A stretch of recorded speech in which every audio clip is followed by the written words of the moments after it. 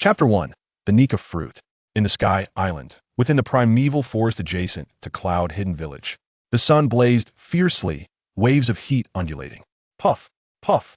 Scorching molten iron flowed from the boy's hands, dripping onto the pile of stones, searing dark pits into the surface.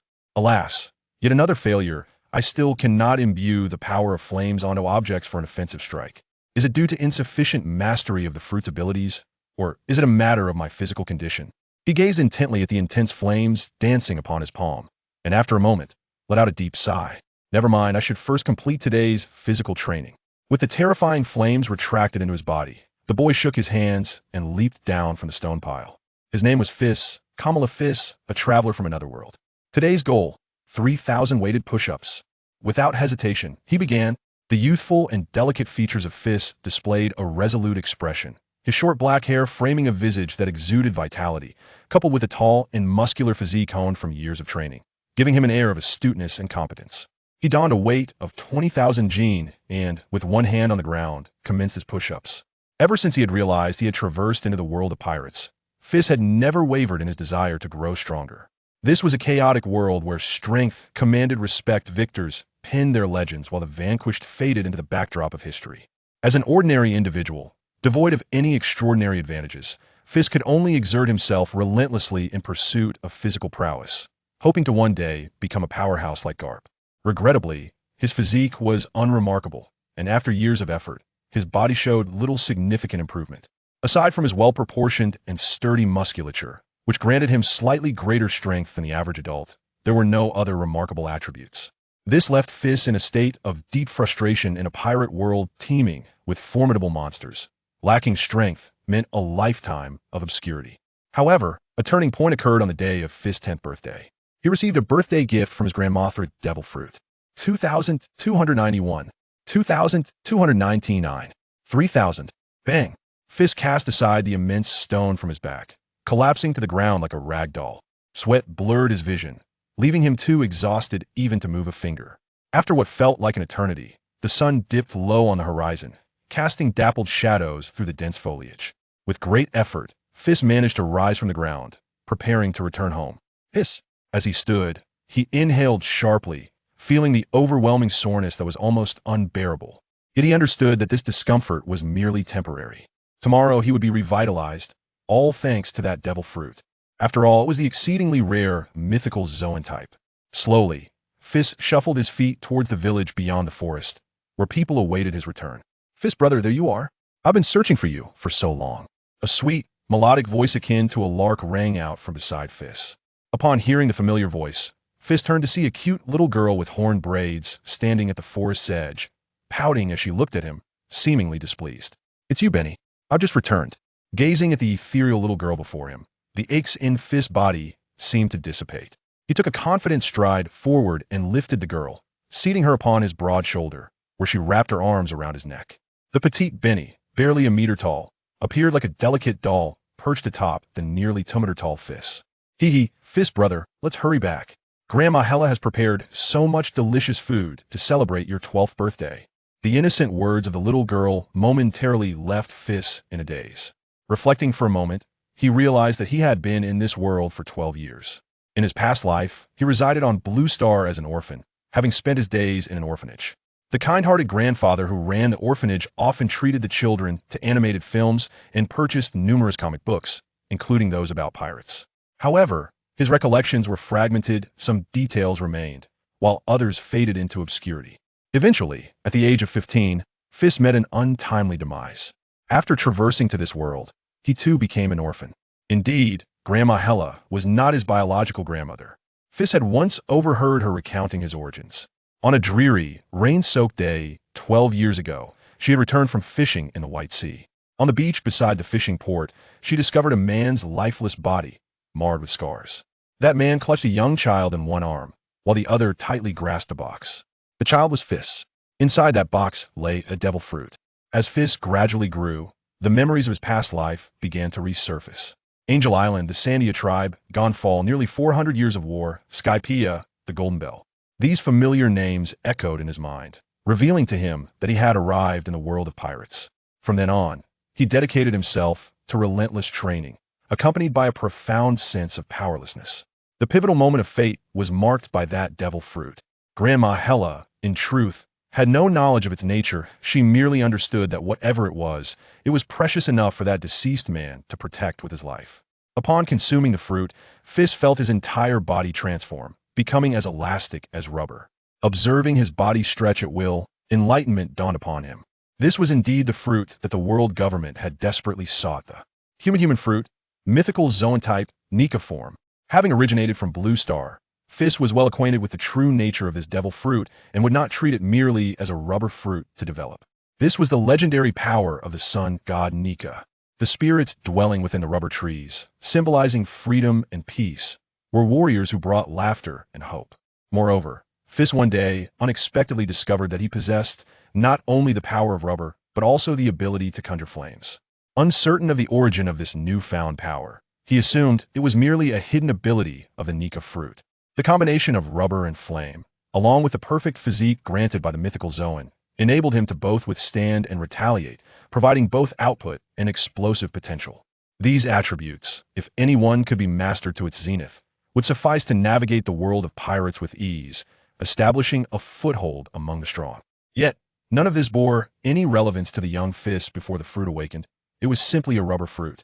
As of now, his limitations were merely launching fire spears and stretching rubber. However, the emergence of this fruit indicated that Luffy was still a child, or perhaps yet to be born. The great pirate age had just begun, and the 4 emperors of the sea had yet to rise. This was the worst of times, with countless powerful monsters swarming like locusts, galloping through the Grand Line. Yet it was also the best of times, a sea capable of accommodating all ambitions and absurd dreams. Everything was possible, provided he could descend from the Sky Island. Upon contemplating this, Feis felt a wave of frustration wash over him. He had inexplicably traversed to this great waterway, suspended 1,000 meters above in the Sky Island. To reach the Grand Line, he would need to utilize a peculiar contraption known as the octopus hot air balloon, a specialty of the Sky Island. In the original story, Roger and the Straw Hat crew descended from the Sky Island using this miraculous octopus. Alternatively, he could. Feis brother, why aren't you responding to me? The voice of Benny broke through Feis' reverie, and he looked up in confusion to see her puffed cheeks, which made him smile involuntarily. The feeling of having family was truly delightful. All right, don't be upset. We're home now, let's go eat something delicious. As Feis spotted their stone cottage, he gently set Benny down from his shoulder.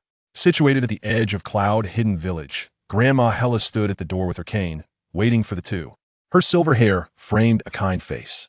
Having lost her son and daughter-in-law in the war during their youth, she had raised the newborn Benny alone. Watching Feis and Benny frolicking together, Grandma Hella wore a warm smile as she said, "Benny, don't tease your brother Feis today. It's his birthday. Come help him celebrate." She turned to retrieve a cake and a finely crafted box from inside, placing candles atop the cake.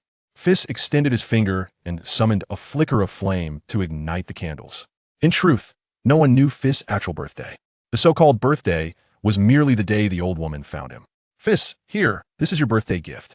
Grandma Hella opened the gift box, revealing a beautifully crafted bear fur coat, which she handed to Feis. Beneath the dense and intricate stitching, it was immediately evident that the elderly figure before him had crafted it with her own hands.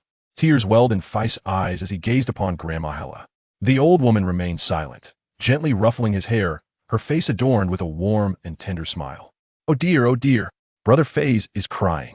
The little girl, ever innocent and pure, playfully smeared a finger of frosting from the cake on her own face after Feis had done the same to her. Benny, refusing to be outdone, promptly launched a counterattack. Watching her grandchildren frolic, Grandma Hella's smile widened, though a flicker of concern lingered in her gaze as she observed Feis. Sigh, Feis is now 12 and must participate in the warrior selection. When will this damned war ever end? Chapter 2. The Pain of Separation. The following morning, as dawn broke gently, in the depths of the primeval forest before an unmarked grave. "Uncle, this year I will be participating in the warrior selection. I wonder if I will have the time to visit you next year." With a heavy heart, Feis laid down a bouquet of white chrysanthemums. Here rests the man who had sacrificed his life to protect Feis. Feis was well aware of the warrior selection process. For 4 centuries, in pursuit of fulfilling the pact between the great warrior Calgera and Roland, the Sandia people had longed to reclaim their ancestral sacred island and sound the golden bell of Shandora. Thus, upon reaching the age of 12, boys and girls from Union Village were taken to a warrior camp on another empty island to undergo the selection. Those who succeeded would become honored warriors, fighting for the great Calgera. The unfortunate ones faced either death or severe injury. Grandma Hella's son and daughter-in-law had resided in the warrior tribe for many years, returning only once when they sent Benny back to Feis at the age of 3, never to be seen again. They had supported Grandma Hella in adopting Feis, believing it beneficial for the elderly woman to have a child for companionship while they were away. To Feis, the warrior selection posed no challenge. He had explained this to Grandma Hella several times. Yet, the love of elders is often entwined with worry for their grandchildren's safety. 15 minutes later, having completed his visit, Feis turned toward the rising sun, traversing the primeval forest and the small fishing port, heading straight for the shed where his fishing gear was stored. Along the way, he encountered a few early rising Sandia villagers, mostly the elderly, women, and children, engaged in quiet conversation. However, upon catching sight of Feis, they hastily avoided him, as if fleeing from a plague, their demeanor hurried and anxious. Whispers of terms like spy and undercover agent followed in their wake. Feis chuckled softly, having grown accustomed to such treatment and remaining indifferent. Since Grandma Hella had rescued him and brought him to Union Village, he had been ostracized for over a decade. Having endured nearly 4 centuries of brutal warfare, the villagers had become like startled birds. They suspected him to be a spy sent from Angel Island, intent on driving Feis away. Moreover, the most significant factor was that Feis lacked the wings of the people from the empty island, marking him as an outsider in Union Village. When news of Grandma Hella's son and daughter-in-law's deaths in battle reached the village 3 years later, the villagers ceased to mention the matter altogether. Nevertheless, they never embraced Feis. They even relegated Grandma Hella and Benny to the outskirts of the village. Feis had contemplated retaliating against these villagers, yet each time, he was stopped by Grandma Hella. The old woman often reminded him that strength should be employed to protect what one believes is right, not to slaughter the weak. It's time to go fishing. Feis hoisted the fishing nets and his spear onto his shoulder, dismissing any further thoughts, and boarded his small boat moored by the shore. Given Grandma Hella's advanced age, Feis had volunteered to take over this task a few years prior. As fishing required substantial quantities of meat, he needed more than half a day to catch the necessary amount of fish. The small fishing boat beneath his feet was a common sight on the empty island, powered by a type of shellfish known as the wind shell, a local specialty. The wind shell proved to be more powerful than the wind shell on a spear. Once activated, it would emit a strong gust, propelling the boat swiftly through the water. In the original tale, Enel's ark was equipped with 200 wind shells beneath its hull. After more than 2 hours, the golden sunlight bathed the white sea. Feis stood on the boat, adeptly gathering the fishing nets, feeling a substantial weight within. With a slight exertion, he effortlessly lifted the nets, brimming with various fish native to the white sea. A cursory glance revealed a haul of at least several dozen kilograms. Today, I can finish early. With a beaming smile, Feis turned the boat around. The small vessel glided quietly across the water for quite some time. Just as he was nearing the shore, Feis sensed something amiss. His gaze swept across the fishing port and into the depths of the primeval forest. There smoke billowed and fierce flames raged. It was in the direction of the village. Feis' dark eyes narrowed to pinpricks as an overwhelming sense of dread surged within him. Without a moment to spare, his rubber arm elongated several meters, grasping the small shed on the shore. He propelled himself forward, as if launched from a slingshot, hurtling toward the fishing port. Whoosh! He sped through the air, landing with a thud. Before he could regain his footing, the acrid scent of blood invaded his nostrils. Surveying his surroundings, a hellish scene unfolded before him. The shattered fishing port, collapsed houses. The entire world was awash in blood, with severed limbs and dismembered bodies strewn about. Elders, children, and women none were spared. Amidst the ruins, Feis spotted those Sandia villagers who had once pointed and whispered about him. This was Dire. The divine guardians of Angel Island had discovered this place. The unease in Feis' heart intensified. He was consumed with urgency as he sprinted madly toward home. His feet erupted with searing flames, providing propulsion akin to a rocket booster, and combined with his rubber arm, enabled him to glide briefly above the primeval forest. Grandma Hella, Sister Benny, please let them be safe. As he raced forward, the scenery around him blurred into a whirlwind. Faster, even faster. There was still room for more speed. Feis' figure zipped through the air above the fishing port, soaring over the primeval forest. Crumbling stone houses flashed before his eyes, the once bustling village now devoid of life. Only the roaring flames and the acrid smoke from burning corpses shrouded the entirety of Yunying village. At that moment, Feis cared not for his own life or death. He propelled himself straight toward the farthest corner of the village. There lay the direction of Feis' home. Before the ruins, the figure of Grandma Hella lay amidst a pool of blood. No, it cannot be. Nothing can be amiss. Feis stood in the air, momentarily frozen, gazing in disbelief at the scene before him. In a frenzy, he dashed toward the bloodied ground where Grandma Hella lay. The calamity struck so abruptly, just before leaving. They had shared laughter and conversation, yet now they were worlds apart. As despair enveloped Feis, a faint voice thundered in his ear like a lightning bolt. It was Grandma Hella. The voice was soft, frail, yet it emanated a flicker of life, reminiscent of a fleeting moment of clarity. Feis widened his eyes and beheld Grandma Hella opening her eyelids in the crimson pool, calling out his name. "Grandma, it's me. I'm here." Feis nearly crawled as he rushed to her side, gently cradling the elderly woman. She lay in his embrace, her face ashen, a knife wound piercing through her chest, blood flowing profusely. "Grandma, just stay here, don't move. I will fetch a doctor for you." In the face of such despair, Feis was already beside himself. The first thought that surged in his mind was to find a physician. No matter what, he was determined to save his grandmother. In Feis's arms, Grandma shook her head. Her clouded eyes, pupils dilated, spoke of fading awareness. "Silly child, everyone is gone. There are no doctors left. I will find one. Good child, do not cry. I have a few words to share with you." The old woman struggled to muster a smile, her frail arm rising slightly, as if to wipe away Feis's tears or to stroke his head, offering him solace.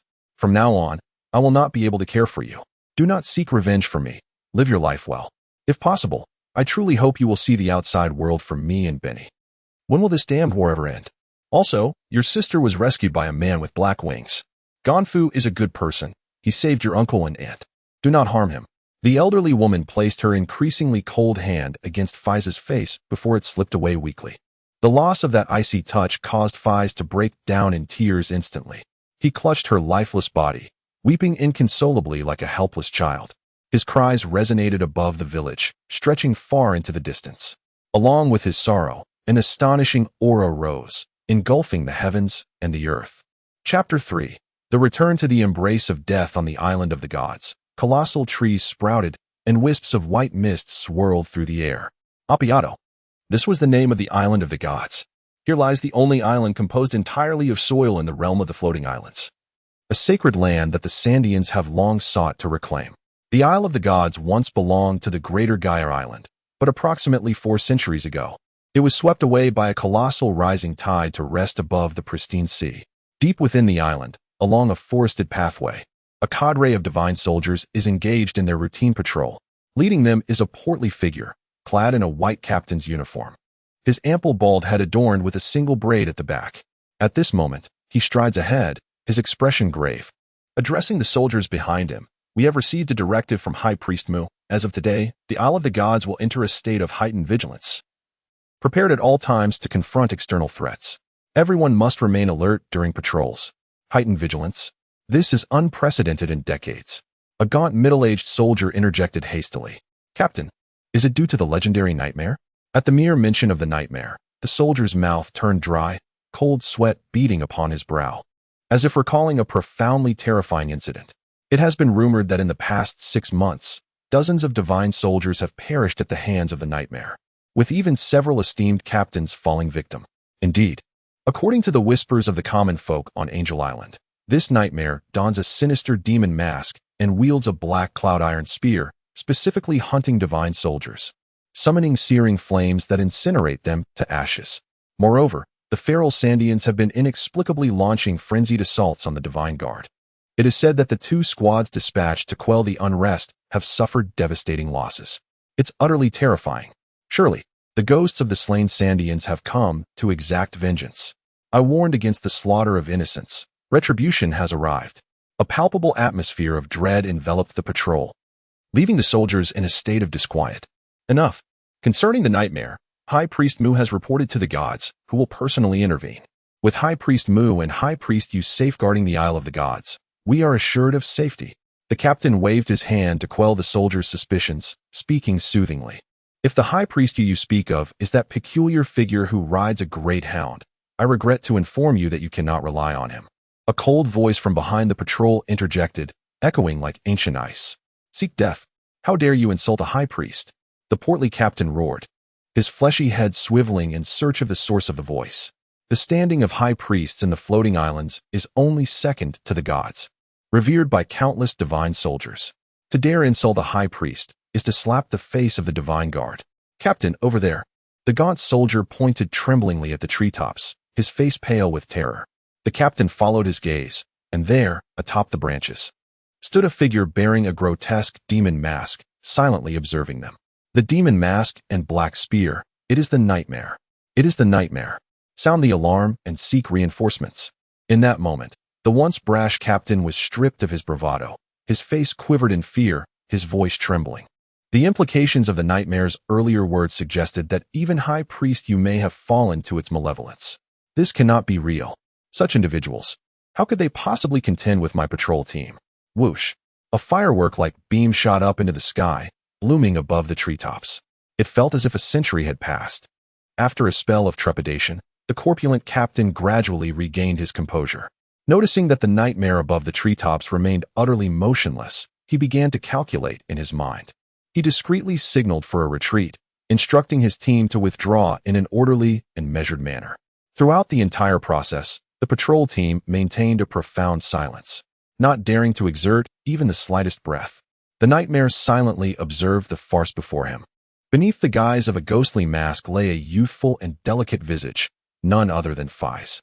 His expression was tranquil, yet his eyes held a chilling gaze, as if surveying a gathering of the deceased. He appeared to be waiting for something, showing no intent to act immediately. Reflecting on the past 6 months felt like traversing through time. Half a year prior, Feis had personally laid to rest the body of Grandma Hella, interring it beside the grave of his benefactor. Having attended to his family's affairs, he began to devise a plan for vengeance. Indeed, had Feis broken his promise? He simply could not bear the thought of these blood-soaked demons roaming free. Meanwhile, the Sandian people, who had also lost loved ones, could only hide in the shadows and wipe away their tears. Thus, he donned the ghostly mask and transformed into the nightmare. No one on the floating island knew that the nightmare, which instilled fear in the hearts of the divine guard, was merely a 12-year-old boy. Following this, Feis united the warriors of the tribes, launching a revenge campaign that spanned 6 long months. After a month of relentless interrogation, he finally uncovered the true identities of the culprits, the God Minister and the U Minister, 2 of the 4 divine ministers of the divine island. It was these 2 who had led 200 divine soldiers to perpetrate the heinous massacre of Yunin village. Armed with this crucial information, the next phase was to ensnare the foes. The warriors of Sandia would hold off the other 2 divisions of the Divine Guard while Feis ventured alone to the Divine Island. His singular objective was clear: to annihilate these blood-stained demons, leaving none alive. Whoosh! A series of piercing sounds echoed from the depths of the forest, suggesting that a flock of birds was rapidly approaching. The demon fruit of the phantom beast granted Feis extraordinary senses, enabling him to hear sounds from miles away with ease. His eyes narrowed beneath the mask, glimmering with a dangerous light. Closer, even nearer. Caw! Dozens of colossal hawks, each measuring 4 to 5 meters in length, soared towards him, circling and screeching above his head. The powerful flapping of their wings stirred up a fierce whirlwind. Feis's inky hair danced in the gust, while his form remained steadfast. At the forefront of the hawk formation was a middle-aged man donning dark sunglasses, flanked by numerous members of the hawk squad. The man sat upright, wielding a dragon knight spear, clad in a white ministerial robe, his demeanor exuding arrogance. It is the God Minister leading the hawk squad. This is the elite among elites of the Divine Guard, the direct troops of the gods. We are saved. Indeed, I thought I was doomed. Lord Mu remains as trustworthy as ever. With him here, we can surely vanquish this nightmare. Upon seeing the middle-aged man, the patrol team erupted into cheers. Even the corpulent captain wiped the sweat from his brow. The terror instilled by the nightmare had been immense. He had come perilously close to death. You are the nightmare? To have the capability to slay the U Minister, I concede you possess some skill. Seemingly buoyed by his subordinate's adulation, the God Minister's lips curled into a self-satisfied smile as he proclaimed, "However, this farce must come to an end. Today, in the name of the First Minister Mu, I sentence you to death. I am not a nightmare, but merely a title you have imposed upon me. If I were to choose a moniker, you may call me Feis's gaze, icy and unyielding, fixed on the god minister as he continued, "Devil." As the words fell, Feis slowly raised his hand, palm facing upwards, fingers curled. His obsidian eyes fixated on the hawk squad above, suddenly igniting with a crimson hue. The Conqueror's haki activated. Boom. A torrent of azure haki erupted from Feis, enveloping the sky and earth in a radius of several hundred meters around him. The overwhelming power of Conqueror's haki, ignited by the demise of Granny Healer, awakened within Feis. Before the airborne giant falcon squad could react, a torrent of potent psychic shockwaves surged towards them, crashing against their minds like relentless waves, akin to being struck repeatedly by a colossal hammer. In an instant, the aerial giants and the divine warriors were rendered unconscious, their eyes rolling back as they plummeted from heights exceeding 100 meters. Upon impact, the immense force obliterated them, transforming both the giants and the divine warriors into a gruesome pulp. Flesh, bones, and brain matter splattered in every direction, painting the ground in a macabre display for dozens of meters. In that moment, the vicinity resembled a hellish nightmare. "What is this? You are a devil." Above in the sky, only the priest of the deity struggled to withstand the might of the Conqueror's haki, trembling as he pointed at Feis, his voice quaking with fear. "We will die? We are surely doomed." Such prowess, such audacity. Even a deity would stand no chance against it. The priest of the giant hawk struggled to steer his beast, his sole desire being to flee. Terrified by the gruesome sight, he found no courage left to continue the fight. "The devil?" Feis drew the spear from behind him, an inferno of rage igniting in his eyes as he bellowed, "Indeed, I am the devil. All of this is the result of your actions. Go to hell and atone for your sins, you beast." In an instant, searing flames enveloped the spear, warping the very air around him with their terrifying heat. Feis raised the fiery spear above his shoulder, poised to deliver a decisive blow to the instigator before him. After 6 months of arduous training, Feis had finally mastered the technique of channeling the sun's fire onto an object. This maneuver, combined with Feis's astonishing physical strength, is sufficient to strike enemies thousands of meters away, far surpassing Ace's casually conjured flame spears. "Halt!" A commanding voice reverberated from the sky behind Feis, imbued with authority that brooked no dissent. Ignoring the command, Feis remained fixated on the struggling figure of Priest Mu, who was flying away. "Aim! Fire!" The target was struck with precision. Before Priest Mu could utter a cry of despair, his entire form was reduced to ash by the searing flames of the spear, scattering into the air. This strike, Feis referred to as a return to the embrace of the deceased, murder, followed by cremation in one seamless process. Chapter 4, Redemption. The confrontation between Feis and the Falcon Squad culminated in the complete annihilation of the Falcon Squad. Thus, the 200 members of the Divine Guard, responsible for the massacre of Yunin village, were all decapitated. It is an utterly one-sided massacre. Beneath the overwhelming might of the Conqueror's haki, these once invincible warriors are reduced to mere insects. Feis stands atop the towering tree, having not moved a single step throughout this battle. Here, the vengeance for the massacre of Yunin village has been exacted. Yet, a minor inconvenience lingers. Hearing the sound of slicing air from behind, Feis turns and looks back. A lone figure on horseback enters his line of sight. The enhanced sensory abilities granted by the mythical beast fruit allow his gaze to detect even the slightest detail. This steed is undeniably unsightly. Its pink coat is speckled with purple spots, adorned with a pair of wings upon its back. And it possesses a head reminiscent of a lifeless fish, evoking an uncanny resemblance to a donkey. Although it is styled as a celestial horse, it is in stark contrast to the mythical, magnificent steed of legend. There is an inexplicable sense of vulgarity about it. Upon the horse's back sits a young knight clad in silver armor, wielding a dragon lance. Celestial horse, armored knight. This familiar silhouette evokes a torrent of memories for Feis.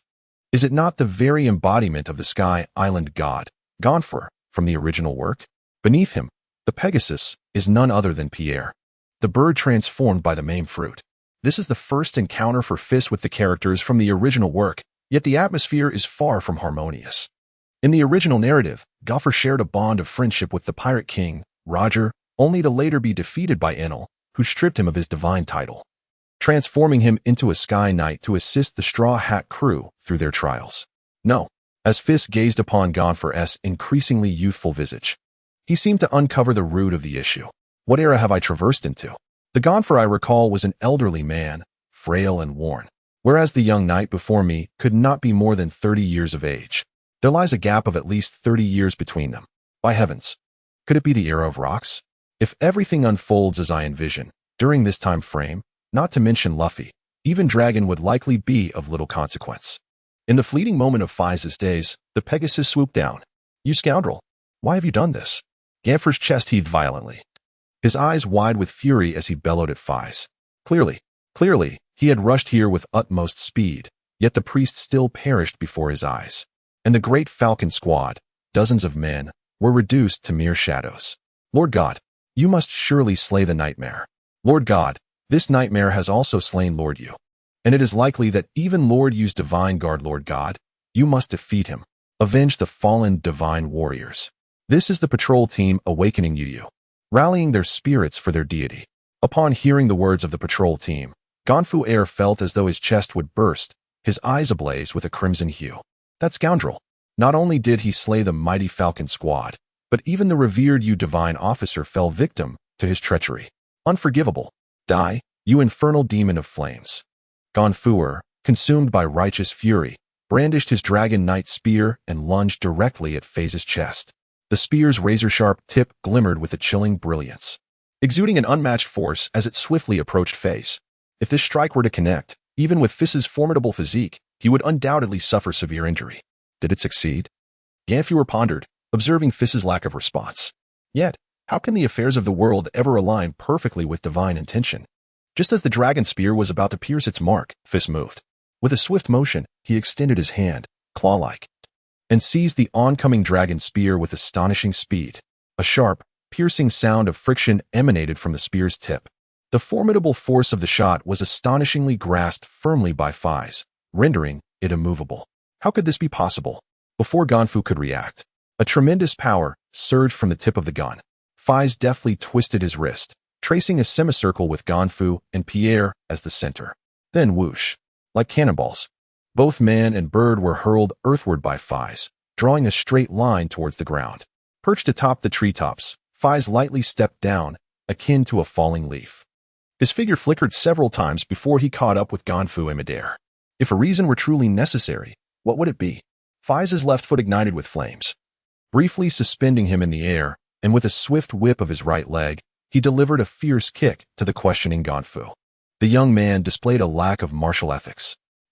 With a single blow, Ganfu's internal organs felt as if they had been struck by a mighty dragon. And a mouthful of old blood erupted forth, instantly giving rise to the sensation that his bones might shatter. Subsequently, his body accelerated once more, plummeting toward the ground. Boom! Dust billowed, and smoke enveloped the area. A large pit, measuring 3 to 4 meters in diameter, formed in an instant, with Ganfu and Pierre within, both drenched in blood. Their fates hanging in the balance. Blood debts must be repaid. Feis gracefully descended to the ground and declared in a stern voice, how could this be possible? That was a deity, the most powerful god of the Sky Island. Everything was lost. The invincible god had fallen, marking the greatest calamity the Sky Island had faced in centuries. The members of the patrol team turned ashen, their faith crumbling, and they clutched their heads, weeping in despair. Only the stout captain attempted to maintain his composure, slowly walking toward the deep pit and feeling Ganfu's chest, which had curled into a ball. There was still a heartbeat. The divine being was alive. He seemed overwhelmed with excitement, even beginning to dance with joy. Is it true, Captain? This is wonderful, truly wonderful. The deity is safe. Upon hearing the news that Ganfu had not perished, the soldiers of the patrol team broke into smiles, as if victory had been achieved. Yet, the stout captain failed to notice a tall figure had silently descended behind him. Is that so? The indifferent voice from behind sent chills down the captain's spine, causing every hair on his body to stand on end. He slowly turned around to find Feis, adorned with a ghostly mask, standing quietly behind him. The captain swallowed hard, his gaze growing resolute, as if he had made a determined decision. Thud! His massive frame knelt as if toppling a mountain, grasping Feis' leg and pleading for mercy. Nightmare Lord, please do not harm the divine being. He has not harmed a single civilian of Sandia. He is even unaware of the situation. I implore you, spare him.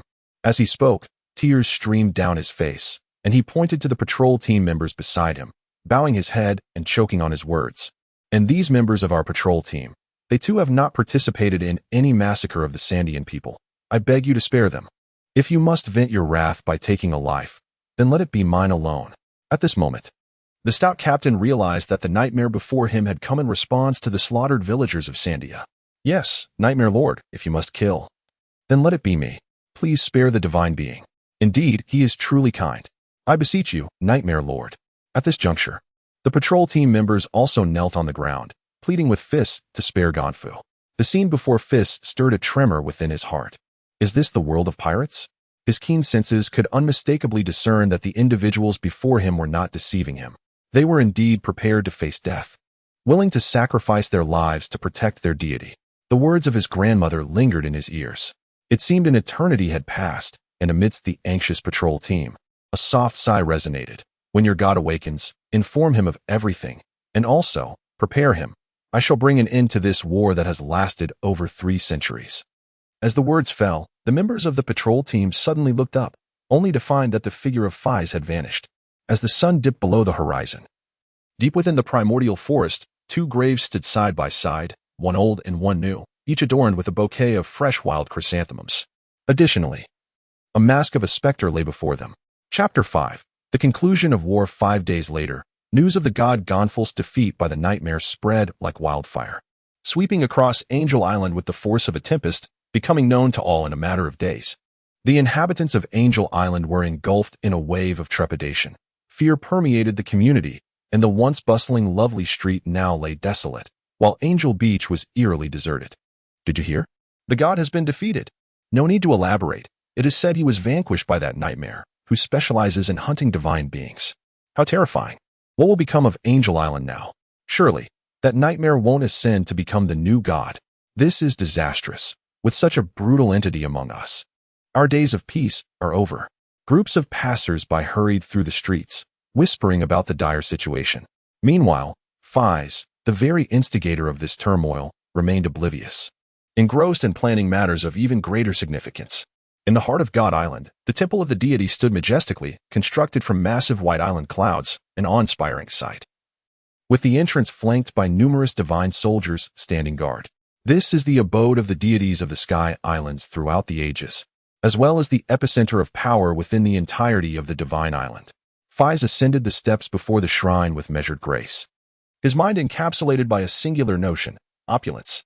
For the past 5 days, Feis has been tirelessly engaged in post-war affairs, all in pursuit of fulfilling his grandmother's last wish, to bring an end to a war that has spanned over 3 centuries and restore peace to the empty island. He first accompanied Captain Pang to the battlefield, summoning the Sandia warriors back to their tribe, just as the remaining 2 divine guards were poised to pursue. Feis propelled Captain Pang onto the stage. The captain relayed the events that had transpired on Divine Island in meticulous detail to the divine ministers, Chi and Yu. Upon receiving the news, the 2 ministers, devoid of any lingering desire for battle, hurriedly led the divine guards back to safeguard Gonfu. Meanwhile, Feis remained with the warriors, engaging in discussions with the tribe's chief and 3 deputy chiefs regarding subsequent matters. Being young and having lived only 15 years in his past life, Feis lacked management experience. Recognizing that specialized tasks should be entrusted to professionals, he endeavored to apply some management strategies he had learned in his previous life, which astonished the 4 present with their brilliance. Following 2 days and nights of deliberation, they finally finalized a comprehensive plan. Conversely, after parting ways with the Sandians, Feis scoured the empty island but failed to uncover any trace of his sister. It was highly likely that she had already been taken off the island. The only clue left behind was a black wing, prompting Feis to resolve to search for his sister once he set sail. His purpose for visiting the Divine Society was to seek Gonfu and implement this plan. However, he appeared to have encountered a minor obstacle. "Halt, little brat. This is the Divine Society, a place you cannot enter." The squad leader at the entrance swiftly intervened as Feis approached the grandeur. "You don't recognize me?" Feis inquired, touching his cheek and observing the middle-aged man with a prominent mustache, furrowing his brow. "Regardless of who you are, be silent." The mustache squad leader was about to say more when a sharp reprimand interrupted him. Feis turned to see a rotund figure hastily emerging from the entrance. It was none other than Captain Pang, who seemed to have gained considerable girth since their last encounter. "Divine Minister, The mustached squad leader quickly donned a sycophantic expression upon seeing Captain Pang's arrival and rushed to greet him. Captain Pang promptly kicked the mustached man to the ground, who rolled several times before coming to a halt. Ouch, ouch. The mustached man lay on the ground, wailing, and with his quick wit, he realized he had bitten off more than he could chew. He feigned pain, too fearful to rise. Captain Pang spat at the mustached man, then hurriedly approached Feis. He bowed deeply and humbly stated, "My lord, you have arrived. The divine minister has awakened. He is unable to move and is awaiting your presence within the divine society." After speaking, he exchanged a knowing glance with the guards stationed behind him. Two astute guards promptly understood and hurriedly carried away the still howling mustached man. Witnessing this scene, Feis couldn't help but smile. Looking at Captain Pang's divine minister robes, he inquired, "Have you been promoted?" Noting that Feis had chosen not to pursue the matter further. Captain Pang bent even lower. "Yes, my lord. I owe my promotion and mercy to Lord Nightmare." He was well aware that Lord Nightmare harbored intentions to win him over, having brought him to the battlefield. This is an opportunity to establish one's authority and to signal to Ganfuer and the Divine Guard that this person now belongs to me. Enough of this. By the way, my name is Feis. Satisfied, Feis patted the chubby captain on the shoulder, indicating him to lead the way. He had never intended to massacre the divine soldiers, nor did he aim to be merciless toward Ganfuer. Otherwise, a single wave of fire would have reduced both Ganfuer and Pierre to ashes. Ultimately, it was the kindness of Grandmother Hella that influenced him, preventing him from indulging in indiscriminate slaughter. As for the chubby captain, his feelings leaned more towards admiration. The chubby captain guided Feis through a labyrinthine path to the depths of the Temple of the Gods, arriving at a grand and solemn palace. Ganfuer, having received the news, had long been waiting there. Feis and Ganfuer seated themselves on the ground, staring intensely at one another. Nearby stood the last two priests of the divine island. With the chubby captain beside them, Ganfuer appeared in a pitiful state. His silver armor had faded, his body was wrapped in bandages, even his wings were no exception, rendering him akin to a mummy. With a chuckle, Feis couldn't help but laugh at Ganfuer's bandaged face, with only his furious eyes glaring back at him. "You insufferable little brat." Ganfuer seethed, struggling to rise in an attempt to retaliate against Feis. He found it difficult to associate the youthful and delicate visage before him with the ruthless nightmare he had encountered. However, as he moved, it seemed to aggravate his wounds, causing him to wince in pain. The three priests, witnessing the once mighty god in such a disheveled state, turned beet red while trying to stifle their laughter. "Humph. Laugh if you wish. Ha ha. Oh, I can't take it anymore. Ha ha. Our great deity also finds himself in such a wretched state. Ha ha." The hall resonated with joyous laughter, contrasting sharply with Ganfuer's increasingly darkened expression. Everything seemed less dire than anticipated. A thought crossed Ganfuer's mind, and a smile crept onto his lips. After a while, Feis waved his hand, interrupting the merriment, and began to address the matter at hand. Noticing Feis's serious demeanor, Ganfuer straightened himself in preparation. The main event was about to unfold. He understood that the youth before him was about to utter words that would reshape the dynamics of the Sky Island for centuries to come. "Allow me to introduce myself. I am Feis Kamala, the leader of the Sandia tribe." Feis mentally reviewed the planned course of action, ensuring its soundness before continuing. "You are all aware of the crimes committed by Priest Mu and Priest Yu. They have paid the ultimate price for their transgressions, and this matter is now closed. Thank you, and after this issue is resolved, I will personally lead the Divine Guard to Yunying Village to express my responsibility for the failures in my oversight." Upon hearing this, Ganfuer exhaled a sigh of relief and spoke softly. He was genuinely apprehensive about Feis pursuing this matter further, which would undoubtedly spell disaster for Angel Island. After all, no one could stand against Feis. Hearing Ganfuer's words, Feis nodded in satisfaction. He had once contemplated exterminating Ganfuer and the Divine Guard entirely, but such an act would merely breed more resistance. Ganfuer was the god of Angel Island, a symbol of spiritual faith. Eliminating him would likely prolong the conflict indefinitely. It would be far more prudent to retain him to manage Angel Island. Most importantly, it was Grandmother Hella's dying wish. "I have come here for 3 matters, and the first is to bring an end to this prolonged war." Chapter 6. The Plot for Biker Indeed. As soon as Feis uttered these words, Ganfuer displayed a look of realization. He had already learned of the youth's intentions from the chubby captain and inquired, "However, while this may sound easy, how do we bring it to an end?" "Quite simply. You must be aware of the agreement concerning the great warrior Calgera. If we allow the Sandia people to return to their ancestral land, the Divine Island, and ring the golden bell, they shall cease their hostilities. Feis held a deep admiration for the Sandia people, who had tirelessly upheld the flame of their ancestors' promise for nearly 4 centuries. Before setting out, the tribal leaders had informed Feis of the conditions for reconciliation. Upon hearing this reasonable condition, Gomu nodded in agreement, stating, "That is acceptable. If it means ending the war, I can declare the opening of the Divine Island and lead the Sandia people to the ancient city of Xiongduola." You guessed correctly. A smile played at the corners of Feis's lips. He had long suspected that Gomu was aware of the location of Xiongduola. After all, not long from now, the Roger pirates would also arrive at the Sky Island, heading towards the ancient city of Xiongduola, ultimately uncovering the historical texts detailing ancient weaponry. The one guiding Roger back to the Grand Line would indeed be none other than Gomu himself. This must have been approved by him. Secondly, I intend to strip you of your divine identity. Feis surveyed the presence of Gomu and the 3 priests before him, asserting his declaration with unwavering resolve. What? This cannot be. Lord Gomu has contributed so much to the Island of the Gods. How can one merely take away his status? Indeed, Lord Feis, depriving him of his divine identity would plunge the island into chaos. Upon hearing Feis's words, the 3 priests became visibly agitated. Only Gomu remained silent, slowly raising his bandaged hand to signal for the others to quiet down. Is a different mode of governance to be adopted?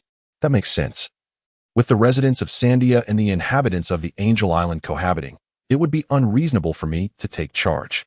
Feis regarded Gomu with approval, acknowledging his astuteness as the island's administrator. I have decided to establish the Council of the Sky Island, which will be jointly managed by the Sandians and the inhabitants of the Sky Island. The inaugural council will consist of 9 members, with 4 representatives from both the Angel Island and Sandia, in addition to myself as the council president. Each member will be responsible for a specific affair of the Sky Island, and significant decisions will be determined by the council, requiring a majority to take effect, while the council president will possess a veto power. After absorbing Feis's words, Gomu furrowed his brow, seemingly grappling with these unfamiliar concepts. Feis, with a smile in his eyes, remained patient, aware that power must ultimately be wielded by oneself. He understood that in a realm governed by divine authority for centuries, breaking free from entrenched norms would not be a simple endeavor.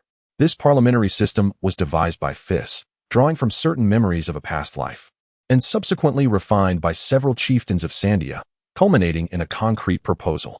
It represents Feis's modest endeavor to instigate change in this world. Ultimately, the Sky Island serves merely as the starting point of Feis's remarkable journey, while the Grand Line embodies the vast expanse where he can roam freely.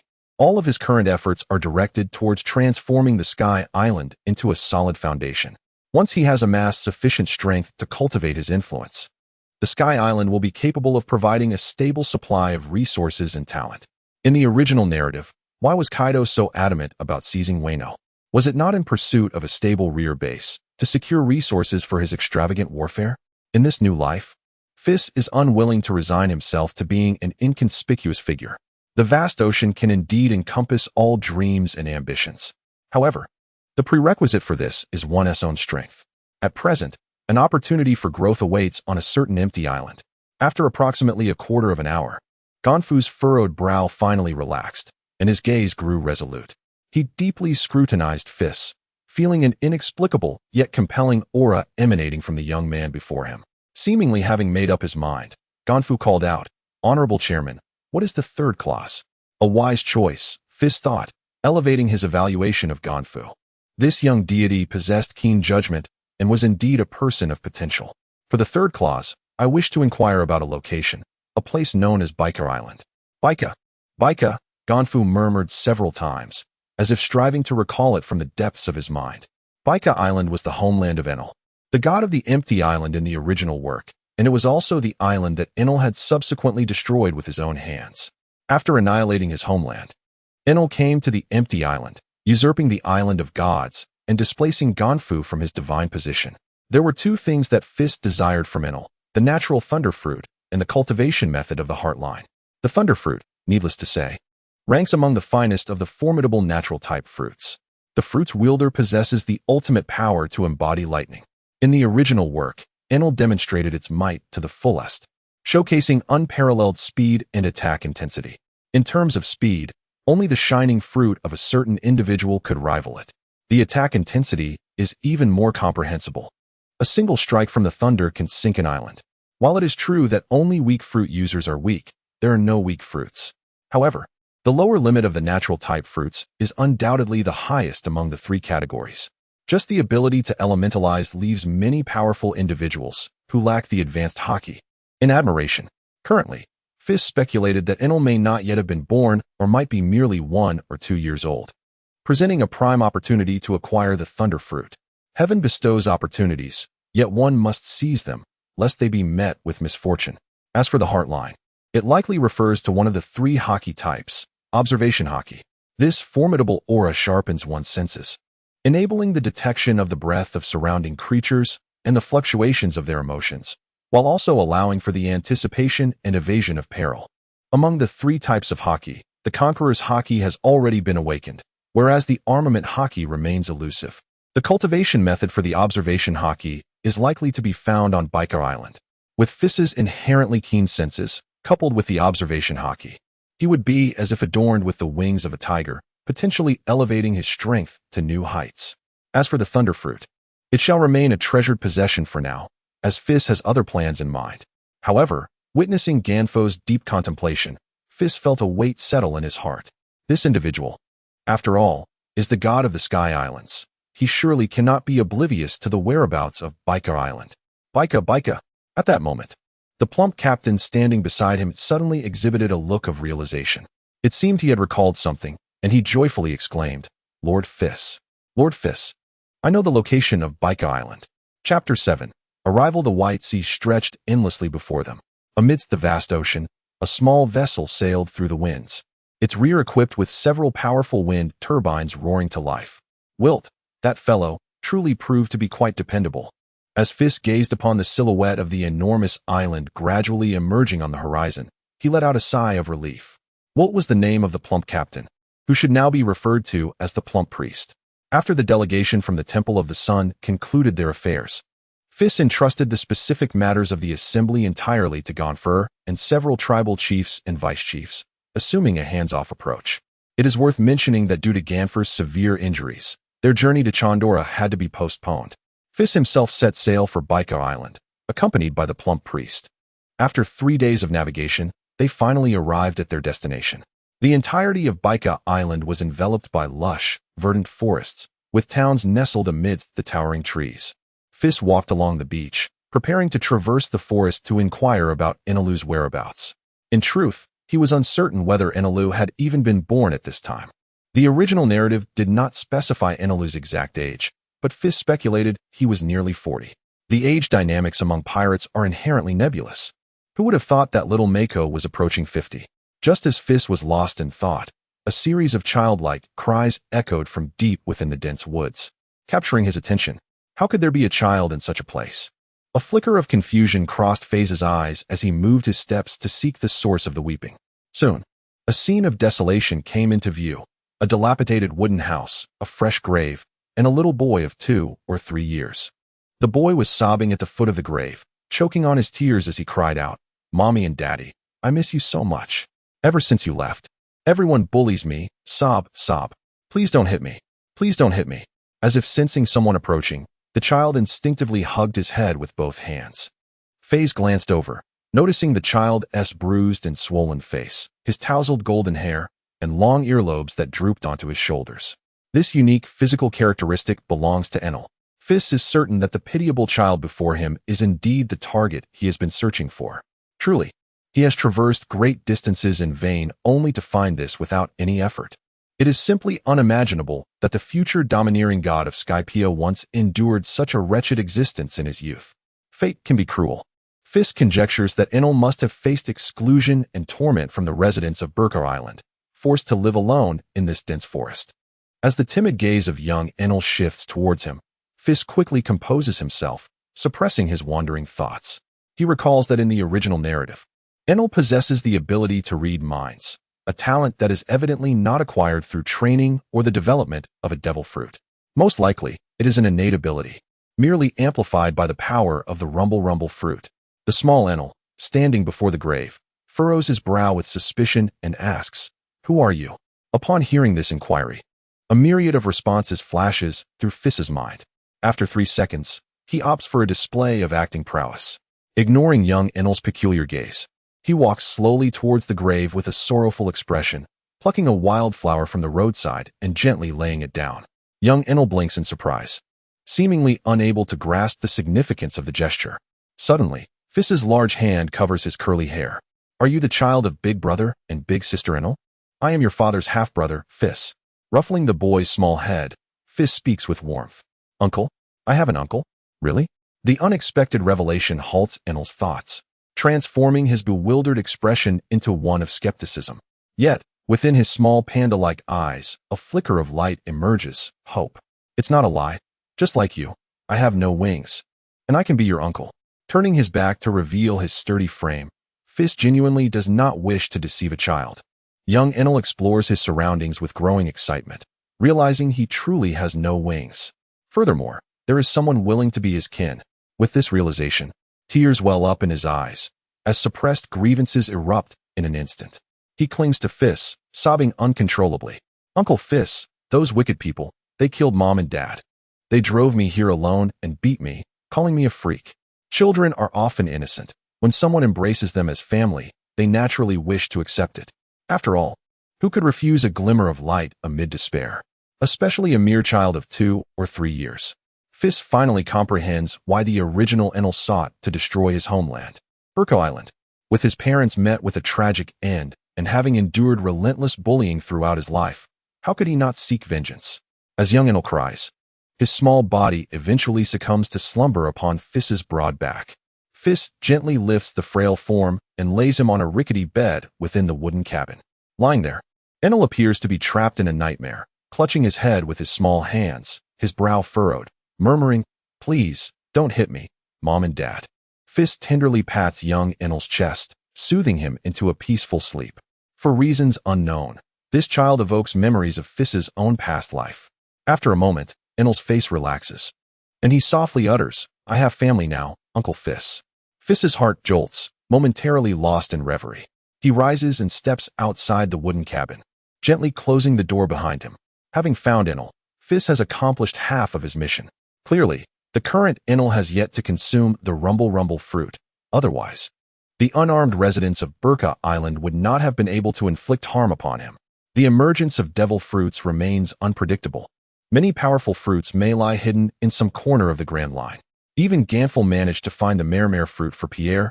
Thus, the existence of the rumble fruit in Burka Island is not surprising. However, given young Enel's limited range of movement, that particular fruit is likely concealed somewhere within this forest. For the next half-day, Feis conducts a thorough search of the dense woods. The result is evident. He finds nothing. Where could it possibly be? Sitting in front of the wooden cabin, Feis scratches his head in perplexity. Chapter 8. A glimmer of hope as evening approaches, Enel awakens to an enticing aroma. He pushes open the door to find Feis seated beside a massive bonfire, roasting a colossal leg of an unknown sea creature, measuring 3 to 4 meters in length. "Uncle Feis, I'm hungry." Gazing at the sizzling, aromatic leg, young Enel swallows hard. Deep within, it seems he has fully accepted Feis as family, and the title rolls off his tongue with ease. "It will be ready soon. Come and eat." Feis pats the stone beside him, inviting young Enel to sit down, and he slices a generous portion of the thoroughly cooked meat to hand to him. The Sea King, encountered by Feis while he was replacing the wind shell on the small boat, bore a striking resemblance to the legendary king of the coastal waters, providing a delightful distraction for the two. Individuals in the world of pirates are notoriously gluttonous, likely due to their need to maintain high levels of physical exertion, which requires substantial caloric intake. Feis is no exception to this rule, especially after enhancing his physique with the powers of a mythical zoan fruit. He must consume at least 100 pounds of meat in a single meal, converting it into energy to bolster his strength. After a fruitless afternoon of searching, Feis resolved to broaden his search to encompass the entirety of Baika Island. The thunder fruit must be located on Baika Island. Otherwise, the later arrival of Enel would not have possessed the capability to obliterate such a vast landmass. However, the search would undoubtedly be time-consuming. prompting Feis to decide to temporarily reside on the island. Observing Enel indulge in his feast, Feis opened his rubbery mouth wide and took a hearty bite of the delectable thigh meat of the Sea King. What is this? How amazing! Enel gazed at Feis with wide eyes, sparkling with wonder. What you see here is the power of my devil fruit ability, Feis proclaimed, as he twisted his head a full 720 degrees before returning to his original form with a resounding snap. Wow, Uncle Feis is incredible! This horrifying and thrilling scene left Enel in ecstatic delight, clamoring for Feis to perform once more. Look closely, Uncle can breathe fire too. Unable to resist the enthusiasm of the child, Feis showcased his fiery abilities once again. All right, enough of that, let us eat. Observing Enel still appearing unsatisfied, Feis quickly stuffed food into his mouth. How could the esteemed president of the Sky Island Council find himself reduced to performing tricks for a mere child? If word got out, wouldn't he Gonfer and the others laugh themselves to death? Enel, haven't your brother and sister mentioned the devil fruit to you? No, this is the first time I've seen such a marvelous thing. What about the heart line? What is the heart line? Is it something to eat? Enel, who was fervently devouring roasted meat, paused momentarily, his curiosity piqued. For the young Enel, the value of anything lay solely in its ability to satiate his hunger. After all, since the passing of his parents, he had endured long periods of starvation, subsisting on wild fruits and vegetables. It's the ability to sense the next move of others, to hear their innermost thoughts. Hear their innermost thoughts? But Uncle Feis can't do that, can he? My parents and I can. Enel tilted his head in confusion as he continued. But it's strange. I seem unable to hear your thoughts. That's only natural, for Uncle Feis is exceptionally powerful. Feis turned and gently patted the boy's head, though internally, he was engulfed in turmoil. No wonder the residents of Baika Island had conspired to kill Enel's parents and cast the young Enel out of the town. The sensation of having one's innermost thoughts exposed at any moment is indeed dreadful. Thankfully, he had taken precautions. Otherwise, he might have inadvertently revealed too much. It was now nearly certain that the method of cultivating the heart line had not been imparted by Enel's parents. Thus, he would have to seek his fortune elsewhere. Time passed swiftly, and a month slipped by. During this period, Feis resided with Enelu in the dense forest. He took Enelu for a stroll along the bustling streets of Baika Island, where he purchased numerous children's garments and toys for him. You may wonder where the funds originated. Naturally, Feis had extorted them from the generous deity before his departure.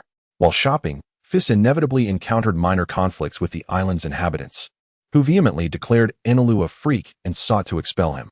Feis responded with an overwhelming display of his conqueror's haki, which significantly altered the situation. Thereafter, one or two individuals would avert their gaze from the pair. On their way home, Feis inquired if Enelu wished for him to seek vengeance on his behalf, to which Enelu firmly declined. With resolute determination, he stated that he would wait until he possessed strength to avenge his parents himself. The child appears to be both utterly ignorant and remarkably insightful. Over the course of a month, Feis scoured the entirety of Baika Island 3 or 4 times. Yet he found no trace of the thunder fruit. Although he had prepared himself for a protracted search prior to his arrival, he had never anticipated such difficulty in obtaining it. Ultimately, Feis reluctantly concluded that perhaps the previous wielder of the thunder fruit still lived in this era. It might take another decade or two for the current user to pass away, allowing the fruit to re-emerge on Baika Island for Enairu to acquire. Hence, Feis resolved to return to the Sky Island to fulfill the long-held aspirations of the Sandia tribe. On the other side, Gamble should be nearly recovered after a month of rest. Once all matters were settled, he would return to see if fortune smiled upon him. It was somewhat disappointing that this expedition to Baika Island seemed fruitless. Not only had he failed to find the thunder fruit, but even the methods of refining the heartstring eluded him. Feis sighed, contemplating his situation before finding solace in the fact that he had not returned entirely empty-handed. At least he was bringing back a large nephew. Enairu, hurry up. We are about to depart. Feis called out as he emerged from the dense forest, directing his voice towards his nephew, who was still dawdling at home. Hey, I'm coming. Enairu struggled forward, dragging a suitcase larger than himself, filled with toys and new clothes that Feis had purchased for him. You little rascal, Feis exclaimed as he stepped forward to take the suitcase from Enairu's hands. The child appears to cherish this hard-won familial bond deeply. Ah, by the way, Uncle Feis. It seems a thought has suddenly struck him. Enairu scampered over, dragging a dusty little iron box from beneath the bed. Then, like a treasure being presented, he hurried to Feis's side, handing him the box and saying, "Uncle Feis, this is a relic left to me by my parents. I do not comprehend its significance. Would you kindly keep it safe for me?" This was not merely a moment. Feis's heart seemed to skip a beat as he slowly opened the box before him. What greeted his eyes was a book with a blue cover, accompanied by a fruit resembling a patterned pineapple, and at the bottom lay a thick stack of blueprints. Chapter 9. The humanoid generator. The journey back was remarkably smooth, yet aboard the vessel was an additional presence, Enelu. After sharing a month of meals centered around the Sea King, Enelu no longer appeared as frail as before. His previously pallid face had taken on a rosy hue. As the small boat carried Feis and Enelu away from Baiko Island, Enelu's smile became increasingly frequent. The pain of losing his parents seemed to be gradually washed away by the ocean breeze. He had finally emerged from the shadows, radiating the vitality of youth. However, in the time that followed, Feis realized that his days of fortune were drawing to a close. This little rascal is truly a handful. Wow. Uncle Feis, look over there, a giant shark. That is a dolphin. Wow. Uncle Feis, look over there, a large dolphin. That is a shark. Wow. Uncle Feis, what is your home like? There. Uncle Feis, please be quiet. As the distant silhouette of Angel Island gradually came into view, Feis finally exhaled a sigh of relief. The past 3 days have felt like an eternity. Anairu, embarking on his maiden voyage, resembled an inquisitive child, eager to explore the myriad of novelties surrounding him. Faced with the innocent inquiries of the young one, Feis could only respond with patience and diligence. He eventually entrusted Anairu to Gonfur, allowing this pair of old adversaries from the original tale to engage in a playful rivalry. Observing the incessant chatter from Anairu, Feis promptly made a decision. An hour later, their small vessel docked at the harbor of Angel Beach. Feis had intended to sail straight to God Island, but the wind-powered sail of their boat had exhausted its energy. Thus, they were compelled to stop here temporarily to resupply at Angel Island. The initial provisions had seemed sufficient, yet Feis surmised it was likely due to Anairu's excessive weight. Casting a glance at Anairu's round little belly, Feis harbored a mischievous thought. He pulled his sun hat low over his eyes, each hand grasping a suitcase, one large and one small, as he strolled leisurely along the beach. Behind him, Anairu bounced about like a playful monkey, curiously surveying this unfamiliar yet vibrant island. After a month of tranquility, Angel Beach had regained its former splendor. Numerous young couples strolled together, frolicking in the sea, while a family enjoyed a cheerful picnic under a sunshade on the beach. Suddenly recalling something, Feis halted. "What's wrong?" he inquired. "Uncle Feis, look over there. That big sister has such a large chest. She seems to fancy that uncle, but he's already married," Anairu exclaimed, tugging at Feis's pants and pointing at a bikini-clad girl playing with friends by the shore. "Focus, you little rascal." Feis's expression darkened as he delivered a playful smack to Anairu's head, although his eyes briefly wandered to the direction Anairu indicated. "Now, listen closely. I have 2 important matters to discuss. First, I will temporarily safeguard your parents' belongings and return them to you when you have matured a bit. Secondly, and this is crucial, remember to refrain from using your mind-reading ability on friends and strangers. It is a matter of respect in interpersonal relationships. Also, do not disclose your ability to others." "Okay," Anairu nodded, partially comprehending Feis's words. He chose to trust his uncle, believing that Feis had his best interests at heart. Meanwhile, Feis was cognizant of the potential ramifications. Should Anairu continue to wield his mind-reading power without restraint, he would soon find himself unwelcome on this island. Although the islanders would likely refrain from mistreating Anairu due to Feis's presence, whispers and rumors would be inevitable. Feis wished to avoid any malicious gossip that might lead Anairu back to a perilous path. As for the thunder fruit, it was too hazardous to bestow upon Anairu at this juncture. Its time would come in the future. Regrettably, this would disrupt Feis's original plans, which aimed for a collaboration with Dr. Vegapunk once he had gained sufficient strength. Feis had long coveted the advanced technologies of this scientist, who was ahead of his time by 5 centuries. Not only had Vegapunk unraveled the conditions for imparting the powers of devil fruits, granting objects their abilities, but he had also invented a method allowing Navy ships to traverse windless zones using sea prism stone. If Feis could harness such technologies, he believed he could swiftly establish a formidable force. He had never doubted that Dr. Vegapunk would entertain a partnership. His own bargaining chips were substantial as he possessed an entirely new technology tree. This ambition stemmed from the fact that, apart from Anairu's arc maxim, Feis had not encountered any electrically powered vessels in the original narrative. Even the eccentric Frankie relied on cola energy rather than electricity. Feis found the technological landscape of the pirate world perplexing. For instance, while mass-produced robots existed, a proper electrical system was conspicuously absent. Even the celestial dragons, residing in Mariahua, utilized human-powered elevators. The synergy of the Thunder Fruit and electromagnetic knowledge promised the creation of an electromagnetic technology tree, an irresistible allure for any leading scientist. Although Feis had only self-studied the basics in his previous life, providing a general direction would suffice for someone of Dr. Vegapunk's caliber. Establishing a collaborative relationship with Vegapunk was a pivotal aspect of Feis's future plans. Regrettably, fate had introduced a Nairu into the equation. Feis could never stoop to pilfering the possessions of a child left by his parents. He was not the kind of person who would resort to unscrupulous means for his goals. Yet, perhaps a different form of collaboration could be devised. Thus, it is decided, the multifunctional humanoid generator, a Nairu. Feis's eyes sparkled with inspiration as he affectionately ruffled a Nairu's wild hair, akin to gazing at a rare treasure. "Uncle Feis, what are you laughing at?" a Nairu inquired. "I just remembered something delightful, little one." "What is that?" "Nothing much. Let us set sail for God Island." After procuring a fresh supply of wind shells from a nearby shop, Feis playfully tossed a Nairu onto his shoulder, much like a sack of flour. "Haha. Hold on tight. We're off. Let us go, Uncle Feis." The Feis ship requests permission to set sail. "Captain Nairu, please give your orders." Set sail, set sail." As the sun dipped below the horizon, the silhouettes of the two figures, one large and one small, stretched long against the backdrop of the port. Chapter 10. The Serpent's Assault in the Hall of Conferences at the God Society. The conference hall has been transformed from the grandest palace of the Divine Society. With dozens of imposing white marble columns reaching up to the dome, exuding an air of majesty and solemnity. At this moment, Feis occupies the head of the conference table, flanked on his left by Gonfu and 3 priests, while the leader of the Shandia tribe, Salmon, along with 3 vice leaders, sits to his right. All members of the Sky Island Council are present. Curiously, each of these individuals is wrapped in bandages, their heads bowed in dejection, enveloped in a heavy silence.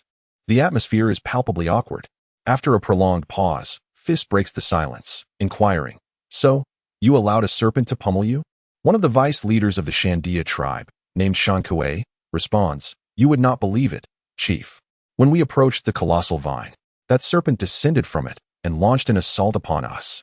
It was as thick as a house and several hundred meters long, resembling a giant catfish. It came at me with a snap of its jaws, and had Gonfu not yanked me away, I would have been devoured."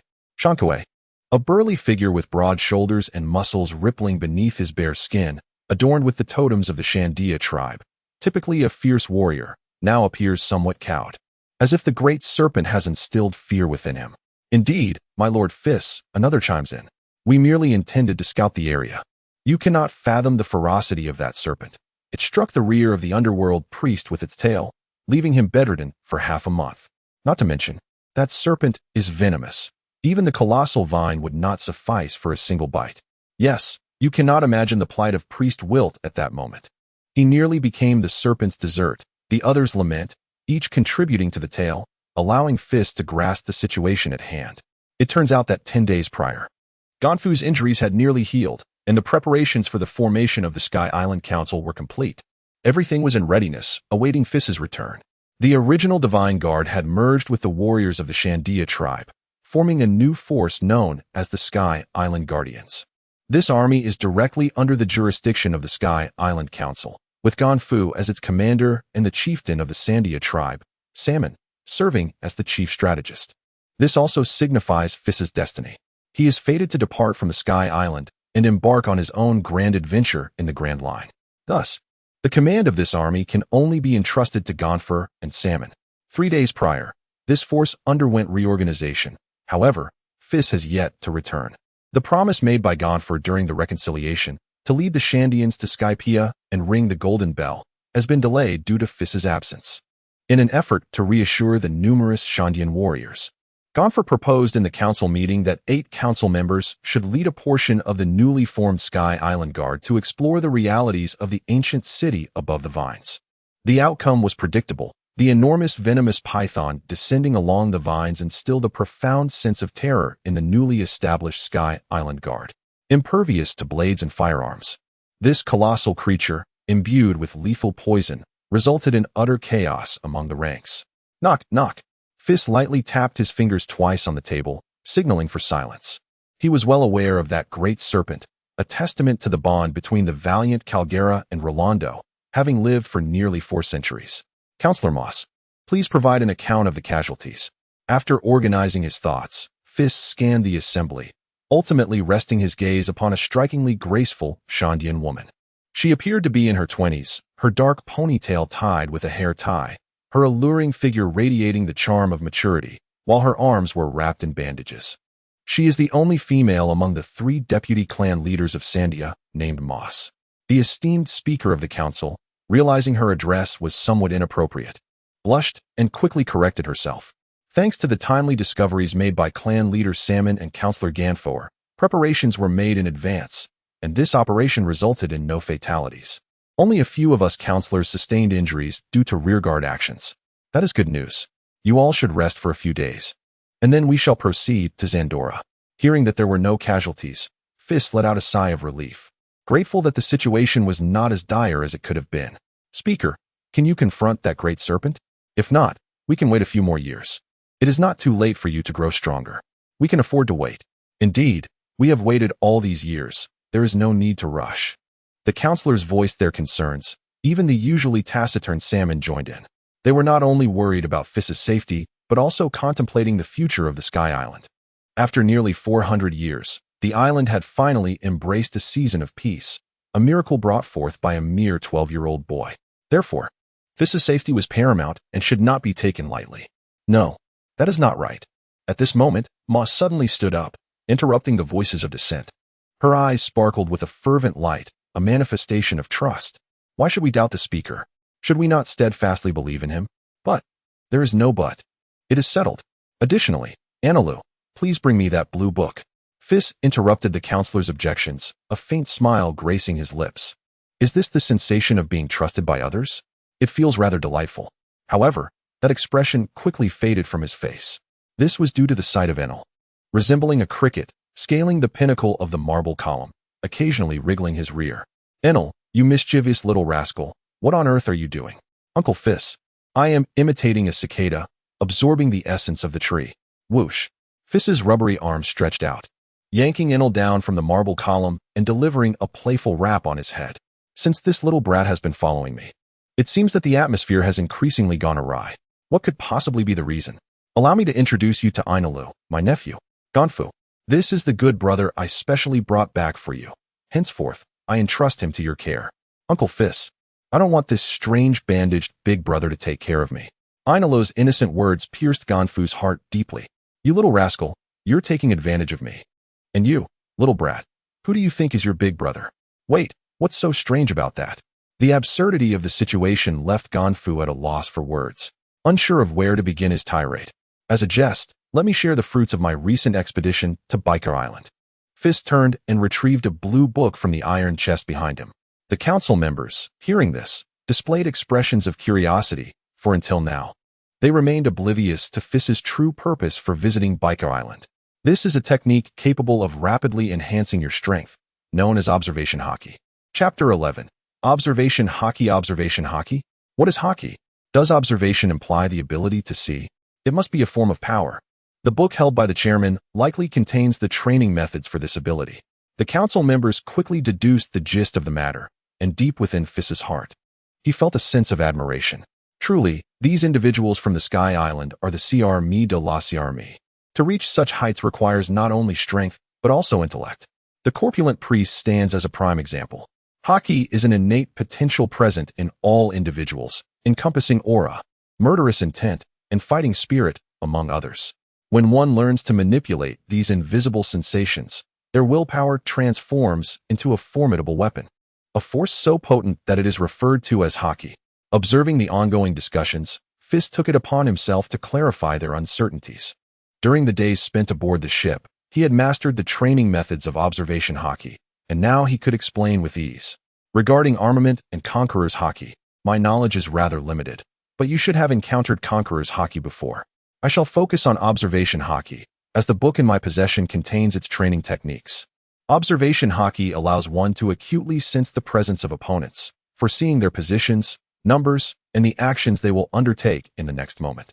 Skilled practitioners can even glimpse fleeting glimpses of the future. As Feis delved deeper into his explanation, the mouths of the council members gaped wider in astonishment. Yet, a question flickered in their minds. When had they encountered conqueror's haki? Could it be? Lord Feis, if what you say is true, does that mean that our attacks would be futile against those who have mastered observation haki? Wouldn't such individuals be invincible? The usually reticent Chief Salmon inquired. Seemingly perplexed by this extraordinary power, he was a composed and serious middle-aged man, muscular and well-proportioned, with a long red braid tied at the back of his head. The character Weepa from the original work is his offspring. Not necessarily, Feis mused, stroking his smooth chin as he pondered how to respond. The conference room fell silent, the members' eyes glinting with curiosity, uncertain of how to counteract observation haki. In truth, defeating an opponent endowed with observation haki is quite simple. As long as your speed surpasses theirs, and your attacks are swifter than their reactions, a decisive strike will suffice. Thus, this ability should ideally be employed in conjunction with formidable personal strength, correct? Indeed. Once the meeting concludes, please take this book and make copies for the members of the Guard, encouraging them to train diligently. However, it was originally meant for Ainalu, as it is a relic from his parents. Feis handed the blue book to Ganfu. Seemingly reminded of something, he spoke to him. Councilman Ganfu, please organize a team to scour every corner of the Sky Island for the whereabouts of the devil fruit, specifically the type that Pierre consumed. You should be familiar with it. Understood, esteemed chairman. Ganfu accepted the task with enthusiasm. He dutifully executes Feis's orders without question, recognizing that the youth before him possesses profound intentions. This is also where Feis finds solace in Ganfu. He possesses discernment, asks few questions, understands the nuances of the moment, and is quite adept at executing tasks. His collaboration with the steady and reliable Salmon is indeed harmonious. In summary, one word encapsulates it all: dependable. Well, that's enough for today. You all should return and take some time to recuperate. We will gather at the Shrine of the Gods in 10 days, and I shall lead the expedition to ignite the flames of Chandora. Understood. As the Congress members dispersed, Feis stretched languidly, leaning back in his chair, lost in contemplation about the future direction of the Sky Island. Deep within, he harbored a sense of urgency, for at any moment, pirates could ascend via the rising sea currents to the Sky Island. Those unscrupulous brigands are not as amicable as Roger and Luffy. They thrive on chaos, pillaging, and destruction. Therefore, Feis was both eager to enhance his own strength, while simultaneously fortifying the defenses of the Sky Island. He planned to delve into mastering haki and honing his physique and fruit abilities after completing the expedition to Chandora. Furthermore, he envisioned transforming the Sky Island into a place akin to Amazon Lily, enabling as many armed forces as possible to master the two-color haki. This initiative to promote observation haki and seek out devil fruits was merely the first step in his grand design. After all, this is a true pirate world, not an animated series. Unforeseen events can occur at any moment. If everything were to unfold according to the original narrative, one would not know how they might meet their demise. The crisp sound of footsteps interrupted Feis's reverie, and upon opening his eyes, he beheld Moss returning. What is it? Sister Moss? Before him stood Moss, her figure exquisitely curvaceous, her alluring silhouette barely concealed by her oversized animal hide attire. Her eyes sparkled like autumn waters as her slender waist swayed toward Feis, a stark contrast to her bashful demeanor in the meeting, exuding an aura of wild charm. Why, Feis, dear brother, do you not think of your sister while you are out? Moss teased, as she playfully perched herself on Feis's lap, tilting his chin upward. Oh, this enchantress. Sister, what are you doing? I am no longer a child. Feis exclaimed, feeling the heat of embarrassment. This woman had always enjoyed toying with his innocence since childhood. Are you truly not a child anymore? I even bathed you when I left. Would you like your sister to take a look? Moss's words struck a chord, bringing forth memories from the past. Well, I must attend to business now. My esteemed council leader, the little brother who once trailed behind his sister has indeed grown. Noticing the darkening expression on Feis's face, Moss ceased her playful banter. She gracefully rose, swaying her slender waist as she exited the hall, casting a lingering flirtatious glance over her shoulder. Feis was left in a state of confusion.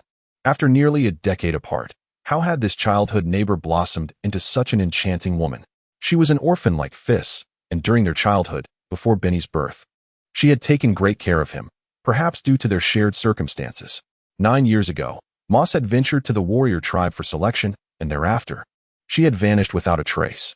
Feis had mourned her presumed fate for a long time, believing she had perished in battle. Little did he know, upon her departure to the warrior tribe, that his childhood companion had ascended to the position of vice chief. Feis's successful unification of the warrior tribe was, in no small part, due to Moss's efforts. Uncle Feis. Suddenly, Enelu, who was playing in the mud nearby, called out to Feis, "What is it? Does that lady have a crush on you?" "Enelu, have you been feeling itchy lately?" "Yes, why?" "Oh no, you might be growing a brain." Chapter 12. Ignite. The flames of Chandora 10 days flew by in an instant. At the Shrine of the Gods, now renamed the Sky Island Council, in front of the expansive plaza, which was usually desolate, was now bustling with life. Over 400 warriors of the Sky Island Guard were gathering, awaiting orders in silence.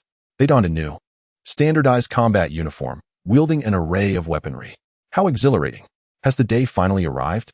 Indeed, after centuries, we are about to fulfill the promise between warrior Kargala and Roland. Why are you crying? Is this not a joyous occasion? But what about the giant serpent? How shall we deal with it? Worry not, I have heard that this time the esteemed council leader will personally intervene, and surely that beast will be vanquished. A warrior from Shandya murmured, overwhelmed by emotion. Yet, the haunting memory of their prior defeat at the hands of the venomous python loomed over them, filling them with trepidation.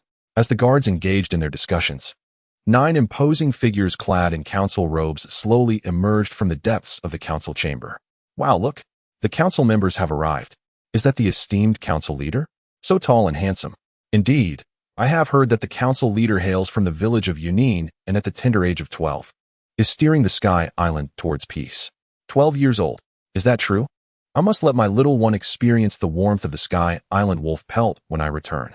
Ganfuer felt a sense of surrealism wash over him at the scene before him. Just over a month ago, the warriors of Shandya had been embroiled in a life-and-death struggle against the guardians of the gods, and he, along with Salmon and others, had been their seasoned adversaries. Now, everyone gathered together, united in purpose and ready to fight side by side. All of this is the miracle created by that young boy ahead. It is truly a long-awaited peace. Ganfuer could not help but express his emotions, with his eyes becoming slightly misty. The other members present felt the same. Even the typically resolute Salmon discreetly wiped the corner of his eye. Of course, Feis was oblivious to the sentiments of those behind him. With a serious expression, he stepped to the front of the stage and slowly raised his right hand, instantly silencing the entire square. "Allow me to introduce myself. I am Kamala Feis, the president of the Sky Island Council. The reason I have gathered you here today is to put an end to a war that has persisted for nearly 4 centuries. For the sake of peace, Sky Island Guardians, advance." With a sweeping gesture, Feis pointed towards the colossal vine. "Roar! Charge forth! For peace! Ignite the flames of Chandra!" In an instant, the warriors' shouts shattered the tranquil sky. Whoosh! They cried out the name of Chandra, their feet propelled by the gusts of wind, racing towards the immense vine. This scene bears a striking resemblance to the original. As the inhabitants of the Sky Island and the people of Sandia unite in their quest for the Golden Bell, let us embark on our journey as well. Observing that the guard squad has already set forth, Feis addressed the assembly of legislators behind him. Without awaiting their response, he unleashed a surge of intense flames from beneath him, propelling himself like a rocket into the distant horizon. This maneuver had been employed by Feis in the past, allowing him to glide gracefully at low altitudes over short distances. With a swift rush, he landed effortlessly. Covering several dozen miles, Feis arrived in less than 10 minutes. Gazing at the towering twin vines that seemed to pierce the heavens, he couldn't help but marvel at the wonders of the world. Who could have imagined that the remnants of Zandora would dangle from these vines? Over 300 years ago, the ascending currents had transported the island of the gods to the White Sea, and the relics of Zandora rested precisely atop the colossal vines, suspended amidst the clouds. Meanwhile, the Golden Bell found its place at the pinnacle of these magnificent vines. "Your speed is truly remarkable. Not even on Pierre could I catch up with you," praised Ganfuer, the second to arrive, as he dismounted his steed. "That is only natural. The Grand Speaker is indeed the most formidable presence in the Sky Islands." Came a gentle voice from above, revealing that the third to arrive was Moss. This sensation, could it be the devil fruit? Feis smiled faintly. Yet an unease began to stir within him. It seemed his sister Moss harbored some undisclosed secrets. No wonder she could securely occupy the position of vice clan leader at such a tender age. Suddenly, a series of piercing sounds filled the air. Within a mere quarter of an hour, all the guards had gathered beneath the colossal vine. Given the scale of today's upheaval, it was remarkable that the serpent had not launched an attack. Indeed, the last time we approached the enormous vine, that snake had descended upon us like a frenzied tempest. Had it not been for the intervention of several esteemed council members, we would have surely met our demise. Feis found this quite peculiar. He possessed the ability to perceive sounds from several miles away. Yet, up to this moment, there had been no sign of disturbance. Could it be?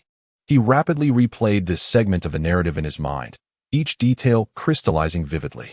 Ultimately, he reached a conclusion. Everything was mere coincidence. The venomous python was unaware that Zyangwala resided atop the vine. In the original tale, when the python returned to Zyangwala, tears streamed from its eyes, indicating that it was indeed its first return in 4 centuries. During these 400 years, it had likely been in search of the childhood ruins, but had never been able to find them. The last time the venomous python ascended the vine in search, it had encountered the Sky Island Guard. Acting on its instinct as a serpent, it had launched an assault. With this realization, Feis felt a sense of relief. Guardians, let us embark. He conveyed his suspicions to the group and was the first to ascend the massive vine, prompting the guards behind him to follow suit. Beneath the sprawling vines, thick at the base yet slender at the top, they soared into the heavens. After more than half an hour of relentless pursuit, Feis and his companions finally arrived at the land that bore the remnants of an ancient city. As they set foot on the ruins of Shangdora, a dazzling golden light illuminated each of them. Wow, gold, so much gold. Is this truly the legendary city of gold, Shangdora? It is said to have an 800-year history. Where is the Golden Bell? Where can it be found? The immense golden city profoundly astonished every visitor, for the phrase resplendent and magnificent seemed custom-tailored for this place. Only the warriors of Sandia remained unfazed, diligently searching for any trace of the Golden Bell. Yet they discovered that not a hint of it could be found within the entire Golden City. The Golden Bell is atop the colossal vine. You all wait here. I shall return shortly. Unable to withstand the eager gazes of Chief Salmon and the others, Feis hastily sprang into action. The flames beneath his feet ignited once more, and he ascended swiftly along the great vine. Closer, even nearer. Right there. The Golden Bell. He paused, raised his fist. Boom. Ignite the lights of Shangdora. Chapter 13. The acceleration fruit. The melodious chimes transcended nearly 4 centuries, resonating once again over the land of the Sandia people. The warriors atop the ruins of Shangdora were engulfed in tears. At last, the day they had awaited had arrived. We did it. The promise of the great warrior Calgera. Indeed, they had achieved it. Nearly 400 years had passed, and they had finally fulfilled it. The warriors of Sandia were now weeping uncontrollably. Even Chief Salmon's eyes brimmed with tears. These tears are tears of excitement, tears of joy. For countless generations, the Sandia people have tirelessly labored in fulfillment of their ancestors' promise, sacrificing immensely. Yet, all these efforts have proven worthwhile, for the Golden Bell has once again tolled. Just as the soldiers erupted in jubilant cheers, an unexpected calamity unfolded. A thunderous roar surged from below, reverberating through the air as the colossal vines began to tremble violently, the Golden Bell resonating with the tremors. In an instant, the entire Pandora ruins were engulfed in tumultuous upheaval, large clumps of earth plummeting from the depths of the ruins. What is happening? Is it an earthquake? No. This is not an earthquake. The rhythmic booming resembles. My head feels as if it has been crushed. It hurts so much. What on earth is this? The sudden upheaval caused some underqualified soldiers to tumble violently. Some, positioned near the ruins, were caught off guard and struck by falling gold ingots, leaving them bloodied and battered. With a resounding roar, the entire Shangdora ruins began to tilt, the edges crumbling away. What in the world is happening? Are we to perish here? How infuriating. Having just witnessed peace, I feel utterly unwilling to accept this fate. In an instant, chaos erupted within the ruins, fear spreading like wildfire among the crowd. Everyone, grasp onto something secure to avoid being thrown off. Assist the injured nearby. In this critical moment, Gunfoer swiftly rallied the soldiers to take measures for their own survival. He was uncertain how long this tremor would persist. Such intense turbulence renders any attempt to descend utterly futile. A moment's inattention could result in a disastrous fall from the colossal vines, reducing one to a mere pulp. Upon hearing this, the soldiers quickly regained their composure, each grasping the other, assisting the wounded in distancing themselves from the structure, seeking sturdy trees or massive boulders for refuge. Meanwhile, Feis rushed back from the apex of the vines at the first sign of disturbance. "Lord Feis has returned," exclaimed an astute soldier, spotting his silhouette, igniting excitement among the ranks. As they looked up, they beheld Feis descending from the heavens, flames erupting beneath him. Splendid. As the soldiers caught sight of Feis, their anxieties gradually eased. "Lord Feis, what transpired?" They clamored, encircling him with fervent inquiries. "It is of little consequence. The bell merely attracted the venomous python. Its massive form was incapable of ascending the vines and sought to dislodge Chandora through sheer force." He continued, "Now that the golden bell has been located, I shall descend to confront this serpentine beast and avenge you." With that, flames erupted beneath him, and the fierce winds swept up a storm of debris. He led the charge, leaping into the abyss. His agile form navigated the vines with grace, plummeting several meters in an instant. "So it is this beast," they roared. "Charge! Follow Lord Feis and slay the venomous python. Let us vanquish it." Inspired by Feis's unwavering resolve, the soldiers surged forth, cascading down the massive vines. They descended with urgency. The venomous python struck the enormous vines several times, but Feis's keen senses anticipated its movements, alerting everyone to evade peril. Finally, as they reached the base of the vines, a colossal azure serpent loomed before them. The venomous python measures at least 200 meters in length and over 10 meters in girth, adorned with a green back and blue patterns. Its massive serpentine body is flanked by dense tufts of hair, while two catfish-like whiskers protrude from its mouth, revealing a terrifying array of fangs. The entire form of the serpent resembles a mound of earth, exuding an overwhelming sense of dread. Feis felt a tremor of fear. Although he had seen this venomous python in animation, witnessing such a colossal creature in reality was a first. The python swung its head, seemingly intent on crashing through the vines. However, as its lantern-sized eyes scanned the air, it abruptly halted, the reflections of Feis and his companions visible within its cold gaze. Enemies meeting again stirred fierce emotions. Hissing, the massive body of the python coiled swiftly, its head raised high, icy eyes fixated on the group ensnared by the vines. Its forked tongue flickering as it gathered scent information. "This is a harbinger of the venomous serpent's assault. You all disperse swiftly. I shall confront it." Feis reacted instantly, gesturing with a grand sweep of his hand, signaling the others to retreat. This group of individuals stands no chance against the venomous python. Remaining here would only lead to unnecessary casualties. "However, my lord, there are no buts. That is an order." Before Ganfu could utter another word, he was interrupted by Feis's firm tone. "Understood. All personnel, withdraw from the battlefield and leave the matter to Lord Feis." Observing Feis's unwavering stance, Ganfu promptly led the council members to evacuate. "Let me stay. I believe I can offer some assistance." A gentle voice chimed in, and without needing to look, it was evident that it belonged to Moss. "Assistance?" Feis's gaze sharpened as it fixated on the venomous python, his eyes glinting with cold resolve. "What is your ability?" "Indeed, I cannot hide it from you, dear brother Feis. I am uncertain of what to call this ability, but I can accelerate anything." Once the others had distanced themselves, Moss immediately donned a different demeanor, her voice alluring and enchanting. "Anything, mind you," she emphasized. "Acceleration?" Feis searched his mind for a corresponding ability from the original narrative, but found none. The only figure that came to mind was a lewd man with a red nose, whose power was to slow down light, perhaps a related ability. Enough with the trivialities. Let me test its efficacy. With that, Feis moved closer to Moss, extending a hand to signal her to unleash her power. Time was of the essence.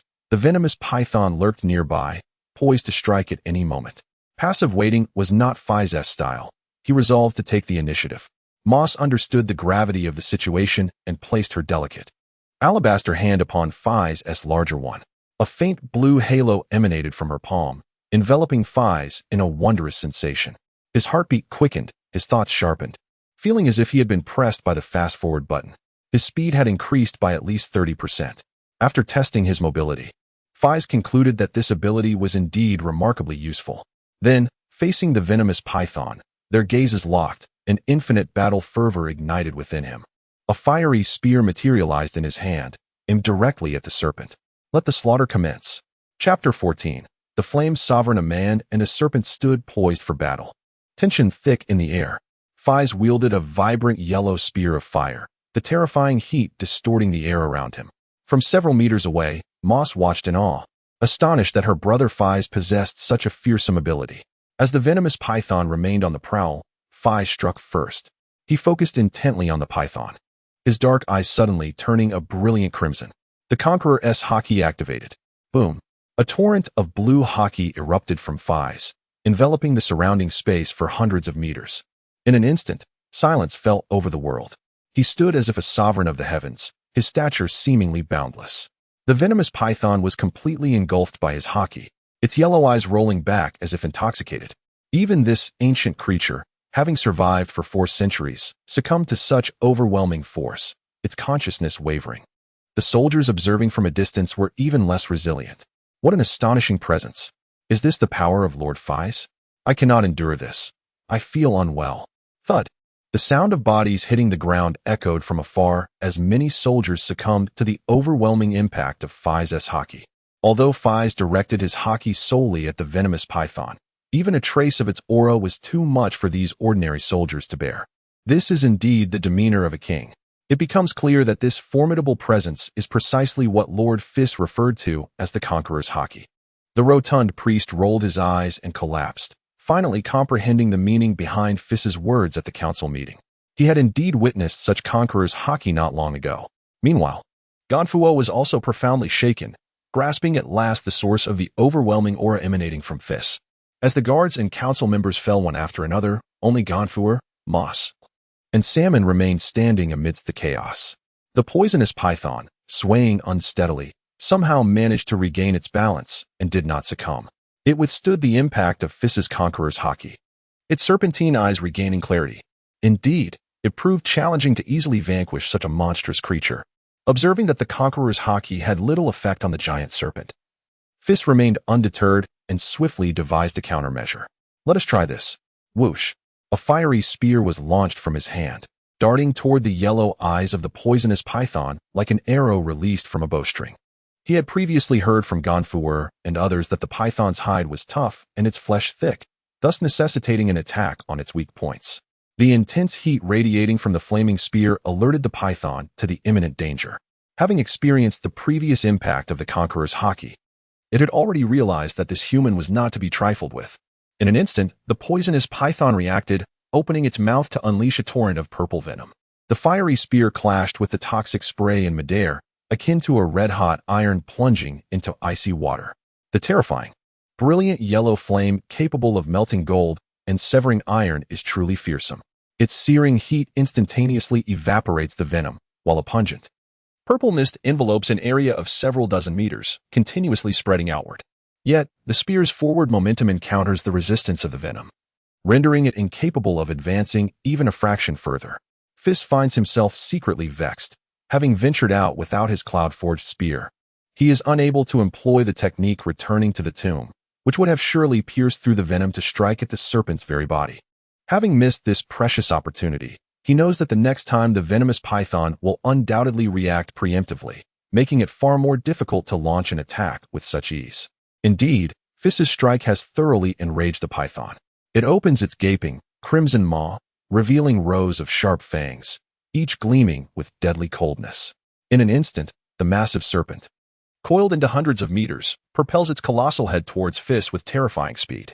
The immense impact stirs a fierce wind, causing Feis's robe to flap wildly. "Be careful, Feis," cries Moss, witnessing this horrifying scene not far away, his body drenched in cold sweat. This strike, if it were to connect with Feis, would surely result in grievous injury, even death. Yet, Feis remains oblivious to the danger. He suddenly finds himself in a peculiar state. The approaching serpent's head seems to move in slow motion, advancing frame by frame like a slideshow. He can even vaguely sense the python's next move. For instance, at this moment, he perceives that the venomous python does not actually intend to bite him. This is the awakening of observation Haki. To his astonishment, he has indeed awakened the power of observation Haki. Before Feis could ponder further, the ferocious assault of the venomous python surged forth. Its gaping maw suddenly snapped shut, transitioning from a bite to a collision as the massive serpent's head, imbued with unparalleled momentum, hurtled towards Feis. However, all of this unfolded precisely as Feis had anticipated. As the colossal serpent altered its attack, he had already reacted. With a whoosh, flames erupted beneath Feis's feet, tracing a flawless arc through the air, narrowly evading the python's brutal impact. Just a hair's breadth away, the venomous serpent, thwarted in its strike, redirected its head to unleash a torrent of toxic venom towards Feis. Yet, under the influence of observation haki, everything appeared agonizingly slow. Moreover, Feis was further augmented by Moss's swiftness. He deftly dodged the violet venom while propelling himself closer to the giant python. Let us test this move.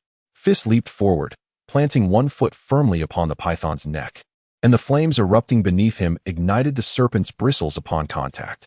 With a sweeping motion of his hand, an intense blaze surged forth, descending directly upon the venomous creature. He conceived a surefire method for a decisive blow, to incinerate the python alive. Though this method may appear somewhat cruel, Feis is unwilling to live in constant fear of retribution. The serpent, a cold-blooded creature, harbors a profound grudge. As the fiery flames engulfed its body, the venomous python began to thrash violently, its massive form scraping against the ground in a desperate attempt to extinguish the blaze. However, the snake oil on its skin ignited instantaneously, and in the blink of an eye, the flames began to consume much of its body. An acrid scent of charred flesh permeated the sky as the python writhed in agony, its skin blistered and burned, the once vibrant azure scales now reduced to char. To perish or to survive. Witnessing the serpent's torment, Feis spoke slowly. This python is likely to possess intelligence, much like the great octopus bracken in the original work. It is indeed a pity that such an ancient creature has met its fiery demise. Had it been tamed, the overall strength of the Sky Island would have ascended to a remarkable level. After all, its sheer size surpasses that of ordinary pirates, rendering them insignificant. As for betrayal, Feis has never harbored such concerns. Having defeated it once, he could easily do so again. Let us not forget Enel's mind-reading abilities. Upon hearing Feis's words, the venomous serpent, which had been thrashing violently, suddenly stilled. It gradually lowered its serpent head in a gesture of submission. In the choice between survival and dignity, it was evident that this serpent opted for the former. Feis nodded with satisfaction and stepped upon the colossal head of the great serpent. The raging flames, upon encountering Feis, bowed as if subjects before their sovereign. With a slight wave of his hand, the fire enveloping the serpent transformed into a fire dragon, soaring into Feis's very being. This is a newly developed technique by Feis, enabling him to manipulate all flames with utmost freedom. In this state, Feis reigns supreme as the monarch of fire. He refers to it as the flame sovereign. Chapter 15. 2 years. 2 years have swiftly passed. In the past 2 years, the Sky Island has entered an unprecedented period of peaceful development. The discovery of the Golden Bell has led the two clans to finally set aside nearly 4 centuries of animosity and engage in profound interactions. Numerous young men and women from Sandia and the Sky Island have developed feelings for one another, forming new families. Naturally, figures like Feis have been pleased to witness these changes. In fact, a year ago, when the first newlyweds celebrated their wedding, Feis led several council members to extend their heartfelt congratulations, demonstrating the Sky Island Council's robust support for this union. Additionally, in terms of military prowess, Ganfuer's search teams have remarkably uncovered 2 devil fruits over the past 2 years, one of which is a rare ancient species from the Zoan category. These include the Zoan-type ancient emperor crocodile fruit and the Paramecia-type elastic fruit. One of these 2 fruits resided on Bike Island, while the other astonishingly lay on a small island adjacent to Union Village. At that moment, Feis was left utterly speechless, realizing that after so many years in Union Village, he had remained oblivious to its presence. Ultimately, following deliberations in the council, the 2 fruits were bestowed upon Ganfu and Salmon. Ganfu consumed the emperor crocodile fruit, while Salmon, feeling that he had outgrown his potential due to his age, chose to pass the elastic fruit to his child, Weepa. Upon closer inspection, it becomes evident that there are already 4 individuals possessing fruit-based abilities on the Sky Island. On another note, under the vigorous promotion of Feis, the inhabitants of the Sky Island have begun to gradually awaken their observation haki. After a span of 6 months, a total of 4 individuals have successfully awakened their powers: Ganfuer, Salmon, and Moss. As for the final individual, it took everyone by complete surprise. It was none other than the mischievous little rascal, Enel. Upon learning this news, the plump priest and his companions lamented, feeling that life had lost its worth, realizing they were outdone by a mere child. Feis merely chuckled to himself, fully aware of Enel's extraordinary talent. In the future, Enel's observation hockey would envelop the entire Sky Island, enabling precise attacks on any location within its expanse. Although the contribution of the Rumble fruit cannot be overlooked, it is clear that the harmony between a person and their fruit is essential. The character of Whitebeard from the original work serves as a vivid illustration of this principle. The title of the strongest man in the world cannot be attained merely through the possession of a tremor fruit. Mastery of the 3 types of hockey, exceptional physical prowess, and the profound development of one's devil fruit abilities are all indispensable elements. The original work is replete with numerous characters who wield formidable fruits, yet remain woefully weak in terms of strength. This also made Feis realize that he could no longer allow Enel to roam free, so he began to engage him in foundational physical training. In the original tale, Enel's shortcomings were glaringly apparent. He relied excessively on the powers of his fruit and neglected his physical conditioning. Although he possessed formidable observation hockey, he lacked a corresponding robust physique. His personality was also marked by arrogance and contempt for his adversaries. However, in this lifetime, his encounter with Feis ensured that he could not indulge in such hubris. After all, no one could withstand the threat posed by the wolfskin of Skypiea. One meal would not suffice, so 2 were in order. A year and a half prior, Feis had delegated certain matters and departed from God's Island to become a hands-off manager.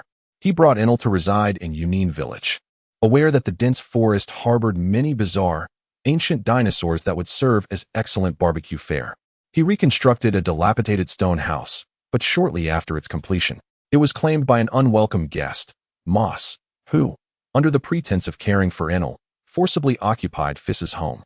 Left with no choice, Feis had to build another house. Following this series of events, Feis began to reflect deeply on himself, recognizing that he had numerous shortcomings. Foremost among these was his insufficient physical strength. In the original narrative, every figure standing at the pinnacle of the world, whether the 3 admirals of the Navy or the 4 emperors, had all honed their bodies through rigorous training. None relied solely on their fruit powers to attain greatness.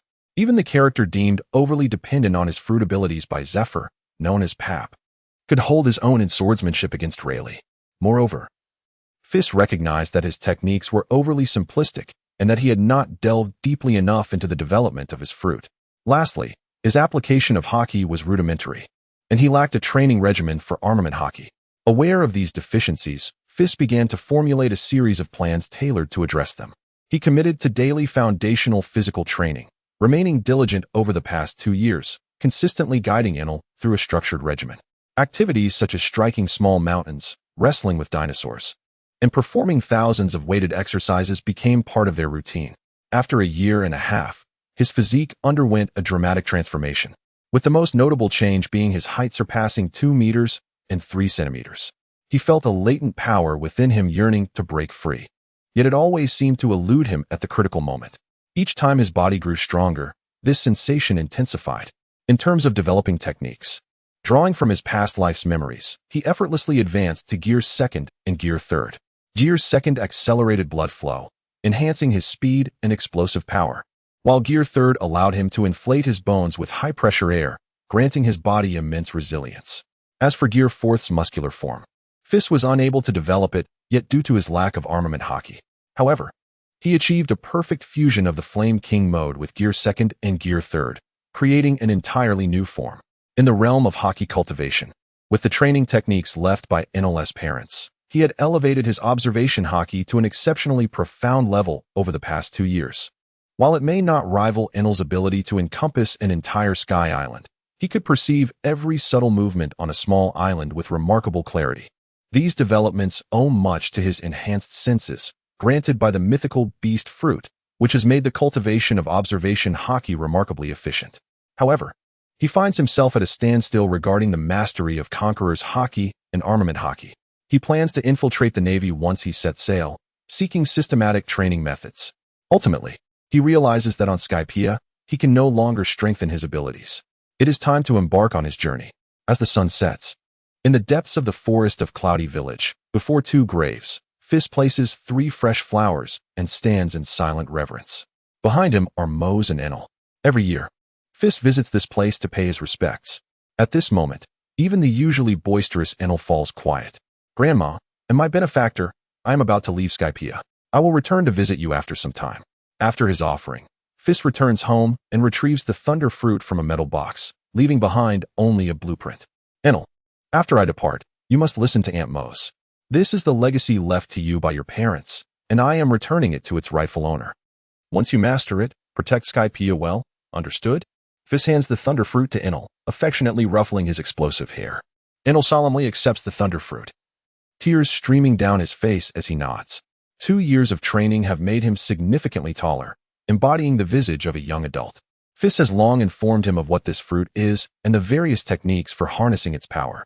Just as Enel is about to say something more, he suddenly gasps, pointing toward Angel Island. Uncle Feis, there are ships approaching from that direction, many ships. Chapter 16. The Rocks Pirates Captain Rocks. An island has been sighted ahead. A colossal 100-meter pirate ship sails through the White Sea, followed closely by dozens of medium-sized pirate vessels. The sea breeze rustles the skull and crossbones flag, imbued with an air of menace. It is indeed the Rocks fleet. Ha ha ha. Captain, I told you, Skypiea truly exists. The land of gold is right here. A hearty laughter erupts from the flagship. The speaker is a tall man clad in golden armor, with a long beard cascading to his chest, and a colossal sword slung across his back. Your obsession with gold is remarkable, Wang Ji. To have achieved this level through the sound of bells is impressive. However, the navy in paradise is quite formidable. Thank goodness for Shiki's float fruit. The figure known as Captain Rocks, clad in a pirate admiral's attire, with spiky black hair and an arrogant grin, exudes an air of superiority. Isn't the essence of piracy the pursuit of treasure? It took me 2 years to uncover the whereabouts of the ancient city of Zandora and track down many pirates who descended from Skypiea to finally arrive at this precise location. I shall seize all the gold in the world and claim it for myself. Ha ha ha.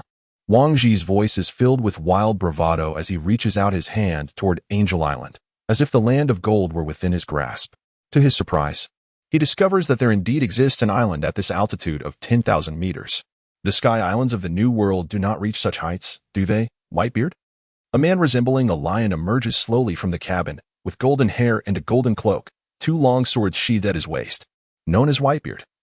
He possesses a white crescent mustache and sits silently at the edge of the ship, lost in thought. Truly aloof, Whitebeard. The golden-haired man, unperturbed by Whitebeard's indifference, pulls out a cigar and begins to smoke. The crew members on deck, seeing the golden-haired man approach, retreat in fear. Only a figure clad in silver armor, wielding a massive axe, stands his ground, seemingly unwilling to yield. Step aside, Silver Axe. Your presence obstructs my enjoyment of the sea breeze. How long has it been since you washed that armor? It reeks. Before Silver Axe can retort, Shiki unsheathes his longsword, Saki, and points it at Silver Axe. If you wish to fight, I shall gladly oblige, but do not beg me for mercy like last time. The golden-haired man's tone is commanding, radiating a lion-like ferocity. Enough, Shiki. We are on the verge of discovering the land of gold. Do not create discord at this moment. Observing the escalating tension between the two, Silver Axe's friend Wang Ji hastily intervenes, fully aware that Silver Axe cannot match Shiki's strength. Shiki ranks among the elite in the New World, a figure only the captain can contend with. What are you, Wang Ji? A couple of cowards. Enough. Prepare to dock. As the conflict escalates, the amused Captain Rocks finally intervenes. He is not fearful for their safety. After all, being a pirate comes with the acceptance of potential peril. Nonetheless, the pirate ship is hardly an appropriate venue for a brawl. With the captain's command, Wang Ji and Silver Axe gradually withdraw. Silver Axe silently exhales in relief, overwhelmed by the oppressive aura emanating from the man before them. Only Shiki casts a lingering glance at the captain, a glimmer of wariness in his eyes. Moments later, he snorts derisively and retreats into the depths of the ship. Listen up, you lot. With Shiki's departure, Rocks gestures toward Angel Island, commencing his orders as captain. Wang Ji, once we dock, lead the 6th Division onto the island to search for the land of gold. Signal us once you find it. Silver Axe, provide support nearby while the others remain on the ship. For Rocks, a mere island like Angel Island is adequately handled by the 6th Division, even if formidable foes await. Wang Ji can manage. Understood. Wang Ji exclaims, eager, for gold is everything to him. Silver Axe shares a smile. What pirate does not covet treasure? Captain Rock's strategy aligns perfectly with his desires. The Rock's pirate ship steers toward Angel Island, where Ganfor awaits. He stands alongside Salmon, flanked by 5 other council members and over 100 armed guards. Half an hour prior, a patrol had reported that a fleet of pirates had entered the White Sea via a massive current. This occurrence is not unprecedented in the past 2 years. Yet it is rare to witness a fleet such as this, with only a solitary pirate ship typically gracing our shores. The tolling of the Golden Bell heralds the arrival of pirate vessels to Skypiea at regular intervals, and Ganfor is always at the forefront to greet them. Friendly pirates are welcomed with open arms, whilst those of a more malevolent disposition are met with the courteous salutes of the guard. After more than 2 years of rigorous training, not only the handful of council members, but also the hundreds of Skypiea's guards have undergone a remarkable transformation. Feis has tailored a training regimen specifically for the guards, mandating their unwavering adherence to it on a daily basis. These valiant warriors, already adept in combat, have become formidable through frequent skirmishes with vicious pirates, rendering the entire guard force vastly superior to their former selves. Suddenly, Ganfor's heart sank as he spotted the sails of a pirate ship emerging on the horizon. He immediately recognized the flag fluttering in the wind. It belonged to the notorious Rocks Pirates, a name that has instilled terror in the hearts of all pirates over the past few years. Many pirate crews that visited Skypiea had spoken of the rise of a dominant pirate crew, the Rocks Pirates, which has nearly seized control of half of the New World territory in a remarkably short span of time, with no signs of abating. This is not the 4 seas or paradise. It is the treacherous expanse of the latter half of the Grand Line, teeming with monstrous entities.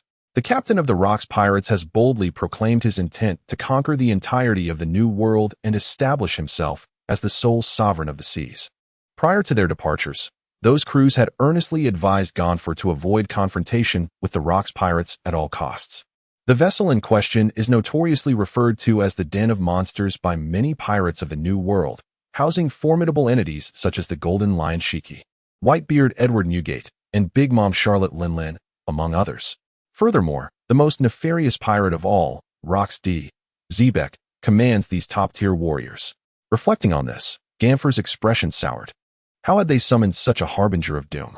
At that moment, a medium-sized pirate ship detached itself from the distant fleet, its sails emblazoned with a prominent number 6, swiftly making its way toward Angel Island. A middle-aged man with a handlebar mustache stood at the ship's railing, brandishing a long sword towards Angel Island, bellowing, "Brothers, Captain Wang Ji commands. Seek out the Golden Land, Shandora. Slay every soul on this island and plunder their gold. Charge forth. For gold. Kill, kill, kill." Chapter 17. Crisis. The medium-sized pirate ship, marked with the number 6, carried Wang Ji's 6th Division. Its approach heralded ill intentions. Observing the fierce demeanor of the pirate ship, Ganfor's mind raced to devise a strategy. Councilman Wirt, swiftly gather the remaining guards of Skypiea and arrange for large vessels to transport the residents of Angel Island to God Island. This place is likely to become a battlefield. Councilman Shankwei, you must hasten to Yunin Village to inform President Feis of the situation here. Ganfor's countenance was grave as he issued commands. But if we leave, can you truly contend with those pirates? The corpulent priest had heard whispers of the Rocks Pirates' notorious brutality. Such a fearsome crew was beyond the capabilities of Ganfor and his comrades. Enough with the idle chatter. Obey orders immediately, even if we must perish. We shall do so before the people of Skypiea. Moreover, we must have faith in President Feis. Salmon declared firmly, his voice unwavering. Though he was typically reticent, he always rose to the occasion when it mattered most. Before his departure, Feis had appointed Ganfor and Salmon as acting council leaders, anticipating that extraordinary circumstances might arise in his absence. Should a crisis emerge, their consensus would empower them to issue commands in Feis's stead. Indeed, upon hearing these words, Wirt and Shankwei ceased their discussions and set off with haste. Ganfor and Salmon exchanged a knowing smile, yet as the pirate ship drew nearer, the expressions of all present betrayed their apprehension. This battle may well be the greatest calamity since the establishment of the Sky Island Parliament. One wonders when Lord Feis will arrive. Ganfor turned to survey the more than 100 guards behind him, then glanced at the residents of Angel Island being gradually evacuated by the guards. The light in his eyes grew resolute. Soldiers, we have no retreat left. Behind us are our families. We must buy them time for their escape. Archers, prepare the fire arrows. When the pirate ships come within range, unleash a fierce volley upon them. Now, let me test their strength first. A sharp whistle pierced the air, and a pink Pegasus streaked across the sky, diving towards the line of guards. It was Pierre, Ganforth's steed. Donning the armor handed to him by his lieutenant, he brandished his dragon lance and mounted his bird. Come, Pierre, it is time for us to fight side by side once more. Ganforth urged Pierre to ascend slowly, charging towards the distant pirate ships. Inaction was not in his nature. He intended to leverage the advantage of his steed to scout ahead. On the pirate ship of the 6th Division, Wang Ji, clad in golden armor and wielding a colossal sword, had already arrived. He stood at the bow, gazing quietly at the distant Angel Island, flanked by 7 figures exuding an aura of terror. The 7 individuals are arranged in 2 tiers, with 2 in the front and 5 in the back, clearly positioned according to their status. Among them is a middle-aged man sporting a mustache, who carries a long sword slung at his waist. Standing to the right of Lord Wang Ji. It appears an intriguing character has arrived, the mustachioed man remarked, gesturing towards the sky where Ganfu was soaring on a creature resembling a bird. Indeed, such a form suggests he must have consumed the fruit of some avian species. It seems the natives of this island are not entirely devoid of combat prowess. Wang Ji cast a sidelong glance, his tone laced with disdain, dismissing Ganfu's arrival entirely. In his estimation, aside from a few formidable figures within the Rock's pirates and the Navy, there were scarcely any worthy adversaries in this world. Shall I intervene? The mustachioed man, gripping his sword with one hand, unsheathed a portion of the blade, its cold gleam glinting ominously. It was evident that at the mere command of Wang Ji, he would be ready to strike down anyone. Such petty minions hardly warranted the attention of Deputy Captain Lin Bosun. Naturally, he would take it upon himself to handle the matter. A brash voice emerged from behind the mustachioed man, filled with a sense of reverence yet tinged with a mocking undertone. The speaker was one of the 5 standing behind him. A young man with a mane of white hair stands before us, his locks not the withered gray of age, but rather resembling the soft plumage of a rare bird. His eyes, sharp as an eagle's, exude an air of defiance. Miska, do you seek your own demise? Lin Bosun's countenance is as frosty as winter, his whole demeanor akin to a sword drawn from its sheath, clearly displeased by the interjection of the white-haired Miska. Captain Lin Bosun, I am but a humble squad leader. How could I dare to offend you? Miska waved his hand dismissively, uttering words of supplication. Yet the mockery in his gaze grew increasingly unabashed. He is merely a lackey of Captain Wang Ji. What pride can he possibly hold? He mused inwardly, a smirk ingrained in his eyes. Very well, Miska, your abilities are most apt. Hasten to eliminate him and ascertain the reality of our opponents. I truly cannot comprehend their audacity in daring to engage us. Just as the tension between the two escalated, Wang Ji interjected, pointing towards the sky where Ganfu hovered, issuing a command to Miska. At your service, my lord Wang Ji. Miska laughed heartily. With a powerful leap, he ascended onto the ship's railing, soaring into the sky like a great rock. Just as he was about to plummet back to earth, a miraculous transformation began to unfold. Miska's form swelled rapidly, his arms morphing into wings, a sharp beak sprouting from his mouth, and his white hair transforming into pristine feathers. In an instant, he was no longer a man, but a magnificent bald eagle with an impressive wingspan of 10 meters. This Mizuk is, astonishingly, a user of the bird fruit, specifically the white-headed eagle fruit, belonging to the Zoan category of abilities. The magnificent bald eagle, with its striking appearance and sharp gaze, stirred up tremendous gusts of wind with the flapping of its wings as it soared directly toward Ganfu. Upon witnessing the rapid approach of this formidable bird, Ganfu promptly turned his dragon lance towards Miska and charged forth.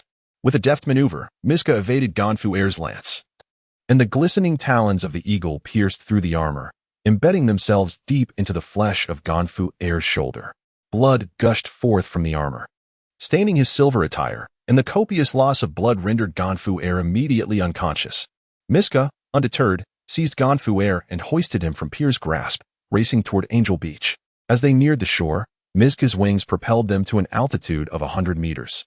One of Miska's greatest pleasures was to cast defeated foes from such heights, relishing the sensation of their demise upon impact, a delight that intoxicated him.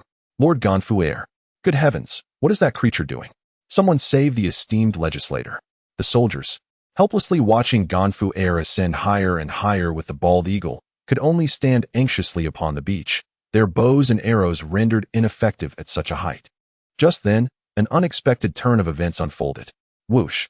A black spear soared through the air from a distance, aimed directly at the eagle aloft.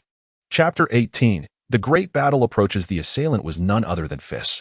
He rode upon a fiery dragon, several dozen meters long, its tail expelling fierce flames as it propelled him swiftly along the streets toward Angel Beach. After receiving Enelu's warning, Feis instinctively sensed a looming crisis.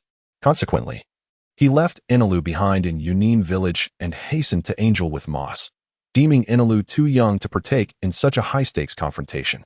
Upon arriving at Angel Island, he fortuitously encountered Shankaway, who had come to deliver news. Upon learning of the Rocks pirates' arrival at the Sky Island, Feis felt a surge of urgency, realizing that his worst fears had indeed come to pass.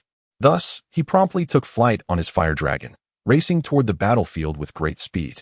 The fire dragon represents a newly developed technique of flame manipulation, enabling him to fly short distances at low altitudes, achieving unparalleled speed, several times faster than the flames erupting beneath him. As Feis approached Angel Beach, he sensed something amiss on the battlefield. His keen eyesight quickly discerned the white-tailed eagle soaring above, clutching the fate of Ganfu in its talons. A thought struck him, and Feis deduced with remarkable accuracy that Ganfu intended to utilize Pierre's advantage to scout the situation from the air, unaware that the adversary also possessed the ability to fly. Without hesitation, Feis swiftly drew a black spear from behind him. Having learned from his previous encounter with the venomous python, he had prepared 4 or 5 cloud iron spears for this moment. He aimed to bring the colossal eagle down from the sky to rescue Ganfu. The spear was poised, but with Ganfu still in the enemy's grasp, Feis refrained from igniting it with flames, complicating his choice of attack. As the gigantic eagle ascended higher, Feis made a decisive move. With a swift motion, he launched the spear. His muscles, as solid as steel, propelled the spear into the air like a drawn bow. The cloud iron spear soared like an arrow aimed directly at the left wing of Misk. In an instant, Misk felt a jolt as the black spear pierced through his wing, blood cascading through the air. The immense eagle staggered mid-flight, its strength dissipating. Ganfu slipped from its claws, plummeting downward. Feis, riding the fire dragon, ascended swiftly and caught the falling Ganfu, turning towards the guard army. Though Ganfu was gravely injured, the enhancements from the animal-type fruit over the past 2 years were insufficient to counter the immense blood loss.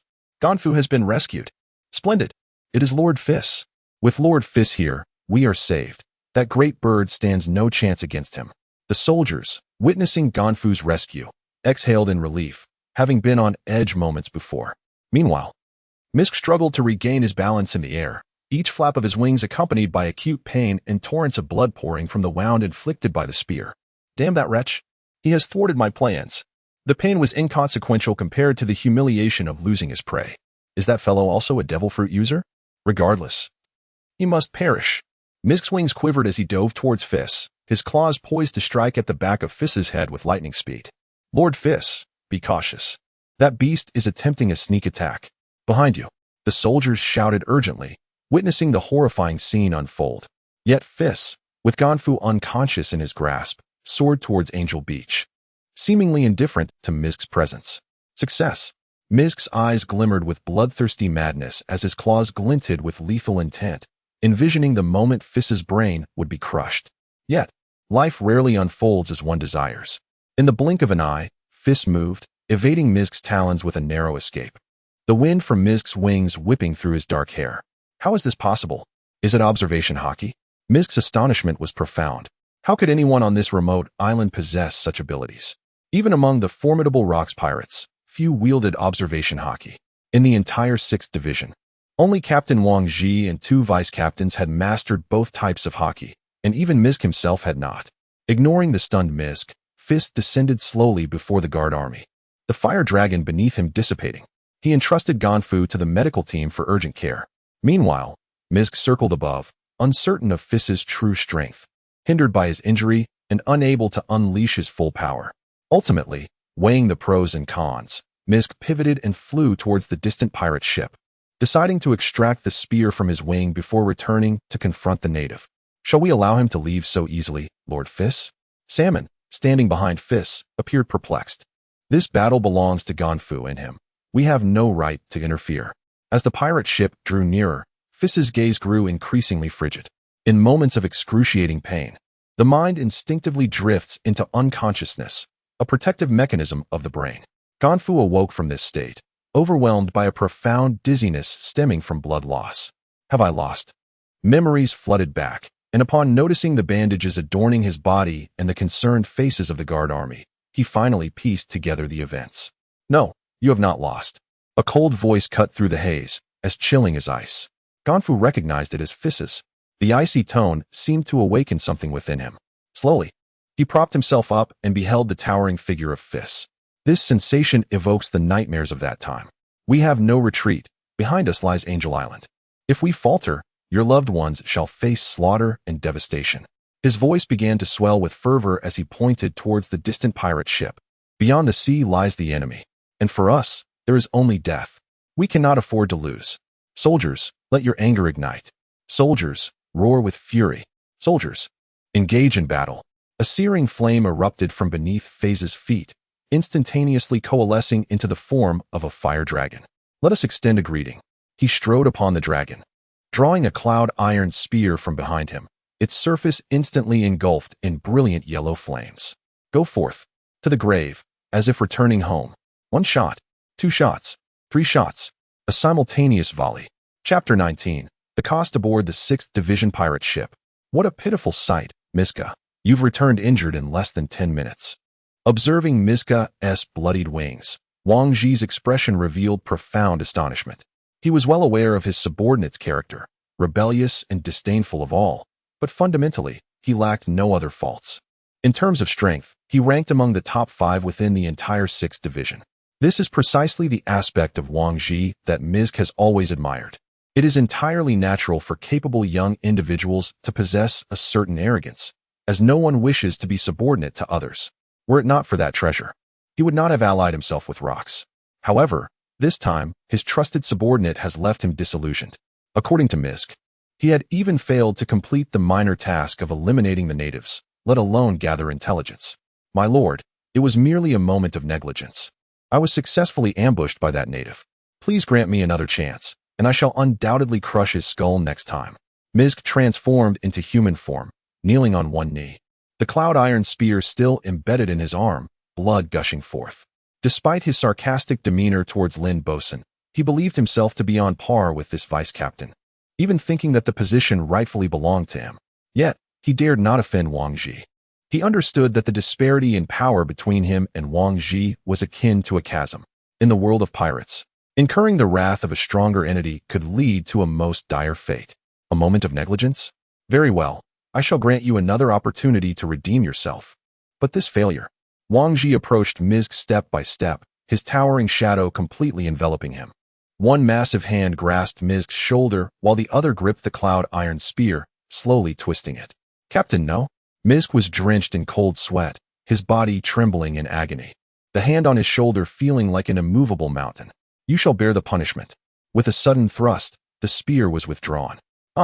Misk's anguished scream sent chills throughout the 6th Division, as he clutched the gaping wound on his arm, his face as pale as death. He lowered his head, not daring to let Wang Ji see the fear and resentment in his eyes. Enough, go tend to your wounds. Remember, under my command, I do not tolerate incompetence. Hearing this, Misk felt an immense weight lift from his shoulders as he stumbled back towards the ship's cabin. At that moment, 3 fiery spears descended from the sky, hurtling towards the bow of the ship. Swish, the blade was drawn. A green arc of slashing energy erupted from Lin Bosun's sword, colliding with the airborne spears. Bang! A violent explosion erupted in the air, sending a powerful shockwave that left the crew of the 6th Division squinting against the force. Wang Ji slowly turned his head, his expression darkening ominously. Lin Bosun, you understand my intent, do you not? He raised his hand, as if to grasp the entire Angel Island in his palm. And with a casual squeeze, the sound of cracking bones echoed. Do not let me down again. From now on, you have full command over the 6th Division, including Vice Captain Ammer and several squad leaders, who will temporarily obey your orders. With that, Wang Ji clasped his hands behind his back and strode deeper into the ship. Understood. A quarter of an hour later, the pirate ship was merely 100 meters from the shore. Fire the arrows. Feis waved his hand, and over 100 flaming arrows were instantly unleashed, raining down upon the 6th Division's ship. The dense barrage of arrows enveloped the entire vessel. Lin Bosun chuckled lightly, just as he was about to take action when a broad hand landed on his shoulder. "Let me handle this. Captain Wang Ji has instructed me to assist you. Such trivial matters should not require your personal intervention." The deep voice resonated from behind Lin Bosun. Without turning, he recognized it as Amr, another vice captain from the 6th Division. Lin Bosun was already quite tall, standing over 2 meters, but Amr towered above him, easily measuring over 2.5 meters. The man stood bare-chested, adorned with a rounded felt hat, and donned a small skirt fashioned from animal hide. His robust and sturdy physique resembled a towering iron pillar, exuding an overwhelming presence. He tilted his head skyward and inhaled sharply, creating a visible ripple of air above him that inflated his already round belly to an impressive bulge. With a low growl, he unleashed a powerful gust of wind from his mouth.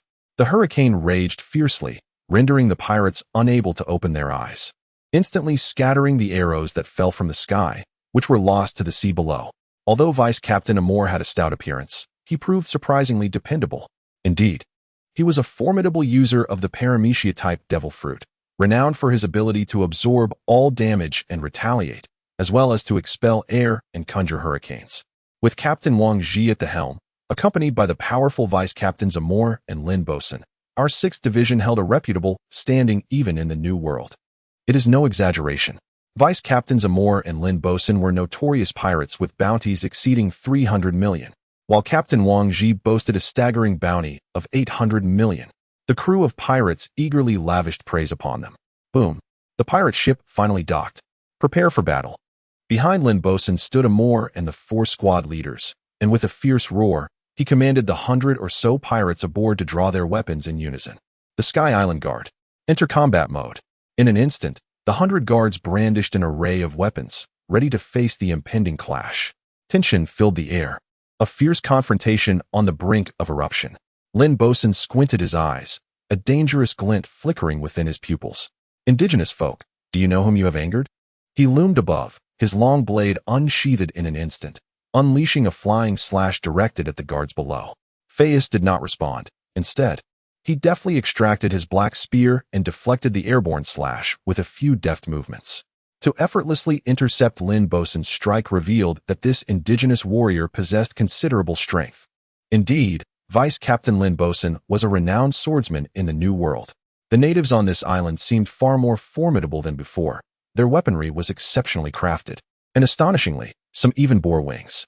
The crew of pirates, witnessing Feis's ease in countering Lin Bosun's attack, began to hesitate.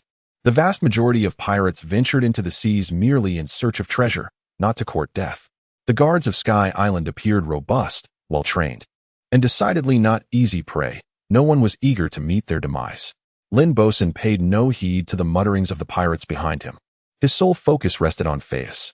The familiar black spear made Lin Bosun realize that this youth was the very one who had injured Mizuk, the initiator of those fiery spears. "Indigenous fool, you have enraged Captain Wang Ji. I shall make you aware of the cost."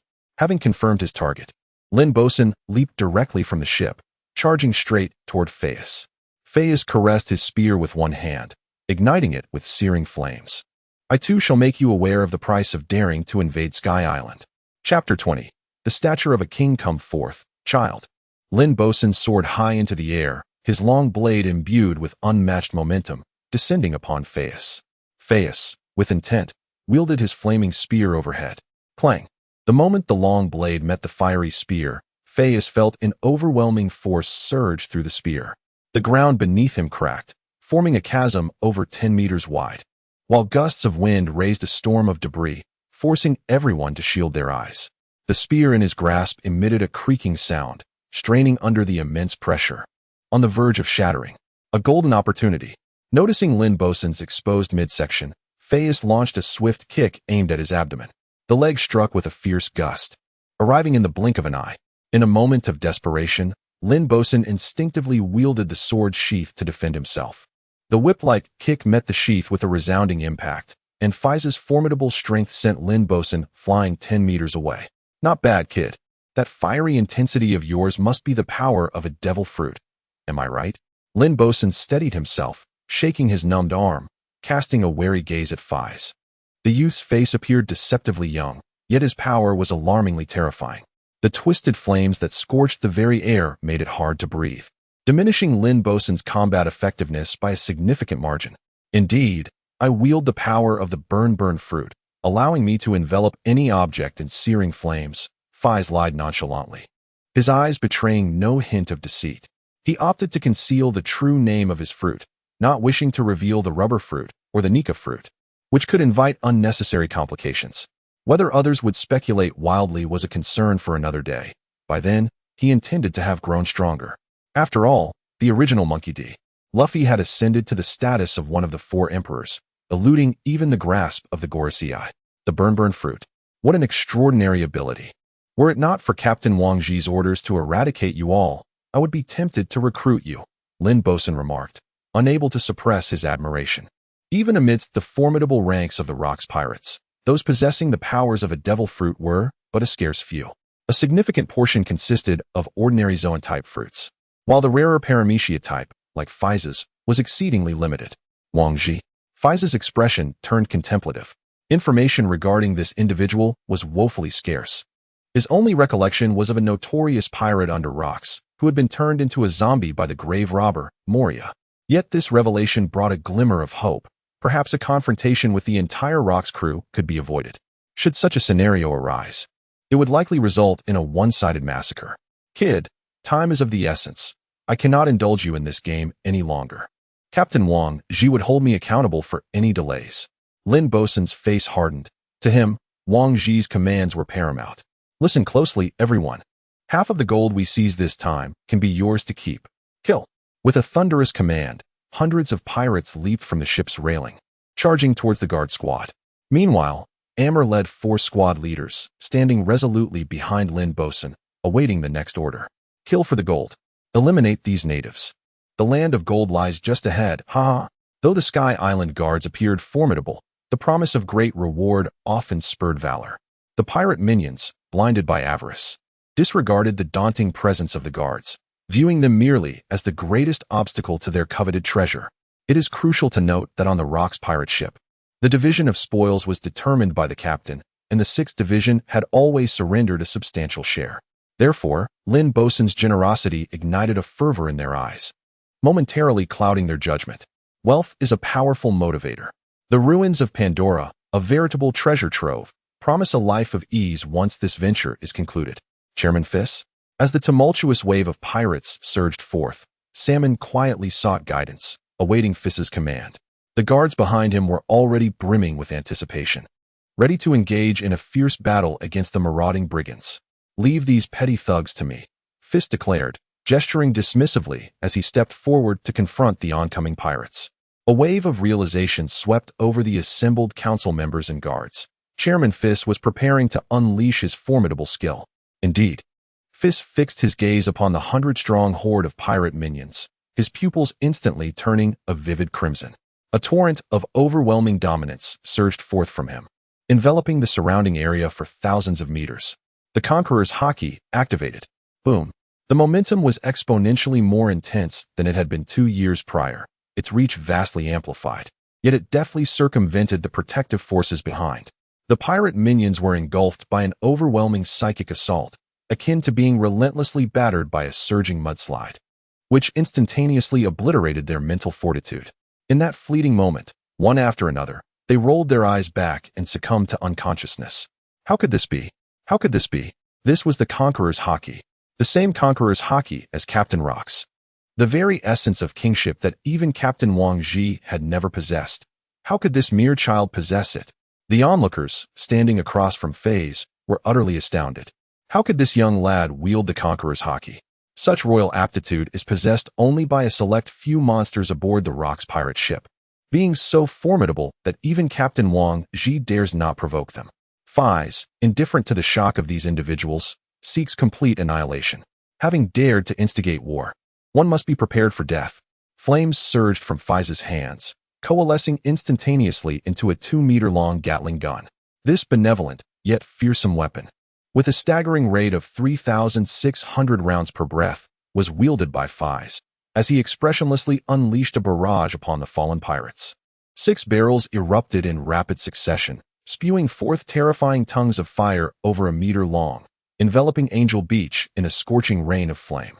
In an instant, the sky was alight with fire, and a pungent aroma of charred flesh filled the air. Many pirates, rendered unconscious, became souls beneath the wrath of the Gatling gun, while the sand on the beach was transformed into glimmering shards of glass. You, Lin Bosun stammered, pointing at Feis, unable to utter a single word. As Feis unleashed his fiery assault, he had already fled with a few companions in tow. It was over. All was lost. Lin Bosun's mind was in turmoil. This demon had nearly obliterated the entire 6th Division in mere moments. The thought of Captain Wang Ji's impending wrath sent cold sweat cascading down his spine. And you 4 division leaders, before Captain Wang Ji arrives, we must eliminate this brat. Lin Bosun understood that the earlier display of overwhelming power would undoubtedly attract Wang Ji's attention. Their only hope lay in claiming the life of the man before them to plead for forgiveness from their captain. The others behind Lin Bosun grasped the gravity of the situation, fully aware of what Wang Ji's fury entailed. I can no longer indulge your petty games, Feis retorted, echoing Lin Bosun's sentiment. With a formidable foe like Wang Ji lurking, he was unwilling to waste further time on these individuals. Chapter 21. The situation a quarter of an hour prior, aboard the main ship of rocks. How slow. That fellow Wang Ji, a mere band of natives. And he still hasn't dealt with them. A silver-haired man clad in a captain's attire, with 2 long swords sheathed at his waist, remarked. Gulp. He perched on the ship's railing, occasionally taking swigs from a flask. I've already instructed Silver Axe via the transponder snail to cease his idle watching. It should be resolved shortly. A glimmer of light flickered in Rox's eyes, seemingly indifferent to the situation in the land of gold. Is this truly wise? Captain Rox. Allowing them to run amok like this, the remnants left in the New World are scant. Those fellows are bound to retaliate. The silver-haired man took another hefty gulp, his words slightly slurred, as he struggled to comprehend the current expedition to Sky Island. He knew Rox was not one to act without careful consideration. After all, the New World was advancing its front lines and seizing territories. At this moment, the pursuit of an elusive realm of gold in return for paradise would not only attract the attention of the Navy, but also deplete the forces on the front lines, which is undeniably unwise. After all, gold is a commodity that, aside from Wang Ji's almost pathological obsession, is not lacking in formidable individuals aboard the rock ship. Fear not, John. On the other side of the New World, Lingling and the others continue to seize islands, and I have also stationed many powerful allies within the hive. Seemingly discerning the concerns of the silver-haired man, John, Rox burst into a boisterous laugh, exuding an air of reckless bravado. My purpose for coming here is to seek a particular artifact. With it, our plans to conquer the New World could be accelerated by several years, potentially allowing US to contend with the Navy headquarters. Oh, what is this artifact? John displayed an expression of curiosity, unable to fathom what could warrant the personal attention of the maritime overlord, Rox, beyond the legendary treasure. Moreover, this object must possess such terrifying power that it could enable a pirate crew to rival the Navy headquarters. It is worth noting that the Navy headquarters is one of the 3 major violent institutions under the world government, dedicated to maintaining peace at sea. The longevity of the world government, standing firm for 8 centuries, owes much to the Navy's efforts. In my youth, I once followed a scholar from O'Hara to study ancient languages. Later, I delved into the vast records of the Tree of Knowledge and uncovered some intriguing clues. A frenzied glimmer danced in Rox's eyes as he raised his hand, as if the world was within his grasp. That is, the historical text that documents the whereabouts of the ancient weapon, Pluton, lies within the fabled land of Skypea. Pluton. John perked up, appearing quite intrigued by Rox's past. However, upon hearing the name Pluton, a flicker of astonishment crossed his gaze, and he became more alert than ever. Indeed, Pluton. For centuries ago, Skypea mysteriously vanished, only for Wang Ji to recently uncover its trail, and Pluton resides there. Rox pointed towards the distant Angel Island, finally revealing the purpose of his journey. At that moment, a commanding and unrestrained aura surged from Angel Island, cascading like a tidal wave toward Rox's flagship. Is this the manifestation of Conqueror's Haki? John abruptly leaped from the ship's railing, fixated intensely on the direction of Angel Island. In such a place, how could there exist an individual with the qualities of a king? Even the unflappable Whitebeard could not help but cast a sidelong glance, while the Golden Lion rushed forth from the cabin. As one of the inaugural crew members of the Rocks Pirates, they were well aware that none of the 6th Division, including their captain Wang Ji, possessed the haki. Thus, it was highly likely that this wielder of Conqueror's haki was a native of the island. Who would have thought that this journey to Sky Island would bring such unexpected delight? My comrades, full speed ahead. Let us go and meet this new crew member. With a grand gesture, Rocks commanded, and the entire flagship surged forward like an arrow released from its bow, racing toward Angel Island. He harbored no concerns that this individual would decline his invitation. In this world, the only beings capable of rejecting Rocks were the deceased. Upon Angel Beach, tensions ran high. Moss and Shank had returned to the fold, and aside from the portly captain who was busy evacuating personnel, all the members of the Sky Island Council had gathered. Opposite them stood the figures of Lin Bosun and 5 others.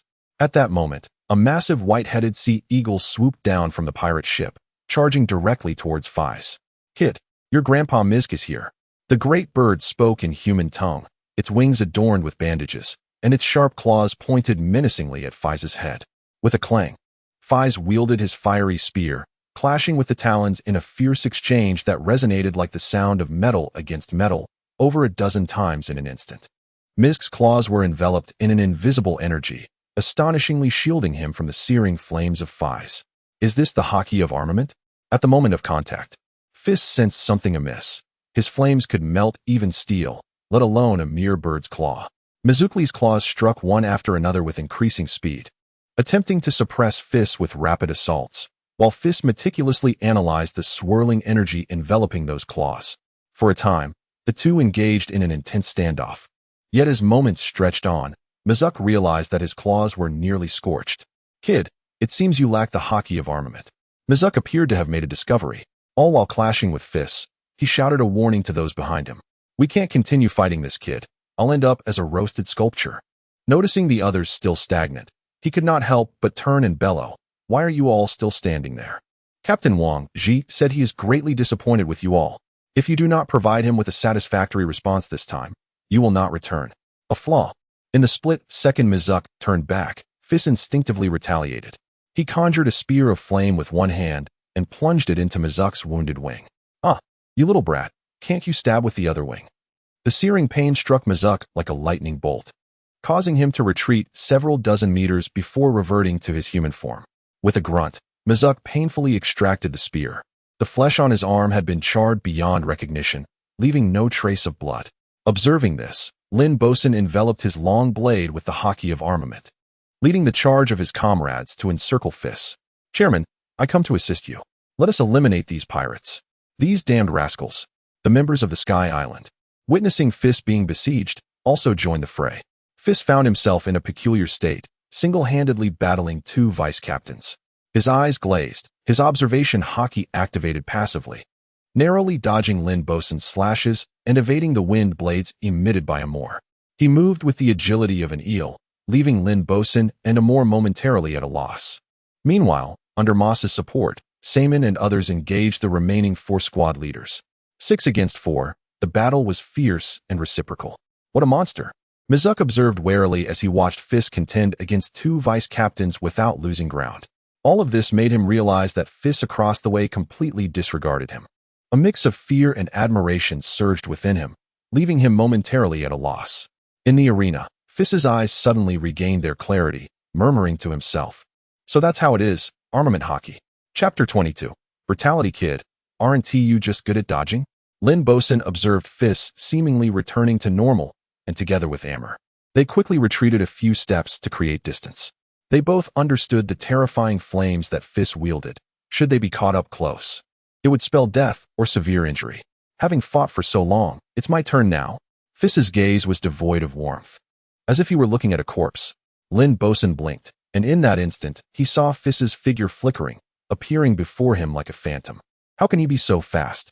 Before Lin Bosun could retaliate with his blade, Feis's whip-like kick struck his abdomen. With a thunderous impact, Lin Bosun was sent flying dozens of meters, tracing a long arc through the air. Feis followed closely, flames erupting beneath him as he soared after Lin Bosun, swiftly closing the gap. Just as Lin Bosun was about to land, Feis raised his long leg high and brought down a devastating axe kick onto Lin Bosun's chest. In an instant, smoke billowed and white sand was sent flying. A massive crater formed beneath Feis, with Lin Bosun at its center, blood gushing from his mouth. His fate uncertain. The flames at Feis's feet ignited Lin Bosun, engulfing him in a fierce blaze. In terms of speed, strength, and explosive power, Feis utterly overwhelmed Lin Bosun, making victory seem exceedingly effortless. Has it been resolved? Incredible. Long live the chairman. Master Feis, as formidable as ever. From a distance, the guards raised their arms in jubilation, celebrating their triumph. They felt a sense of helplessness as well. The minor foes had been dispatched by Feis, while the formidable ones remained out of reach, relegating them to mere bystanders. The young man remains as ferocious as ever.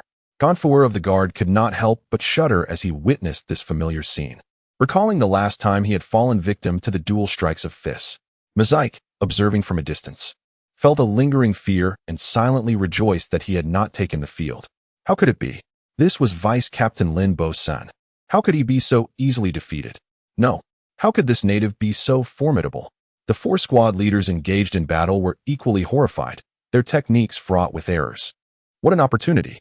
Saman and his companions pressed their advantage, and the four squad leaders gradually found themselves at a disadvantage, on the verge of defeat. Who would be next? Feis scanned the battlefield, his gaze ultimately locking onto America. The man, resembling an iron tower, was the very individual who had just joined forces with the swordsman to besiege him. Amr found himself ensnared by Feis's piercing gaze, his entire body trembling uncontrollably. No one can face death with composure, especially after witnessing Lin Bosun rendered utterly defenseless.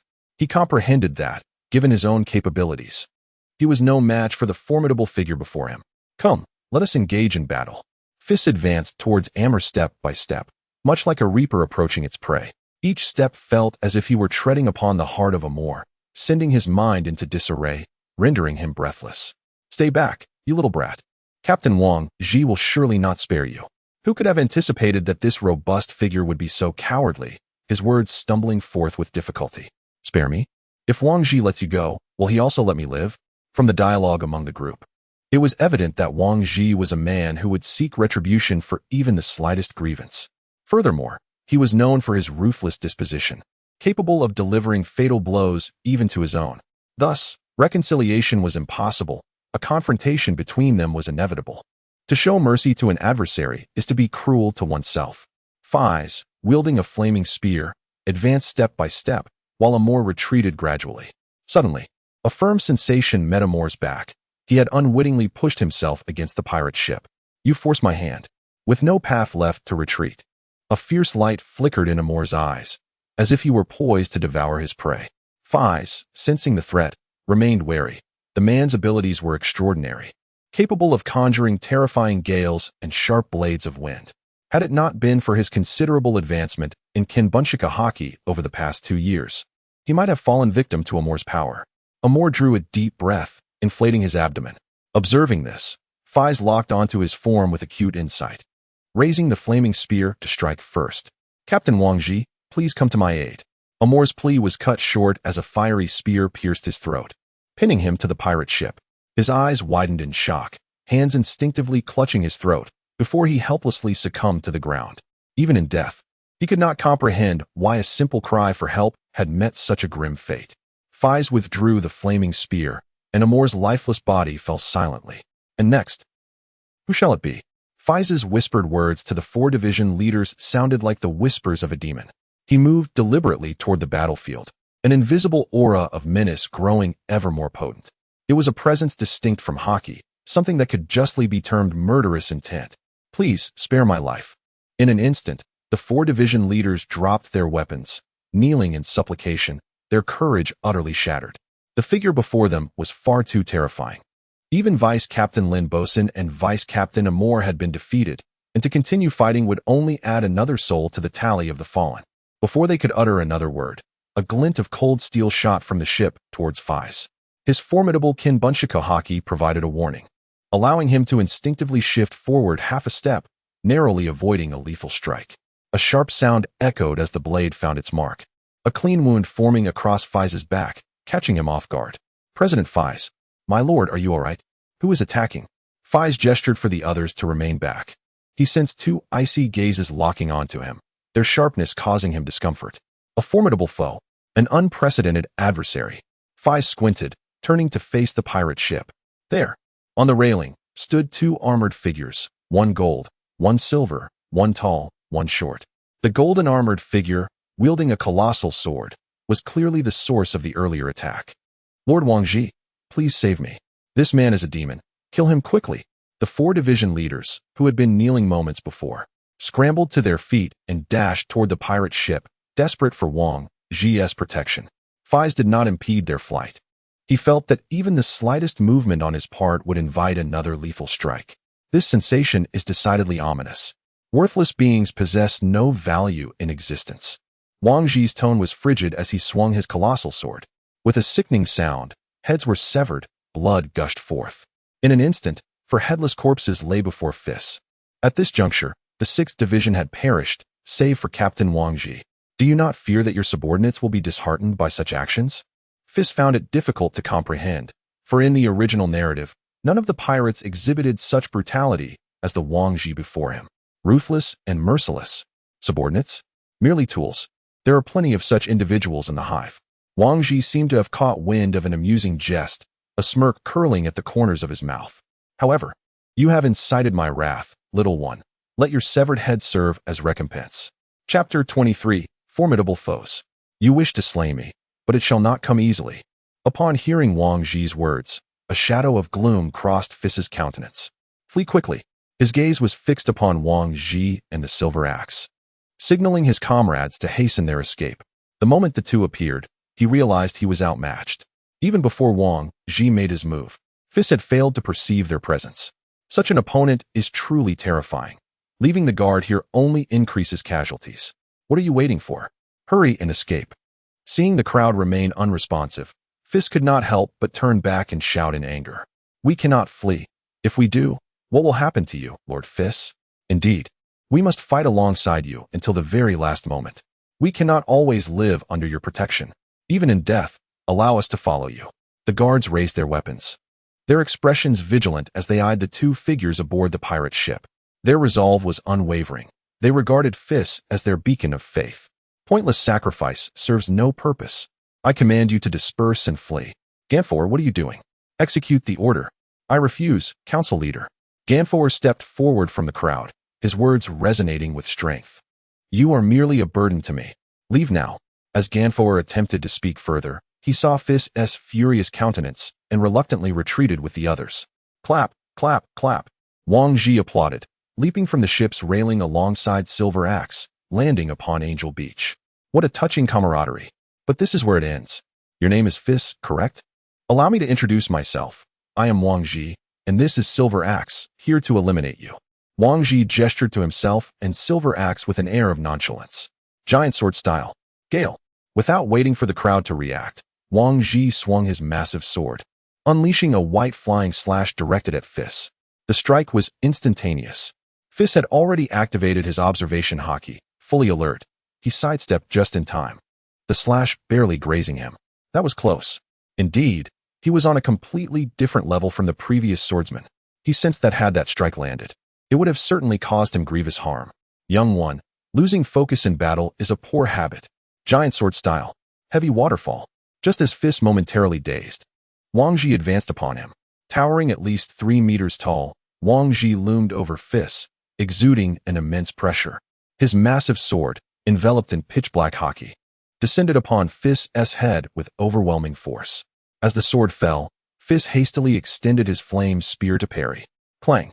The flame spear shattered upon impact, forcing Feis to retreat several steps to create distance. A 20-centimeter wound on his chest began to ooze blood. Damn it! I cannot keep up with his speed. Feis found himself against the most formidable opponent he had ever faced. His observation haki barely allowed him to catch glimpses of Wang Ji's movements. But his reactions could not match his thoughts. At this rate, he would surely perish. Feis's mind raced through countless strategies. The pressure Wang Ji exerted was overwhelming. The only course of action now was to employ that one technique. Young one, you are quite strong. At such a tender age, you have awakened the qualities of a king and honed your observation haki to this extent. Wang Ji ceased his assault, resting his massive sword on his back as he regarded Feis' youthful face with admiration. Even among the Rock's pirates, only one could barely compare to you. Oh, and who might that be? Feis showed no intention of fleeing. Escaping before such a powerful adversary would be a foolish endeavor. Furthermore, even if he could manage to escape, those behind him would face slaughter. He could not abandon his companions to survive alone. In Feis' heart, these people were already his allies. They revered him and wished to fight alongside him, so he naturally sought to protect them. He is a young lad, much like you, named Kaido. Wang Ji stroked his long beard, his expression thoughtful as if recalling something. That boy joined Charlotte Linlin's crew 3 months ago, currently serving as an apprentice. I hear he has just awakened his dual haki and is studying haki application in the hive. It is rare for a newcomer to attract the attention of a commander like Wang Ji, but Kaido is one of them. Shortly after Kaido was brought back to the Rock's Pirates by Charlotte Linlin, he displayed astonishing talent and physical prowess. Thus, the entire Rock's crew became aware of the new prodigy capable of clashing with some vice captains at merely a decade of age. Kaido. Feis' heart jolted. This was the very same individual who would ascend to become the Emperor of the Sea in the New World, now merely an apprentice? All right, young one. The question and answer session ends here. I have been observing you from aboard the ship. You are different from Lin Bosun and his lot of worthless fools. So, how about joining my 6th division and becoming my true companion?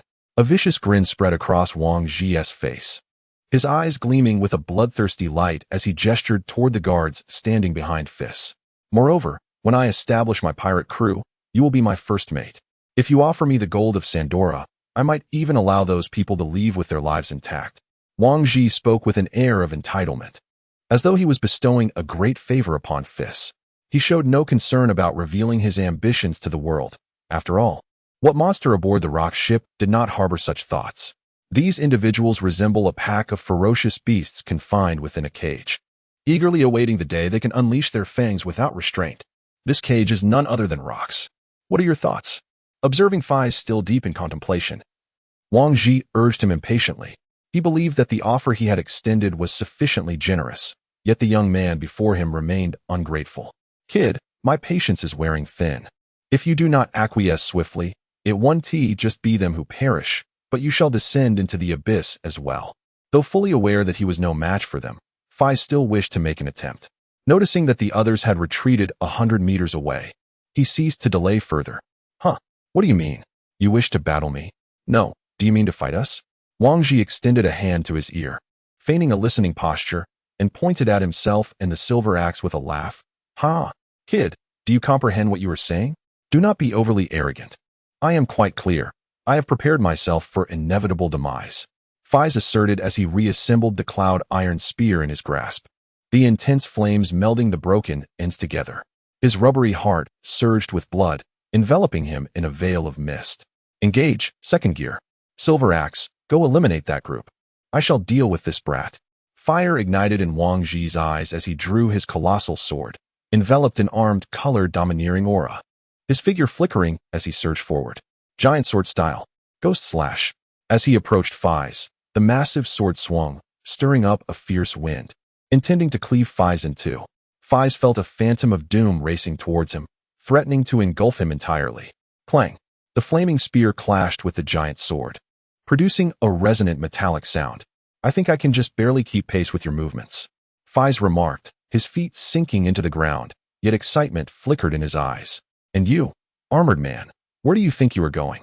I did not permit your departure. Chapter 24. Tragic Heroism. Angel Beach. The setting sun bled crimson. The silhouettes of Feis and Wang Ji, locked in a standoff, were elongated by the evening light. You claim you can keep up with my movements? Ha ha ha, that's utterly laughable, Wang Ji exclaimed, as if he had heard the most absurd joke, tears of mirth streaming down his face. Kid, do you realize the vast chasm that separates us? I am merely toying with you. The colossal sword shimmered with a dark purple-armed color-domineering aura as Wang Ji's arm suddenly doubled in strength, his expression contorting into a menacing grimace. Boom. The ground fractured like a spider's web, forming a massive pit around Feis as white sand slowly began to pour in. Such astonishing power, Feis thought, feeling the pressure from the giant sword intensify, the spear in his grasp creaking ominously, as if it might shatter at any moment. He was already barely holding on, and now he felt he might not endure much longer. I cannot delay any further. In a moment of desperation, Feis concentrated his fiery breath, directing it forcefully towards Wang Zhi's chest. Wang Zhi, sensing the imminent danger, swiftly retreated 2 steps. However, Feis's flames, akin to a relentless curse, followed Wang Zhi's movements, adhering to his golden armor. Wang Zhi attempted to extinguish the flames, leaving his center wide open. What a splendid opportunity. Feis seized the moment, his arm muscles bulging as he leaned back and thrust the spear fiercely towards Wang Zhi's throat. If this situation solidifies, it is likely that even divine intervention would be futile. Alas, fate has conspired otherwise. When the spear was merely 10 centimeters from his throat, a large hand, enveloped in a dark, armed aura, grasped it firmly. You still lack experience, little demon. In a moment of desperation, Wang Zhi discarded his colossal sword and seized Feis's flaming spear with his bare hands. I never claimed to be merely a swordsman. He yanked the spear with great force, causing Feis to stumble forward due to inertia. Before Feis could register his surprise, Wang Zhi struck him in the abdomen with a whip-like kick, imbued with armed color. With a sickening sound, Feis felt his insides churn violently, and a mouthful of blood erupted from his lips. He was sent flying for several hundred meters, crashing into and demolishing several shops beyond the beach, leaving chaos and smoke in his wake.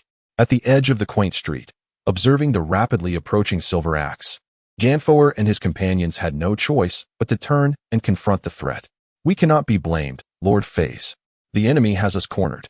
As Ganfoer contemplated this, his body began to swell rapidly. His mouth protruded into a long crocodilian snout, his limbs morphed into powerful crocodile claws, and a lengthy tail sprouted from behind. He opened his massive jaws, revealing sharp fangs, his thick scales gleaming with a metallic sheen, towering over 5 meters in height. Miska, who had been watching from a distance, was rendered speechless. He had not anticipated that this defeated subordinate possessed the powers of a devil fruit. Moreover, judging by the circumstances, it appeared to be no ordinary fruit. As a member of the Rocks Pirates, Miska was well versed in the devil fruit compendium, and being an animal-type fruit user himself, he had considerable knowledge.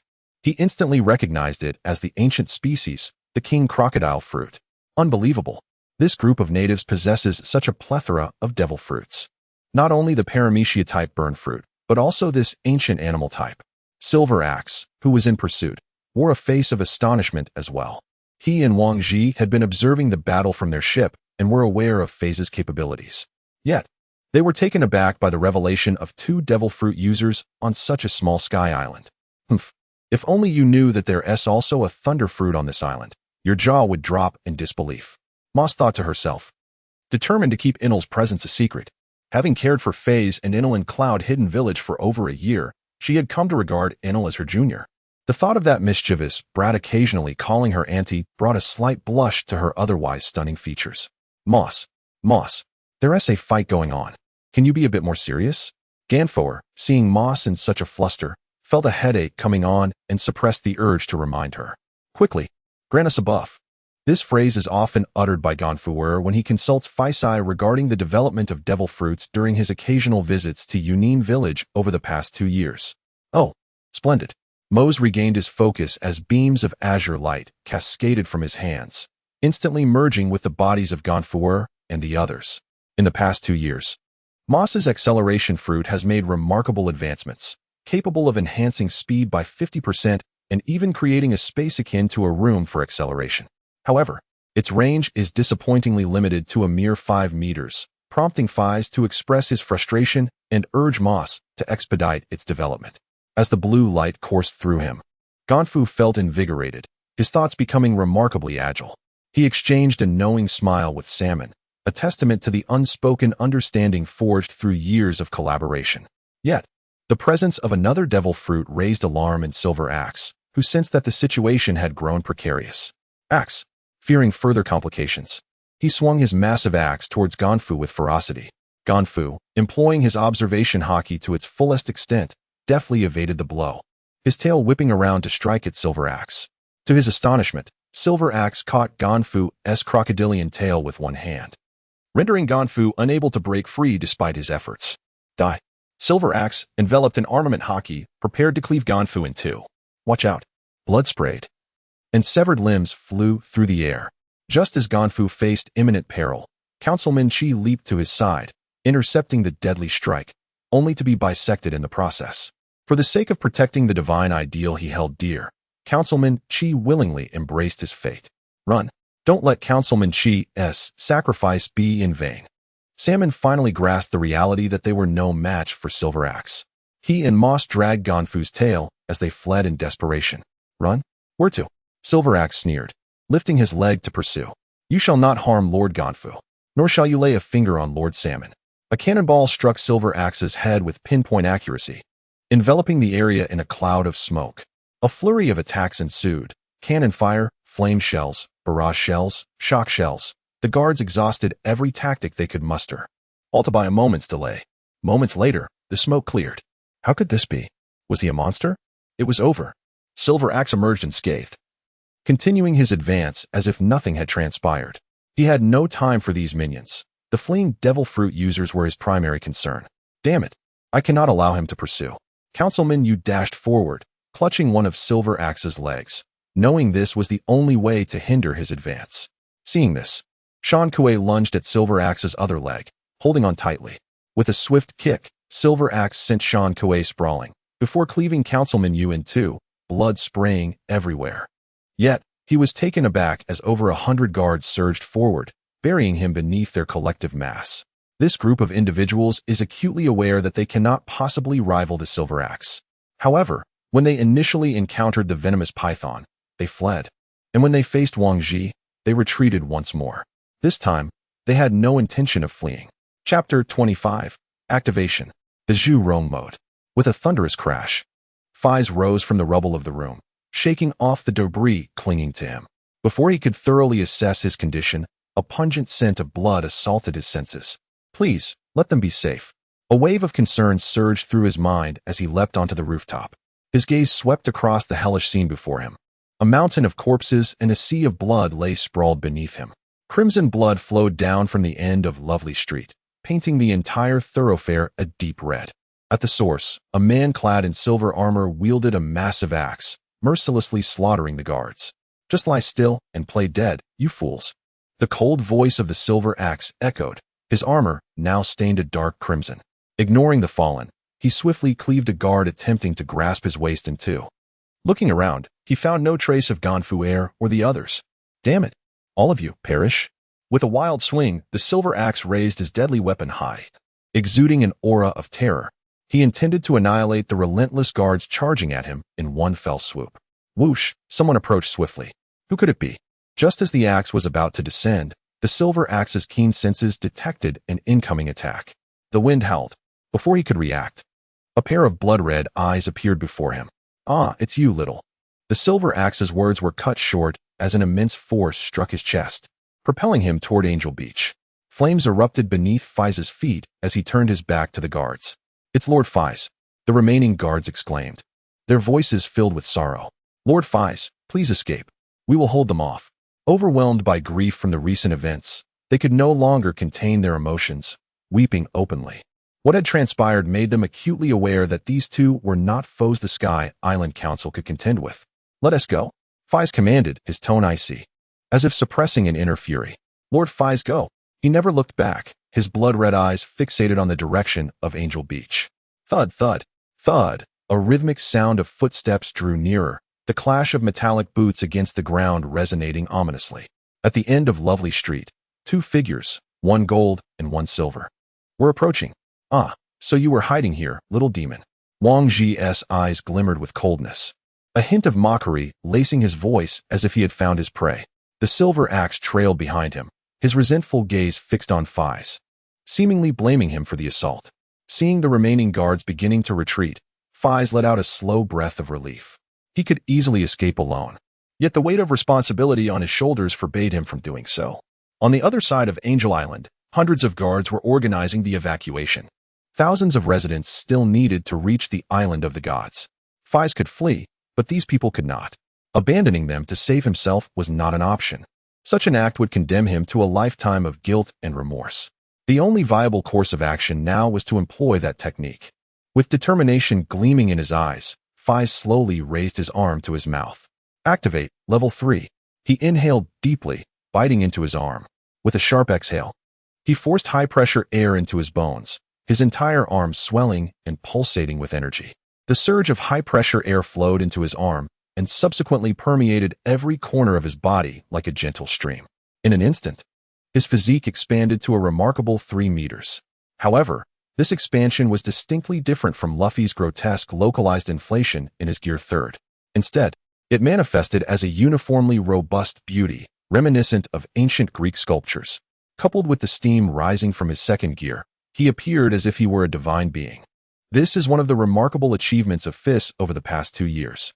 The combination of the 2nd and 3rd gears allows one to elevate both physical strength and speed to unprecedented heights. However, its drawbacks are equally apparent. It can only be sustained for 3 minutes. Afterward, one becomes as powerless as Luffy in the original tale. Kid, what is the meaning behind your peculiar appearance? Wang Ji inquired, his face a picture of confusion, seemingly unable to comprehend Feis's intentions. Before he could react, his entire face was struck by a colossal bony fist, deforming it, and he was sent hurtling towards Angel Beach like an arrow. Kid, seeing this unfold, Silver Axe swiftly raised his massive axe, aiming it at Feis. In an instant, just as the axe was about to descend, Feis vanished.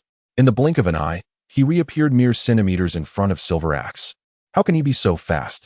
The sudden appearance of the towering figure made Silver Axe's pupils constrict. His observation haki failed to detect Feis's movements. Instinctively, Silver Axe took a half-step back, attempting to evade Feis's assault. Creak!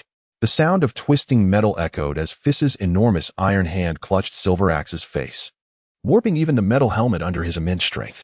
Whoosh! Flames erupted. Before Silver Axe could comprehend the situation, terrifyingly high-temperature flames shot forth from Feis's hand. Armament haki. The instant he felt the scorching heat, Silver Axe hastily enveloped his entire head with armament haki. Yet, the metal helmet began to melt upon contact with the flames, boiling iron cascading down his face. A scream akin to that of a slaughtered pig shattered the silence of the air. The searing pain made Silver Axe lose all sense of caution, swinging his pitch-black axe towards Feis. Feis's other hand, wreathed in flames, retaliated, striking the weak point of Silver Axe's wrist. Bang! The axe fell. Before Silver Axe could counterattack, a jet of high-pressure flames erupted beneath Feis's feet, propelling him swiftly across Lovely Street towards Angel Beach. There, Wang Ji awaited. Indeed, as Feis arrived, Wang Ji leaped from a deep pit on the beach. Whoosh! Before Wang Ji could react, a shadow engulfed in flames hurtled towards him. What is that? He raised his foot and crushed the shadow beneath it. Upon closer inspection, it was Silver Axe, looking utterly wretched, flames roaring atop his armor, accompanied by a pungent smell of charred metal. Without needing to look further, he knew it was Feis's doing. Kid, I will show you what true cruelty is. Once I shatter every bone in your body, I will kill every single person on this island before your very eyes. A bloodthirsty glint shone in Wang Ji's eyes as he fixated on the airborne Feis. Boom! He extended his hand, shedding the golden armor adorning his body. Silver Axe's fate had made him wary, just as I hoped. Feis's eyes glimmered coldly as he bared his teeth, revealing a set of gleaming white fangs.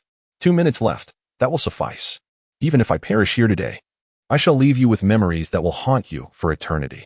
Thick, liquid-like flames began to rise beneath Feis's feet, swiftly enveloping his entire being.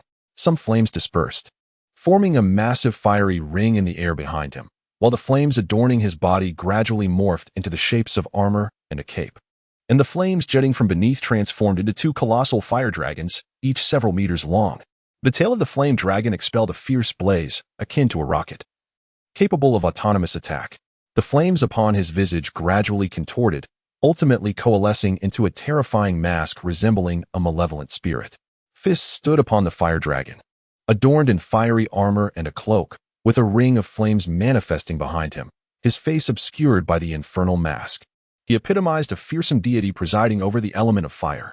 Activate Jurong mode. Chapter 26. The curtain falls as night silently descended. The moon ascended into the starry expanse.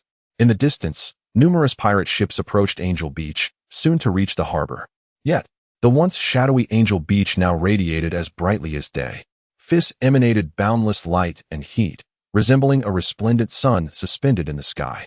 Youngster, to develop the fruit to such an extent, I concede your strength, but this is where it ends.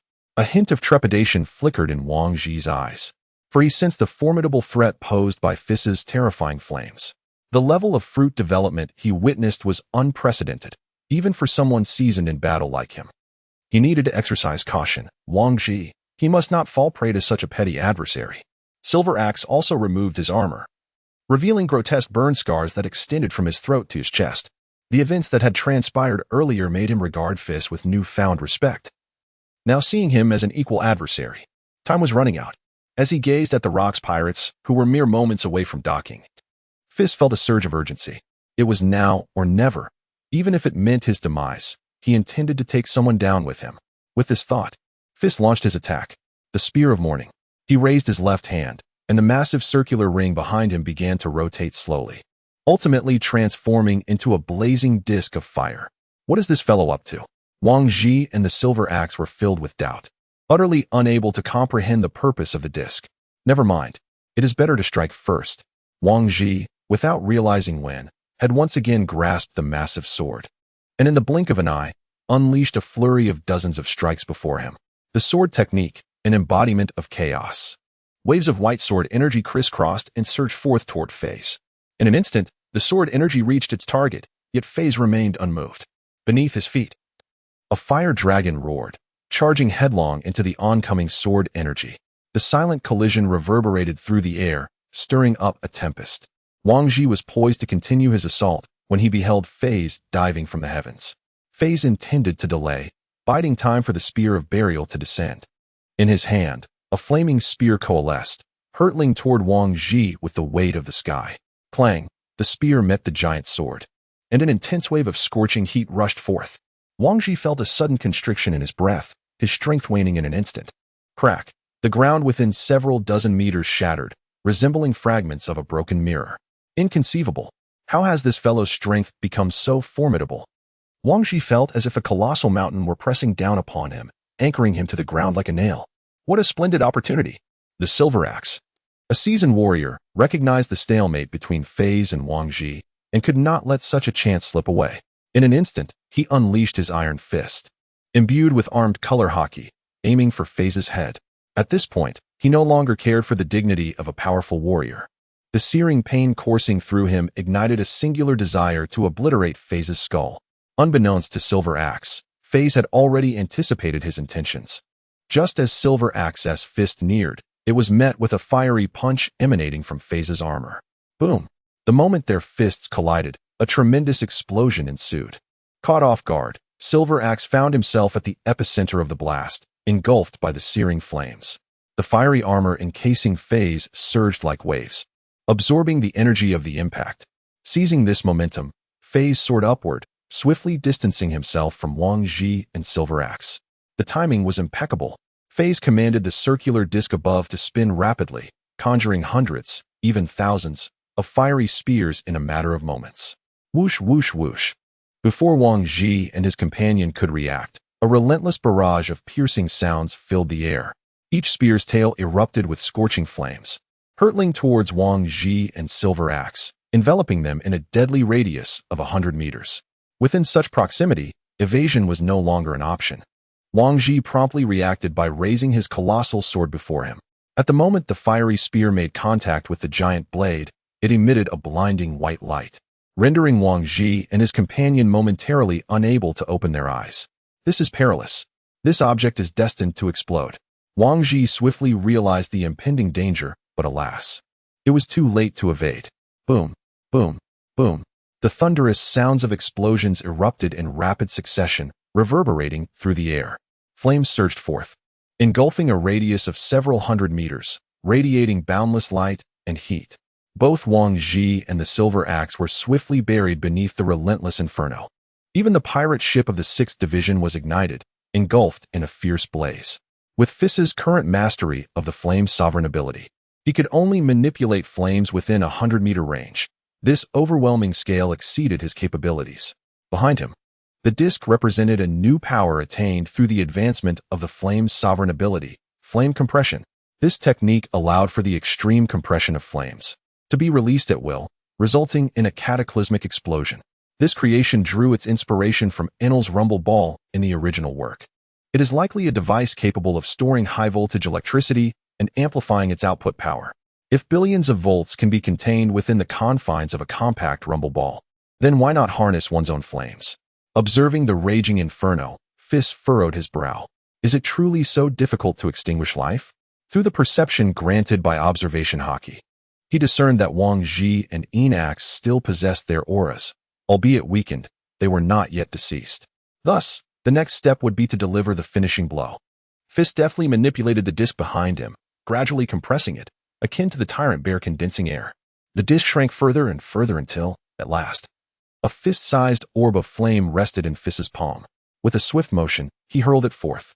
The fiery disc traced a flawless arc through the air, heading directly towards the positions of Wang Ji and the silver axe.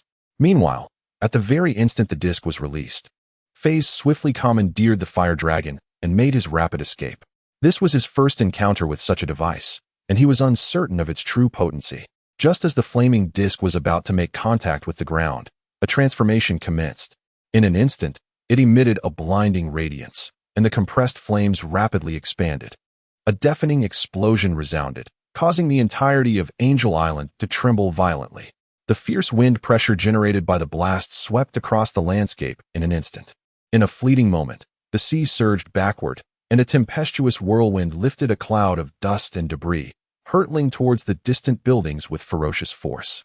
Fragments of tiles soared through the air, and wooden and stone debris were violently propelled in all directions.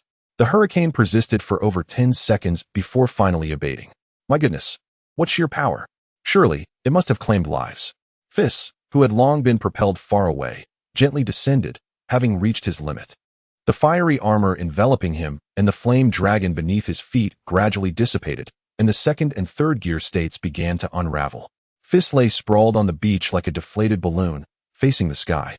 Waves of suffocating pain coursed through his entire being, and a relentless, throbbing headache surged like an unending tide, sapping away any semblance of strength. This is the aftermath of the Zhu Rong mode, a dual torment of body and spirit. After a brief moment, a boisterous laughter erupted. Ha ha ha, little devil, what has happened to you? Two charred figures, limping out from the inferno, were none other than Wang Ji and Silver Axe. At that moment, their appearances were pitiful, resembling freshly baked sweet potatoes, with not a single unscathed spot on their bodies. Silver Axe's leg had even turned to ash. It seems we have ultimately triumphed. Wang Ji and Silver Axe laughed heartily, their mirth a blend of relief from survival and the mockery of victors. Feis remained silent, perhaps devoid of the strength to speak, ignoring the approaching figures. He gazed at the starry sky, his eyes shimmering with light. Is death imminent? The scenes of 14 years flashed through his mind like fleeting shadows, and eventually, a faint smile graced his lips. It seems not so bad. Die, little devil. As Wang Ji finally stood beside Feis, he raised his massive sword high and swung it down fiercely. Clang! The clash of blades echoed. A towering figure shielded Feis. Captain Rox had declared that this boy must not perish. Chapter 27, Clash of Conquerors Hockey aboard the 2nd Division pirate ship. In the crew's quarters, Feis slowly regained consciousness. A sharp scent of medicine assaulting his senses. Ouch, it hurts. He gradually opened his eyes, waves of pain coursing through him, his head feeling somewhat foggy. After a considerable time, he began to acclimate to this state, struggling to sit up and survey his surroundings. The furnishings of this room are exceedingly simple: a wooden bed, a table, and a large wardrobe, nothing more. Upon the table lies an assortment of unfamiliar medications. Where am I? A sense of confusion envelopes him. It seems as though someone came to his rescue, but thereafter, all is a void. The creaking of the wooden door heralds the entrance of a graceful figure clad in a pink nurse's uniform, bearing a tray of medicine. Oh, you're awake. Her voice is melodious and delightful, tinged with a hint of surprise. Who are you? Feis turns in bewilderment, only to encounter a youthful, radiant face, fair and lovely. At this moment, the face was no more than 10 centimeters away from him, curiously gazing at him with wide, blinking eyes. The girl was merely 18 or 19, her long black hair neatly tucked beneath a nurse's cap. Her large, expressive eyes sparkled with clarity, and a playful smile danced at the corners of her lips, rendering her utterly charming and adorable. Who are you? Hissed Feis, momentarily taken aback. Instinctively, he shifted backward, inadvertently aggravating his wounds, which caused him to draw in a sharp breath. "Ha! You are simply delightful," the young nurse exclaimed, her laughter ringing out as she witnessed his reaction. The snug nurse's uniform accentuated her curvaceous figure, causing her ample bosom to quiver with each peal of laughter. All right, I was just joking. My name is Tina, and I'm the nurse aboard this vessel, responsible for your daily dressings." Noticing Feis's somewhat grim expression, Tina ceased her mirth and earnestly introduced herself, though the twinkle of amusement lingered in her eyes. A vessel? Dressings? Feis's mind slowly grasped the situation. He was swathed in bandages, resembling a mummy, and the sporadic jolts he felt were indeed the ship navigating through the waves. "Ah, you seem unaware of the circumstances," Tina mused, delicately pressing her slender finger against her lush lower lip, her wide eyes swirling as if contemplating how best to explain. "Approximately 3 days ago, you were brought back by the old man with the white beard. At that time, you were severely injured. It was Dr. Daisy who performed surgery on you for an entire day and night to save your life." "White beard and Daisy?" Feis murmured, seemingly etching these names into his memory. "Wait, did you say 3 days?" "Yes, 3 days. Why?" Tina replied, tilting her head in confusion. 3 days. Angel Island," Feis exclaimed, clumsily rising from the bed, suppressing the pain coursing through his body, and bolted for the door. "Hey, what are you doing? Your injuries are not yet healed. You haven't had your medication changed today." Witnessing Feis's unusual behavior, Tina hurriedly followed him outside. The crew's quarters were divided by a narrow passage, featuring 2 opposing rows of numerous rooms. At the center lay a cross corridor leading to other areas. As Feis advanced along the passage, a long staircase, gleaming in the light, came into view. He ascended the staircase with urgency, revealing a spacious deck and an expanse of azure sea. At that moment, the grand vessel sailed across the vast ocean, accompanied by several seagulls gliding alongside. Occasionally, fish leapt from the water, creating ripples in their wake. At the bow of the ship stood a towering figure, resembling a formidable deity, with his back turned to Feis, gazing into the distance. The man wore a white hat, his golden locks cascading over his shoulders, and sported a crescent-shaped white beard that curved upwards. Draped in a white cloak, he was none other than the future strongest man in the world, Edward Newgate, known as Whitebeard. "Have you awakened?" Whitebeard slowly turned to face the hurriedly approaching Feis, a faint smile gracing his lips. "Thank you for saving my life, Whitebeard." Feis lowered his head in gratitude, his eyes filled with respect for the man who had rescued him. Nevertheless, he was burdened by pressing matters that prevented him from fully expressing his thanks. "Could you kindly take me back to Sky Island, or at least drop me off at the nearest island? My brothers are there, and I must return to save them." He was uncertain of the fate that had befallen Sky Island, whether it had escaped unscathed or faced brutal slaughter. The thought of the council members and guards who were willing to sacrifice their lives for him weighed heavily on Feis's heart. "Young man, do you comprehend the words that escape your lips?" Whitebeard's previously amiable visage darkened in an instant. Just then, a pink figure burst forth from the ship's cabin. It was Tina, who had been in pursuit. "I apologize, Lord Whitebeard. He is disoriented due to a head injury and did not mean to offend you." Tina rushed to stand in front of Feis, shielding him while bowing apologetically to Whitebeard. Leaning closer to Feis, she whispered urgently, "Let us leave, quickly. I ask you once more, could you please take me to the nearest island so I can disembark? I must save my brothers." Feis cast a grateful glance at Tina and took a few steps forward to meet Whitebeard's gaze. Standing at a height of 2 meters and 3 centimeters, Feis appeared almost like a child in the presence of the towering 6-meter-tall Whitebeard. "You stepped aboard this ship. It is not so simple to depart. I am Whitebeard." An overwhelming aura of terror emanated suddenly from Whitebeard. Conqueror's Haki, activate. In an instant, the world around them dimmed. The waves roared and the winds howled.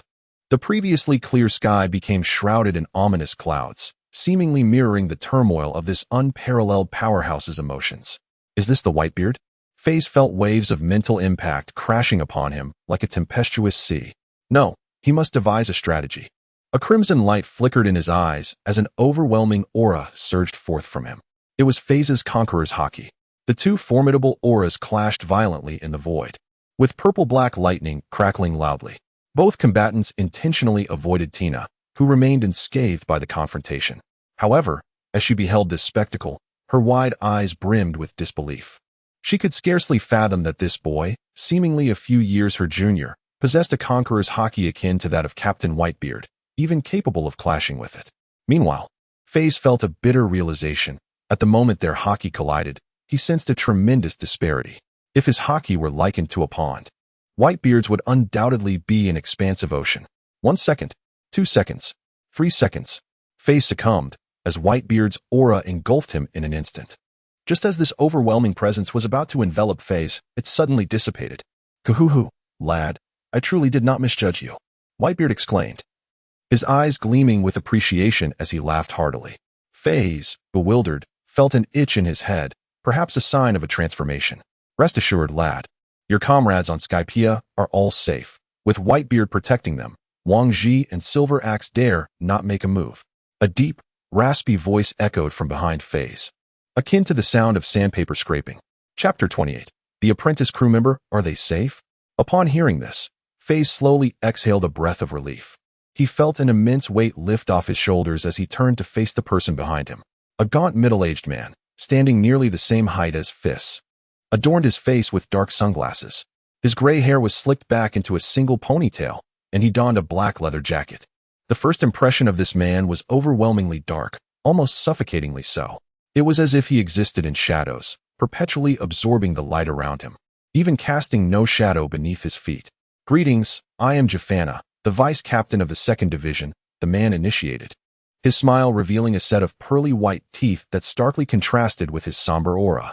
"You may refer to me as Uncle Jafana or Vice Captain Jafana." "Hello, I am Feis, a mere nobody." Feis scratched his head, attempting to recall the man's name, but failing to unearth anything from his memory. Ultimately, he concluded that the man must have perished during the battle at the Valley of the Gods. "To call yourself a nobody is quite modest. I must commend you, young fellow, for managing to take on 2 foes and leave Wang Ji and Yin Fu in such a pitiful state," Jafana exclaimed, feigning exaggerated astonishment before grinning broadly at Feis. "You are unaware, but when the old man with the white beard intervened to save you, those 2 nearly clashed with him," he added, giving Feis's shoulder a friendly pat and offering encouraging words before retreating into the ship's cabin. At the moment Jafana made contact, Feis instinctively recoiled. Once Jafana had distanced himself, Feis exhaled a sigh of relief. From the instant Jafana appeared, Feis felt an unsettling discomfort, an inexplicable aversion akin to encountering a rat in a sewer. "Is your name Feis?" "Do not mind Jafana, he has always been this way." A cold female voice echoed from within the cabin, accompanied by the clattering sound of iron boots striking the floor. Who could this be? Feis's eyes widened in confusion. Soon, a woman clad in silver armor emerged from the staircase. In her early 30s, her delicate features were frosty, framed by a pair of rimless glasses and cascading white hair that fell gracefully over her shoulders. At her waist, she carried a white longsword, exuding an air of noble, aloof beauty that seemed to ward off strangers. "Ah, it is Zulus. I did not expect you to make an appearance." The previously silent white-bearded captain finally spoke, his expression one of surprise, evidently taken aback by her presence. As the combat captain and rookie instructor appointed by Captain Rox, "It is only natural for me to check on newcomers aboard," Zulus retorted with a matter-of-fact demeanor, her gaze shifting to Feis. "Young man, you shall train under my guidance from now on." "No, I will personally oversee his training." Whitebeard interjected. "Do you wish to challenge me?" His eyes widened in anger, and in an instant, the atmosphere thickened with tension as both seemed poised for conflict. "Humph," Zulus scoffed, turning on her heel to depart. She recognized that she was no match for Whitebeard. Engaging in combat would only lead to her downfall. This man, akin to a demonic deity, typically maintains a silent and unassuming demeanor. However, when provoked, few within the Rock's pirates can withstand his wrath. Upon hearing this, Feis finally grasped the situation. It turns out that this Zulus was dispatched by Rox to monitor Whitebeard. Given Whitebeard's character, he would naturally refrain from acting against a woman. Seemingly aware of this, Zulus felt emboldened to act with such audacity. With this realization, Feis began to comprehend why Whitebeard harbored such disdain for the Rock's pirates in the original narrative. Internal strife and treachery abound. It appears that the Rock's pirates are far from united. After all, it is an alliance of pirates gathered in pursuit of treasure. It would be more fitting to refer to them as a pirate coalition rather than a cohesive crew. What is Feis pondering? Do you not have numerous questions? Now is the time to inquire. Whitebeard strode confidently to the bow of the ship, seemingly aware of Feis's thoughts. "Whitebeard, May I ask what became of my homeland, Skypea? Feis finally voiced the concern that weighed heavily on his heart, as there were still those he cared for there. You mentioned Skypea. After that fateful day when you lost consciousness. As Whitebeard recounted the events, Feis gradually pieced together what had transpired. On that day, due to his display of conqueror's hockey, he caught Rox's attention, who resolved to recruit him as a crew member. Subsequently, as the grand ship docked, he fell into unconsciousness, only to be rescued by Whitebeard. Wang Ji and Silver Axe were understandably unwilling to let their hard-earned prize slip away, with Silver Axe even losing a leg in the process. However, out of respect for the authority of Rox and Whitebeard, they could only swallow their bitterness. Afterward, Whitebeard insisted on incorporating Feis into the 2nd Division and took him aboard the 2nd Division ship for treatment. Notably, the Golden Lion emerged to contest Whitebeard for Feis, claiming that Feis had dealt with Wang Ji and Silver Axe, which elevated his spirits. Ultimately, it was Rox who made the decision, allowing Feis to serve as an apprentice crew member in the 2nd Division. Subsequently, Whitebeard instructed his crew to notify Gonfer and others, presenting a flag of the Rox pirates to Gonfer, signifying that Feis had joined the Rox pirates and that Skypea would henceforth be considered their territory. This serves as a declaration of sovereignty and a means of safeguarding the Sky Island. In response, both Silver Axe and Wang Ji found themselves in a state of silent indignation. Subsequently, as Feis remained in a prolonged slumber, the others resolved not to wait any longer. After descending from the Sky Island utilizing the Float Fruit, the main ship of Rox, accompanied by Shiki's subordinate vessel, soared back to the New World. Charlotte Linlin sent out a distress signal, as numerous conflicts awaited Rox's attention in that realm. Meanwhile, Wang Ji's own ship had been engulfed in flames, and his crew had been entirely wiped out. Thus, he had no choice but to board Silver Axe's 5th Division pirate ship, opting to navigate back independently. Ultimately, they could not bring themselves to trust the Golden Lion. A sudden plummet from a height of 10,000 meters could very well reduce the entire crew to mere pulp. This aspect vividly illustrates the cunning and treachery of the Rox pirates. As for the Whitebeard pirates, their ship's doctor, Daisy, expressed concern that Feis's injuries were too severe for high-altitude navigation, fearing potential mishaps. Upon hearing all of this, Feis let out a long sigh. The safety of Sky Island was indeed the best news one could hope for. However, the mere thought of Silver Axe and Wang Ji joining forces to massacre Angel Island made Feis's eyes turn crimson with fury. These two individuals must be dealt with personally. He raised his head, his gaze resolute as he looked at the white-bearded man. Dear sir, please assist me in becoming stronger. Of course. Chapter 29, Heart. 2 weeks later. This is a spacious training room, measuring 10 meters in length and width, filled with an array of training equipment. Within this vast expanse, only a solitary youth, bare-chested, is engaged in physical conditioning. 918. 919. Feis hoists a barbell weighing 100,000 pounds, perspiration streaming down his brow. The barbell appears to dwarf him several times over. He is clad in weighted attire, and each squat proves to be particularly arduous. Yet, just as he approaches his limit, a surge of newfound strength courses through him. A mere 10 days prior, Feis had consumed copious amounts of meat daily, nearly restoring his body to its former state. The elder with the white beard had indicated that only upon their return to the hive could they engage in a practical sparring session, after which a tailored plan for his enhancement could be devised. As for combat aboard the ship, that was deemed unfeasible, primarily due to concerns about the vessel's integrity. Thus, following his recovery, Feis has committed to daily visits to the training room for rigorous physical training. This has left Nurse Tina in a state of discontent for quite some time. She believes that Feis's injuries have only just healed and that he should refrain from engaging in such strenuous exercises. However, she finds herself unable to persuade him and thus chooses to sulk for a few days without acknowledging his presence. Creak, the door to the training room swings open. Goodness. Feis, I knew you would be here. You've been in this training room for 10 consecutive days. Isn't it time you took a break? A youthful boy with a neatly cropped haircut strides in, towering at nearly 2 meters, his lean form appearing somewhat taken aback upon seeing Feis immersed in his workout. By the way, it's your turn for watch tonight. Remember to head to the observation deck after dinner. Ah, it's Levi. Understood. I'll go there after I finish this set. Feis does not turn around, resolutely continuing to complete the remaining repetitions of his training regimen.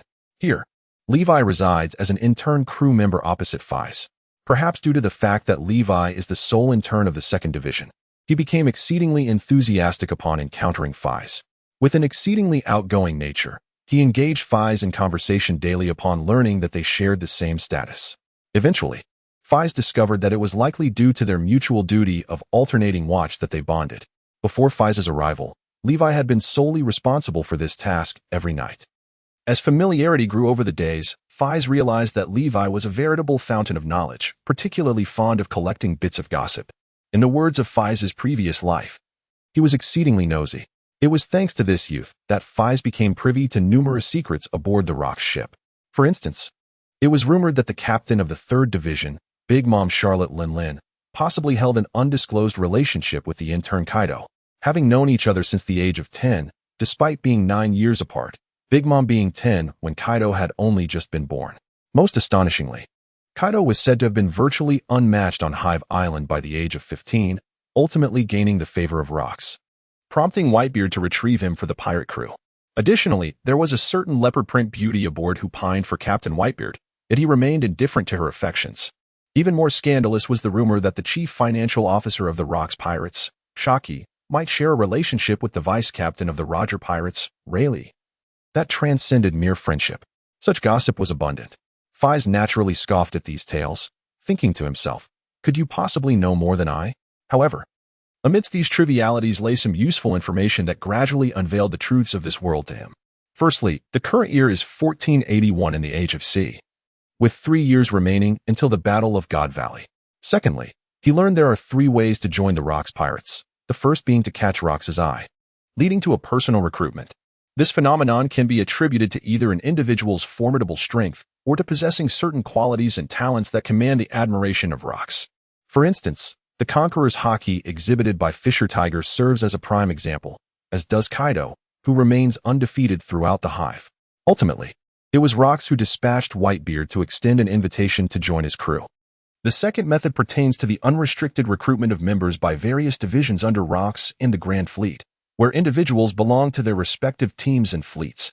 The third, and most brutal approach, targets those devoid of innate talent yet yearning to join the Rocks Pirates. This entails participating in the annual Hive Festival on Pirate Island, where only the ultimate victor is granted membership aboard the pirate ship. The means to victory is starkly simple: to vanquish the overwhelming majority of adversaries during the festival, leaving behind a mere handful of survivors, who alone are deemed victorious. It is essential to note that each year, thousands aspire to join the Rocks Pirates. And to stand out among such fierce competition, one must be prepared to shed blood. The gruesome slaughter has engendered deep-seated animosities among the newcomers who join each year. The seemingly unremarkable Rivi has ascended through this brutal method. When the other crew members discussed this matter, Feis was profoundly astonished. After all, no one anticipated that the typically boisterous and gossip-loving Rivi could be a remorseless executioner. Upon joining the Rocks Pirates, these newcomers are subjected to a year-long apprenticeship. During this period, they can strive to master various skills within the Hive, where specialized instructors impart their knowledge. This includes hockey, swordsmanship, and martial arts. And even the Navy's 6 styles can be learned there. After all, the Navy harbors many traders, including a significant number of officers. Alternatively, one may choose to learn under the guidance of their captain or leader. During this year, no one shall dare to trouble you. Those who have the audacity to act will face the expulsion and relentless pursuit of the Rocks Pirates. This is also the reason why Rocks seeks to prevent newcomers from being slaughtered by seasoned veterans due to their lack of self-defense prowess. When both parties are novices, however, this rule is not as rigorously enforced. As long as no fatalities occur, Rocks typically turns a blind eye. Ultimately, the ship encourages newcomers to engage in mutual combat and competition. As for the matter of life and death after a year, it is left to fate. Upon understanding this, Feis began to clarify his thoughts. His foremost objective is to grow stronger, to acquire the strength to rival both Wang Ji and Silver Axe within a year. Given that the two are now aware of their weaknesses, it would be folly to believe he could inflict heavy damage on them as he once did. He must ensure that his power steadily increases. And without a doubt, Whitebeard is the most suitable mentor for this journey. With unparalleled mastery of the 3 types of hockey and extraordinary physical prowess, as well as devil fruit development, he stands unmatched. As night falls and the sky is adorned with countless stars, Feis ascends to the lookout atop the mast, reclining on a deck chair. The moonlight is hazy, and shooting stars occasionally streak across the heavens, creating a scene both beautiful and tranquil. Suddenly, something soars upward towards Feis. Upon closer inspection, he discovers it to be a jar of strong liquor. It requires no thought to deduce its sender. Feis typically refrains from drinking, yet Whitebeard insists that no man on the sea can avoid it. Thus, Feis has opened the door to the new world. After a prolonged silence, Whitebeard finally speaks. "Boy, do you have dreams?" He sits in his designated seat, lifting the heavy jar to drink from. "Dreams?"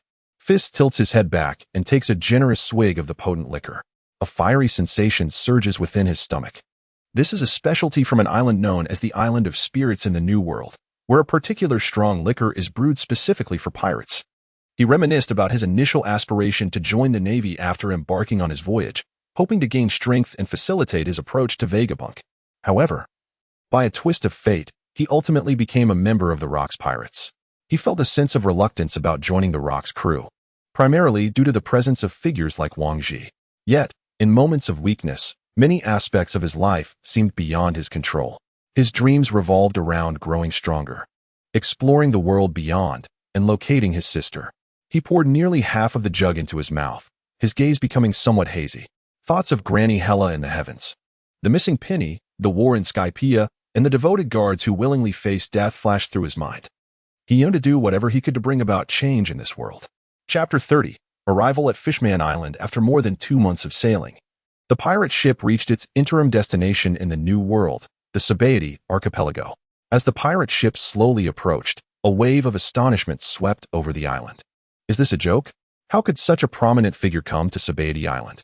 Could that be the legendary tyrant of the New World, the Rocks Pirates?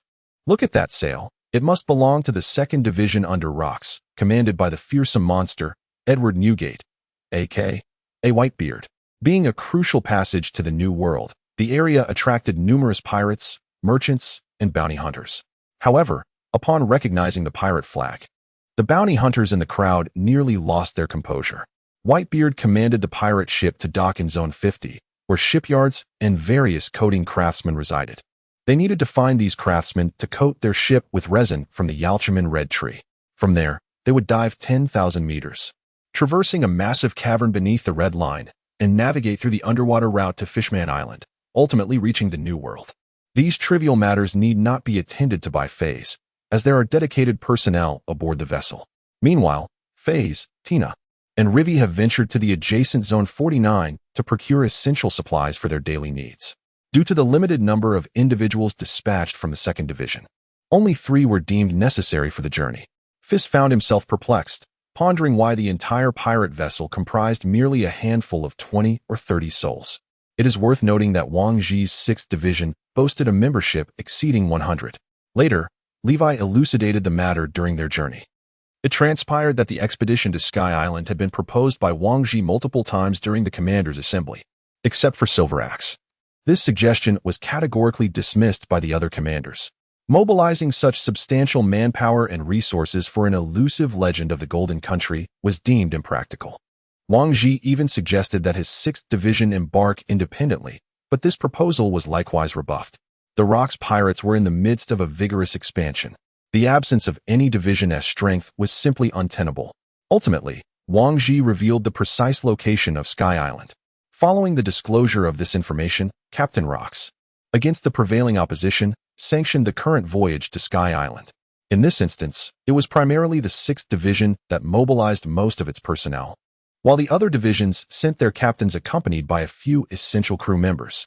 For instance, the 2nd Division was represented solely by Whitebeard and Vice Captain Jafana, with the remaining crew members engaged in the routine operations of the pirate ship.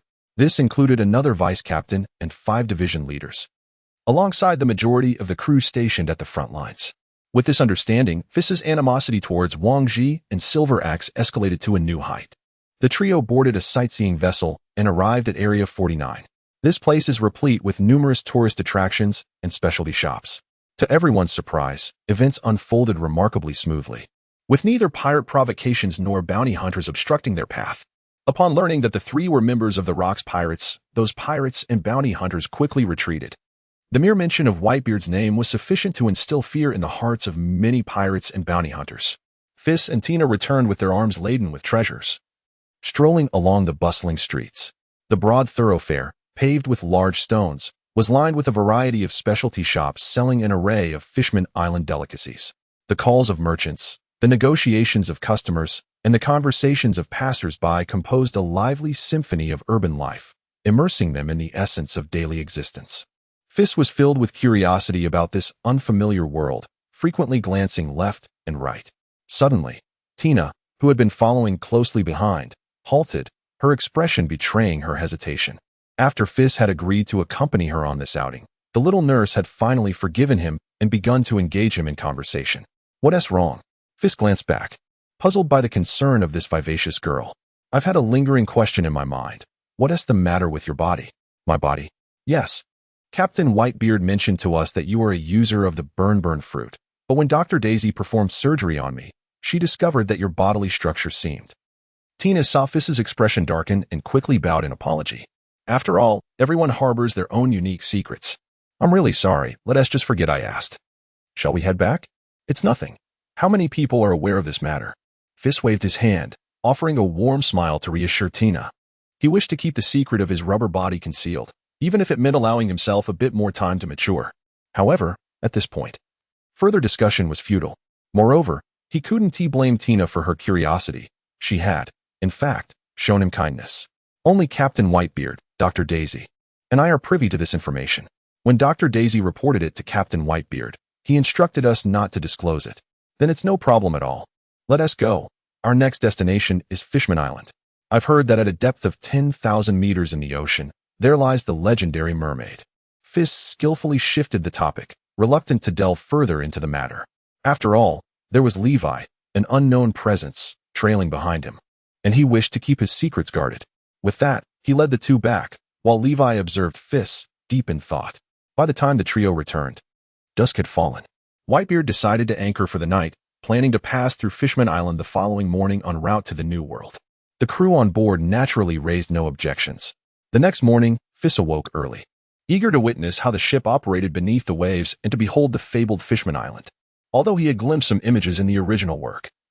Experiencing it firsthand was undeniably a different affair than merely perusing a comic. This island harbors an abundance of secrets. Within the coral forests of the Sea of Trees lies the historical account of Joy Boy's apologies to Fishman Island. Furthermore, there exists the Ark of the Covenant, a vessel vowed to be protected by the generations of Fishman Island's inhabitants. Perhaps one day, the ancient weapon Poseidon will re-emerge in the form of the mermaid princess. All of this appears to be intricately connected to the historical events of 8 centuries ago. Feis feels a surge of excitement as he prepares to witness it all with his own eyes. In this grand and magnificent era, the future shall gradually unveil its curtain. Tina and Levi, unbeknownst to them, have also taken their place beside Feis. It is their inaugural journey to Fishman Island, their eyes brimming with curiosity. Both individuals are native inhabitants of the New World, with Levi having recently joined the Rocks Pirates. Prior to their induction into the Rocks Pirates, they had never ventured beyond the New World. As the gilded pirate ship gradually descended, the three of them beheld the underwater realm they had longed for. It was resplendent and dreamlike. Enormous sea kings glided gracefully through the depths, with some measuring thousands of meters in length. Among them was a colossal, lantern-headed fish that seemed eerily familiar to Feis. As the pirate ship continued its descent, an island encased in a massive, double-layered semicircular membrane revealed itself before their eyes. Fishman Island, at last. Chapter 31. Farewell. Fishman Island, Banquet Hall. This is an exceedingly spacious and grand banquet hall, where singers and musicians are performing on a shell-shaped stage. Upon closer inspection, the melody that fills the air is the well-known pirate song from the New World, Bing Sake. Today, the esteemed guests being honored here are none other than Whitebeard and his entourage. Upon learning of Whitebeard's pirate ship's arrival at Fishman Island, King Neptune, accompanied by his esteemed ministers, has come forth to extend a warm welcome. Neptune, the representative of the merfolk, is a 30-something coelacanth, adorned with a crown. He possesses striking aquamarine eyes and a vivid red nose. His voluminous, curly orange hair and beard lend him a majestic presence, complemented by his imposing stature, which surpasses even that of Whitebeard. He is renowned as the Knight of the Sea. After exchanging pleasantries, Neptune guided the members of the 2nd Division to Ryugu Palace, where they embarked on a colossal halibut residing within the palace. This giant halibut sat beside Feis, indulging in a feast alongside him. Due to the merfolk's aversion to consuming fish, the banquet was filled with various other types of meat. Meanwhile, Whitebeard and Neptune engaged in lively conversation, reveling in each other's company. Feis, however, found little interest in their discourse. As an apprentice crew member, such matters were beyond his concern. He felt a tinge of regret for not encountering the legendary Queen Odoheim, who was said to be unwell and unable to make an appearance. Feis held profound admiration for the spirit and numerous deeds of this mythical queen, yet it seemed premature to dwell on such topics, as they belonged to the era following the onset of the Great Pirate Era. Although this period remains rife with discrimination against merfolk and fishmen, who are often regarded merely as aquatic creatures, it is far more favorable compared to the rampant merfolk trade of later times. The Great Pirate Era, ignited by Roger, has undeniably had a significant impact on the lives of many impoverished citizens. Beyond his desire to witness the grandeur of such a monumental figure, Feis yearned to experience the legendary observation hockey, a natural ability of extraordinary potency that allows one to sense the thoughts and emotions of others. This remarkable prowess can even convey Odoheim's consciousness to others, thereby influencing their minds and thoughts, fostering profound resonance, and altering their perspectives.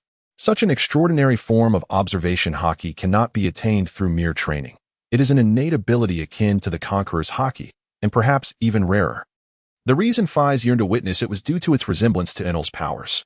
Both possess this natural observation hockey, enabling them to perceive the thoughts and emotions of others. Could this ability potentially allow Enel to assimilate the thoughts of others? Regrettably, he missed this opportunity and would have to wait until the next visit to Fishman Island. The joyous banquet lasted an entire day, an occasion where both hosts and guests reveled in delight. On the following day, the exuberant Neptune led the group to explore numerous fascinating locales, including the bustling port town of Coral Hill located to the southeast of Fishman Island, within the kingdom of Ryugu. Under Neptune's guidance, many merfolk no longer feared the unfamiliar human visitors.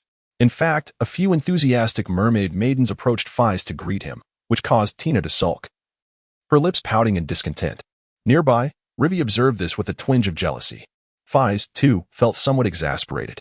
Alas, a handsome individual is always welcomed wherever he goes.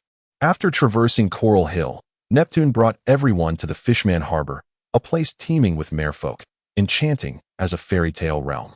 Their final destination was the underwater forest, a magnificent area adorned with vibrant corals, where schools of fish and whales gathered to feed. Feis was delighted to finally behold the historical text inscribed with Joy Boy's apology. Although he did not comprehend the historical document, its significance was not lost on him. On the third morning, Whitebeard commanded preparations for departure. The farewell was tinged with melancholy, and Tina even shed a few tears. The young girl purchased an array of exquisite souvenirs from Fishman Island, and in a delightful gesture, Neptune bestowed upon her numerous enchanting trinkets. Ah, Captain Whitebeard, do make it a point to frequently visit Fishman Island.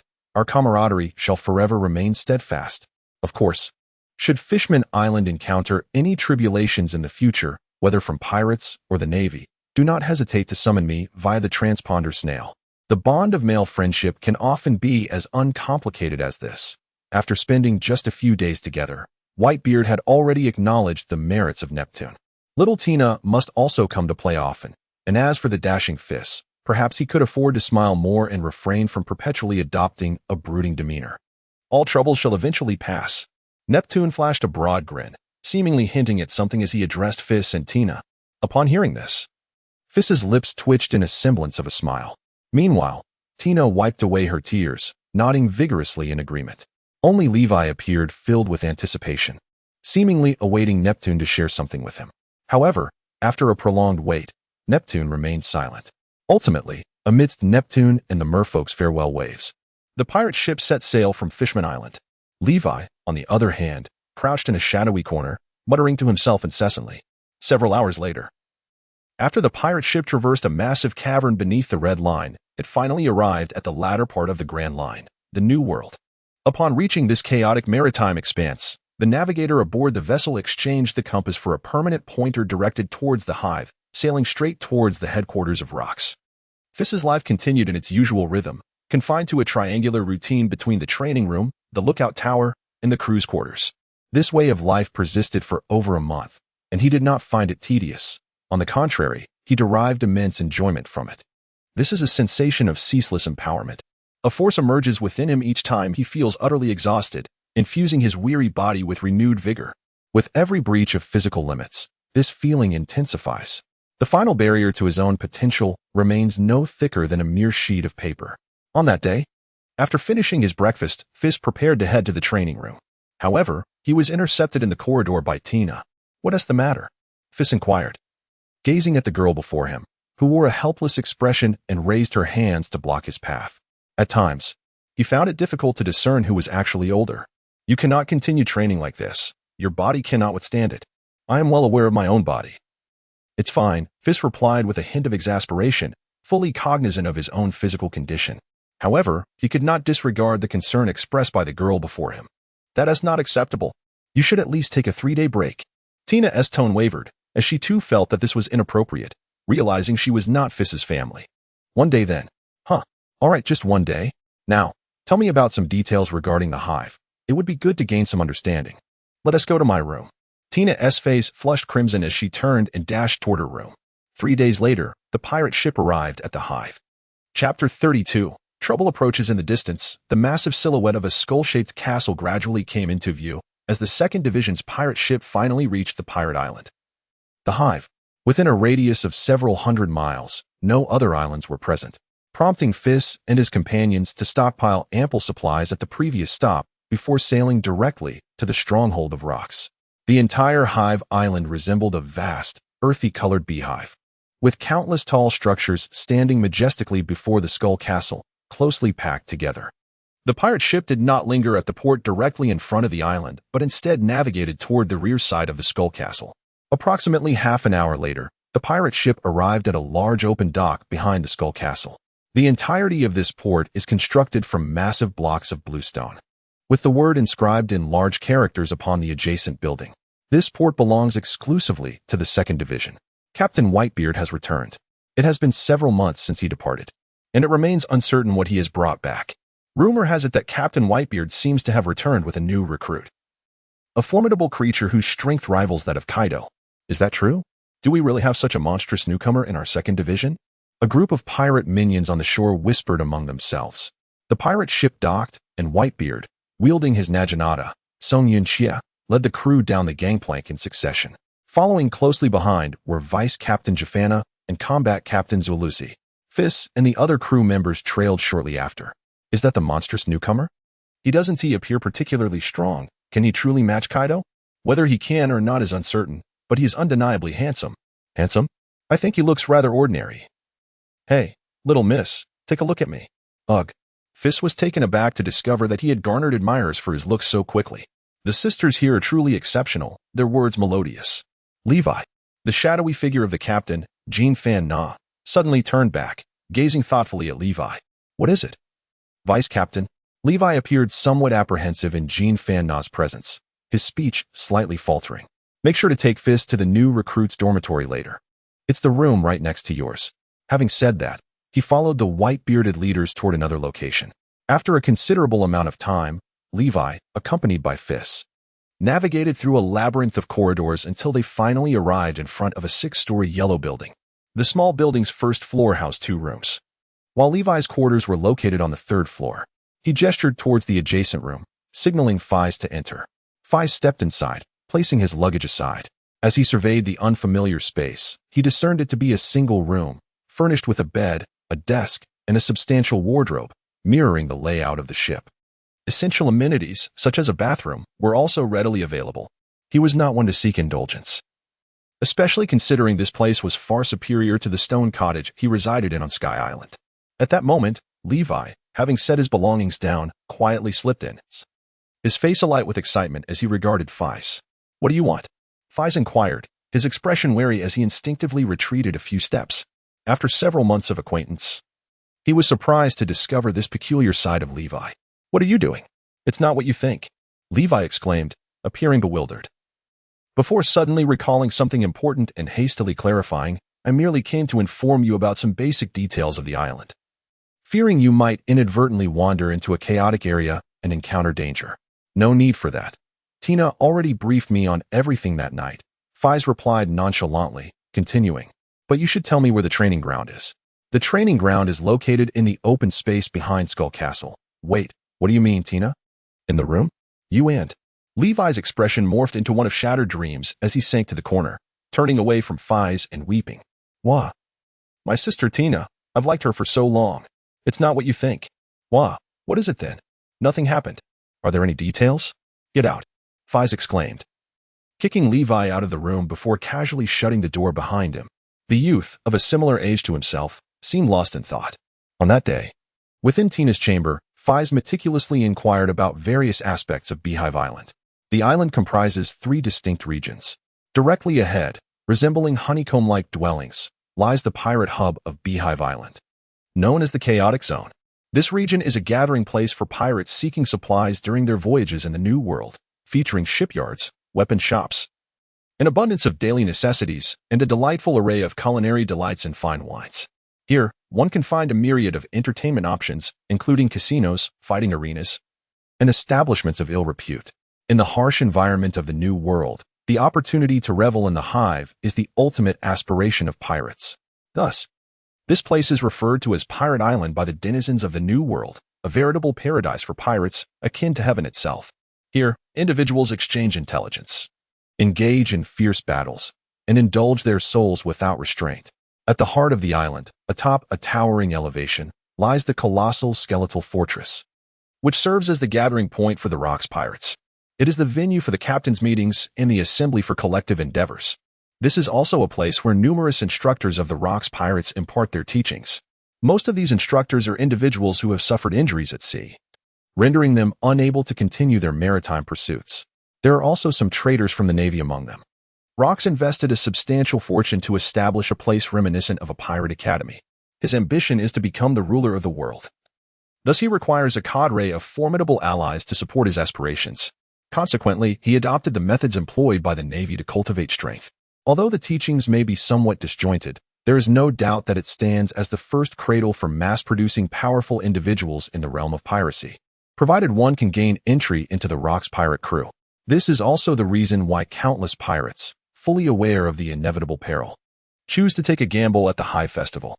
Joining Rocks presents an opportunity for strength. The pinnacle of this skeletal fortress serves as the abode of Captain Rocks. As for the final area, it lies on the reverse side of the island. Here lie the outposts of the various divisions of Rocks and the Grand Fleet. There are a total of 7 ports, each corresponding to the 1st through 6th divisions, as well as the Grand Fleet under the aegis of Rocks. The 7 regions seamlessly form a semicircle, encircling the rear of the Skeleton Castle.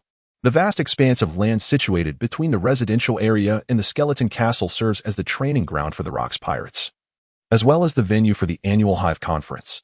As the sun sets in the west, Feis, having finished his dinner, prepares to stroll to the training ground, intending to complete his physical conditioning and hockey training for the day. During his months aboard the ship, he has diligently practiced the techniques of armament hockey and conqueror's hockey imparted by Whitebeard. With his proficiency in armament hockey already on the cusp of mastery, the guidance from Whitebeard has proven to be remarkably effective.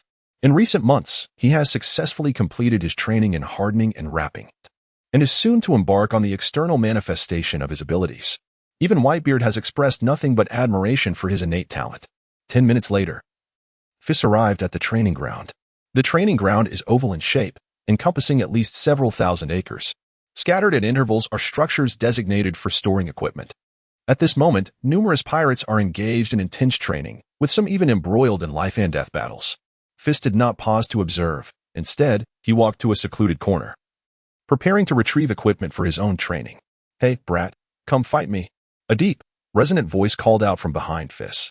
He continued assembling apparatus suited to his strength without turning around. "Hey, brat, I'm talking to you." The voice behind him rose an octave, tinged with irritation. Feis turned to face the voice, a look of confusion crossing his features. "Are you talking to me?" However, upon seeing the man before him, he was momentarily taken aback. Good heavens, isn't that the Ship King Jack? The towering figure before him stood at least 4 meters tall, with a robust physique. Adorned with a golden ponytail and draped in a fur coat, his nose embellished with a decorative piece made from the horn of some creature.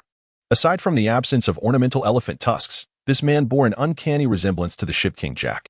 Yet, Feis quickly discerned the difference. The imposing man was human and exhibited no traits of a fisherman. He recalled that the ship King Jack was indeed a fisherman.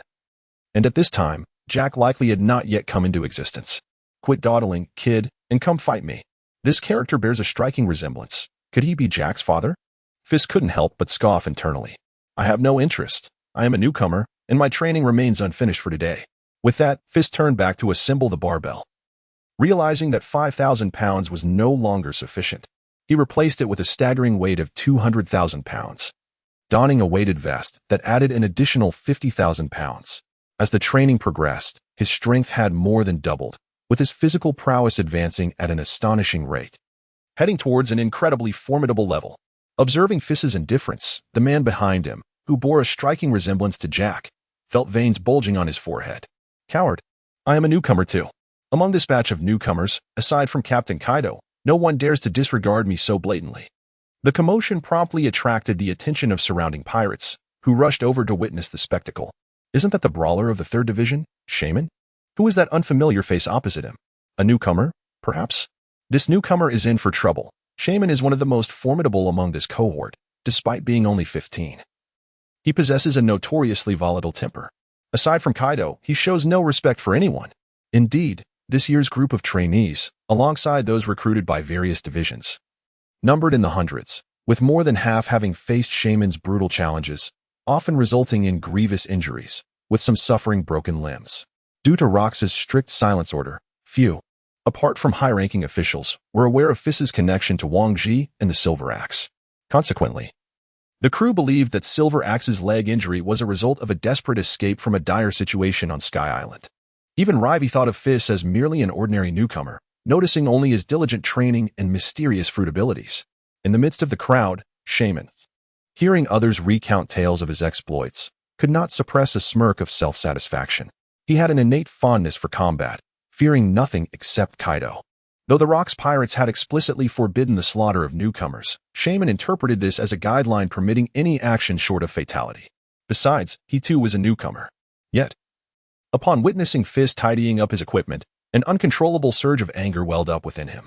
The diminutive figure audaciously dared to disregard himself time and again. Wretched little man. Perish. With that, he crossed his arms with one hand and charged toward Feis like a ferocious beast.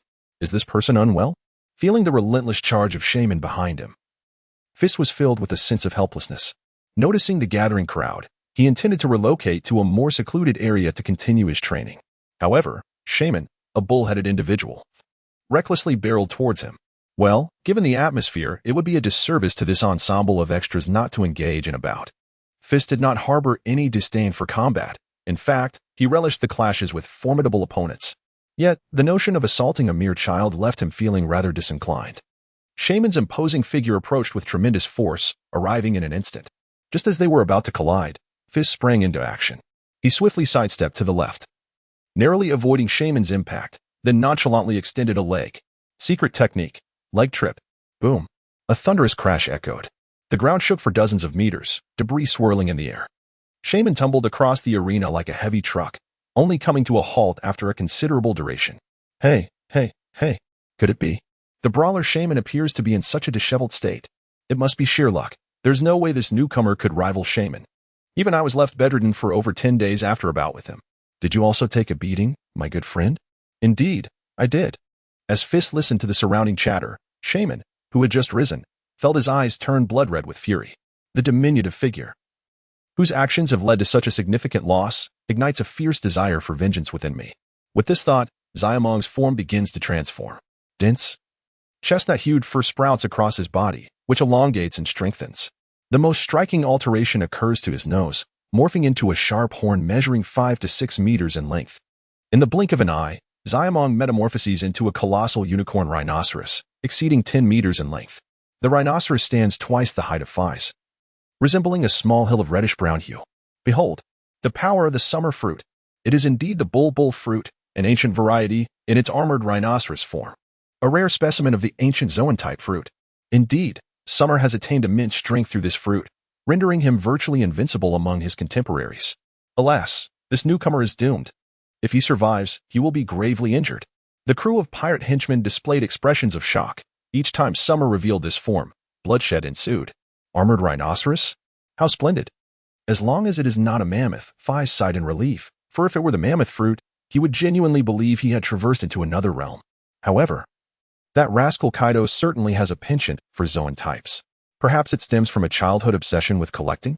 Yet, the expression on Feis's face, as seen by Summer, was unmistakably one of derision. That detestable little imp, witnessing my current state yet failing to kneel in submission, shall learn the might of the bull lord. With a huff and puff, Summer's massive rhinoceros nostrils flared, his hooves, broader than Feis's waist, scraped the ground, creating a colossal crater. Die, little dwarf. Experience the might of my horns. He bellowed as his enormous horns charged straight towards Feis. The scene bore an uncanny resemblance to the previous moment. You are still unworthy. It would be more fitting for your superior to take your place. As Feis observed the dimming sky, he realized that if he did not engage in training soon, he would not accomplish today's task. His hands instantaneously hardened, enveloped in the inky blackness of Haki, as he approached the looming horn of Shaman. With a swift motion, he sidestepped and delivered a powerful downward punch. The impact surged forth like thunder, exuding an overwhelming force that struck directly against Shaman's colossal head. Boom! A cloud of smoke billowed, and dust swirled vigorously. A massive pit, exceeding 50 meters in diameter, formed instantaneously in the training ground. Meanwhile, Shaman's eyes widened in disbelief, his tongue drooping, teetering between life and death. Wait. Is this truly happening? He has actually defeated Shaman and audaciously proclaimed a challenge to Kaido. That must be Haki hardening, right? Indeed. How could such a monstrous being be merely a newcomer? Haha. He dares to provoke the terrifying Kaido. I can hardly wait to witness the scene of him being crushed into shape by Kaido's spiked club. Feis paid no heed to the astonished crowd, brushing off the bull hair from his hands before turning to leave. Chapter 34, Memories of Revi on the morning 3 days later, in the cafeteria hall. The number of diners had dwindled significantly, with only a few scattered individuals seated. In one corner of the cafeteria, Feis and Tina were enjoying their breakfast. This is a 4-person seat, with 2 individuals sitting side by side. Hey, Feis, how could you not invite me? So, you're here on a date with Sister Tina. The moment Feis heard that voice, a headache began to form. He didn't even need to turn around to know it was Levi. What date? Don't spout nonsense. Tina's face instantly flushed crimson, and she lowered her head, only to steal a glance at Feis a few seconds later. However, seeing Feis calmly enjoying his meal, a wave of inexplicable disappointment blossomed within her heart. Meanwhile, Levi, holding a large platter of grilled seafood, settled down opposite Feis. By the way, Feis, did you know? He leaned in with a mysterious expression, as if he had an important secret to share. This fellow is likely concocting yet another piece of gossip. In an instant, Feis surmised the situation, deciding to disregard him and continue his meal. Yesterday, due to that rather dim-witted Nyonyo, he found himself completing his physical training late into the night, leaving no time for practicing his Haki. Today, he must rise early to hone his Haki. He felt a pressing urgency, as only 6 months remained until the end of his internship. Although he had not heard any news regarding Wang Ji and Yin Fu lately, that was no excuse for his complacency. Hey, Feis, you really are quite callous, aren't you? I finally managed to gather some first-hand intelligence to share with you, Levi exclaimed, his expression exaggerated and wounded. All right, I'll share it with you. There are 2 particularly explosive pieces of news. Firstly, several notorious pirate captains have banded together to form an alliance to combat the Rocks pirates. It is said that the situation at the front is dire, with over 60 formidable pirate crews joining forces to launch a full-scale assault on the islands occupied by the Rocks pirates. Captain Rocks has issued a call to arms, and both Captain Whitebeard and Vice Captain Jafana rushed to the front lines last night. At this point, Levi's countenance turned somber, as if he were lost in thought. What's wrong? Please continue, Feis inquired, noticing the unusual expression on his face, and he smiled, feigning curiosity. Moreover, it seems we are suffering heavy casualties here. Rumor has it that we newcomers may soon be thrust into battle. Levi clutched his head in fear. It's over. I feel like I'm going to die. I haven't even held a girl's hand yet. Weren't you a participant in the High Festival and emerged victorious? Feis scrutinized the gossip monger before him, as if seeing him for the first time. He had always believed Levi to be a person of great depth, seemingly harmless on the surface yet exceedingly fierce and ruthless behind the scenes.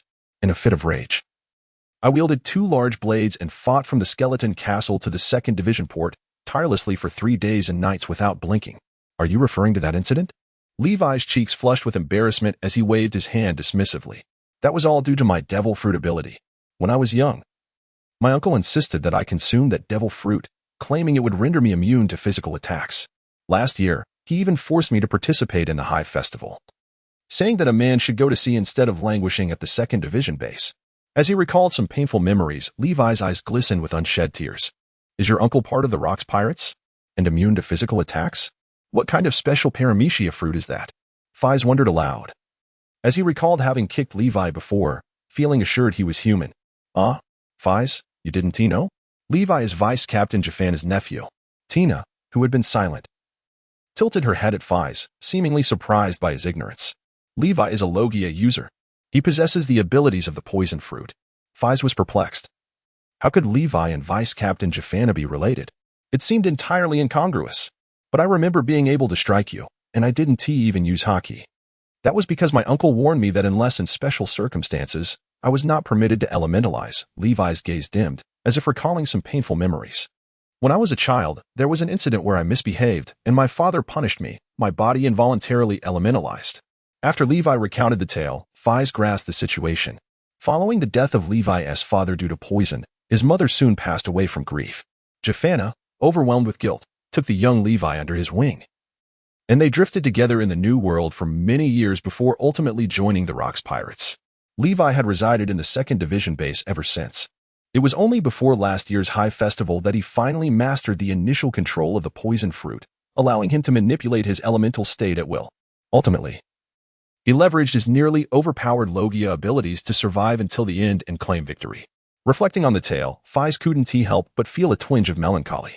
The onset of calamity often arrives silently. Levi's sources of information likely came from Jafana, yet Levi remained unaware of Feis's circumstances, indicating that Jafana adhered to certain principles.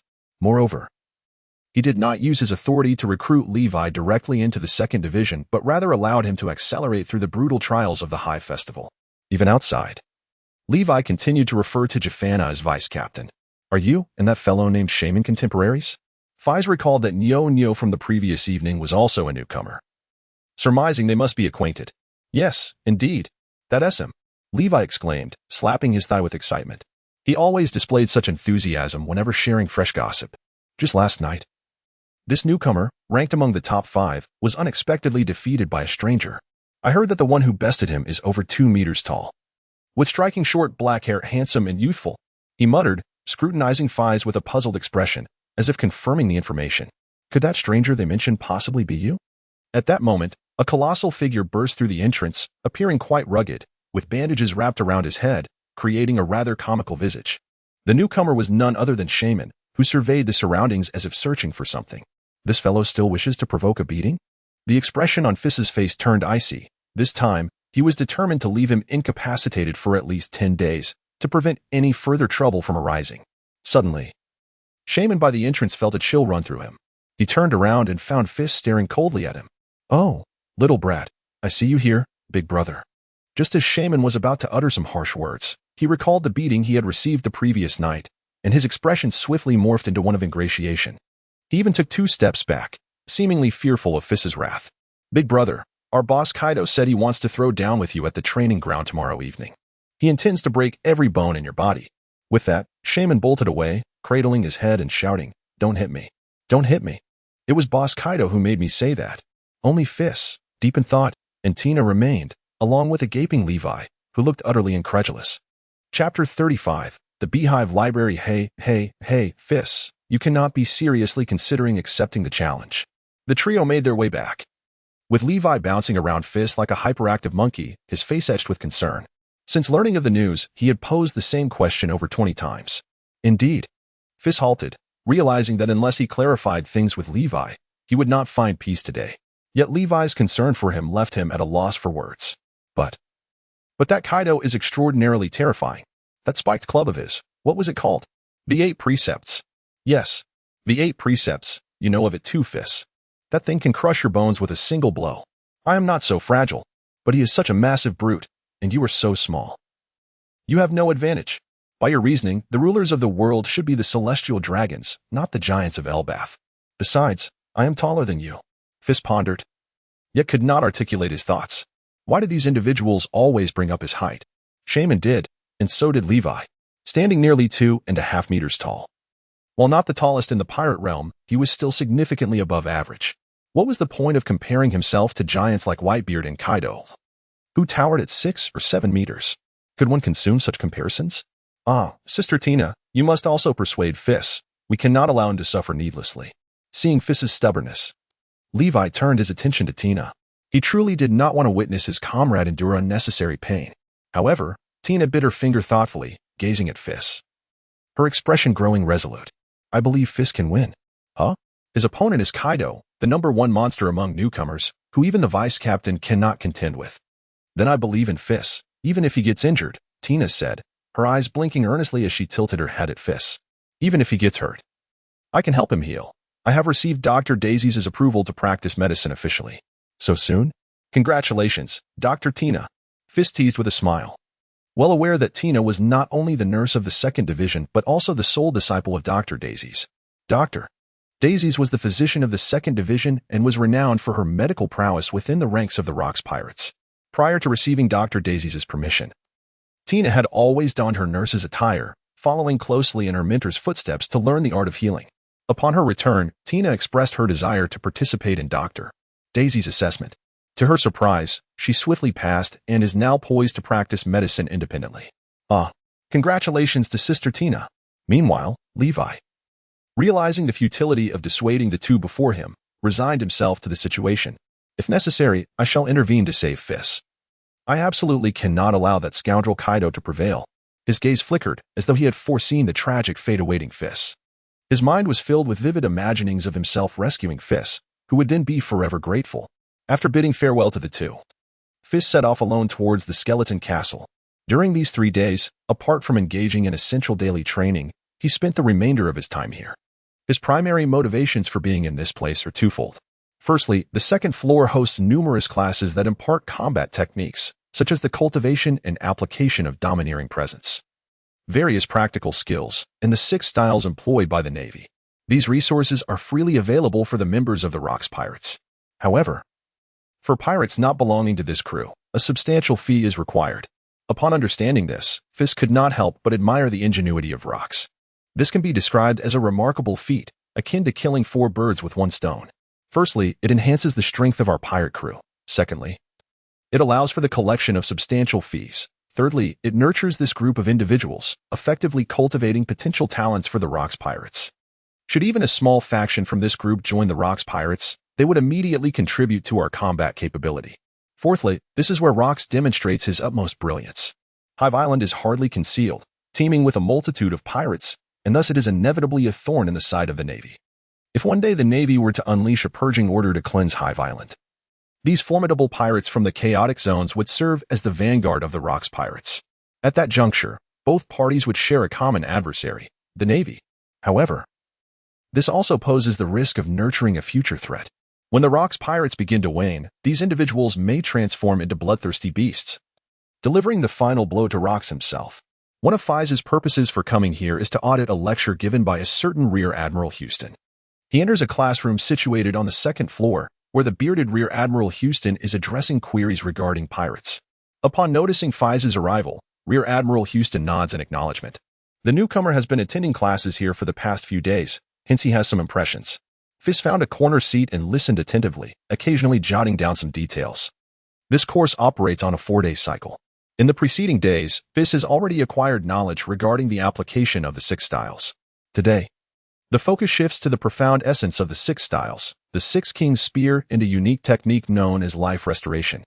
Feis aims to master these techniques before integrating them with the martial arts wisdom imparted by Whitebeard, ultimately to develop a distinctive style of martial arts that belongs solely to him. This is an ongoing journey of learning and advancement, and Feis finds it immensely intriguing.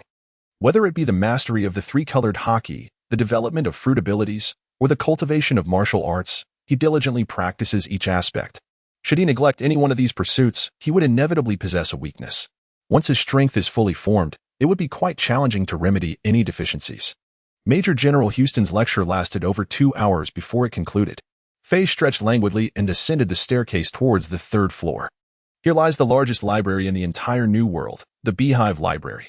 This vast edifice is eerily desolate, with hundreds of thousands of tomes quietly resting upon the shelves. The library here encompasses a vast array of subjects, including astronomy, history, maps, and the intriguing compendium of devil fruits, along with various peculiar tales. Feis casually picked up a comprehensive volume on the Grand Line Islands, which encompasses numerous islands already discovered by humankind, along with descriptions of their climates, cultures, customs, and specialties. His understanding of this world was regrettably scant. Having lived in the Sky Islands for over a decade, he found himself lacking in many fundamental concepts. Thus, seizing this opportunity, he devoted himself to rectifying his knowledge gaps. From his readings, he discovered the existence of a race with ebony wings, known as the Lunaria. The following evening, in the training grounds, news of Kaido's impending one-on-one challenge against an unfamiliar newcomer had spread like wildfire. The training area was teeming with spectators, forming a circular barricade around a central point. At the heart of this gathering stood a towering figure, clad in shoulder-length black hair. He sported a pair of massive horns atop his head and a beard reminiscent of dragon whiskers. Dressed in a snug gray shirt, he wielded an enormous spiked club, exuding an aura of formidable power akin to that of a wrathful deity. What a terrifying sight, this monstrous newcomer. Indeed. Merely laying eyes upon him instills a sense of weakness in my legs. What of that newcomer? Surely he won't flee, will he? In such circumstances, I would certainly take flight myself. The crowd of pirates murmured amongst themselves. Didn't you say you sent word? Where is he? Kaido glared fiercely, turning to cast a menacing look at the hapless shaman behind him. The overwhelming sense of oppression caused shaman's calves to tremble. He hurriedly exclaimed, "Boss, I truly have informed him, and he did not refuse. Surely he is not too afraid to come?" At that moment, Feis, tall and imposing, pushed through the crowd and approached Kaido with a leisurely stride. "Let us begin. I am pressed for time." Chapter 36. Disappointment as the sun dipped low in the west. Kaido and Feis stood opposite each other on the training ground. Feis, elegantly tall and clad in a blue training outfit with a black coat draped over his shoulders, felt the atmosphere grow tense even before the fight commenced. An invisible force surged between the two, silencing the previously boisterous onlookers, leaving only murmurs of discussion. Does anyone know the name of that newcomer? His presence seems to transcend the ordinary. I do not know, but I greatly admire his courage to accept the challenge. Alas, he shall soon be reduced to mere bones by that monster, Kaido. Unperturbed by the whispers surrounding him, Feis gradually attuned himself to his peak condition. The momentum between them swelled, clashing and intertwining. Truly, they were destined to become the most formidable beings across land, sea, and air. Feis was astonished to discover that Kaido's aura was scarcely weaker than his own. Meanwhile, Kaido was equally taken aback. The youth before him, nearly his size, seemed capable of eclipsing his very presence. Since joining the Rocks Pirates, Kaido had roamed the Vodka Kingdom, escaping the Navy countless times. Yet he had never encountered such a young and formidable adversary. However, the truth would only reveal itself through battle. Ha ha ha. You are quite impressive, lad. Tell me your name. How would you like to serve under me? Kaido's laughter, reminiscent of a whip cracking, echoed in the air, causing Feis's eardrums to thrum. I have no interest in serving anyone. Let us not dawdle. I am eager for the fight. Feis's expression remained cool. He was not skilled in verbal sparring, preferring to let his fists do the talking. Very well. Allow me to test your mettle. As soon as the words left his lips, Kaido's muscular arm transformed into a deep shade of black, the haki of his kanabo instantly darkening as a ferocious aura erupted from his being like a tempest, sending the crowd spiraling away. With a swift motion, he swung the massive club downwards, its dark spikes gleaming with a chilling light. The gale it produced causing Feis's coat to flap violently. Do you think you possess the Conqueror's haki? Feis's iron fist suddenly enveloped itself in armament haki, his eyes shimmering with a crimson glow as concentrated Conqueror's haki surged forth from his body. Crackling, dark purple lightning erupted in the void, an invisible wave of energy instantaneously filling the atmosphere. Boom. At the moment when their haki clashed, Feis's iron fist collided with Kaido's kanabo. In an instant, a violent shockwave formed a hurricane that radiated outward. The ground shattered like glass, fragments spreading layer upon layer, quickly covering a radius of several hundred meters. Retreat. Retreat. The newcomer named Feis possessed the Conqueror's haki as well. Were these two truly newcomers? Why did this energy fluctuation seem more terrifying than our vice captain? Where on earth did such individuals emerge from? Humph. This is merely a stroke of luck. Just wait. Soon, Kaido will reduce him to pulp. The surrounding pirates slowly retreated, struggling against the onslaught of the Conqueror's haki while braving the tumultuous winds. You possess some skill, lad, Kaido observed with a glimmer of admiration in his eyes. as if he had finally encountered an opponent of equal caliber. If this is your limit, then there is no need for us to continue. With fingers poised like claws, Feis lunged towards Kaido's thigh. Given the considerable height difference, his true target was Kaido's eyes. This technique employed by Feis incorporates aspects of the thrusting spear, complemented by the refined mastery of armament hockey, with his fingers resembling 5 formidable lances. Do not be so arrogant. Do you truly believe you know who I am? Kaido's gaze flickered, sensing the peril of this move. Instinct, akin to that of a wild beast, prompted an immediate reaction. His knee hardened in an instant, crashing forcefully against Feis's claw. Their powers clashed, evenly matched. As the conqueror's hockey dissipated, Feis transformed into a weapon, utilizing his elbows, fists, feet, and knees, applying various combat techniques to perfection, gradually forming muscle memory. Kaido, unwilling to concede, wielded his dark, spiked club with impenetrable ferocity, countering each of Feis's assaults. In a brief span of minutes, they exchanged hundreds of blows, neither able to gain the upper hand. Come on, Kaido. Defeat that shorty. Shaman, positioned at the forefront of the crowd, animatedly cheered, exuding an air of bravado. At that moment, 2 figures emerged from the throng, Rivi and Tina. Feis had not informed them prior to his departure, primarily to spare them worry. How inconsiderate of Feis to venture alone, Rivi exclaimed. Go, Feis. Go, Feis. Defeat that horn freak. Before Rivi could finish her complaint, Tina produced a large megaphone from behind, summoning all her strength to shout, her face turning crimson from exertion. Meanwhile, Kaido was in the throes of battle, his eyes alight with excitement. It had been far too long since he encountered such a worthy opponent among his peers. His blood surged with exhilaration, yet unbeknownst to him, Feis felt a sense of helplessness, somewhat disinterested. Currently, Kaido still lacked a certain something. Although this power is comparable to Feis, a significant portion of his strength remains untapped. Moreover, Kaido is merely 16 years old, with his physical strength yet to fully develop. Not to mention that he has yet to consume the Azure Dragon Fruit. According to Feis's conjecture, the typical strong individuals among pirates experience a rapid surge in strength between the ages of 20 and 40.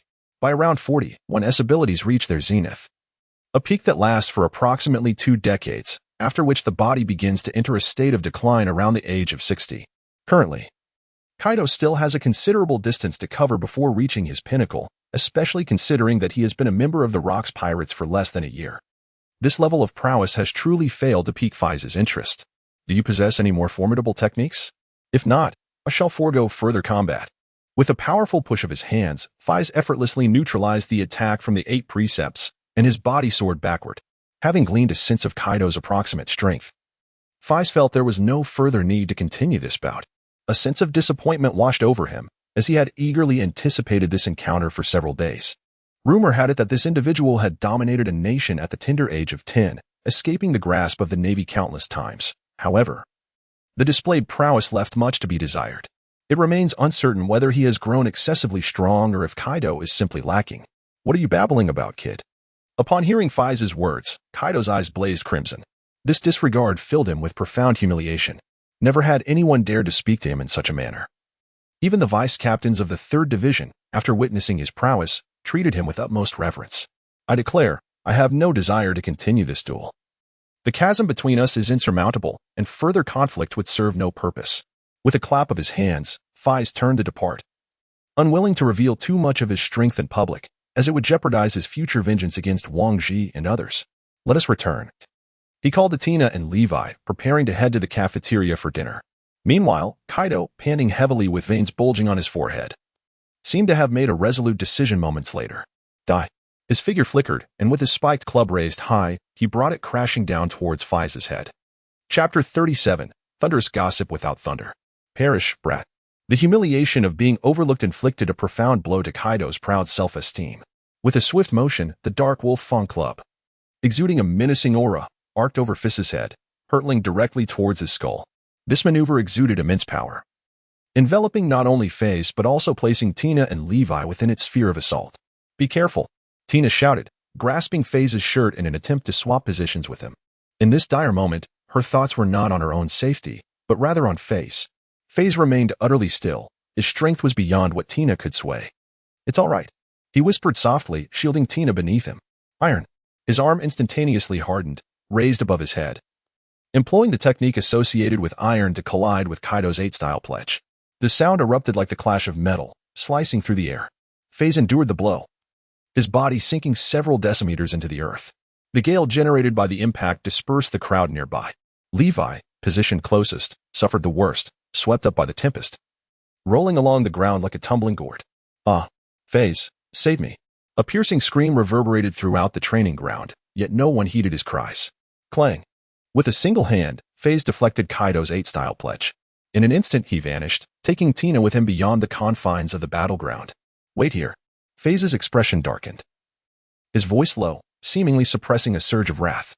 "Activate second gear." His robust cardiac muscles suddenly contracted, propelling copious amounts of blood throughout his entire being. Hiss. Scalding steam enveloped Feis, his skin glowing with a crimson hue. "Kid, what is with this state? Is it a fruit ability?" Kaido's gaze flickered with uncertainty, sensing a lethal danger emanating from Feis. The sharpness radiating from the young man seemed poised to shred him to pieces. Impossible, this brat must be bluffing. Kaido's eyes narrowed, revealing a ferocity as he brandished the black glimmering 8-style pledge, his massive form soaring into the air with the force of a mountain crashing down, aimed at cleaving Feis. He intended to strike first. Yet, even as Kaido seized the initiative, Feis was not one to be outdone. Before Kaido's attack could land, he had already reacted. Razor. Phantom Slash. Feis's form transformed into a zigzagging bolt of black lightning, swiftly maneuvering behind Kaido. This technique, known as the Razor, is a combination of the 6 styles and the moonwalk, previously employed by the formidable CP9 agent, Rob Lucci.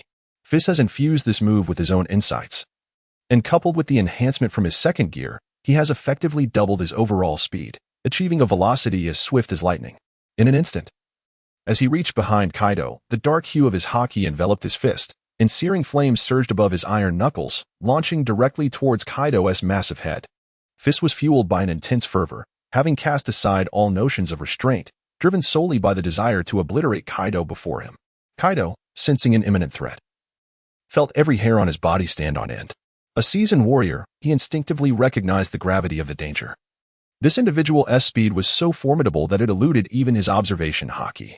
As the downward momentum became irreversible, Kaido had no choice but to awkwardly pivot, raising his kanabo above his head. Boom. The moment Feis's fist collided with the kanabo, a thunderous roar echoed through the air.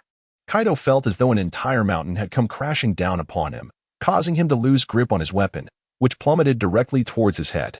In the next moment, both Kaido and his club fell like a comet, crashing violently into the ground. The earth trembled as if shaken by an earthquake, the reverberation lasting several seconds, sending dust and debris swirling into the air. After a brief pause, the haze cleared to reveal Kaido lying in the center of a massive crater, looking utterly defeated, bloodied and battered, his shirt reduced to tattered gray strips. He had succumbed to unconsciousness. "Am I dreaming?" Someone gasped. "What on earth is happening? That monstrous Kaido has actually been defeated? Impossible. Kaido cannot lose." The crowd buzzed with disbelief and awe. Who is this individual? His strength must surpass that of most Feis captains. When did our pirate crew acquire such a being? Feis. Was it? Shock and admiration rippled through the onlookers. "I told you. Feis would win," Tina exclaimed, her eyes sparkling with excitement as she turned to the dazed Levi. At that moment, Levi was too stunned to respond, lost in a haze of disbelief. He could not fathom that this usually gentle companion, who preferred the solace of books, could unleash such terrifying power. "We are all around 15 or 16 years old. How can you be so exceptional?" Meanwhile, Feis descended gracefully from the air like a drifting leaf. Ever since the battle on Skypiea, he had vowed never to allow anyone to harm his comrades again. Had he not acted swiftly today, tragedy might have unfolded before his eyes once more. Unforgivable, this wretch. Feis sensed the immense vitality within Kaido. His previous strike had not inflicted substantial damage, merely a powerful shock that left him momentarily unconscious. It was not Feis's nature to take advantage of an opponent, and he intended to wait until Kaido regained consciousness to finish the fight. Sure enough, moments later, Kaido slowly opened his eyes. "You've provoked me, brat." He leaped from the pit, wiping the blood from his face, his expression a mask of ferocity. "Is that so? Today, I shall show you the meaning of cruelty." Feis grinned, revealing a set of gleaming white teeth. "Enough with the bravado, kid." Kaido's eyes glowed crimson. If he did not eliminate this adversary today, he would live in shame for the rest of his life. His rage demanded that he shed blood to quench his thirst for vengeance. Gripping the handle of his kanabo tightly, he enveloped it once more in haki, charging at Feis like a rampaging beast. "Thunder Bagua!" he roared. Was it truly Thunder Bagua without the thunder or conqueror's haki? Feis felt a flicker of amusement as he observed Kaido's rudimentary version of the technique, never expecting it to manifest in such a manner. As his thoughts raced, Feis moved fluidly, his form a blur. His hands became cloaked in a pitch-black hue. His left hand transformed into a palm, while his right formed a claw, tendrils of flame curling around his fingertips. Boom! As Feis's left hand connected with the kanabo, he deftly pulled it inward, causing Kaido to stagger and lurch toward him. With a light tap of his toes, Feis soared upward. Finger gun. 100-finger smoke. His fingers ignited with intense flames, leaving imprints on Kaido's chest as flesh met fire, melting like snow in the sun. In mere moments, Feis unleashed hundreds of strikes, leaving Kaido's torso riddled with dark holes resembling a black beehive.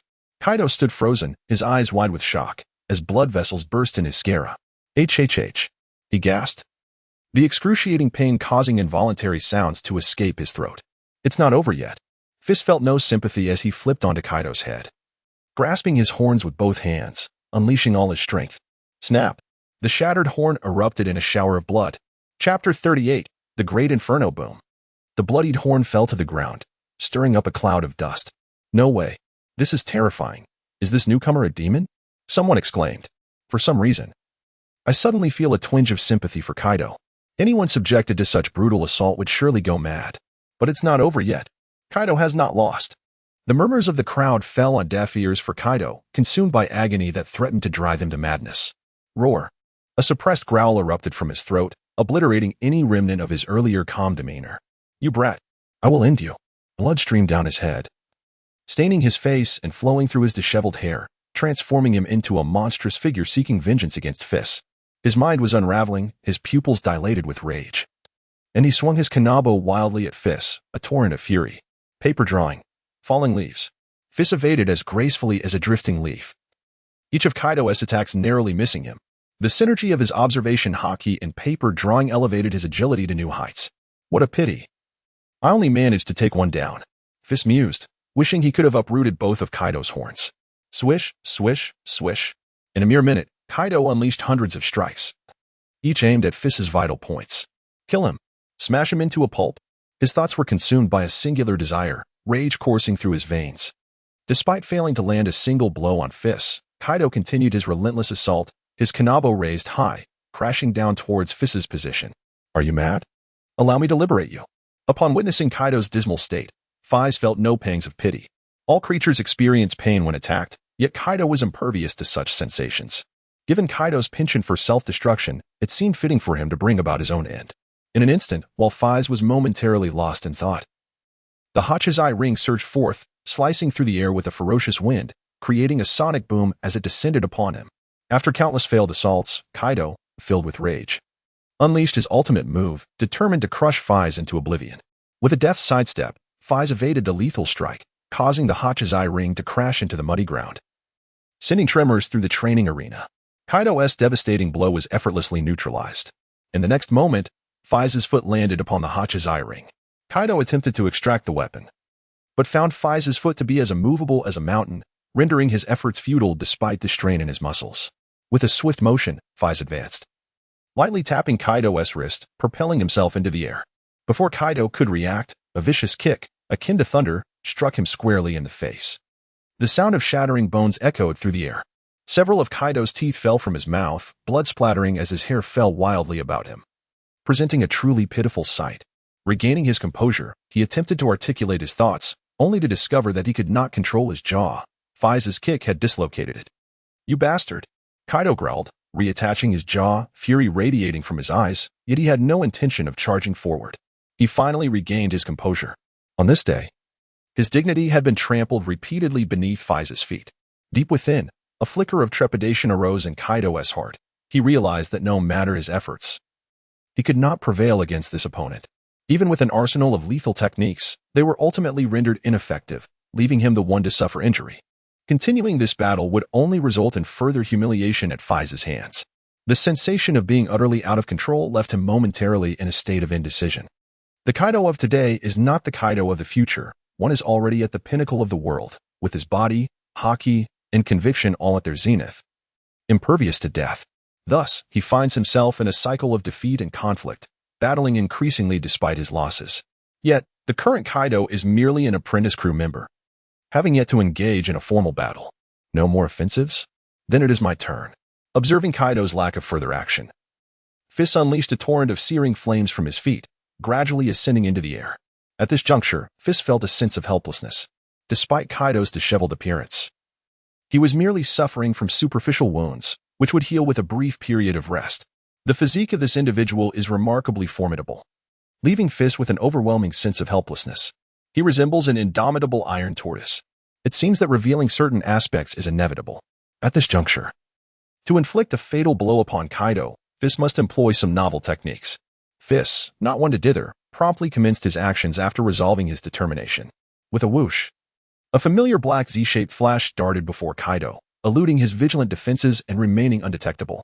In the next instant, Feis materialized directly in front of Kaido. If you were to pin your last words, what would you inscribe? 6th level of Hellfire.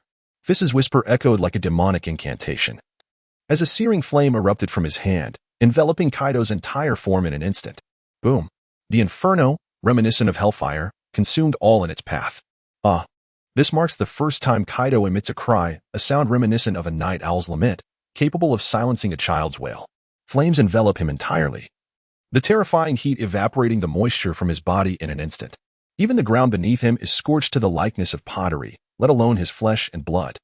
Kaido attempts to struggle, only to discover himself immobilized. The intangible flames transform into a palpable force, pinning his limbs and head firmly in the void. His entire form gradually shrivels, resembling a mummy, as his skin ignites and begins to char. Feis intends to roast him alive. Oh dear. This situation seems dire. This fire might indeed reduce Kaido to mere ashes. Is this truly the extent of his fruit's power? Such a terrifying temperature? Could it be the flame fruit? Yet, if this continues, Kaido will surely perish. What exactly does Feis intend to achieve? One must remember that Captain Rocks would be furious if a life were lost. The crowd whispers cautiously, fearful that their voices might provoke Feis's ire. At this moment, they finally comprehend the true terror of the newcomer before them.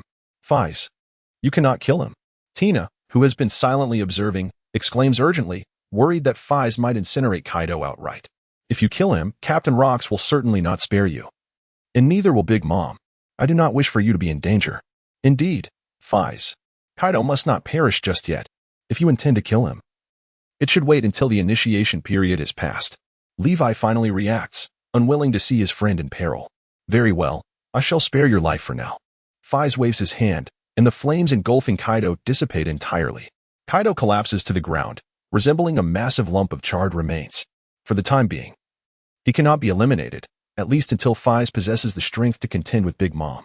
Otherwise, even if Whitebeard intervenes on his behalf, he would not fare well against the wrath of that madwoman. Chapter 39, The Situation Silence. The entire training ground falls eerily quiet. Let us go. It is time for dinner, Feis declares, eager to not miss mealtime. Ignoring the now unrecognizable Kaido, he strides through the crowd, accompanied by Tina and Levi, leaving behind a throng of astonished onlookers. This batch of newcomers is truly a collection of monsters. That is Kaido. Even Captain Rocks has acknowledged him as a newcomer with immense potential. What manner of power is that flame? Why do I feel as though it could incinerate me in an instant? Such strength must surpass that of most Feis captains. And he remains merely an intern. He is so striking, so powerful, I have decided. I wish to be his subordinate. As Feis gradually recedes from view, the pirates begin to engage in fervent discussion. How infuriating. How can he be so strong? Shaman grits his teeth, dashing towards Kaido. That is Kaido, after all. He had anticipated unleashing his frustrations upon witnessing Kaido breaking Feis's bones one by one. Yet the current scene is entirely unexpected. His captain is no match for Feis. Shaman can sense that Feis has not even exerted his full strength. The ease with which he handles the situation is not something one can feign. Just how powerful is that rascal? It feels like a bottomless abyss. Shaman shudders at the thought. Had Feis unleashed that flame upon him, he would likely have been reduced to ashes. I must take Captain Kaido for treatment. His form begins to transform, instantly entering his hybrid state, morphing into a robust minotaur towering at 8 or 9 meters. With great effort, he lifts Kaido's charred body onto his shoulders and races towards the 3rd Division's encampment. As time flows like water, half a month swiftly passes. With the news of Kaido's defeat spreading like wildfire, tales of Feis begin to circulate throughout the Rocks Pirates. The strongest newcomer, the Crimson Flame Demon, the 2nd Division's fiend. In no time, the members of the 2nd Division walk with pride, chests puffed out, their faces adorned with expressions of triumph, even if they might not fully grasp who Feis is. As long as they flaunt their affiliation with the second division in front of women, they instantly garner adoration. Well, the second division. Brother, do you know Feis? Is he really as described in the legends, robust and formidable, resembling a demon? Handsome, if you could procure a signature from Feis for me, I would gladly be your girlfriend. Such conversations abound, and through the topic of Feis, countless members of the second division find favor with the fairer sex, achieving an unprecedented rate of romantic success in the division's history. Although ultimately inconsequential, the protagonist of this saga, Feis, finds himself immersed in the ocean of knowledge at the Hive Library. Defeating Kaido has not brought him much joy, whether it be Kaido or Shaman. He has never regarded them as adversaries. His true opponents lie upon the seas, those who transcend an era's might, the true titans he yearns to challenge, Rocks, Roger, the Golden Lion, Garp, and Sengoku, names that resonate with familiarity, all presently at their zenith. In this tumultuous era, formidable individuals emerge like fish crossing a river, ceaselessly appearing. Aspire to gaze upon them, challenge them, and ultimately conquer them. Strength is forged in the crucible of conflict. Transcendence is found on the precipice of life and death. In the end, stand alongside them at the pinnacle of existence, stepping into the zenith of the world, and endeavor to transform it. These are the very aspirations he fervently pursues. Wang Ji and the Silver Axe represent the foremost objectives of Feis. However, mere daydreams are utterly futile in the quest to realize these ambitions. He has been diligently accumulating knowledge and steadily advancing, seizing every opportunity that enhances his strength. One day, when all these accumulations coalesce into his own formidable power, he will make a vigorous leap and transform into a true dragon soaring through the heavens. Yet, due to his recent triumph over Kaido, a multitude of inexplicable individuals has sought to follow him, eager to be his subordinates. Each time he arrives at the training ground, he is surrounded by throngs of admirers. Ultimately, he was compelled to relocate, opting to train in the independent training room of the second division. Although the facilities here are somewhat lacking, they are certainly better than nothing. After several days, as the fervor gradually subsided, Feis resumed his daily training at the training ground. In the remaining hours, he devoted himself to the Hive Library. He perused numerous texts regarding islands and devil fruits, skimming through them at an incredible pace. With his current abilities, retaining this information was but a trivial matter. However, Feis felt a tinge of regret as he scoured the entire library, finding no records concerning ancient script. It seems that he will have to wait until he sets sail to visit O'Hara. Mastering the ancient language is fundamental to uncovering the truths of this world, making it imperative to visit O'Hara before its destruction. Whether the scholars on the island would be willing to teach him, or if he could indeed learn, remains a separate consideration. If necessary, he could always abduct a scholar. With this thought in mind, Feis closed the voyages of the four seas, sensing that someone was approaching him. The presence is undeniably that of Levi. His observation haki seems to have advanced recently, allowing him to distinctly perceive the unique aura of each individual. Thud, thud, thud, the footsteps grow ever closer, marked by an urgency, even carrying the sound of Levi's heavy breathing. What is the matter, so hurried?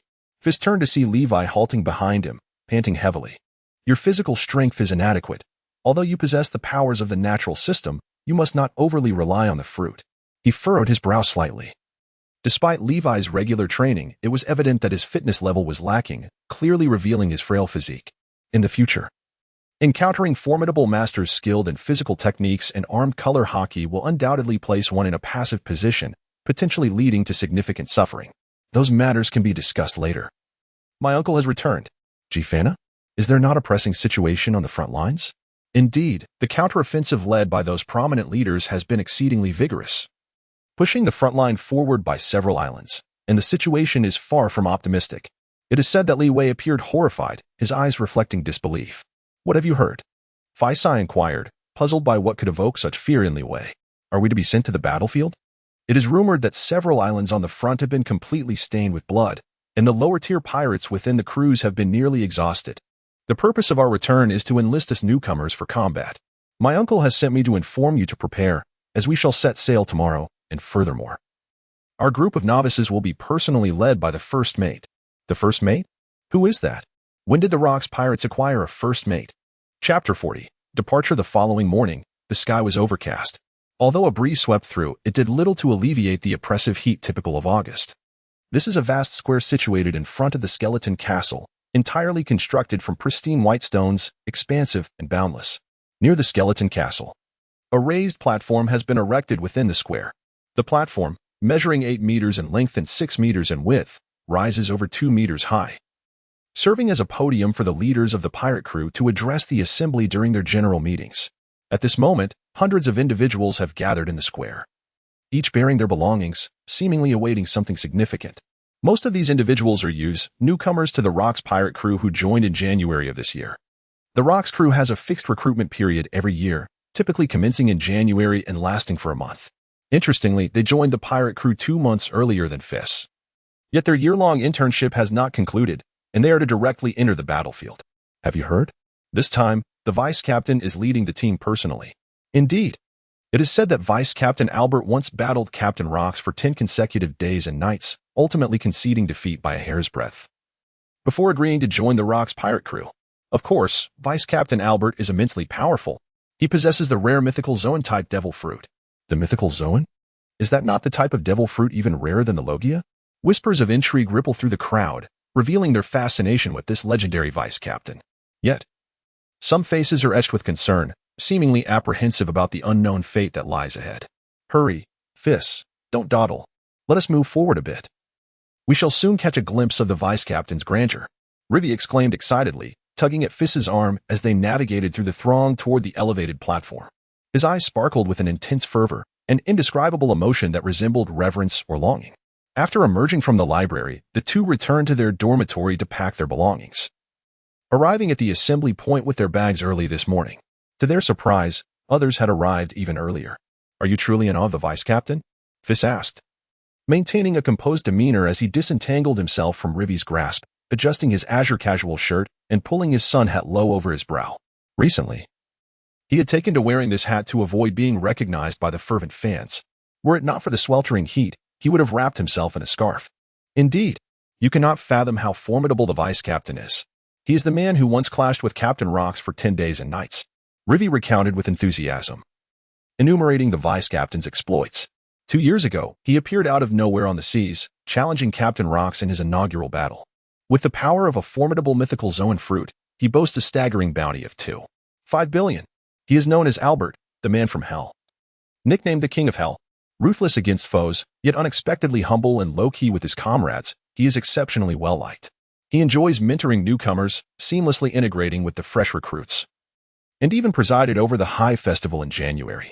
As Rivi narrated, a mysterious, powerful, yet affable image of the vice captain emerged vividly. Particularly when he spoke of the mythical Zoan fruit, his eyes sparkled with delight. You seem to have a fondness for mythical Zoan fruits? Feis inquired, puzzled, as one would typically pursue the Logia fruit as the ultimate aspiration, given that Rivi already wielded the powers of a poisonous fruit. It was surprising he held the mythical Zoan in such high esteem. Moreover, there were numerous enigmas surrounding this vice captain. Such a character had never existed in the original narrative. How could he appear out of thin air? Indeed, you have no idea how incredible the mythical Zoan fruit is. It can transform into various mythological creatures while bestowing an array of extraordinary abilities. It is simply magnificent. Rivi's expression turned slightly wistful as he lamented his own choice of the poisonous fruit. And the vice captain's fruit is among the pinnacle of the mythical Zoans. Look, the vice captain has arrived, Rivi exclaimed, tugging at Feis as he pointed toward a group of 4 emerging from the skeletal castle. Leading the procession was a towering figure, over 7 meters tall, impeccably proportioned, clad in a tailored black suit and adorned with a black top hat. Following him were a man and 2 women. One was the second-in-command, Jafana, while the other was a statuesque lady in a yellow leopard print gown, her golden hair cascading elegantly, with a striking appearance. Accompanying them was another tall woman with waist-length azure hair, dressed in an unusual priestess robe, her head bound with a black ribbon, holding a white spirit banner. The 2 women were unfamiliar to Feis, their faces completely new. Ah, Lord Albert, Vice Captain Albert, may I inquire if you are leading the expedition to the front lines this time? A sudden burst of excitement enveloped the atmosphere, with the newcomers in the square erupting in cheers. Albert ascended the platform, his large hand gradually silencing the crowd. The throngs of people quieted, eagerly awaiting his words. Esteemed future stars of the pirate crew, I am your Vice Captain Albert. I trust you are already aware of my general purpose here. His voice was resonant yet tinged with a slight rasp, possessing a compelling quality that commanded attention and obedience. The Pirate Alliance, spearheaded by the 3 major pirate overlords, has commenced a full-scale counterattack on our territory, resulting in the loss of numerous brothers in battle. Now, the pirate ships require your strength. Time is of the essence. I will be taking a few newcomers to the battlefield first, while you will board under the guidance of Mr. Bakeen and the Black Charcoal Mukin. With that, he began to recite a list of names. Feis, Shaman, Rivi, Amaz, Job. All right, those named, come forth to the platform and join me on our journey. After calling out the names of a dozen individuals, Albert's form began to swell, his body enveloped in dark fur as his head transformed into that of a pitch-black canine, while two massive dog heads, one white and one gray, sprouted from his neck. In an instant, a three-headed giant hound, over 100 meters tall, materialized upon the platform. It was wreathed in a grayish aura, its hooves igniting with inky flames, and frost glimmered upon its tail. Fierce, agile, majestic. This is Feis's initial impression of the Cerberus. And to his astonishment, those two women are none other than Mr. Bakeen and Haytin Muchan. Behold, the manifestation of Lord Albert S. Fruit ability. The Inu Inu no Mi, mythical Zoan, hellhound form. It is said that each of Lord Albert S. three heads can unleash a distinct type of attack. Remarkable, truly formidable. The moment the hellhound made its appearance, the entire plaza erupted in excitement. No time to dawdle, quickly climb onto my back, urged the central head of the three-headed beast. Its mouth agape. Let us go, Feis.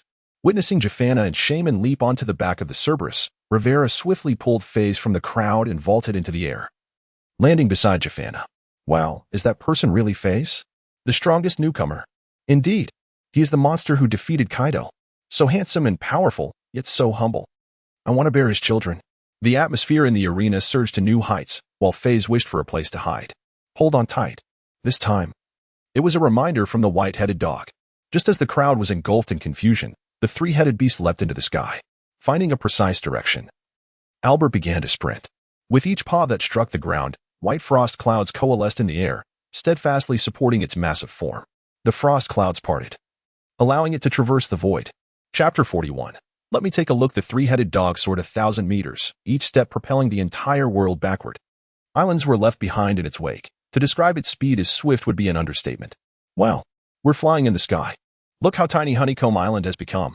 A dozen youths, experiencing the thrill of flight for the first time, could not help but exclaim in wonder. Feis, look quickly. We're in the sky. Rivi, brimming with excitement, pointed towards the nearby clouds, akin to a monkey spotting a banana. Feis, however, remained unresponsive, captivated by the velocity at which Albert was soaring. It was at least 5 times faster than his own pace. After a silent comparison, Feis realized the gap was insurmountably vast. When measured against such a formidable being at the pinnacle of this new world, he had an extensive journey ahead of him. Hey, Feis, have you noticed? Seeing Feis' lack of reaction, Rivi attempted to shift the subject. Speak if you have something to say. From the side, the hoarse voice of Jafana broke in, startling Rivi, causing him to shudder and break into a cold sweat. Uncle, could you please not frighten me? I just noticed how incredibly fast Lord Albert is flying. Why do I feel no wind? Rivi shrank his head, his voice trembling slightly, seemingly intimidated by Jafana. It must be due to these gray auras, although I cannot discern what they are. They seem to block the wind. The moment Feis mounted the colossal dog's back, he sensed something was amiss. The air was thick with a gray, decaying essence that instilled discomfort in all who breathed it. Impressive. I heard your monstrous newcomer, Kaido, was defeated by you. Quite commendable. You possess the demeanor of the Whitebeard captain. Should you encounter any troublesome matters in the future, feel free to seek my assistance.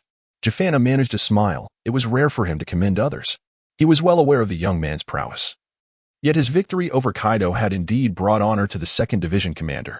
Within the Rocks Pirates, a subtle rivalry existed among the various divisions, particularly between the esteemed 2nd and 3rd Divisions. While the upper echelons refrained from direct confrontation, skirmishes among the subordinates were commonplace, barring the exception of the unconventional Shiki. Pirates, after all, are a lawless breed. Uncle, please tell us what this is, urged Rivi, his anticipation palpable. Bang! Jafana delivered a swift punch, leaving a sizable bump on Rivi's head, instantly rendering him docile. Allow me to explain. Jafana cleared his throat, preparing to elaborate. Even the nearby group of several youths shifted closer, intrigued by the unfolding tale. Only Shaman, in the distance, shrank back, attempting to conceal his imposing form within the fur of the Cerberus, his towering height of over 4 meters rendering him rather comical. These are the abilities conferred by Lord Albert S. Fruit, known as Hellish Miasma. It not only obstructs the flow of air but also erodes all things. It is a truly terrifying gas. I recall an instance when Lord Albert engaged in a fierce battle with a rival captain, a notorious pirate worth over 1.5 billion. The two fought for 3 days and nights, and in the end, Lord Albert unleashed a breath of ethereal darkness that dissolved an entire island. Jafana spoke with evident admiration for Albert, his eyes gleaming with reverence. In the world of pirates, strength reigns supreme. And it is only natural for the weak to revere the strong. Well, what happened to that opponent? Was he dealt with? Rivi's admiration mirrored that of Jafana. Naturally, he sank into the depths of the sea. Wow, how cool. Lord Albert is truly formidable. Indeed. Not only the uncle and nephew, but also the nearby youths shared the same gleaming eyes. He can fly, possesses immense strength, and is so affable. He is the epitome of a perfect idol. Yet, Feis furrowed his brow slightly, feeling that something about this tale seemed peculiar. Firstly, this character had never been mentioned in the original narrative. There are only two possibilities. Either the rank is too low to attract the attention of the Navy, akin to the vice captains of the likes of Jifon Na, who failed to reach the level of notorious pirates, thus missing the chance to be remembered in history. However, it is evident that Albert does not fall within this category. His legendary status was solidified long ago with his confrontation against rocks, which resonated throughout the world. His valuation of 2.5 billion speaks volumes. Yet, such a figure was not even mentioned by Sengoku in the original narrative, leading us to consider the second possibility. From an unexpected emergence, remaining inconspicuous, to achieving fame through a singular battle, he ascends to the role of vice captain. He mingles seamlessly with ordinary crew members, embodying strength while maintaining an unassuming demeanor. The origins of it all point towards a certain possibility. Albert may very well be an undercover agent of the world government. A conspiracy targeting the Rock's pirates. Fifth, what are you doing? Rivi's shout interrupted Feis' contemplation, causing veins to bulge on his forehead. Look over there. Rivi pointed to a hidden bull. Once the excitement waned, he noticed that Shaman was also perched upon the back of the massive dog. It seemed that he had heard Lord Albert mention this name previously. Hey, Shaman, come here. He beckoned to Shaman with an air of arrogance. With Uncle and Feis by his side, he felt remarkably emboldened. Feis' gaze shifted towards Shaman in the distance, and he too began to grasp the situation. What is the matter, brothers? Shaman stammered, his eyes darting nervously as if he feared Feis would cause him trouble, despite his efforts to diminish his presence. Why had this demon still taken notice of him? Come closer so I can have a look. All right, big brother. Realizing he could not escape, Shaman, with his head bowed, slowly approached Rivi. Feis glanced at the stoic Jafana nearby, who showed no reaction, and allowed Rivi to continue. Kid, where's Kaido? Why hasn't he come? Kaido was severely injured by Brother Feis and has not yet recovered, so he is unable to participate in this mission, Shaman stuttered, explaining the situation after much hesitation. 2 weeks prior, Kaido had been gravely wounded by Feis, sustaining hundreds of injuries, his skin charred. After 3 days and nights of treatment from the 3rd Division's doctor, his condition had barely improved, and he had spent over 10 days in bed, just now able to walk. Hiss. Upon hearing this, the surrounding youths collectively gasped, instinctively retreating a step. Although they had heard various rumors about Feis, they had never witnessed it firsthand.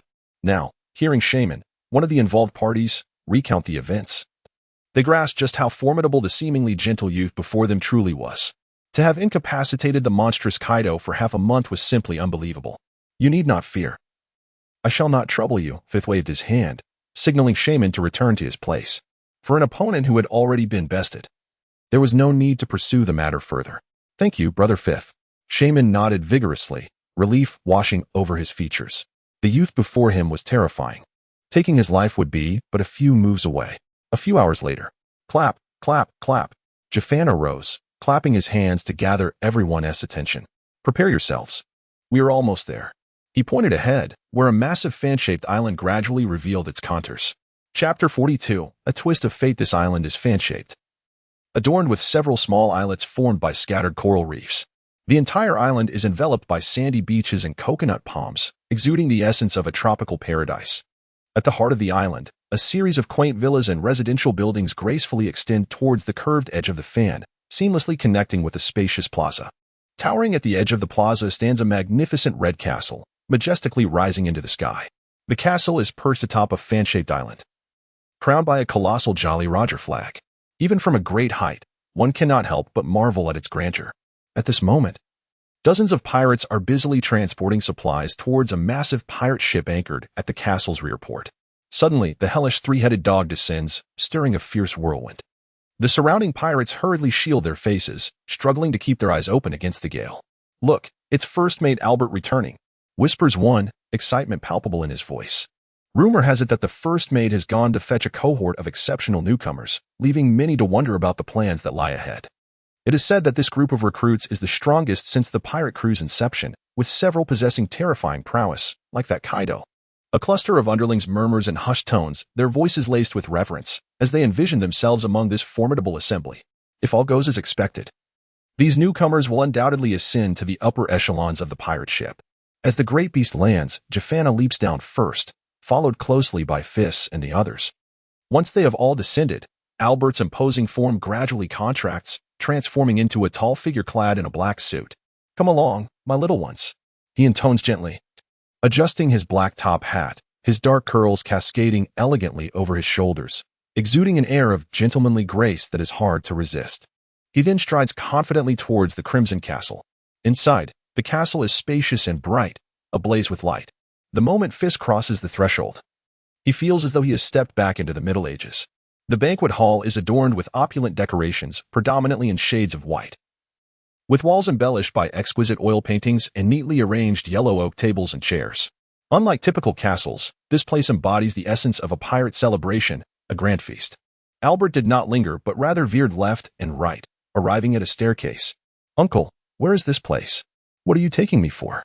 Finally, Levi, who stood beside Feis, broke the silence, feeling rather bewildered by the strange atmosphere.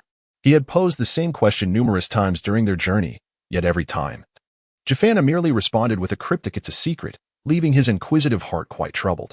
"Do not fret. This is the forward base of the Rocks Pirates, known as Castle Island. As for what we are to do, you shall find out shortly." Before Jafana could reply, Albert suddenly turned around, his expression shrouded in mystery as he addressed Levi. With that, he pivoted back and led the group up the stone staircase. "Ah, thank you, Lord Albert," Levi exclaimed. Astonished by the response from his idol, his face a mixture of disbelief and excitement, even stuttering as he spoke. He lightly nudged Feis beside him, his eyes sparkling with admiration as if to say, "Wow, Lord Albert actually spoke to me." Unable to bear Levi's fervent enthusiasm any longer, Feis quickened his pace. The intensity of such an infatuated fan was truly overwhelming. However, he could not shake the curiosity raised by Albert's mention of a forward base. Could it be that their destination lay elsewhere? At the rear of the group, a cute, round-faced girl with a white, waist-length ponytail was discreetly glancing in Feis's direction. She would steal a glance and then lower her head, only to look again after a moment, creating a repetitive cycle.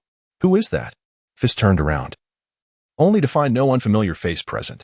Throughout the journey, he had an unsettling sensation of being watched, yet no suspicious figures came to light. After a few moments, Albert halted before a conference hall on the third floor of the castle. He pushed the door open, and a throng of individuals streamed in. Within the expansive hall, 3 imposing figures were already seated. 2 of them were recognized by Feis, the white-bearded man and the golden lion, Shiki. The third, a middle-aged man wielding a blade, sported a fierce buzz cut complemented by a thick beard, exuding an aura of intimidation. He sat behind the golden lion, his gaze unwavering. Feis surmised that he must be the vice captain of the 1st Division. "At long last, you have arrived. I've been waiting for an eternity." With a swift motion, the golden lion rose to his feet, his eyes scrutinizing Feis and the others, finally settling on Feis. "Ha ha ha ha. So, you are Feis. Newgate has been singing your praises daily. What do you say? Why not join my 2nd Division as the vice captain and relegate Kashu to an intern?" He gestured towards the bearded man behind him, suggesting that Feis could easily ascend the ranks should he acquiesce. "Enough of this nonsense, Shiki. The pirate ship has already docked. Provide a brief overview of the situation, and then you may set sail. I have numerous matters to attend to." Albert's tone was gentle yet brooked no dissent. "What further introductions are necessary? Let us embark without delay. We can elucidate matters once aboard. Let us not squander time." Shiki cast a wary glance at Albert before turning to lead the bearded man, Kashu, out of the conference hall. "What are your thoughts, Newgate?" Albert chuckled, shaking his head, seemingly accustomed to Shiki's eccentricities, before turning his attention to the white-bearded man. "Ha ha ha. Let Jafana explain to this motley crew." With that, the white-bearded man exited the conference hall, accompanied by Jafana, making his way towards the staircase. Feis followed closely behind, leaving behind a perplexed Rivi and the others. Hurry up. What are you waiting for? Jafana's raspy voice echoed down the corridor. Go on, return alive, young ones. Albert waved farewell to the group, his demeanor radiating a gentle warmth. The words echoed in the hearts of the crowd, filling them with trepidation. Under the guidance of the white-bearded captain, they boarded a colossal pirate ship moored at the rear port of the castle. The infamous Captain Gold Lion and Kashi had long awaited them at the bow. While numerous crew members busily prepared for departure, Feis immediately recognized several familiar faces from the 2nd Division. You all go find an empty cabin to stow your belongings. And later, gather on the deck. I shall apprise you of the particulars, came the voice of Jafana. Prepare yourselves for the worst. Half an hour later. As the crew completed their preparations, the immense pirate vessel gradually ascended, soaring toward the horizon. By dusk, at the port of Castle Island, the pirate ship emblazoned with the 3-character insignia gently docked. A throng disembarked in single file, led by a statuesque woman clad in a form-fitting red suit. Her cascading pink waves framing a striking visage and voluptuous figure. Greetings, Lady Charlotte. A flurry of bustling Rocks crew members hurriedly greeted her. The newcomer was none other than the captain of the 3rd Division, Charlotte Lingling. She seized a crewman by the collar, her expression aflame with fury as she demanded. Where is that brat Feis? He dares to harm my crew. I shall drain the very essence of his life. Chapter 43. The rising tide of an era as night descended, a tapestry of stars illuminated the sky. A group of young men and women had emerged from the ship's cabin, gazing in awe at the surrounding clouds. Simply incredible! Though they had heard tales of Captain Gold Lion's prowess, witnessing it firsthand was profoundly exhilarating. Yet, the ominous words of Albert and Jafana lingered in their minds, instilling a sense of unease. Is everyone present? Jafana appeared suddenly, like a specter, startling them with his gravelly voice that sent shivers down Levi's spine. Must we always cultivate such an atmosphere? Feis lamented inwardly, recalling how this individual had consistently materialized and vanished without a trace since their acquaintance. You all seem rather spirited. Well done. Now, I have some rather ominous news to share. Jafana spoke with a sinister undertone, his gaze brimming with malice. This cannot bode well. The familiarity in those eyes is striking. Every time Uncle speaks of something terrifying, it is always in this manner. Is he about to take us to some splendid place? A stout, remarkably earnest young lad inquired. The others, too, wore expressions of curiosity, seemingly perplexed by the air of mystery surrounding this occasion. Indeed, a splendid place. Heh. Aha. Jafana now forced a rather woeful smile. First and foremost, I hereby proclaim the conclusion of your probationary period. This means that as of today, you are officially members of the Rocks Pirates. You possess the right to hoist the pirate flag over your homeland, which will henceforth be under the protection of the Rocks Pirates. Upon hearing these words, the newcomer's eyes sparkled with delight, as if filled with exhilaration. Is this truly the case? We can become official members without partaking in the advancement tasks? How disappointing. I had hoped to showcase my prowess in the advancement tasks and ascend to a higher rank. This is splendid. I can return home bearing the pirate flag of the Rocks, ensuring my homeland will no longer suffer from the tyranny of other pirates. Each individual joins the Rocks Pirates with their own aspirations, be it for protection, treasure, or strength. Life inherently comes with its demands. They nurture their dreams, seeking to realize them within the ranks of the Rocks Pirates. Yet, a significant number falter at the initial stage of becoming a newcomer. And a considerable fraction of those newcomers will stumble on the path to becoming official members. Every year, hundreds of newcomers join the Rocks Pirates. Yet the number of official members remains steadfastly below 1,000. This figure naturally excludes the presence of the Grand Fleet. The circumstances leading to this situation are largely attributable to the promotion tasks. Each novice's promotion task varies, some challenging, others simpler. The pirate crew assesses value based on the degree of completion. Wealth, rank, and potential are delineated according to the fulfillment of these promotion tasks. Numerous past newcomers have yet to advance, with some perishing in the pursuit of their promotion tasks. It can be said that achieving formal crew status marks the inception of the Rocks pirate crew. In this matter, Rivi had previously informed Feis. Yet he believed that as long as he was strong enough, any problem would be easily resolved. Now, the prospect that Jafana proposed, bypassing certain steps and directly advancing to formal crew member status, struck him as utterly astonishing. Such irregularities often conceal ulterior motives. Feis was convinced that the purpose of this voyage was merely a substitute for the promotion mission, and the challenges would likely far exceed those of a typical advancement task. Otherwise, why would both Whitebeard and Gold Lion Captain be deployed simultaneously? But but do not be too quick to rejoice. Indeed, Jafana swiftly shattered the illusions of these young men. You might very well perish here. What was the true objective? Rivi could not restrain his curiosity and inquired. Having long been filled with questions. You are all aware of the three great powers, I presume? This monumental conflict, which will determine who reigns as the New World's sovereign, has only just begun. Both sides are cautiously probing, with no top-tier powerhouses yet embroiled in the fray. However, it is undeniable that the Rocks pirates are single-handedly opposing half of the New World. Noticing the rapt attention of the crowd, Jafana continued his explanation. Recently, we received intelligence indicating that the three great powers are preparing to meet with the Roger pirates to discuss a united front against us, the Rocks pirates. These formidable leaders each command several powerful pirates, and their ranks boast thousands of ordinary members. The Roger pirates have always been a persistent threat to our crew. And should these four factions form an alliance, we could genuinely face the risk of defeat. Thus, we must thwart their plans. The meeting point for the three great powers in Roger is Sanya Island, the stronghold of one of the three giants, the terrifying Zogama. The Roger pirates are currently en route at full speed, merely 2 weeks away from their destination. The fleets of the other two giants are also racing toward it, with captains and vice-captains taking different paths to intercept them. Our 1st and 2nd divisions will join forces for this mission, aiming to prevent this alliance from forming and disrupt their critical arrangements. With the advantageous powers of Gold Lion's Devil Fruit, we intend to strike before they can meet. Jafana cast a deep glance at the crowd, his gaze ultimately solidifying with resolve. We shall annihilate the Roger pirates. In a conference room on Castle Island, Rox and Albert were engaged in discussion. Captain Rox, what shall be our next course of action? Newgate and Shiki have already set sail, Albert inquired softly. His eyes filled with uncertainty. He struggled to comprehend why, during this crucial period, Captain Rox had summoned Charlotte Lin and others back instead of immediately dispatching them to confront the other two giants. Haha. Albert, we are not here to impede those scoundrels. August and Brand. My sole objective has always been Zogama. You mean we will launch a surprise attack on Sanya Island? Precisely. I had intended to face them in an honorable contest, but since they've allied with Roger, I shall not hold back. Rox grinned widely, his face brimming with audacity. Once Wang Ji and John arrive at Castle Island, you will lead us directly to Sanya Island to eliminate Zogama and the Ghost Pirates. But that would put Newgate and the others in peril. Roger is on the inevitable path to Sanya Island, and the two giants will also traverse this route. If the Rocks pirates do not obstruct the other two giants, Gold Lion and Whitebeard will fall victim to a pincer attack. Haha. Trust in Newgate and Shiki. They will surely receive our support.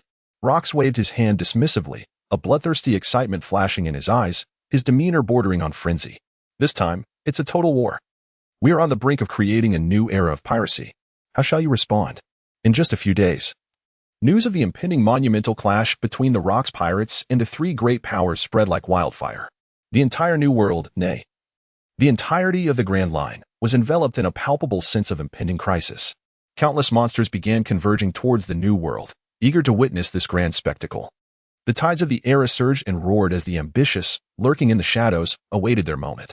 The colossal war that would determine the future trajectory of the New World was gradually unfurling. Chapter 44. The Navy's reaction under a starry night with a gentle breeze. A massive pirate ship soared swiftly through the skies, expected to reach its destination in 3 days. Due to the altitude, the temperature was somewhat chilly. Feis stepped out from the cabin, carrying a reclining chair. He placed the chair on the deck and reclined comfortably upon it. The crew consisted of formal members from both the 1st and 2nd divisions, so the duty of keeping watch naturally fell to these newcomers, who were now also formal crew members. As the breeze wafted pleasantly, Feis reminisced about Jafana's words, finally grasping the intentions of the upper echelons of the Rocks pirates. Thus, grow swiftly, lads, and strive to distinguish yourselves in this battle. Wealth and status beckoned to you from the horizon. He clenched his fist, his face alight with anticipation as he observed the various expressions of those before him. It was at this moment that the others began to comprehend why they had been assigned such a perilous task. Due to the demands of war, vacancies had arisen within the divisions, necessitating a substantial influx of personnel to maintain normal operations. While many formal members met the qualifications, their abilities fell significantly short, relegating them to temporary substitutes. Ultimately, the upper ranks set their sights on this talented group of newcomers. Those who excelled in this monumental conflict would be promoted to leadership positions within the divisions after the war concluded. Of course, this opportunity was solely for the dozen or so youths present. Their contemporaries had already been dispatched to various islands to serve as cannon fodder. This delineates the distinction between pirate crews and the Navy. The latter boasts dedicated training institutions, while the former does not. To attain wealth, fame, and status, one must emerge from the depths of bloodshed through sheer will. With a swift motion, a flask of liquor was tossed from behind Feis, who effortlessly caught it. The scene felt strikingly familiar. Yet, he discerned that the man approaching was not the Whitebeard, but rather Captain Shiki, the Golden Lion. As Feis attempted to rise, a powerful hand firmly pressed down on his shoulder, rendering him immobile. Such immense strength. He was astonished to find himself unable to break free. "Ha, little brat. You have much further to go," the Golden Lion proclaimed with a boisterous grin, leisurely making his way to the ship's railing to take a seat beside Feis. "What brings you to me at such a late hour, Master Golden Lion?" On the deck, only Feis remained, and it was evident that the Golden Lion had come specifically to seek him out. "Join me for a drink," the Golden Lion exclaimed, as he knocked the wine jug in his hand, tilting his head back to gulp down the liquor. With no hesitation, Feis followed suit, drinking heartily. "Ha, you truly please my palate, lad. It's a pity you've been snatched away by Newgate." The Golden Lion laughed heartily at Feis's demeanor, for sometimes the camaraderie between men is delightfully simple, a smoke and a drink. "I have come to offer you a word of caution. After this operation to eliminate Roger, Wang Ji and Silveraxe will likely seek their revenge against you." "Is that so? Then all the better." A fierce glimmer flickered in Feis's eyes. Was he not also awaiting this day? "I shall ensure they descend into hell to atone for their sins." After saying that, he took another hearty swig of strong liquor, as if recalling certain memories. "I must say, you handled yourself splendidly. However, exercise caution. They are not as weak as you might presume. Last time, they suffered from being unfamiliar with your explosive abilities." The Golden Lion's eyes gleamed with mirth, clearly pleased with Feis's ability to cripple Silveraxe. "Even I would require considerable effort to defeat them both, and that scoundrel Rox would undoubtedly intervene. You are different. I harbor no deep-seated grudge against them, but you do. Besides, you are a newcomer." The Golden Lion spoke bluntly, implying that as a newcomer, Feis's demise would mean little to Rox. If Feis could overcome Wang Ji and Silveraxe, it would ultimately benefit Rox, as he would gain a more formidable force. Ultimately, potential means little if one cannot survive. The Golden Lion mused. "Surely, you did not come merely to remind me of this?" Feis inquired, somewhat perplexed by the man's extensive counsel. "Ha, I simply do not wish for those two to have it easy." With a swift motion, the Golden Lion appeared beside Feis, producing a yellow book and tossing it to him. "Take this. If anything is unclear, do not hesitate to seek me out." At that same time, within the naval headquarters, in the marshal's office, the room was brightly lit, with 4 figures engaged in discussion. At the head of the table sat a broad-chested, middle-aged man with tawny skin, a mohawk hairstyle, and a goatee, dressed in a black shirt beneath his marine justice coat. He was none other than the Marine Marshal, Steelbone Kong. Opposite him sat 2 men and a woman, the resourceful Crane, the explosive-haired Sengoku, and the ever-hungry Garp, who continuously stuffed his mouth with rice crackers. All were of the same naval generation, youthful and brimming with vigor. "Crane, what is your perspective on this matter?" Steelbone Kong inquired, having succinctly laid out the intelligence regarding the Rox pirates. The Navy had been closely monitoring the movements of the 3 major pirate figures. Upon learning that the 3 heads of piracy were negotiating an alliance with the Roger pirates, and that the Rox pirates were preparing for full mobilization, Marshal Kong promptly convened a meeting of high-ranking naval officers. "Marshal Kong, whether the 3 pirate figures emerge victorious or the Rox pirates, neither outcome is favorable for us." Crane responded honestly, her keen eyes swiftly clarifying the situation. The New World cannot be dominated by a single pirate faction, should it solidify into an ironclad stronghold. The Navy would face unprecedented threats. Should we then attempt to thwart those unruly pirates? The required manpower would be immense, and diverting forces would jeopardize the safety of the first half of the Grand Line. As Crane spoke, Sengoku, with his explosive hair, pondered deeply, suddenly having a moment of illumination. "We could seize the opportunity while they are mutually weakened and launch a surprise attack to capture them all." "Garp, can you not be serious for once?" Sengoku exclaimed, swiping the rice crackers from Garp's hand. "What is the matter? Do you require my assistance?" Garp scratched his head, looking puzzled at Sengoku. "Ha, if it were those vicious pirates, I would personally deliver them to the great prison one by one." Seizing the moment of Sengoku's distraction, he snatched the rice crackers back. "Enough of this. Sengoku's proposal is sound. Now, in my capacity as Marine Marshal, I issue the following orders. Steel Bone Kong regarded the three before him with grave seriousness. Sengoku and Crane promptly stood at attention. Even the usually frivolous Garp straightened up. Sengoku, Garp.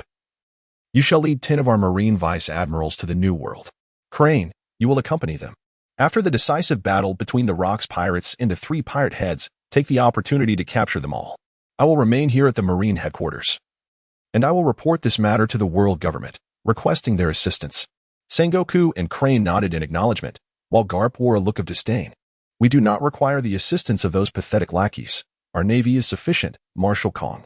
His contempt for the world government and the celestial dragons was unmasked in his tone. Garp. Haha. Understood, Marshal Kong. Chapter 45, The Talent for Swordsmanship Upon the Deck. Feis sat alone, lost in thought while holding a yellow book that chronicled various sword techniques. The recent events left him perplexed. Reminiscent of a narrative from a bygone era where an elder bequeaths martial arts secrets. From the words of the Golden Lion. It seemed he harbored discontent towards both the Silver Axe and Wang Ji. The discord amongst several division leaders within the Rocks pirates was hardly a secret. However, Feis did not anticipate the situation had escalated to such a degree. It appeared that Rocks and Albert were the ones restraining the powerful members of the pirate crew. Yet, Albert seemed to have joined Rocks with ulterior motives. It remained unclear which faction he truly belonged to. Feis speculated that he was most likely affiliated with the world government CP organization, perhaps waiting for the Rocks pirates to encounter a crisis before striking a decisive blow. Nevertheless, Feis felt that the Golden Lion was not the sort to act in such a manner. As a formidable pirate standing alongside Roger and Whitebeard, he had no need to achieve his aims through a mere boy's assistance. Whether the Golden Lion's actions were investments, mere alliances, or attempts to use Feis to eliminate Wang Ji and the Silver Axe, they posed no threat to him and were ultimately advantageous. He considered it a favor owed to the Golden Lion, to be repaid should he find himself in need in the future. As for swordsmanship, Feis thought it optional to pursue, yet observing it could provide insight into Wang Ji's techniques, thereby facilitating his own encounters. With this in mind, he began to peruse the pages of the Golden Lion's manuscript. Once he delved into the text, he discovered that it contained the Golden Lion's reflections and experiences from the inception of his sword training to his rise as a master swordsman. Feis had only witnessed the essence of swordsmanship through Wang Ji, whose terrifying aerial slashes were nearly impossible to counter. Carefully, he flipped through the pages, his extraordinary memory absorbing each detail. He realized the content was comprehensive, resembling an encyclopedia of swordsmanship. It covered everything from the proper grip of the sword to the application of force, basic training methods, and ultimately the path to becoming a swordmaster. Alongside the Golden Lion's insights into the art of the sword, it was all-encompassing, revealing the meticulous preparation that had gone into its creation. Yet, it appeared the book solely focused on the practice of swordsmanship without any specific techniques. Upon reaching the final page, a moment of clarity washed over Feis. It dawned on him why the book lacked specific sword techniques. Every master swordsman forges a path unique to themselves. Techniques are merely suitable, not universally optimal. Much like Zoro's three-sword style, the skeletal figure's nasal hum, and the legendary swordsman Mihawk's approach to the sword, Whitebeard, too, must possess his own swordsmanship, which he likely integrates with the powers of the Tremor Fruit. This, Feis speculated, was the reason Whitebeard had not imparted his swordsmanship to him, for it was incompatible. Having grasped this concept, Feis succumbed to a state of enlightenment. His gaze became distant, as all his understanding of swordsmanship swirled within his mind. This sensation feels strikingly familiar, reminiscent of the moment he first encountered the armament hockey on the Sky Island. It seems that since joining the Rocks pirates, he has not laid eyes on that Birdman again. As this feeling intensifies, Feis abruptly rises from his seat. He seizes a long blade from the weapon rack beside him and begins to practice. 1 stroke, 2 strokes, 3 strokes.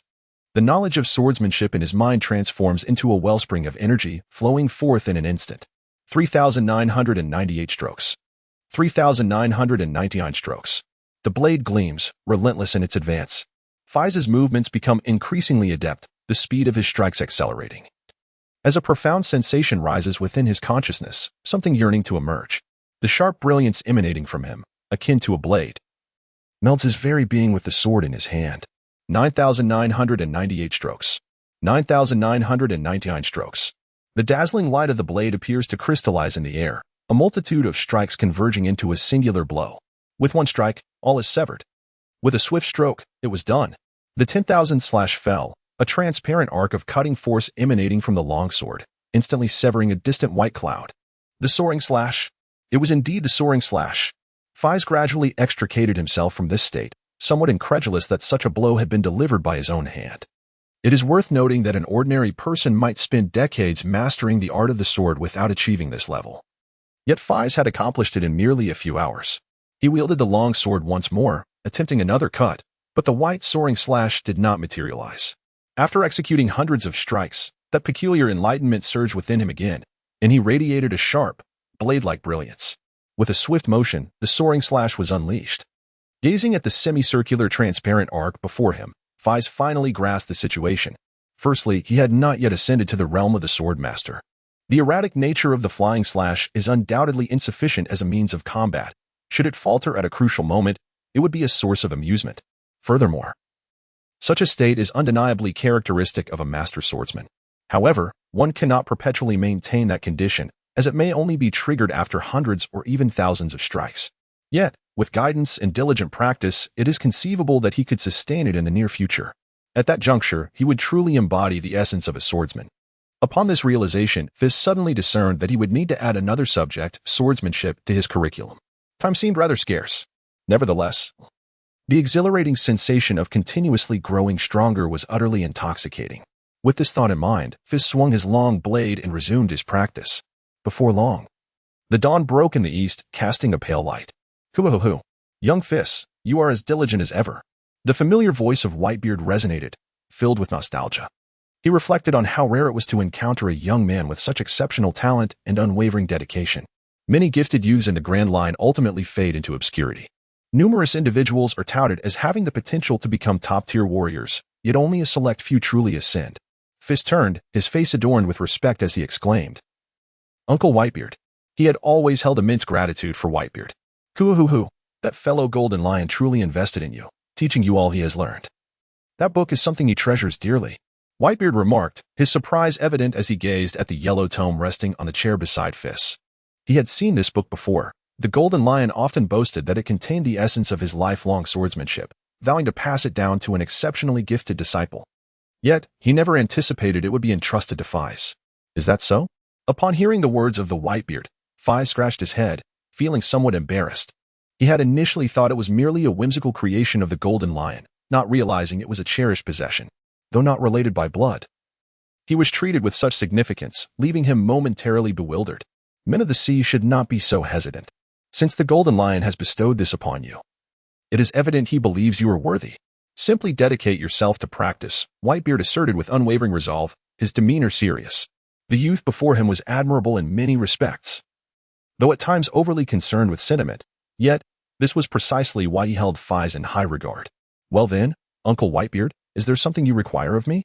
For Feis, gratitude was paramount. Such sentiments were indelible. He was a man of reciprocity, believing in repaying kindness and settling scores.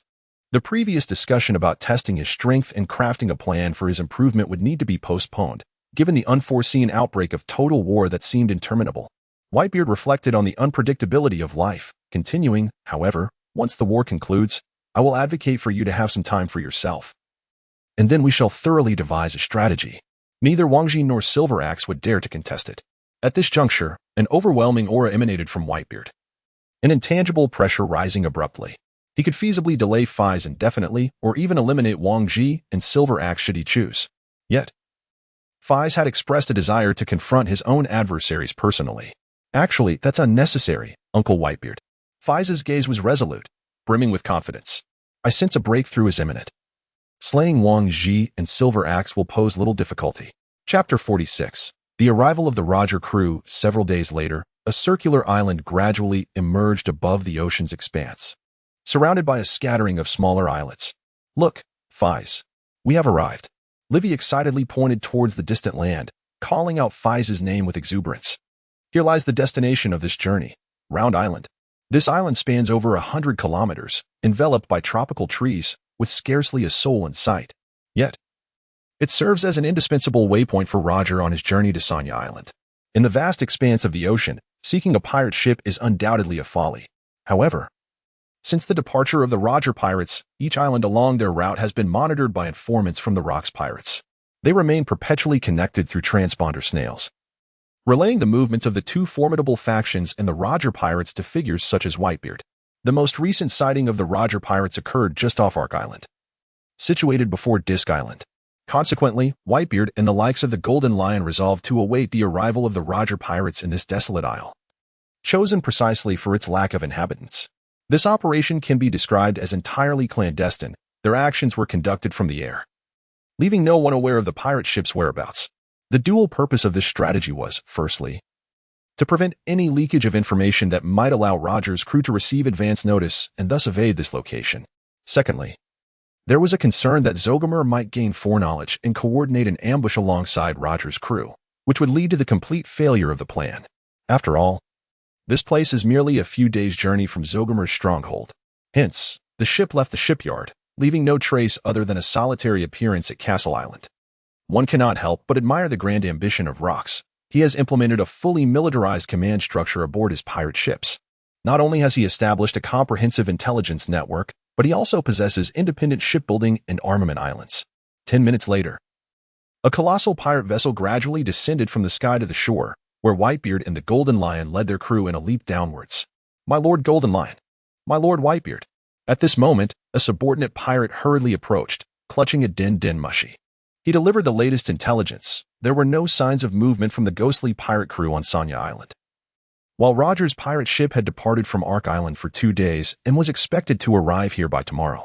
Ha ha ha ha. So soon? Then let us wait on the island for a day. Allow me to prepare some welcoming gifts for them. The Golden Lion chuckled, his eyes gleaming with delight, pleasantly surprised by the timing of their arrival. Extending his hand to the ground, he activated his Devil Fruit ability in an instant. Boom, boom, boom. A thunderous roar erupted from beneath the earth, causing the ground to tremble violently. The tremor persisted for several minutes, followed by a deafening roar of water emanating from the distance. Hello? Did we just experience an earthquake? No, it is not an earthquake. It is the power of Captain Golden Lion. Is this truly within the realm of human capability? Several newcomers rubbed their eyes, their expressions betraying disbelief. Under the influence of Golden Lion's fruit ability, the once intact circular island was cleaved in two. The semicircular landmass was now gradually ascending, slowly detaching from the sea's surface. Water cascaded into the abyss, the splashes creating a magnificent arc of mist that formed a long, ethereal rainbow. The scene resembled the apocalypse. Even Feis was momentarily taken aback. Witnessing such a spectacle was entirely different from the original narrative, and the overwhelming sensation was beyond articulation. Humanity, astonishingly, could alter the natural environment. He realized he still had a long way to go to reach the heights of those formidable figures atop the pirate world. Haha, look at their astonished expressions. It's simply delightful. Quiet down. Weren't you all equally dumbfounded when you first encountered the captain's powers, trembling in fear? Oh, Vice Captain, don't be so literal. A few members of the 1st Division couldn't help but chuckle at the newcomers, only to be swiftly silenced by the bearded man, Kashi. The crescent-shaped island stretched over 50 kilometers, rising several thousand meters into the sky before it leveled off. All right. Let us rest on this island tonight and prepare for tomorrow's battle. Sure. The pirates began to kindle bonfires and prepare dinner. A night of silence ensued. The following morning, the 1st and 2nd Divisions, along with the newcomers, gathered early. A great battle awaited them ahead. Each individual bore a solemn expression. Even the usually jovial Levi had adopted a serious demeanor, although a hint of fear lingered on his face. It was far less than when he first heard of participating in war. Everyone is growing. Feis pondered, realizing that not only he was progressing, but those around him were also improving. Levi, pay close attention. Suddenly, Jafana, standing at the forefront, turned back to Levi, seriousness etched on his face. In times of necessity, employ wide-area poison gas attacks.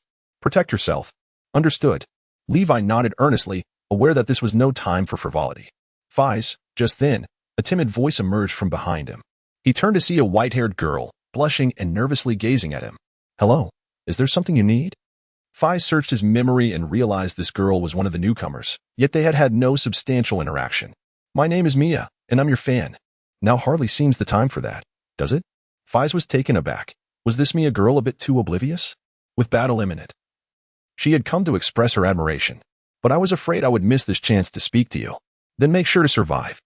Feis replied with a gentle smile, reassuring her, we can discuss everything after this war. I'll do my best. The girl took a deep breath, finally mustering the courage to say, Feis, you looked so cool defeating Kaido. With that, she flushed and dashed into the crowd, leaving Feis in bewilderment. While Levi wore a face of envy and jealousy. Feis, you scoundrel. Why do you always attract so many women? Perhaps it's due to my good looks? Just then, a pirate flag featuring a skull with a mustache slowly approached from the distance. It's the Roger Pirates.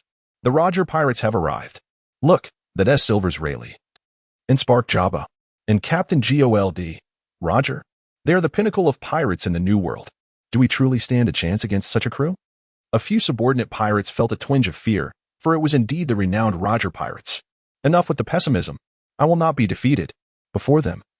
Whitebeard plunged his polearm into the ground, his lower body sinking as his muscular arms bulged, violently striking the air beside him. Creak. The atmosphere shattered like glass. And towering waves surged up on either side of the island, charging toward the Roger Pirates. But Whitebeard. Chapter 47. Full-scale war captain. We spotted the Rocks Pirates ahead. It seems that both the Golden Lion and Whitebeard are present. On the Roger ship, the lookout shouted while peering through his telescope. Whitebeard has initiated an attack. Haha.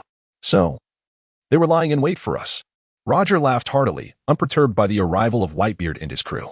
It appears today we shall engage in a formidable clash, however. I wonder who else is on the island. News of the Rocks Pirates' intention to thwart the alliance had already spread across the globe, and various factions were closely monitoring this monumental conflict. Naturally, the Roger Pirates had received the news long ago. Now is not the time for such thoughts, Captain. Look ahead. Rayleigh, with his golden hair, warned Roger. Truly monstrous abilities that Whitebeard possesses. The colossal waves surged, rumbling with immense might. The deep blue sea roared like a fierce sea monster, ready to devour the pirate ship. This is beyond comprehension. Noticing the inaction of the crew, Rayleigh approached the ship's bow. With a swish, he unsheathed his sword. A golden, hundreds of meters long slashing wave erupted from the tip of his blade, instantaneously cleaving through the massive waves. The might of that strike transformed calamity into a passage. The pirate ship navigated smoothly through the split, unhindered. Truly, Rayleigh is reliable. Rayleigh, the vice captain. Indeed. The praises echoed, causing veins to bulge on Rayleigh's forehead. His comrades, despite their formidable strength, were excessively lethargic. Just then, a massive shadow engulfed the entire sea, and the crew suddenly noticed the daylight dimming. Why has it turned dark? Is it about to rain? Hey. No way. Captain Roger, look above. A pirate shouted in terror, pointing at the sky. What is happening? Roger looked up and saw a gigantic island suspended in the air, slowly descending, threatening to engulf the entire pirate ship. This is the Golden Lioness ability. Quickly, full speed ahead toward that island, or the colossal waves will drown our ship. At this moment, Roger understood that the giant waves stirred by Whitebeard were merely an appetizer. This second course was the enormous island raised by the Golden Lion. The island has completely severed their retreat, and it is now too late to alter their course. They can only surge forward at full speed. This fellow intends to force us onto the island for a decisive battle. Rayleigh furrowed his brow, seemingly comprehending the intentions of the Golden Lion. Then let us prepare for a bloody clash. Roger exclaimed with a hearty laugh as he drew his saber, ace, pointing toward the distant round island. Issuing the captain's command, brothers, let those two fellows understand the might of the Roger Pirates. Charge. At that moment, the colossal island finally made contact with the water's surface.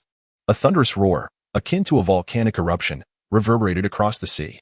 The moment the island plunged into the depths, it unleashed towering waves that surged hundreds of meters high, propelling the pirate ship directly toward the shore. The ship is capsizing. Waves crashed one after another, the violent rocking causing the crew to stumble and sway. While debris flew about chaotically, a deluge of seawater flooded the deck, drenching everyone and rendering them soaked to the skin. We are almost there. Roger gazed at the island, now elevated several hundred meters by the Golden Lion, his eyes ablaze with combat fervor.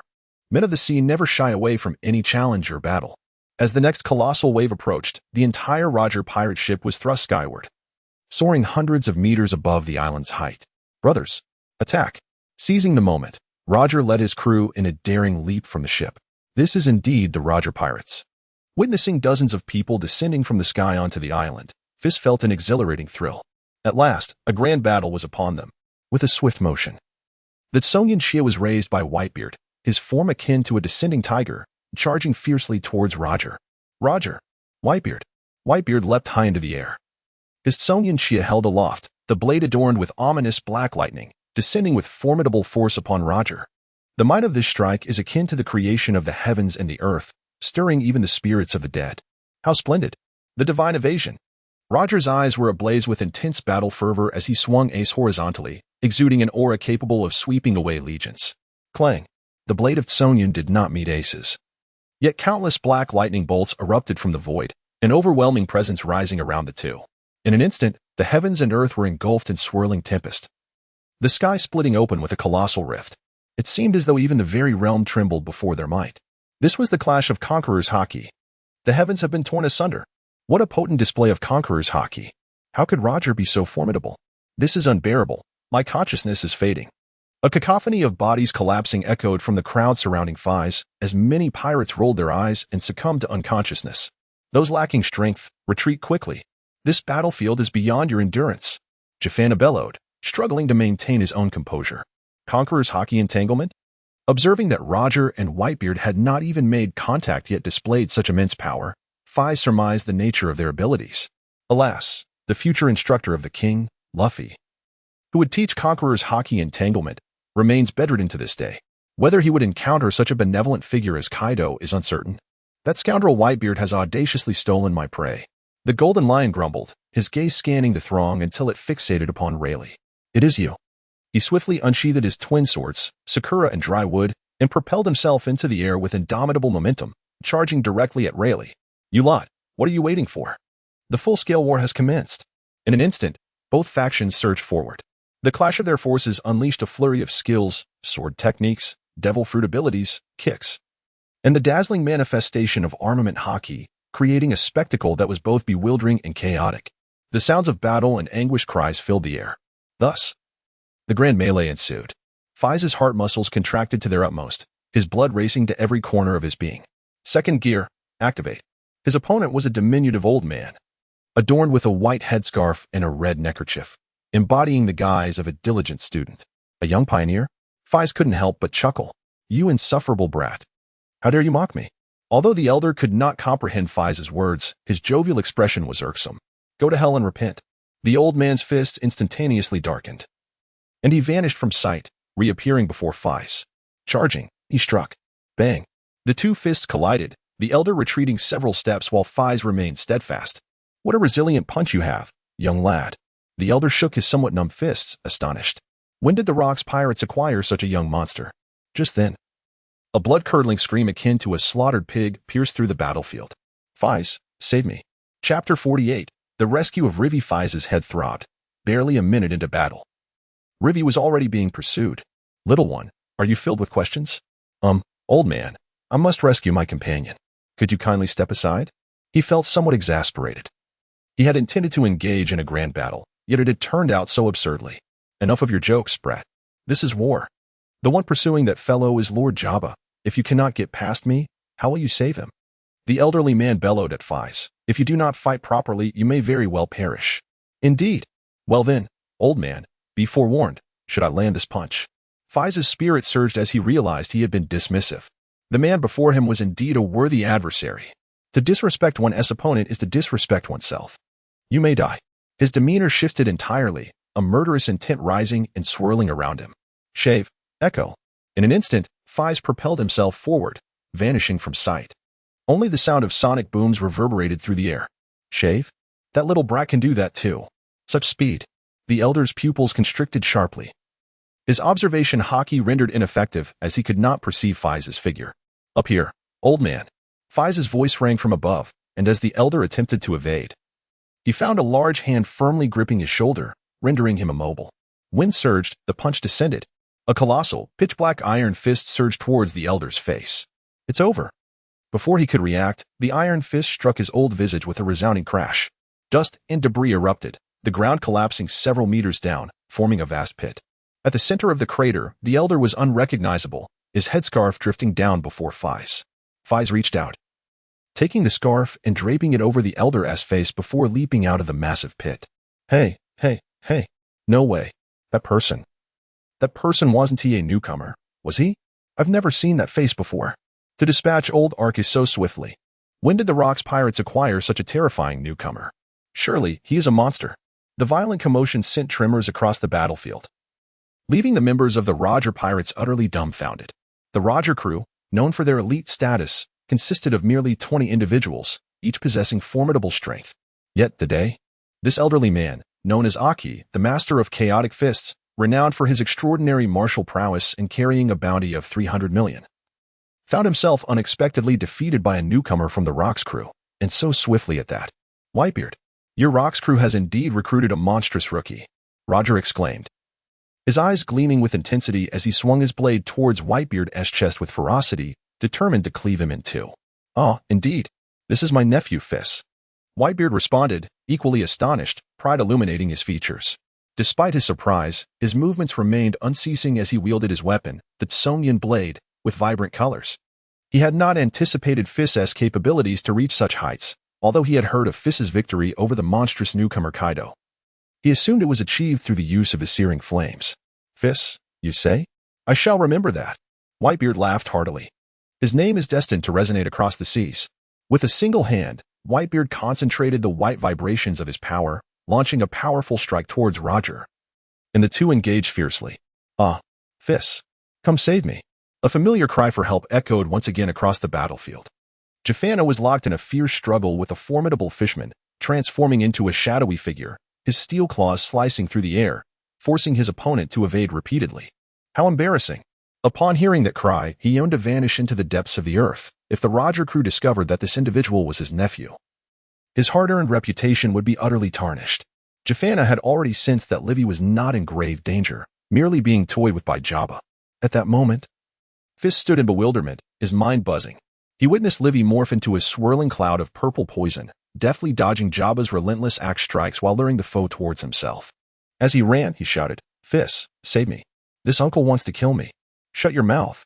Both Feis and Jabba yelled simultaneously at Livy. All right. Livy spun around, hiding behind Feis, casting a sly glance at Jabba. "It's him.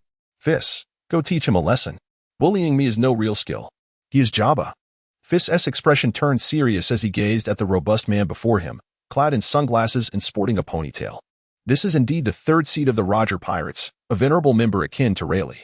"Ah, Jabba? No wonder he looks so familiar. I have seen his bounty notice before. He is a notorious pirate with a bounty exceeding 1 billion, Rivy stuttered, his speech faltering as he finally recognized the man pursuing him.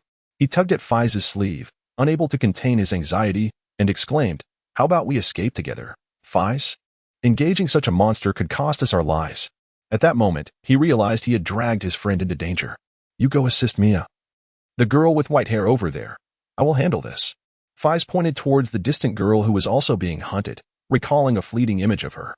"Have you ever seen a beast retreat from its prey?"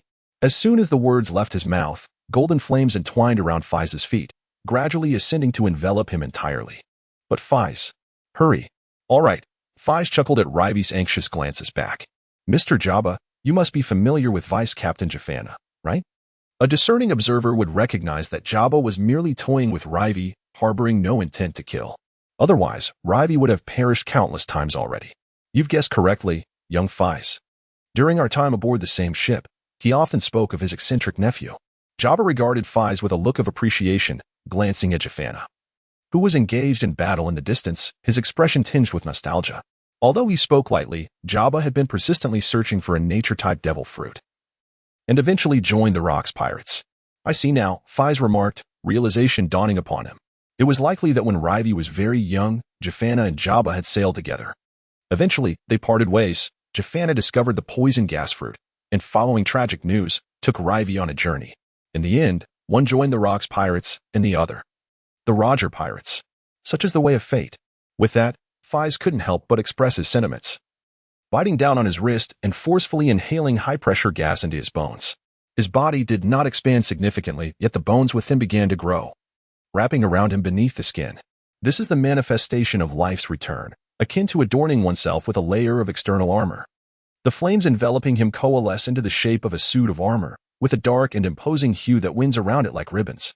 "Allow me to stand in for Levi and experience your esteemed techniques, Mr. Jabba." Flames surged within Feis's grasp, instantly forming into a black and red spear of fire over 2 meters long, intricately adorned with enigmatic patterns. "Activate the advanced version of Zhurong mode, Overlord." Chapter 49. The Funeral Procession. After over 6 months of fruit development, Feis has not only fully mastered the Zero mode, but has also integrated the 6 styles and the infusion of Haki into it. He referred to this state as the Overlord. According to Feis's conjecture, his current strength should be comparable to that of Luffy upon first unlocking the 4th gear in the original narrative, perhaps only a hair's breadth short. After several days of exploration, Feis discovered the unique characteristics of his flames, searing heat and absorption. The temperature of his flames seems to be capable of continual escalation. To his knowledge, it has already surpassed 2,000 degrees. Furthermore, there is the aspect of absorption, which enables him to mitigate a portion of the damage from impacts and slashes he endures. Although it only accounts for a fraction, it is undeniably formidable. Most astonishingly, he can even absorb a part of Haki attacks. This compelled Feis to question whether this truly was his devil fruit ability. He had never encountered a power that could not only be immune to Haki but also absorb it. Upon grasping these traits, Feis found his development increasingly fluid. He merged the ability of life restoration with the 3rd form of his bone Haki, transforming his body into an impenetrable fortress of bone. Coupled with the armament Haki on his armor and flames, he elevated his physical strength and defensive capabilities to an unprecedented level. The surging flames also inadvertently amplified his speed severfold. Feis, what is this transformation of yours? Is it a manifestation of your devil fruit ability? Jabba inquired, perplexed. Despite his vast experience, he had never witnessed such an extraordinary devil fruit. This form, akin to a deity or demon, was suffused with an overwhelming sense of oppression, while the searing flames made it difficult for him to breathe. Aha! I am the wielder of the burning fruit, endowed with the ability to generate intense flames. This is the form I have developed. Feis's expression grew solemn as he brandished his spear, aiming it directly at Jabba. Let the battle commence. The burning fruit, you say? Then I shall not hold back. Jabba's twin axes glimmered with a dark, chilling light, as if they were poised to cleave the very air itself. Twin axes, chaotic blades. 2 sharp crosswise slashes erupted from the axes, hurtling towards Feis in an instant. Spear of morning, fiery net. Feis spun the tail of his spear with one hand, the tip ablaze with searing flames, carving a spiral of fire through the air, ensnaring the surroundings. Boom! The flames collided with the axe's brilliance, unleashing an overwhelming burst of light and heat. Before the flames could dissipate, Feis lunged forward, his spear raised high, delivering a powerful strike aimed directly at the crown of Jabba's head. Jabba lifted his axe overhead in a swift defense, intercepting the spear's assault. Clang! The spear and axe met with a deafening screech. A fierce whirlwind erupted from the clash, sweeping across the battlefield. How is this possible? That young brat can actually contend with Lord Jabba.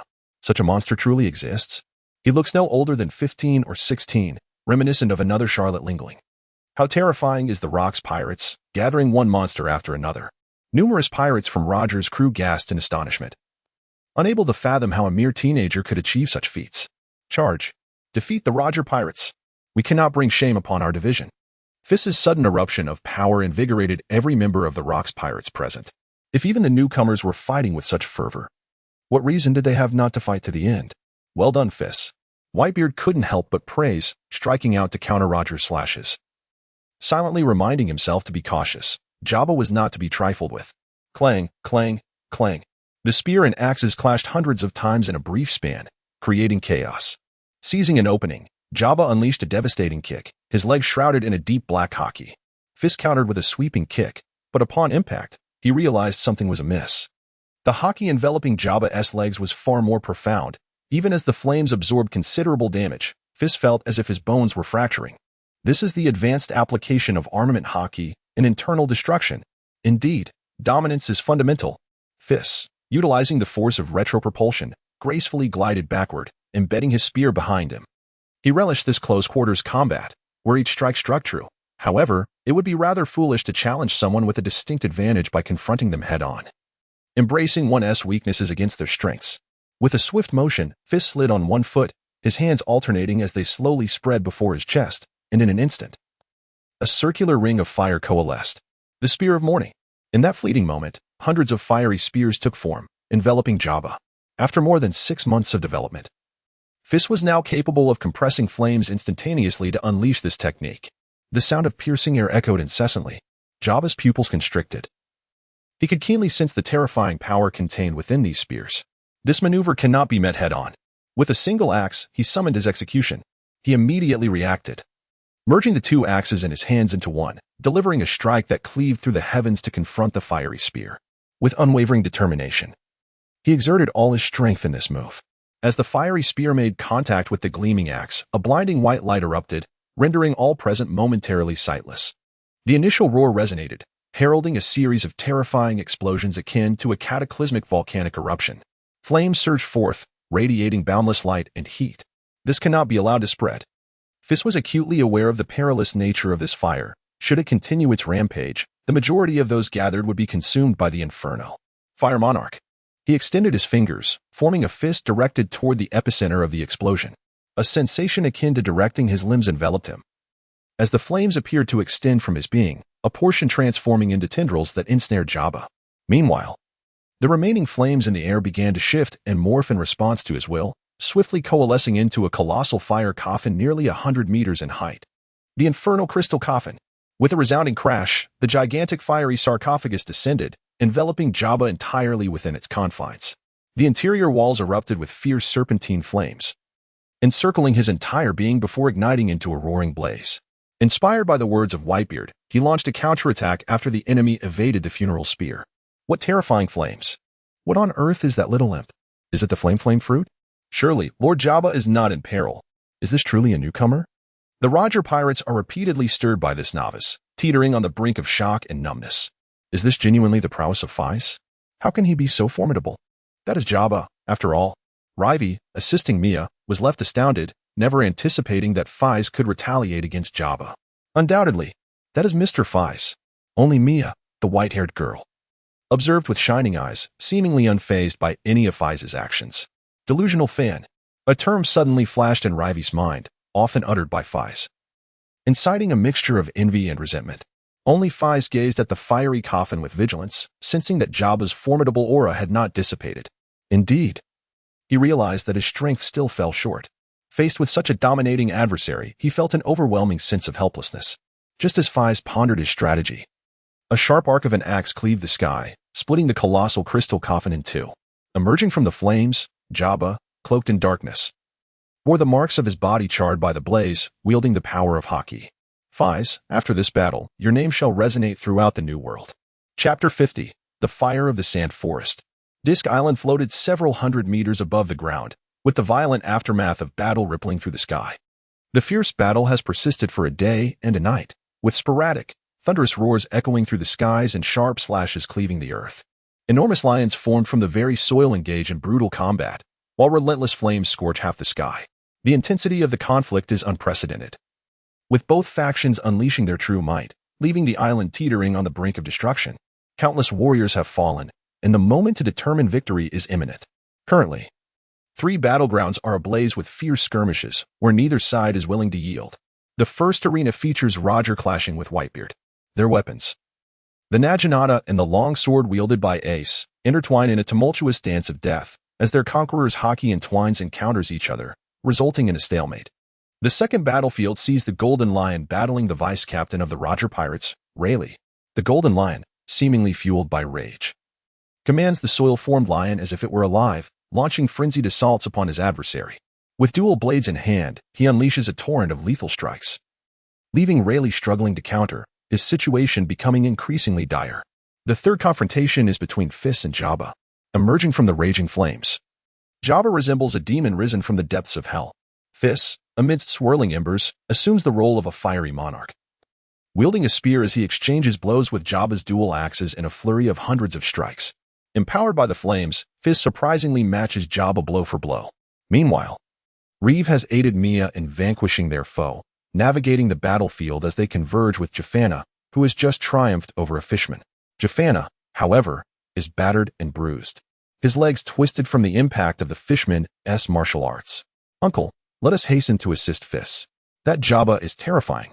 After enduring the brutal trials of war, Reeve is no longer carefree, his concern for Feis palpable. What nonsense are you spouting? Just look at Feis's expression. Does he appear to be in need of our aid? Jafana, methodically reassembling his fractured bones, playfully strikes Reeve on the head. He did not anticipate that this newcomer, who had only boarded the ship 6 months prior, could contend with Jabba. Ouch, that hurts. Uncle, could you refrain from striking me at every turn? Reeve cradles his head, gazing at the distant Feis, who is battered yet grinning with fervor. Feis's expression exudes exhilaration. Indeed, he revels in battle. Jafana's countenance turns grave. He has only witnessed such intensity in the likes of Whitebeard and other top-tier warriors of the New World. Could this young man potentially rise to such heights? Shaking off this implausible thought, Jafana turns to Reeve. Uncle, is that Jabba from Roger's crew exceptionally formidable? Those axes could cleave the heavens. Undoubtedly, he is the third strongest of Roger's crew, incredibly powerful even in his youth. A glimmer of nostalgia flickers in Jafana's eyes, though Reeve, engrossed in the combat, remains oblivious. Who would be stronger, you or him? It would be a 50-50 chance. Jafana adjusts his tactical sunglasses. What? Reeve turns back, incredulity etched on his face. Unaware of his uncle's hidden prowess. In 4 minutes, he could eliminate me 6 times over. Feis, wholly absorbed in the clash, has no time to spare for the outside world. His observation haki fully engaged, he narrowly locks onto the man wielding the dual axes before him. A moment's distraction could leave him with grievous wounds, for the haki-enhanced strikes possess a formidable duality of external and internal destructive power, surpassing his own by 2 tiers. Feis, to reach such a level at your age is truly remarkable. Jabba unabashedly praises Feis, recognizing the boy's commendable strength, yet noting his astonishing composure and humility. Be it in the mastery of his fruit, the cultivation of haki, or the unique martial arts that blend the Navy's 6 styles, Feis stands on his own. Most daunting of all, he possesses an unyielding spirit. Even Charlotte Linland from your pirate crew could not rival you at the same age. Thank you for your kind words, Mr. Jabba, but compared to your illustrious cadre of exceptional beings, I still have a long journey ahead. Feis grins widely, panting heavily, his body weary from the prolonged combat and the extended use of haki. In contrast, Jabba, though appearing somewhat disheveled, has sustained no significant injuries. I can no longer afford to spar with you. Be wary of my next strike. Jabba's observation haki sweeps across the battlefield, noting the grim state of affairs. Rayleigh is on the verge of defeat. If this continues, the Roger pirates face annihilation. Should the Golden Lion free his hands, none here but Roger could withstand his might. Fail to withstand, and you shall perish. Jabba readies his long axe, a formidable aura swirling around him, melding his being with that of the weapon. What a coveted opportunity. Feis's flames retract, shifting to a deep crimson hue. He raises one hand, a fire disk the size of a basin slowly materializing above him. As endless flames surge from within, compressing and coalescing into a singular force. The flame gradually transitions from a bright yellow to a deep blue, representing the maximum temperature that Feis can generate at this moment. He refers to this blue flame as the sandalwood fire. The disk diminished in size, ultimately transforming into a delicate, palm-sized blue fire plate, exquisite as crystal. The momentum of both parties clashed and surged within the void, reaching its zenith in a fleeting moment. With a single axe, the heavens were cleaved. A beam of axe light pierced the firmament, determined to split the universe, heading straight for Feis. The sandalwood fire. Blue jade plate. Whoosh. Feis spun and hurled the blue fire plate from his hand. The fiery disk traced a flawless arc through the air, ultimately colliding fiercely with the radiant axe light. Retreat. In that instant, Ji-Fan Na acutely sensed the looming danger. Her heart raced violently as she swiftly pulled Rivi and Mia back. Boom, boom, boom. The moment the flames met the axe light, they began to expand dramatically, enveloping hundreds of meters in the blink of an eye, surrounding Feis and Jabba. The blinding white light rendered onlookers unable to see, while the deafening explosion momentarily stole the hearing of everyone on the battlefield. The flames raged for a full 3 minutes before finally exhibiting signs of waning.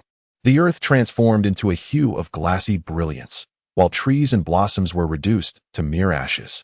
After another 10 minutes, the scene of the battlefield gradually emerged.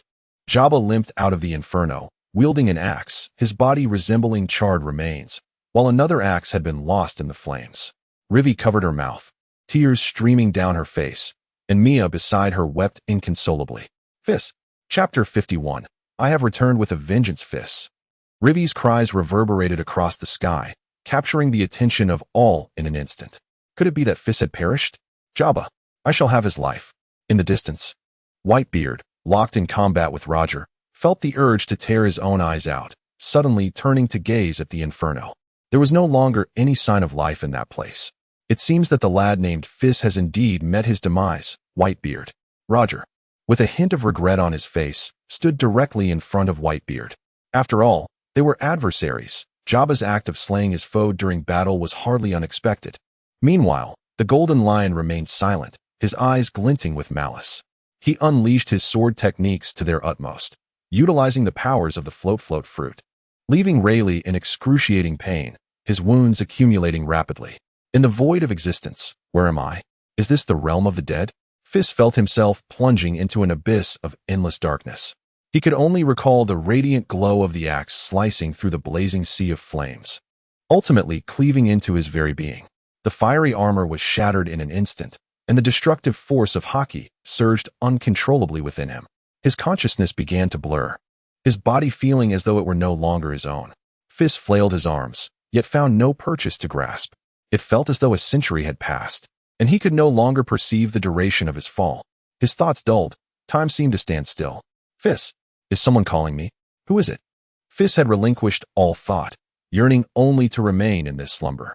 Yet, fleetingly, the visage of Grandma Hela and the tender face of Benny flashed through his mind. Am I to meet Grandma Hela? Feis, Feis. Faces flickered in his consciousness. Tina, Whitebeard, Rivi, the Golden Lion, and Teacher Kaido? There are still those awaiting my return. I cannot fall here. Feis gradually began to awaken, his consciousness finally settling at the bottom of the abyss, where a beam of light descended from above, illuminating a standing figure. Upon the chest of this figure lay a ghastly wound, slicing downwards, nearly splitting the body in two. The face, it was none other than Feis himself. As Feis' awareness drifted toward his own form, he extended his hand, his consciousness transformed into specks of starlight, dispersing into his body. I vowed that I would not allow my comrades to suffer harm again. In the next moment, the lifeless body amidst the flames suddenly opened its eyes. The boundless fire surged and twisted, as if celebrating the return of their king. A colorless flame began to rise from the wound on Feis' chest, rapidly ascending. The flames gradually enveloped him, transforming him into a colossal fire cocoon, from which resounded the powerful thumping of a heartbeat. Outside this fiery chrysalis, a fierce battle was unfolding. The combatants were none other than Jafana and Jabba. The clash of black claws and a massive axe created a cacophony of piercing metallic sounds. Jafana, you are no match for me. Let me pass, Jabba exclaimed, his expression tinged with urgency, for in the distance, Rayleigh was gravely injured, his body marred by countless sword wounds. If this continued, the Roger crew would inevitably be dismantled, defeat looming ominously. I cannot allow that, Jabba retorted. You have slain Feis. Jafana's eyes blazed with hatred as his claws danced with ferocity. Feis was not only a comrade aboard his ship, but also a person of great importance to Whitebeard. He owed a debt of gratitude to Whitebeard, and this vendetta must be avenged. Jabba effortlessly countered Jafana's assault, then unleashed a powerful axe strike, compelling Jafana to defend with his claws. Let me see how much your strength has grown over the years, Jabba declared, recognizing that he could not assist Rayleigh until he had bested this former ally. Show me the extent of your shadow fruit abilities. How much have you progressed in all these years? Do not underestimate me, Jabba. Let us settle this once and for all. Shadow Canopy. With that proclamation, a dark shroud enveloped Jafana, immediately shrouding both him and Jabba in inky blackness. The world around them plunged into utter darkness, rendering visibility non-existent. Within this shadow, Jafana flickered and darted, sometimes launching attacks at Jabba, sometimes retreating, moving with unparalleled agility. Cough, cough. That kid's flames are indeed formidable. Jabba coughed up a pool of blood. Feis' final strike had not been in vain, the searing heat having inflicted damage upon his very organs. What a troublesome ability. It must be classified as a special paramecia type. He surveyed the shadowy realm. Finding it perplexing, the capabilities of this shadow fruit were extraordinary. Although it could not be elementalized, it could cast vast shadows and meld seamlessly with the shadowy space, allowing for silent movement within the darkness. In such a pitch-black environment, sight became utterly futile, as long as Jafana refrained from attacking. Even his observation Haki could not sense his presence. This capability is rather unscrupulous. In an instant, before Jabba could contemplate, a claw swept through the air, generating a fierce gust, aimed directly at his head. From the upper left, Jabato's expression shifted slightly as he raised his left axe to defend, and then, without hesitation, his other axe swiftly descended, targeting the shoulder of Jafana. If this axe were to strike true, it would undoubtedly cleave him in twain. With a resounding clang, the sharp blade descended, colliding with the dark-hued armor enveloping Jafana's shoulder. In the blink of an eye, Jafana retaliated, his clawed hand sinking deep into Jabba's chest. The colossal force breached the protective layer of armor, piercing through muscle to embed itself firmly in the scapula of Jafana, while Jabba's chest was marked with 3 gaping wounds, deep enough to expose bone. How could this be? Jabba gazed in disbelief at the injury on his chest, astonished that his opponent would employ such a reckless tactic of mutual injury. Yet, prepare yourself for the inevitable demise, Jabba. I am not jesting with you. Jafana's voice, low and hoarse, reverberated through the darkness, his gaze beneath the dark sunglasses emanating ferocity. His indistinct silhouette gradually melded into the shadows, blood gushing from his shoulder. Still, he was far from victorious. Despite Jabba's grievous wounds, Jafana was acutely aware that he was not the superior fighter, particularly as he too bore injuries. Just then, as the two remained locked in confrontation, a blazing fireball erupted in the distance, abruptly illuminating the entire shadowy expanse. The radiance was truly blinding, enveloping the entire area for hundreds of meters. How could this be? Jafana was filled with confusion. This shadowy space was supposed to absorb all light. What source of illumination could penetrate here? He and Jabba simultaneously turned to gaze at the light source, only to see a distant, dark red flame cocoon slowly unfurling, from which the brilliance emanated. After a few minutes, the entire fire cocoon split in two, and a towering figure emerged. Deputy Captain Jafana, kindly step aside. I have returned with newfound power. No one noticed the enormous pirate ships gradually appearing on the horizon, sailing towards Disk Island. 5th chapter, The Flame of Resurrection. Feis. Jafana stared in disbelief at the youth who stepped forth from the flame cocoon, having distinctly sensed Feis' presence vanish moments before. Aren't you supposed to be dead? Am I not standing here alive and well? Feis replied with a gentle smile, his condition unparalleled, akin to a phoenix reborn from the ashes. All his wounds had completely healed. His stamina had returned to its peak, even surpassing previous limits. Had it not been for his tattered clothing, no one would have guessed he had sustained such grievous injuries. He extended his hands, and a colorless flame surged forth. At long last, Feis comprehended that the power yearning to burst forth from within him was this extraordinary flame. Given its ability to heal him, he named it the Flame of Resurrection. Ha! Feis. From a distance, Rivi rushed over with tears of joy, enveloping Feis in a bear hug. I thought you were gone for good. Mia, with tears glistening in her eyes, shyly followed behind. Kid, I distinctly remember your presence fading away. Jabba, who had remained silent until now, finally spoke up. He clearly recalled how his axe had nearly cleaved Feis in two. Yet, he now beheld Feis' unscathed torso. How could such severe injuries simply vanish? Is this also part of your ability? Indeed, it is a special flame I have developed. Feis flickered and, in an instant, appeared beside Jafana. How fast? Jafana felt a chill run down his spine, his battle-hardened instincts prompting an immediate response as his black claws turned to strike. However, upon realizing it was Feis behind him, he relaxed. You little rascal, could you refrain from appearing so suddenly and startling me? The prowess of this individual seems to have intensified, truly a monstrous presence. Jafana mused inwardly. Vice Captain Jafana, relax. Allow me to administer treatment, Feis said, extending his hand to conjure a flicker of revitalizing flame, gently dispersing it over Jafana's grievous wounds, which were laid bare to the bone. He was uncertain of the efficacy of this flame on others. Yet in this dire moment, one could only hope for a fortunate outcome. With no physician on the island, and many succumbing to their injuries, who could possibly assist in healing? By the time the war concluded, Jafana might bleed out from his injuries. In the next instant, a miraculous scene unfolded. The colorless flames began to burn softly upon the wounds, and the once flowing blood ceased its tumultuous flow. Jafana felt a tingling sensation upon his shoulder, akin to countless ants crawling upon him. He could not help but draw in a sharp breath, realizing that his life had been spared. Thank you, Feis. The man's eyes sparkled with gratitude, though concealed behind his sunglasses, rendering it unnoticed by others. We are comrades. Expressing thanks feels overly formal. Feis chuckled nonchalantly before turning to Levi and saying, "Levi, please take Vice Captain Jafana aside to rest. I'll handle the rest from here." He could sense that Jafana had reached her limit, enduring thus far merely to sustain the fiery determination within her heart. This sensation is akin to a fleeting glimpse of light before the impending darkness. To continue in this manner would only lead to exhaustion and despair. However, Levi, your eyes are filled with concern. At this moment, he despises his own impotence, feeling utterly unable to assist his uncle and Feis in any meaningful way. He feels like a burden, perpetually sheltered under the protection of others. "Let us depart, Levi." A weak, hoarse voice interrupted. It was Jafana.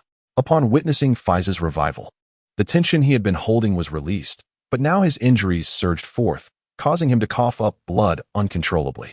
He cast a deep glance at Feis before turning away to walk into the distance. Reluctantly, Levi still felt a twinge of unease, glancing back at Feis repeatedly. Despite his lingering worries, he dared not oppose Jafana's words. An instinctual fear gripped him concerning his uncle. "You should go as well. Once the fighting begins, I will have no time to tend to you." Feis observed the white-haired girl standing vacantly by, seemingly at a loss. He was unsure of how to engage with his admirer. "All right, Mr. Feis, you must triumph." With that, Mia dashed after Jafana and Levi, aware that her presence was merely a hindrance. "Have you made arrangements for your final affairs?" At this juncture, Jabba appeared remarkably composed, adopting a stance that suggested he was ready for an ultimate confrontation with Feis. The moment Feis regained consciousness, he sensed a formidable fleet approaching, bearing familiar auras. "If this drags on, you shall face dire consequences. That remains to be seen. I shall show you," Feis declared as his fist instantaneously transformed into a shade of obsidian. He unleashed a powerful punch into the air. My newly honed haki. Blue flames erupted forth, coalescing into a colossal fist, enveloped in the dark aura of his haki. Surging violently towards Jabba. "You have comprehended the externalization of haki amidst battle?" Jabba's pupils constricted sharply as he hastily raised his dark twin axes to defend himself. The flame, imbued with a formidable hue of armed color, struck Jabba with such force that he was propelled backward, his feet gliding across the ground. In comparison to the physical impact he endured, his inner turmoil was akin to a tempestuous upheaval. In just a few short hours, the young warrior before him had remarkably elevated his mastery of armament haki to a new level. While still not on par with his own, he was now barely capable of standing against him. The proficiency of armament haki reaching the realm of external manifestation is already considered the pinnacle for an ordinary individual. The subsequent stage of internal destruction is a formidable barrier that requires years of rigorous training to surmount. Before Jabba could recover from his astonishment, a shadow darted before him in a zigzag motion. In a fleeting moment, precisely 0.36 seconds later, Feis materialized right in front of him. Tamlin fire. Blazed mark. Feis' left hand, enveloped in azure flames, resembled glass as it was pressed directly onto the wound on Jabba's chest.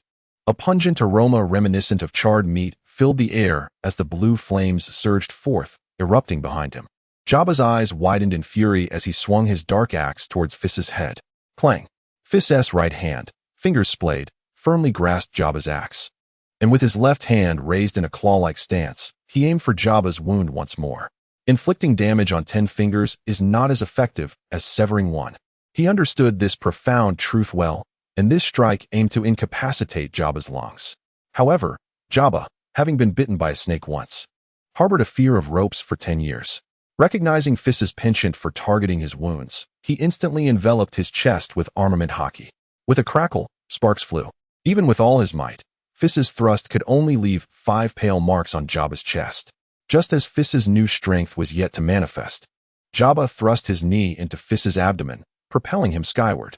The blow caught Feis entirely off guard, causing him to spew forth a mouthful of blood as he ascended higher and higher. Just as he reached a height of 100 meters and was about to plummet, he caught a fleeting glimpse of the distant horizon. There, a colossal pirate ship adorned with a dragon-shaped skull flag was slowly approaching, followed by a formidable fleet of dozens of various pirate vessels. This fleeting glance sent a chill down Feis' spine. He inhaled deeply and bellowed, "Uncle Whitebeard, Captain Golden Lion, cease your assault. The dragon pirates have arrived." Chapter 53. The conclusion. What? The dragon pirates? Jafana's pupils constricted to pinpricks, her body trembling involuntarily. Whether from pain or fear, she could not discern. Were not the dragon pirates being intercepted by the captain and his crew? How could they possibly be here? Could it be that the matters at hand are exceedingly numerous? Now is not the time for conjecture.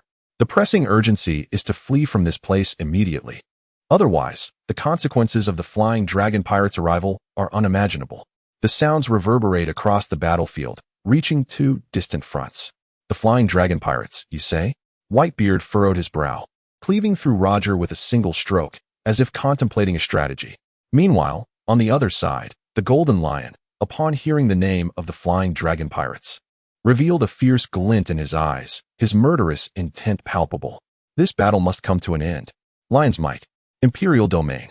He fixated on the beleaguered Rayleigh, his fingers curling as he unleashed a lethal attack. 6 colossal earthen lions, towering several meters high, surged forth, their gaping maws poised to engulf Rayleigh. Dreadful rocks. How dare he send that wretched Augustus over here?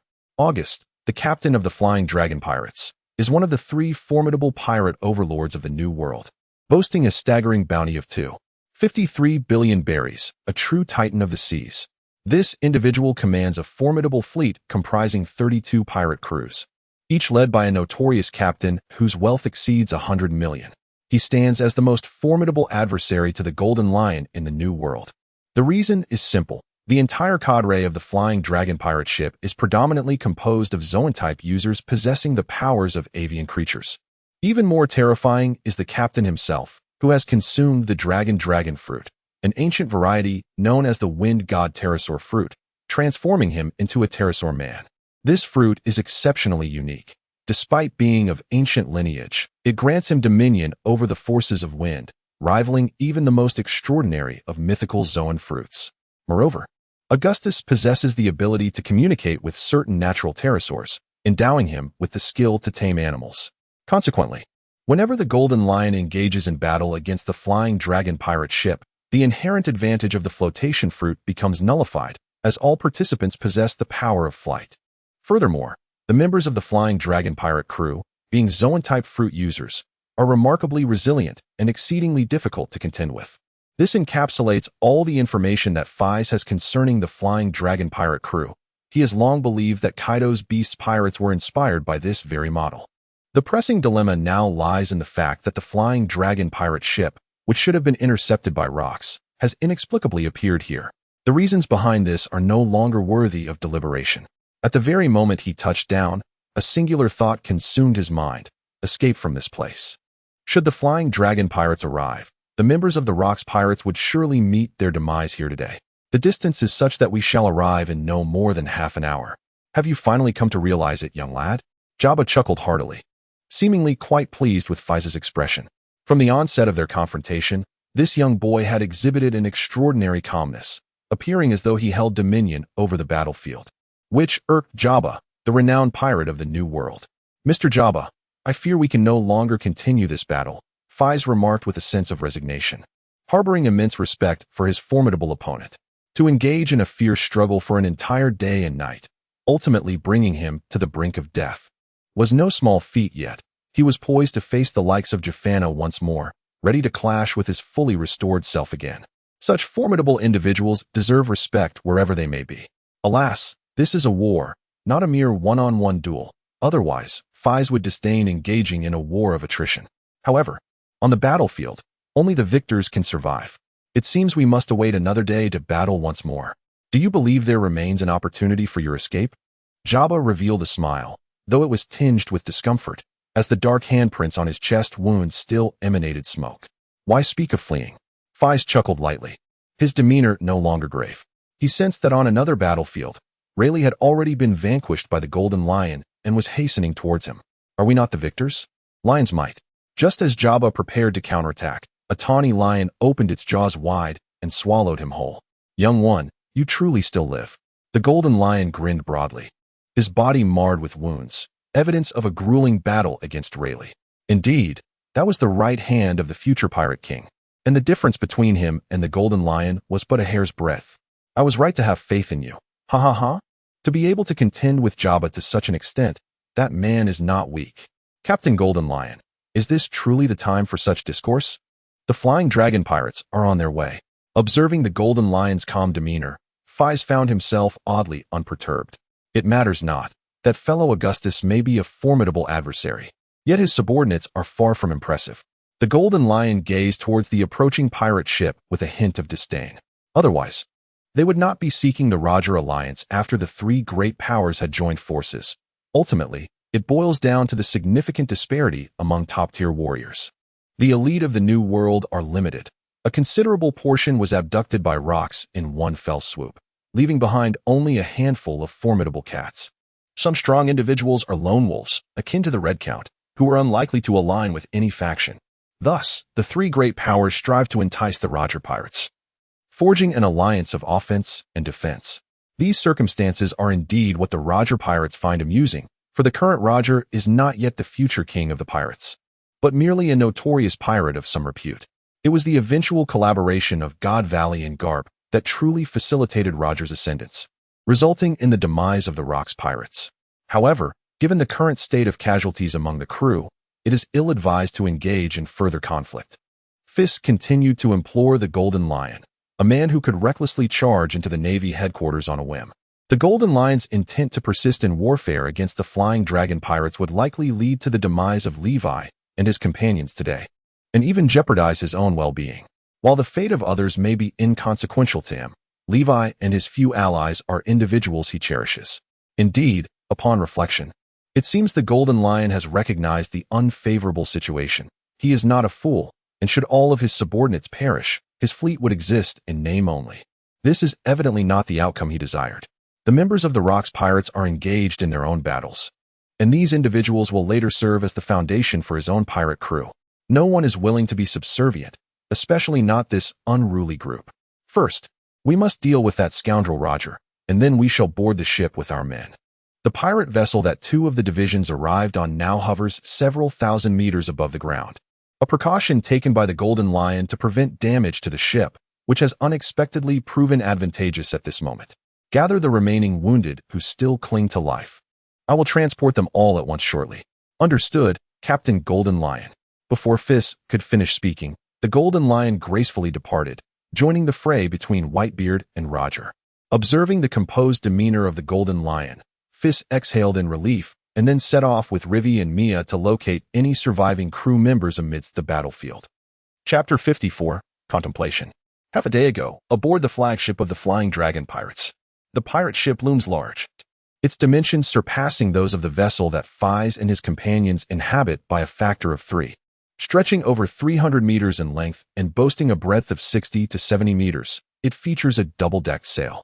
At present, the deck is alive with the playful antics of various pterosaurs, including the toothy-beaked pterosaurs and the bulldog-like dual-toothed variety. A cursory glance reveals dozens of them, both large and small.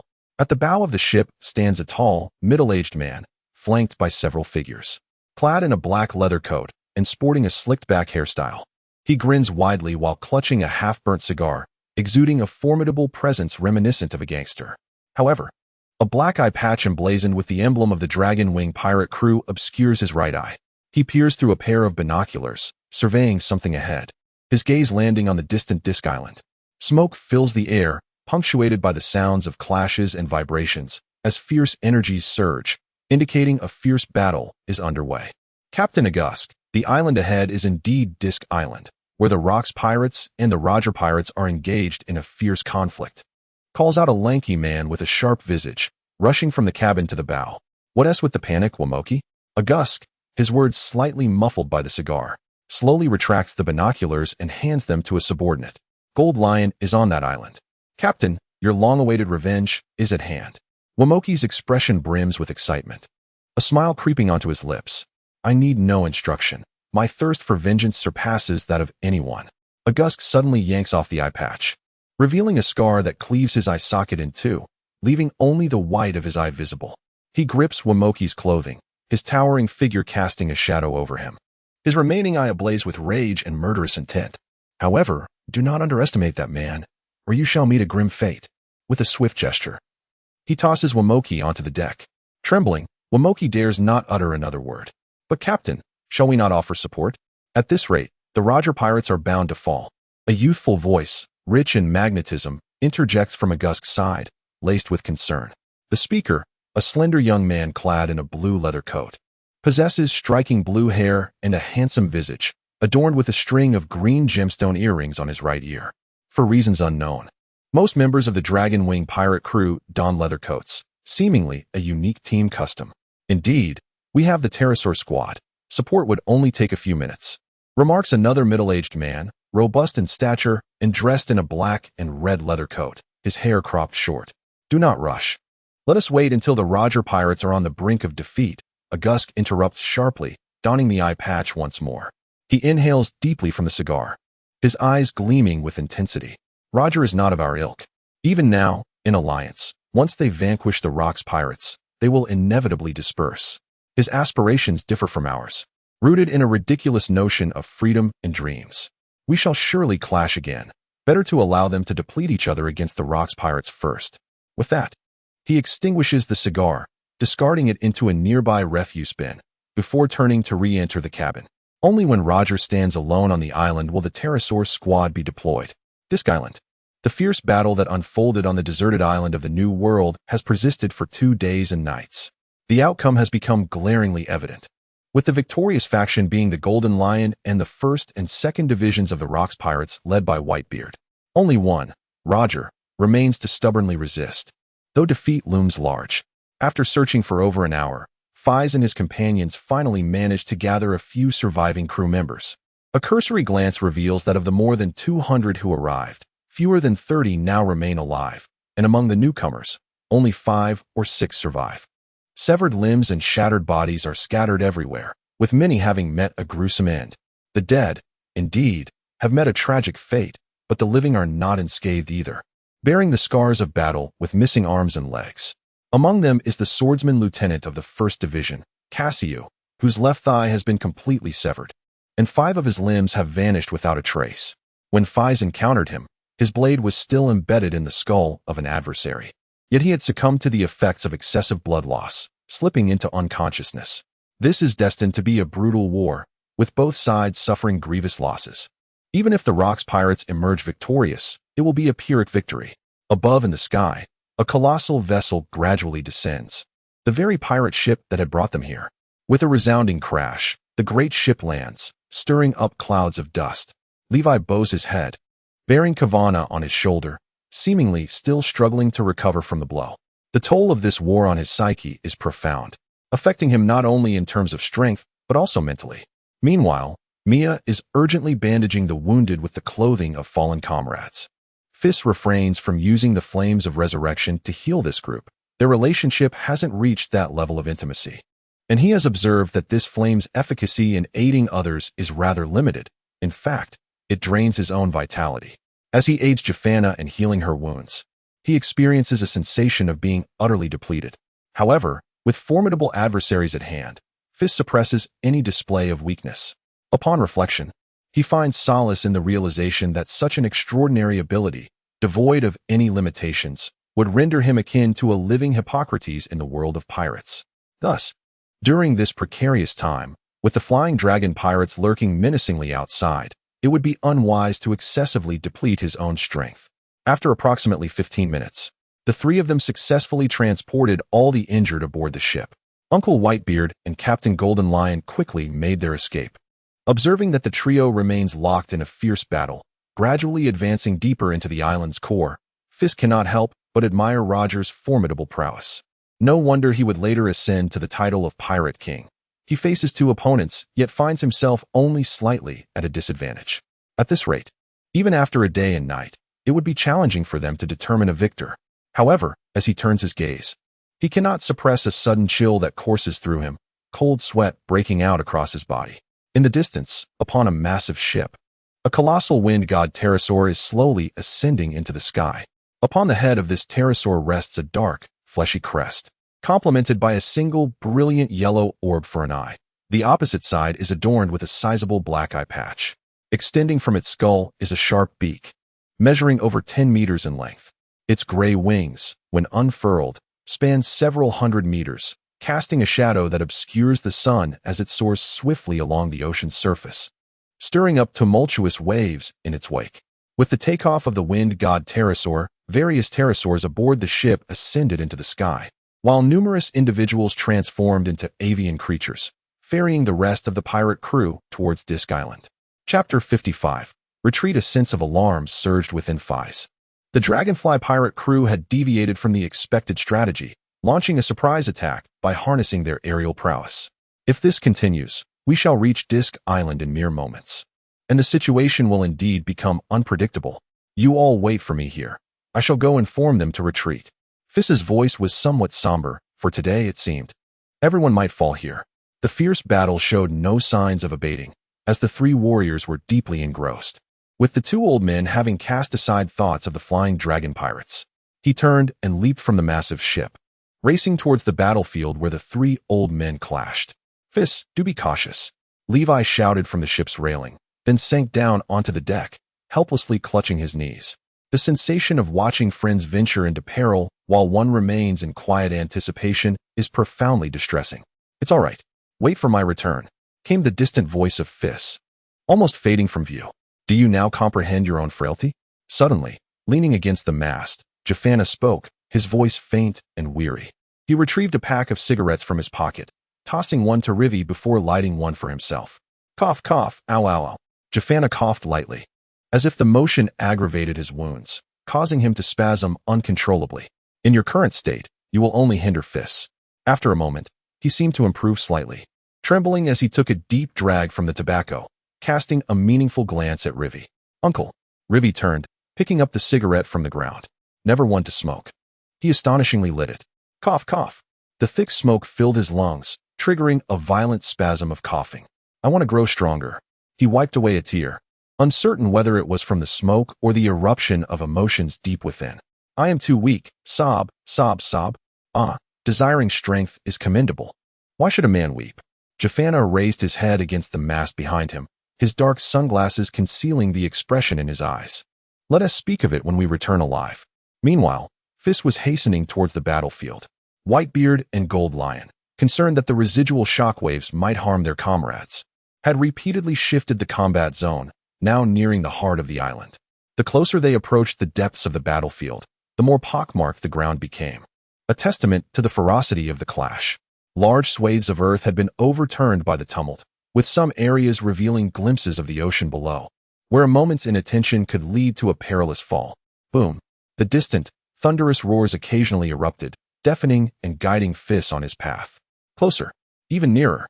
The journey of dozens of miles seemed to vanish in an instant. Feis crested a hill, its summit sheared away, and at last beheld the three figures engaged in fierce combat upon the plain below. The air crackled with energy, and the light of swords twisted and danced. This was his first close encounter with such a life-and-death struggle, a manifestation of the apex power within the world of pirates. Uncle Whitebeard, Captain Shiki, we must retreat. The Flying Dragon Pirates officers are rapidly approaching. A resounding shout interrupted the fierce clash among the three, drawing their attention toward Feis. Three overwhelming presences suddenly converged upon him, causing Feis to feel his bones creak under the pressure. In the next moment, two of the imposing auras receded, leaving only Roger's Conqueror's haki enveloping the atmosphere. Boom! Feis's own domineering aura surged forth, colliding with Roger's haki in the void, producing a crackling sound akin to purple-black thunder. In an instant, the sky roared with lightning, and the world lost its color. Good lad. Ha! You must be Feis. Roger's hearty laughter rang out as he withdrew his aura, regarding Feis with admiration. Despite his numerous injuries, his spirit remained undaunted. I truly envy Newgate for having a subordinate like you. Kulalalala. Not a subordinate, but family. Whitebeard interjected with a smile in his eyes. Feis is my nephew. Now is not the time for such discussions. Shiki's expression turned grave as he gazed into the distance, sensing countless auras swiftly approaching. The earlier battle had momentarily clouded his judgment, causing him to forget the necessity of retreat. Jiahahaha. Roger, let this battle conclude here. If you wish to spare your crew from a watery grave, you should remain docile. Shiki chuckled ominously, a glimmer of triumph in his eyes. Currently, this island hovered hundreds of meters high. Should Shiki release his powers, Roger's severely wounded crew would plummet to their doom. Roger seemed taken aback by Shiki's threat to his crew's lives, his anger flaring as he glared furiously. Jiahaha. Newgate, young Feis, let us depart. Shiki waved his hand, and the ground beneath Feis and Whitebeard rose swiftly, while pirate ships in the distance rushed toward them. What a remarkably useful ability. Feis couldn't help but marvel as he stood upon the earth. The enchanting fruit possesses the remarkable ability to strike, run, and even soar through the skies, all while exuding an extraordinary charm, making it an essential companion for both domestic life and adventurous escapades. As the world rapidly regresses, the silhouette of a colossal pirate ship emerges before the trio. It is indeed Feis and his companions who have returned. Rivi on the ship, upon witnessing their safe arrival, cannot help but exclaim loudly in joy. Even Jafana displays a rare smile. Just as Feis and his companions successfully board the ship, a gigantic wind god pterodactyl leads a sudden assault, closing in within mere hundreds of meters of the pirate vessel, poised to strike. Shiki, come down and face me. Agusk's sharp beak articulates human speech, his singular eye glinting with a fierce red light, seemingly intent on a deadly confrontation with the golden lion. Damn it! How dare this fiend provoke me? The golden lion grinds his steel teeth, akin to an enraged lion. He contemplates turning to teach Agusk a severe lesson, but upon noticing the squadron of pterodactyls behind him, he reconsiders, silently steering the pirate ship to hasten its escape. Should he act recklessly? It is likely that his crew would meet their demise here today. The pirate ship sails forward while Agusk pursues relentlessly. You flee. I chase. You may have wings, yet you cannot escape. Agusk muses, already envisioning the scene of the Golden Lion's ship in ruins amidst despair. Winged Leaf Storm. Seeing that the Golden Lion disregards him, he unleashes a flurry of powerful wing beats, sending thousands of crystalline wind blades cascading like a tempest towards the pirate vessel. Feis and Whitebeard have already positioned themselves at the ship's stern, ready to strike at any moment. Uncle Whitebeard, do not rush, he whispers, interrupting Whitebeard, who was about to retaliate with his tremor fruit. The massive ship maneuvers deftly, evading the onslaught of wind blades, swiftly exiting the aerial confines of Disk Island, revealing the boundless ocean beneath. Meanwhile, due to the wind blades launch, Agusk finds himself briefly distanced from the pirate ship. Yet the ship does not maintain a straight course, as Agusk's pterodactyl squadron quickly closes the gap. Now is the moment. Uncle Golden Lion, Uncle Whitebeard. Almost as soon as he speaks, a fierce red gleam ignites in Feis' eyes. An overwhelming aura of terror surges from him, enveloping the entire pterodactyl squadron. Accompanying this force are two even more potent displays of Conqueror's haki. The three waves of intimidation crash down, causing the majority of the pterodactyls to plummet into the sea like dumplings. A small fraction, still resisting the mental assault, struggles to stay aloft. Yet awaiting them is an endless sea of flames and shards of space shattering like glass. Chapter 56. Target Sonya. The squad, originally known as the Pterosaur Legion, comprises hundreds of pterosaurs, meticulously tamed and nurtured through the adept abilities of Aegis. Due to their nimble movements and remarkable agility, they can effectively coordinate with the flight capabilities of most members of the Shanghai pirate crew, executing swift strikes over short to medium distances. This unique aerial combat mode, reminiscent of divine intervention, has been employed for the first time in the world of pirates. In this realm, there exists a notable absence of effective anti-aircraft weaponry. Slashing artillery and similar armaments are easily evaded by the swift movements of the pterodactyls. Moreover, with Aegis's ability to manipulate the winds, engaging in maritime battles becomes an insurmountable challenge. As a result, most pirate crews find themselves helpless when confronted by this legion of pterodactyls, left with no choice but to await their fate, either to surrender or to meet their demise in the depths of the ocean. This also marks the origin of the formidable reputation of the Flying Dragon pirate crew. The inability to either defeat or escape from an opponent is undeniably the most excruciating experience. However, due to the relatively limited endurance of the pterodactyls, they are incapable of carrying passengers for extended flights. Hence, they have always been utilized in conjunction with pirate ships. Until one fateful occasion. During a fierce contest for an island in the New World, the Dragon King Agusk encountered the Golden Lion Shiki. Both possessed equivalent aerial capabilities and extraordinary strength. In a clash reminiscent of arch-nemeses, the two unleashed a cataclysmic battle, culminating in Agusk's narrow defeat by a single move. This encounter marked the sole defeat of the Pterodactyl Legion, inflicting an unprecedented blow upon them. The once invincible Pterodactyl Legion suffered devastating losses, with over 90% of their forces buried by the Golden Lion. In this battle, August not only lost an eye, but also witnessed the obliteration of decades of hard work. Subsequently, he was compelled to rebuild, and it is only now that he has achieved a certain level of success. However, the former glory of the Pterosaur Legion has been irretrievably lost, and he was forced to rename it the Pterosaur Squad.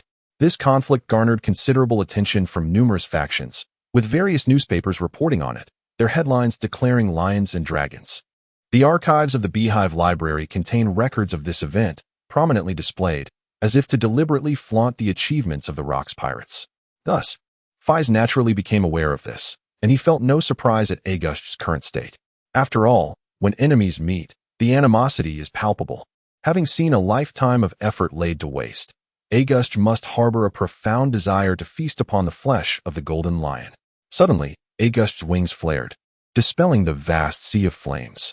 Shiki, what is hiding like a coward to a great pirate? If you have the courage, come down and face me in battle.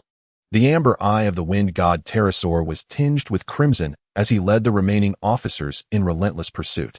Those pterosaurs who had fallen into the water were naturally rescued by the crew of the pirate ship behind them, requiring no concern from August and his cadre.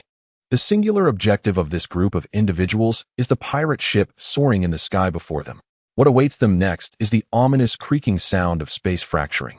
The assailant, of course, is Whitebeard, whose 2 days and nights of battle have not rendered him in the slightest bit weakened. Rather, he appears increasingly vibrant and spirited. However, utilizing his tremor abilities from a distance poses a considerable challenge. The expansive range risks damaging the pirate ship, while a more confined scope renders the effect rather negligible, making it exceedingly difficult to strike the intended target. Moreover, Ace, along with his cadre, exhibits remarkable agility, managing to narrowly evade each assault, only to swiftly pursue once again. This left Whitebeard with an overwhelming sense of frustration, causing him considerable discomfort. The Thunderwing Dragon continued its relentless assault, the tempest it conjured colliding with the azure disc cast by Feis. The tremendous impact caused the pirate ship to pitch violently, and Ace's figure faltered, creating an even greater distance between them. Shiki, you coward! Have you lost the courage to face me in battle? With the pirate ship soaring further away, Ace flailed his wings in a furious pursuit, incessantly taunting the Golden Lion. At the bow of the ship, the Golden Lion's eyes blazed crimson. He had never endured such provocation. Sakura 10, the withered tree draws its sword. He turned and strode towards the stern, eager to engage Ace in a fierce duel. Captain Golden Lion is concerned for the safety of his comrades. What do you know? You bear dancing through fire rings. Upon hearing Ace's scathing insult, Feis, who had remained silent until now, could no longer contain himself. With one hand raised, fingers splayed, a ring of fire slowly coalesced in his palm, which he then hurled towards the massive Thunderwing Dragon looming behind him. The fiery ring expanded increasingly, in the blink of an eye surpassing a diameter of several meters, as if imbued with a spirit, encircling the neck of Icegug. Shrink! Fist commanded, his outstretched hand abruptly clenching into a fist, the fire circle constricted, firmly ensnaring the slender neck of the pterosaur. The ring, resembling a collar, hung upon the creature's neck, the searing flames beginning to scorch its skin, releasing tendrils of acrid smoke. The intense burning sensation emanating from his neck compelled Icegug to hastily extend his claws from his dragon wings to tear the fiery ring away. Ah, you little demon! I shall see you dead. His crimson singular eye fixed intently upon Feis at the stern of the ship, feeling not just the pain but a profound sense of humiliation. Icegug, a figure of immense stature, one of the 3 titans commanding respect in the New World, found himself today the subject of mockery by a mere child, akin to an animal performing in a circus. Eliminate that wretch. Only his blood can cleanse my disgrace. Yet, Feis remained unfazed, conjuring a fire gatling, unleashing a barrage that occasionally brought down several pterosaurs. Ha ha ha ha. This boy Feis is indeed amusing. To toy with Icegug in such a manner. The entire scene was observed by the Golden Lion, who could not help but burst into hearty laughter. However, when his gaze fell upon Kashu on the deck, pale-faced and gasping, a wave of unease washed over him. Though wars inevitably bring casualties, those who cannot relinquish anything will ultimately gain nothing. Yet, with only a handful of his comrades remaining, those who had fought alongside him through thick and thin, The thought of losing lives due to a moment of recklessness weighed heavily on his conscience. With this in mind, the Golden Lion sheathed his twin blades, deftly maneuvering the ship while turning to the young crew members behind him, inquiring, "Hey, youngsters, where is the nearest island?" When the battle plan was devised, it was aimed at intercepting the Roger pirates, and he knew that the last island they had passed was Ark Island. However, returning now would be a futile endeavor. They could only press onward. "Ah, Lord Golden Lion, I do not know." Levi shuddered at the unexpected inquiry from such a formidable figure, momentarily at a loss for words. "Lord Golden Lion, the islands in this vicinity are all deserted. We deliberately chose this location as a battleground to avoid detection. The next inhabited island is—" Jafana interjected, sensing Levi's hesitation. After a brief pause, he continued, "It is Sanya Island." "Sanya Island, you say?" The Golden Lion pondered for a moment, casting a glance at the wounded, seemingly resolute in his decision. "Then let us head to Sanya Island." Chapter 57. Movements from All Sides. New World, G1 Fortress. Nestled against the backdrop of the Red Earth continent, this location serves as a naval outpost in the New World, recognized as the most stable stronghold under the Navy's control. Today, the G1 Fortress is ablaze with lights, and the esteemed Commander QB makes a rare appearance, leading a cadre of officers as they patiently await by the bubble pod. This bubble pod, a unique creation of the sacred land of Mary Geos, is directly connected to the G1 Fortress. It is secured by 4 steel cables, resembling a kettle, with its base forming a colossal soap bubble. On all 4 sides of the pod, there are immense fans that control its ascent and descent, rather than merely describing it as a pod. One might liken it to a colossal vessel, measuring an impressive 50 meters in length and 30 meters in width, with the capacity to accommodate thousands of individuals. "Are the ships you prepared ready?" Major General QB inquired, turning to his aide with a hint of excitement in his voice. "They are fully prepared. 5 of the largest warships, along with an unmarked vessel, are all docked at the port," came the reply. "As long as they are ready, that suffices. Time is of the essence. And you have done exceedingly well." With a sense of nostalgia, Major General QB reflected. This urgent order, could it be that some significant figures are set to arrive at the G1 Fortress? Indeed, remarkable individuals, and not just one, he affirmed, still incredulous that the naval headquarters would deploy such formidable entities all at once. Could it be enough? "They are here." The enormous bubble pod descended slowly, and figures began to emerge. "No way. This cannot be real. That is Admiral Sengoku, and their Vice Admiral Karp, Admiral Crane, and Vice Admiral Zephyr. The headquarters seems intent on capturing all the pirates of the New World at once. And not just them. Look at the dozen or so Vice Admirals following behind. Is this an official declaration of war against the Rocks pirates, or an attempt to apprehend the 3 notorious pirate leaders?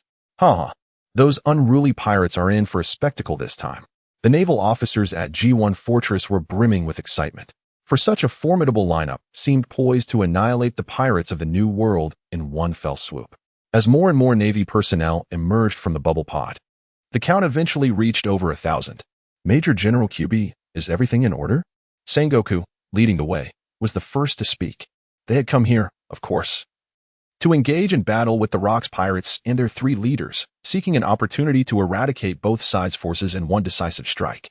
To traverse from the first half of the Grand Line into the New World, there are only 2 paths. One must either cross the Red Line via Mariowa or navigate through Fishman Island beneath the sea. They had naturally chosen the fastest, safest, and most convenient route over the Red Line, passing through Mariowa to arrive here.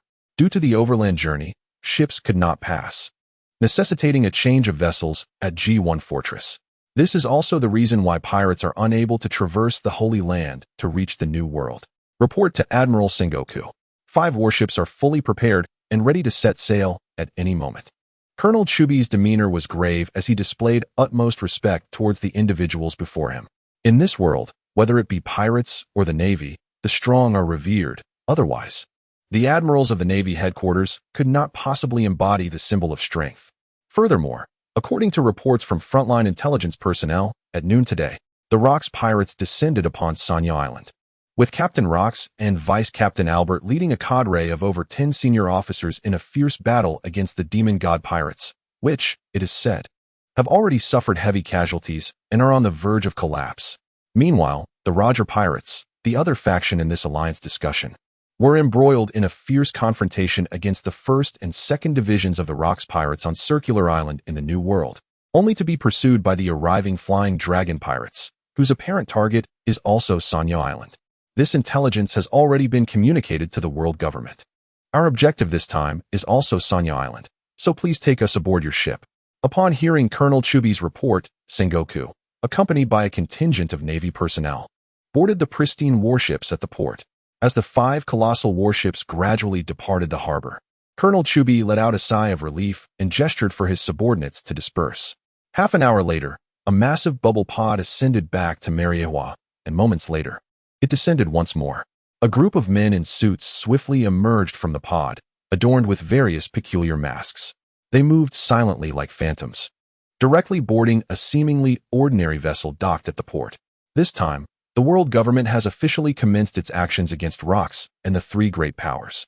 Sanya Island, situated in a remote area of the New World, derives its name from the towering trees known as Sanya, which are abundant on the island. Although this timber does not rival the famed Adam wood, it serves as an excellent material for shipbuilding and is plentiful on Sanya Island. The island boasts a diameter of several thousand kilometers, rendering it remarkably vast. A significant portion of its territory is perpetually shrouded in mist, an environment that the native Sanya wood thrives in. Situated in a remote area, Sanya Island was once an unfrequented land, home only to a few scattered settlements built by indigenous people. The timber trade on the island was monopolized by a local pirate crew, aptly named the Sanya, whose strength barely allowed them to maintain a foothold in the New World, with the captain's bounty reaching a staggering 300 million berries. Eventually, the captain of the demon god pirates, Zagamo, set his sights on this island, claiming it as his territory and incorporating the Sanya pirate crew into his ranks. Zagamo established a shipyard on the island, and as trade flourished, he gradually became the largest supplier of vessels in the New World. With an influx of wealth, his ambitions began to swell. He grew dissatisfied with merely being a merchant. Thus, he declared himself king of Sanya Island and founded a grand city, naming it the capital, Roya. The demon god pirates began to recruit mercenaries, lured by the promise of abundant treasures, attracting many formidable pirates to their cause. And they gradually evolved into one of the 3 major pirate powers in the New World. While the strength of these 3 pirate titans may not be the most formidable in the New World, each wields control over a critical industry within it. This immense influence enabled them to forge a colossal pirate alliance comprising dozens of crews, even drawing the attention of the Roger pirates. This sensation is somewhat reminiscent of the later Doflamingo, with the sole distinction being that the 3 formidable emperors possess unparalleled strength. However, at this moment, the skies above the capital, Roya, are shrouded in smoke, and violent explosions reverberate continuously, causing residents to flee in panic. Captain Rocks has not caught sight of any members of the ghostly god pirates. Wang Ji forcefully kicks a pirate lackey aside and strides forth from the royal palace. Chapter 58. Arrival at Sanya Island. Could it be that Zogamer, that scoundrel, has fled upon seeing our approach? This is the lair of the ghostly god pirates. There is no way he would abandon it. I suspect he is waiting for the arrival of the Flying Dragon Pirates and the Flame Demon Pirates, intending to confront us in a decisive battle once the 3 emperors are assembled. What utter nonsense about the 3 pirate emperors. It's laughable. How can one be considered a pirate when he is capable of abandoning his own territory? The captains of several divisions within the Rocks Pirates engage in loud discussions, mockingly deriding the ghostly god pirates. Captain Rocks, Zogamer is an individual who has consumed the mist fruit, becoming a mist person. In a place like Sanya Island, it is exceedingly easy for him to conceal himself. If he chooses to remain hidden, there is little we can do. Silver Axe, standing beside Rocks, interjects. Clad in his silver armor, he is wrapped tightly, making it difficult to discern that he has a broken leg. I wonder how the situation is with Golden Lion. I hope he has dealt with that detestable Roger Pirates crew. Rocks muses, slightly nodding as he turns to Albert beside him. According to intelligence from Ark Island, the Roger Pirates had replenished their supplies there a few days prior, subsequently heading to Disk Island. The 2 factions must have already clashed. Yet there has been no word from Golden Lion and his crew. They may have encountered the subsequently arriving Flying Dragon Pirates. Rock's intelligence network is remarkably sophisticated, meticulously prepared to counter the world government. However, the surrounding thousands of kilometers of uninhabited islands around Disk Island render the establishment of an intelligence system futile. Moreover, Brand's Flame Demon pirates have also reached Ark Island and are hastily making their way here. Golden Lion and the Flying Dragon pirates are seasoned rivals. He knows how to handle Augustus and is likely making his way here now. Rox waves his hand, interrupting Albert's conjecture. He has his own considerations, rather than returning empty-handed. It is wiser to lie in wait here. As long as the Rox pirates remain, the hidden ghostly god pirates will inevitably be unable to contain themselves. The three pirate factions must maintain constant communication. Once the Flying Dragon pirates and the Flame Demon pirates arrive at Sanya Island, Zogomer will surely reveal himself. No pirate can tolerate the wanton trampling of their territory, especially when this place represents Zogomer's years of hard work.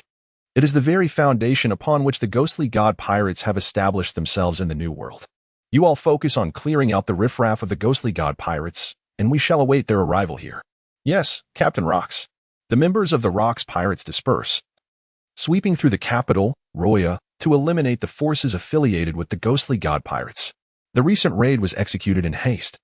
Rox brought along merely a handful of division captains and officers, accompanied by several captains of large fleets, amounting to no more than a sparse few dozen individuals.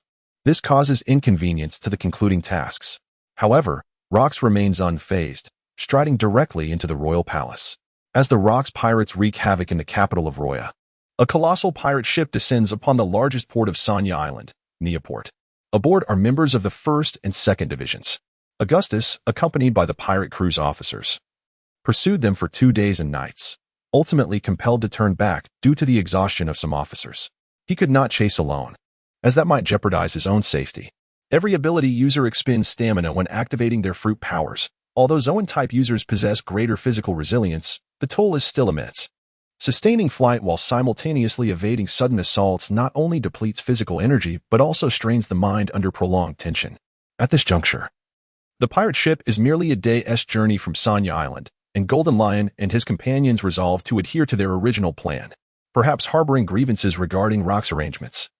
No one mentions reporting the situation. After all, had it not been for Fifth's timely discovery and the group's preparedness, few would have survived this voyage. Only Golden Lion and Whitebeard might have managed to escape. The fates of the others remain uncertain. Prior to heading to the battlefield, Fifth had gathered a general understanding of Sanya Island. The interior of Sanya Island is dominated by a vast capital city, due to the necessity for ship trading. The majority of the prosperous large cities on Sanya Island are constructed around the ports. Ultimately, they opted for Nia Port, the nearest and largest harbor. Before even disembarking, an unsettling atmosphere enveloped them. The port was a cacophony of clamor and cries, with throngs of people surging towards it, while large vessels laden with passengers hastily departed from the port. Among these vessels, there were ordinary merchant ships, as well as pirate ships flying the Jolly Roger. However, upon witnessing the pirate ship descending from the heavens, the onlookers collapsed to the ground, clutching their heads and weeping inconsolably. It was over. The Rox pirates had arrived. This time, we were doomed. Wasn't that fearsome crew supposed to be in the capital of Roya? How did they make their way to Nia Port? No one would escape this time. Cursed be the ghosts and gods pirates, who, in times of prosperity, acted high and mighty, yet fled at the sight of an adversary. What was the point of forming alliances? Now, the Rox pirates were at our door. Oh, esteemed members of the Rox pirates, spare us. Whatever you desire, I shall provide, be it gold or ships. The flag of the Rox pirates bore an enchantment, silencing even the most distressed infants, with some individuals kneeling and begging for mercy. The notion of the Rox pirates fleeing from the ghosts and gods pirates in the capital of Roya? Feis pondered these words, connecting the dots, and quickly grasped the situation. It seemed that Rox and his crew had not pursued the Flying Dragon pirates or the Flame Demon pirates, but had instead headed directly to the capital of Roya to dismantle the lair of the ghosts and gods pirates. Realizing this, he couldn't help but admire Rox's clever strategy. They had effectively used themselves as bait, not only to deplete the strength of the Roger pirates, but, if fortune favored them, to capture the ghosts and gods pirates in one fell swoop. Regrettably, the outcome was evidently not in their favor. It remained to be seen how Rox would quell the wrath of the 1st and 2nd Divisions. The palpable aura of slaughter emanating from the Golden Lion and Whitebeard indicated their understanding of the circumstances. Yet, the immediate priority was to tend to the wounded aboard the ship. With this thought in mind, Feis shouted loudly, "Is there a doctor among you? Step forward." Chapter 59. Though thousands oppose, I shall advance. Due to the covert nature of this operation, the pirate ship was not equipped with medical personnel. In fact, it lacked even the most basic medical supplies. Therefore, the injured needed to be transferred to a clinic at Nia port for treatment. The number of casualties was overwhelming, and 1 or 2 doctors would certainly be insufficient. Fortunately, upon Feis's call, dozens of doctors stepped forward, and even the ship's physicians from surrounding pirate crews rushed to assist. Their motivation stemmed not only from the fact that the vessel belonged to the Rocks pirates, but also from the recognition of the legendary figures Whitebeard and the Golden Lion, whose renown in the New World was terrifyingly formidable, marking them as mythical pirates of the sea. Such a monstrous being would be a formidable challenge even for the captain of the Ghost God pirates, let alone for these subordinate pirate crew members. With sheer numbers, the injured aboard the ship were swiftly transferred to the nearest large clinic. Under various influences, the doctors exerted all their efforts to rescue the wounded. Should anything happen to these individuals, it was likely that their heads would be severed by the Golden Lion. The medical process unfolded smoothly, as the conditions of the injured gradually stabilized. Their robust physiques played a crucial role. Had they been ordinary individuals, they might have succumbed long ago. In a secluded room within the clinic, Feis, along with Whitebeard, Golden Lion, and others, convened to discuss pressing matters. Following the clash with the Roger pirates, Feis had garnered the respect of both men, who no longer viewed him as a mere child, but rather as a reliable companion. After all, few from the Rocks pirates could claim to have engaged in a direct battle with Jabba for an entire day and night, with only a handful of captains and the first and second mates able to boast such an experience. Now, what should we do, captains? Kafana spoke first, having recovered somewhat from his injuries, and joined the discussion. The Flying Dragon pirates will likely arrive here by tomorrow at the latest, and there is a strong possibility that members of the Roger pirates will accompany them. However, our injured crew lacks combat capability. Recklessly engaging in battle would only lead to further casualties. That despicable scoundrel, Rocks, to dare plot against us in such a manner. Golden Lion ground his steel teeth in frustration, clearly enraged. As a formidable pirate of the New World, he had never found himself in such a dire predicament. The casualties sustained by the 1st and 2nd divisions were severe, and the Roger pirates were not faring much better, likely suffering significant losses as well. Feis contemplated for a moment. He felt no sense of belonging to the Rocks pirates, and even harbored some disdain. Yet, he held a bond, albeit slight, with the injured comrades who had fought alongside him. Why don't we seek a secluded location to recuperate? We can devise our plans after Captain Rocks and the 3 great powers have engaged in their battle. Since Rocks has plotted against us, we might as well return the favor by having the 3 great powers confront him directly. Without the formidable Whitebeard and Golden Lion, Rocks and his crew would find themselves at a significant disadvantage. Even if they were to emerge victorious, it would be a Pyrrhic victory. I find Feis's suggestion plausible. I have no desire to lead my crew to their deaths, Whitebeard remarked, his eyes reflecting his anger towards Rocks. Given that both Uncle Whitebeard and Captain Golden Lion were unwilling to engage in battle, the problem seemed to resolve itself. Feis stroked his chin, seemingly understanding why the Rocks pirates crumbled during the Battle of God Valley. Rocks possessed ambition and cunning, yet he failed to account for one crucial factor: human hearts. He constrained his powerful subordinates through force, gathering them under the pretext of a lucrative opportunity, all heading towards a common goal. However, each of his monstrous subordinates harbored their own ambitions and desires. When that opportunity for wealth materialized, it marked the demise of the Rocks pirates. What shall we do? Whitebeard, Golden Lion, and the others turned to Feis, awaiting his proposed plan. Let us return to the hive. The meeting lasted over an hour, culminating in the conclusion that they would indeed press forward. On one hand, the relentless pursuit had been exceedingly vexing, and they were eager to unleash their pent-up frustrations upon the Flying Dragon pirates. On the other hand, none wished to miss out on what promised to be a premier battle in the New World. However, the injured aboard the ship required immediate transport back to the hive. The following morning, over 20 wounded were gradually loaded onto the pirate ship stationed in front of the clinic, accompanied by a wealth of medical supplies and several doctors willing to join the Rocks pirates. After a day of treatment, the majority of those who had fainted from excessive blood loss had regained consciousness, including the 1st Division's vice captain, a bearded man named Kashu. Captain, I am truly sorry. I fear I can no longer fight alongside you. He wept as he looked at Golden Lion, who was visibly moved. Having lost fingers and a thigh, he could no longer wield his long knife in battle. Even with prosthetics, his combat capability would be drastically diminished. Do not worry. I will certainly find a way for you to regain your strength. Golden Lion reassured him, his eyes glistening with unshed tears. Before gesturing to lift Kasha's stretcher into the air and onto the pirate ship, this subordinate fought with remarkable valor, proving himself to be a dependable talent. Once a confidant and a right-hand man. Yet, fate can be capricious. No one anticipated that, 2 decades later, he would be beset by the very same dilemma. By that time, he still had not discovered a means to regrow severed limbs. Observing that all personnel were in position, G. Fana approached alongside Li Wei. Captain Whitebeard, Captain Golden Lion, and young Feis, I urge you to exercise utmost caution. The mission to transport the injured back to the hive ultimately fell upon the shoulders of Jafana. Feis, make sure you return alive. Levi emerged from behind Jafana, his face etched with concern as he gazed at Feis.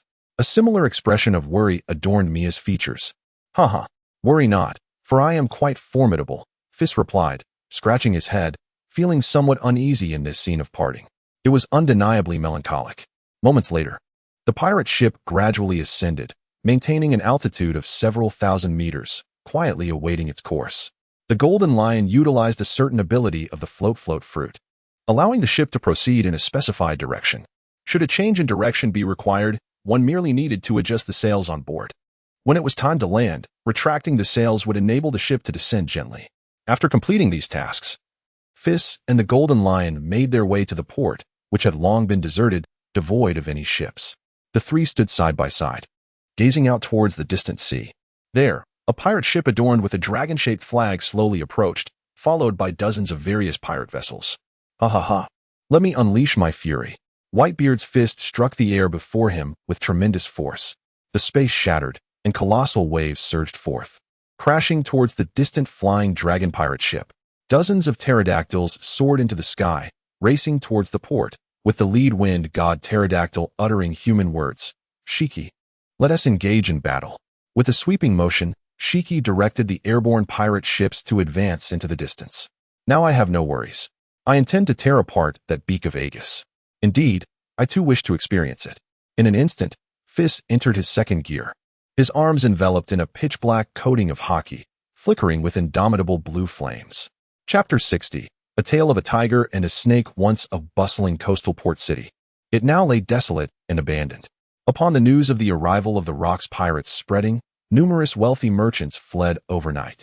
Even some subordinate pirate ships stationed by the ghostly pirates hastily took their leave. After all, Sogama had hidden himself. Did he expect his subordinates to risk their lives for him? At this moment, the Nia port was charged with tension. 3 towering figures stood there, gazing into the distance at the rapidly approaching flying dragon pirate crew. Ha ha ha. Newgate, do not attempt to steal Roger from me this time. My previous bout with Rayleigh left me unsatisfied.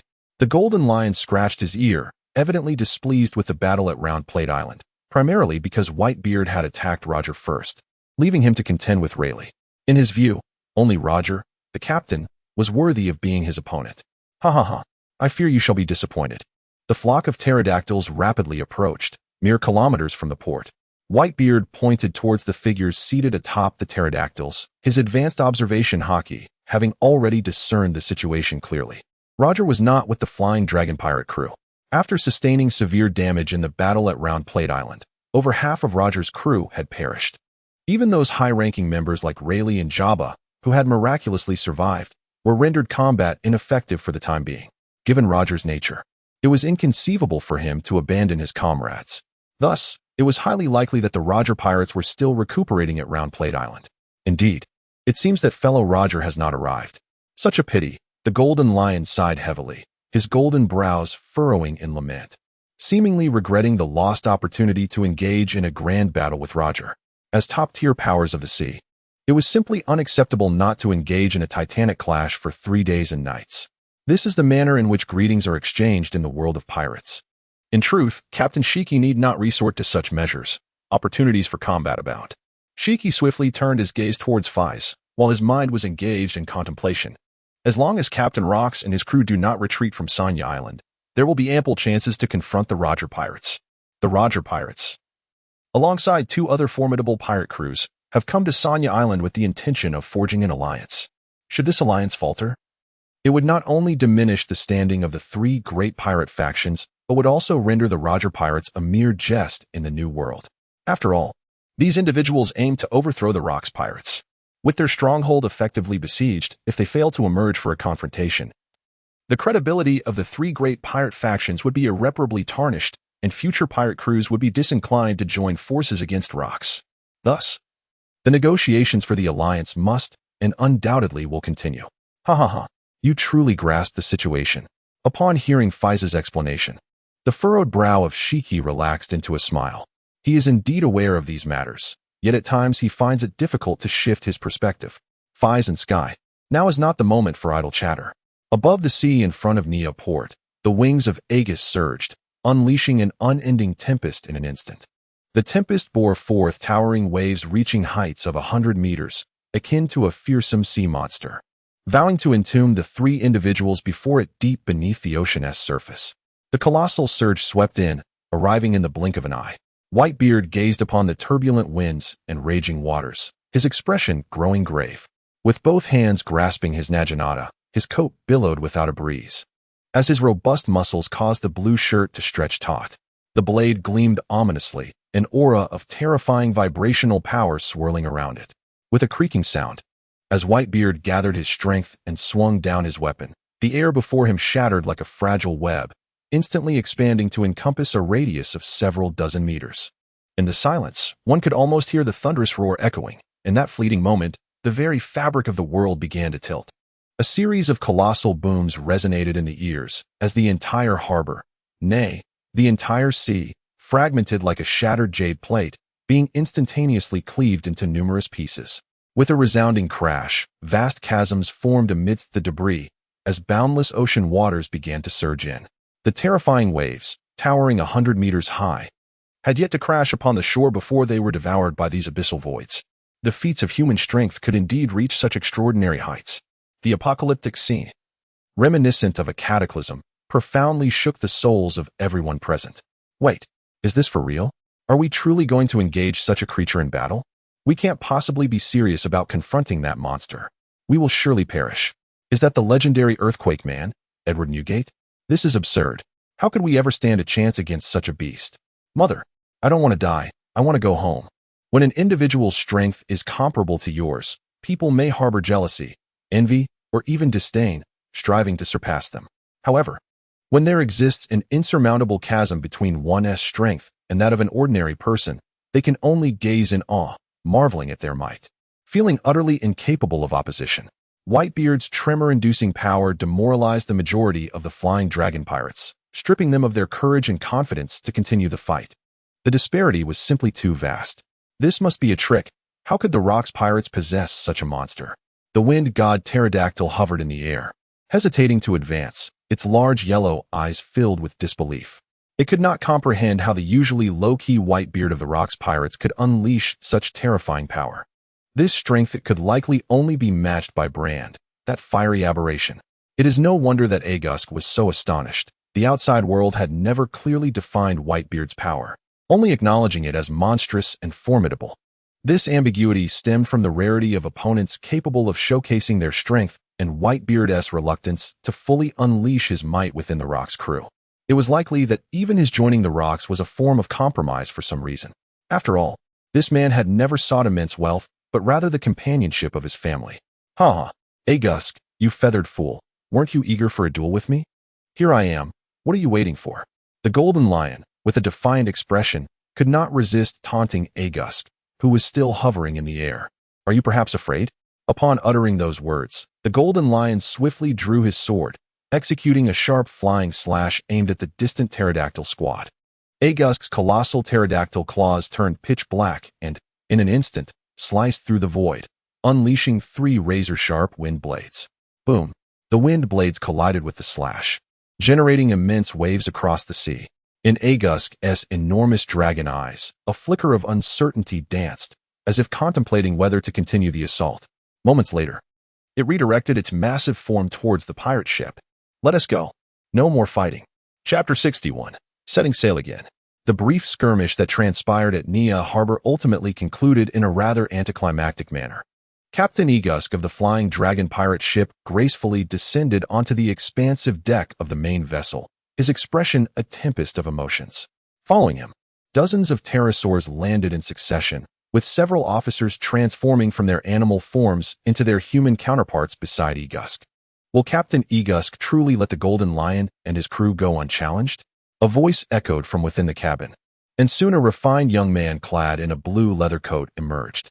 His dazzling gemstone earrings sparkled brilliantly, and his long legs added to his genteel presence, reminiscent of a noble among pirates. Due to certain exceptional circumstances, he had refrained from participating in the conflict. It was quite humiliating that the Golden Lion, who had finally stepped forward to confront them, had now retreated in disgrace. Egusk's countenance darkened as he chose to remain silent, striding purposefully towards the captain's quarters. A glimmer of ominous intent flickered in his solitary eye, suggesting he was formulating a plan. At that moment, a pterosaur, measuring 4 to 5 meters in length, spiraled down from the sky, carrying a robust figure clad in a black and red leather coat, a long blade cradled in his arms. Vasily, are you questioning the captain's judgment? The figure leaped from the pterosaur's back, confronting the young man in blue with a tone of unwavering assertiveness. With a swift motion, he unsheathed his long sword, implying that he was ready to engage in a fierce battle at any moment. The atmosphere on the deck became palpably tense, as an impending clash loomed. It seems there will be a spectacle, whispered the crew, for it appeared that the first mate was about to clash with Roar. Such altercations between the two were not unusual. They happened several times a month. Rumor had it that Roar's former lover had run off with the first mate Vasily, which was why he sought out trouble with him. Is that true? Do tell. The flames of gossip spread among the crowd of pirates, eager for the unfolding drama. It was common knowledge within the Flying Dragon pirate crew that the two harbored a convoluted history, often clashing over a certain woman. Upon hearing the taunts of his fellow pirates, Roar's face flushed crimson, veins bulging as he could no longer contain himself, exclaiming, "Nonsense. I merely wish to test Vasily's strength, to see if he is worthy of being the first mate. Roar, you ought to recognize your own status. You are merely a lowly squad leader." Vasily's face darkened, clearly irked by Roar's behavior. As the first mate of the Flying Dragon pirate crew, second only to Captain Egusk in strength, it was intolerable for him to be repeatedly provoked by such a petty insect. This fellow, despite lacking significant prowess, relishes in actions that lead to his own humiliation. Today, I shall impart upon you an indelible lesson. Vasily's gaze was sharp, poised to strike. Let me see if you, a mere birdman, possess the merit to serve as first mate. Roland continued to provoke Vasily's nerves. No sooner had he spoken than he felt a blur before his eyes, as a colossal shadow collided with him, sending him hurtling backwards. The sound of splintering would echoed around. Upon closer inspection, Roland found himself firmly pinned to the deck. He gasped, feeling as though he had been crushed beneath a massive vessel, his bones seemingly splintered, unable to suppress a low groan as he lay on the ground. Yet, the surrounding pirates offered no assistance, and it was only after a considerable time that Roland gradually regained his composure. Your strength pales in comparison to mine. Each encounter leaves me unsatisfied. Before Roland stood a terrifying, monstrous bird towering over 10 meters, its black eyes gleaming with mockery. The monstrous bird possesses legs that are both robust and sturdy, its muscles remarkably powerful, while its entire form is entwined in hues of red and black. The yellow, pointed beak glimmers ominously with a fearsome light. Behold, the fruit ability of the first mate has manifested. This is an ancient variety, identical to the captain's, evoking sheer terror, such a suffocating sensation. Indeed, this is the bird fruit, an ancient species, in the form of the long-legged terror crane. It is said that those fearsome, colossal legs can crush large sea kings with a single kick. A group of pirates murmurs in hushed tones, their eyes reflecting reverence for the powerful. Vasily, do not be overly arrogant. Roar struggles to rise, his eyes bloodshot, determined to confront the giant bird that Vasily has transformed into. The long sword is drawn from its sheath, enveloped in an aura of armed color. The previous strike did not extinguish Roar's fighting spirit. He leaps into the air, swinging the long sword towards the slender, elongated neck of the giant bird. In an instant, before the sword can descend, Vasily's terrifying beak flashes with a dark light. Lunging directly at Roar's blade, the clash produces a shower of sparks and a howling wind. At the moment of impact, an immense force travels up the sword and into Roar. Before he can comprehend the situation, he is violently slammed against the deck by the giant beak. the sheer force puncturing the floor and sending him crashing into the lower chamber. Coughing, as blood threatens to spill from his mouth, a colossal claw seizes his head, yanking him back to the deck from the depths below. Roar, have you yet to realize the chasm between us? Vasily taunts, you can never defeat me. Haha. Observing the bloodied, dazed figure before him, Vasily emits a shrill laugh reminiscent of a bird's cry, his enormous eyes filled with derision. This man is so feeble, yet he dares to challenge him repeatedly. I will not spare you. Roar's eyes blaze with vengeful fury, as if he wishes to carve the giant bird into 1,000 pieces. What a terrifying threat. You should be grateful to the captain. Had he not commanded that comrades should not be harmed, you would have long been cast into the sea to feed the sea kings. With that, Vasily tosses Roar back onto the deck, his immense head leaning down to whisper in Roar's ear. That woman named Sheeny is quite passionate. It was her initiative, and I accidentally killed her. Ha. With those words, Vasily gradually reverts to human form, turning to depart for the ship's cabin. The pirates, witnessing the departure of the story's protagonist, find the spectacle dull and begin to disperse. Only Roar remains, sprawled on the ground like a dead dog, his bloodshot eyes gleaming with a desire for vengeance. One day, I will kill you, avenging Sheeny. Fury surges within him, a fierce blaze, though his weakness renders him powerless to seek retribution. Beneath the blazing sun, the heat is oppressive. The thick fog that has long enveloped the harbor begins to dissipate.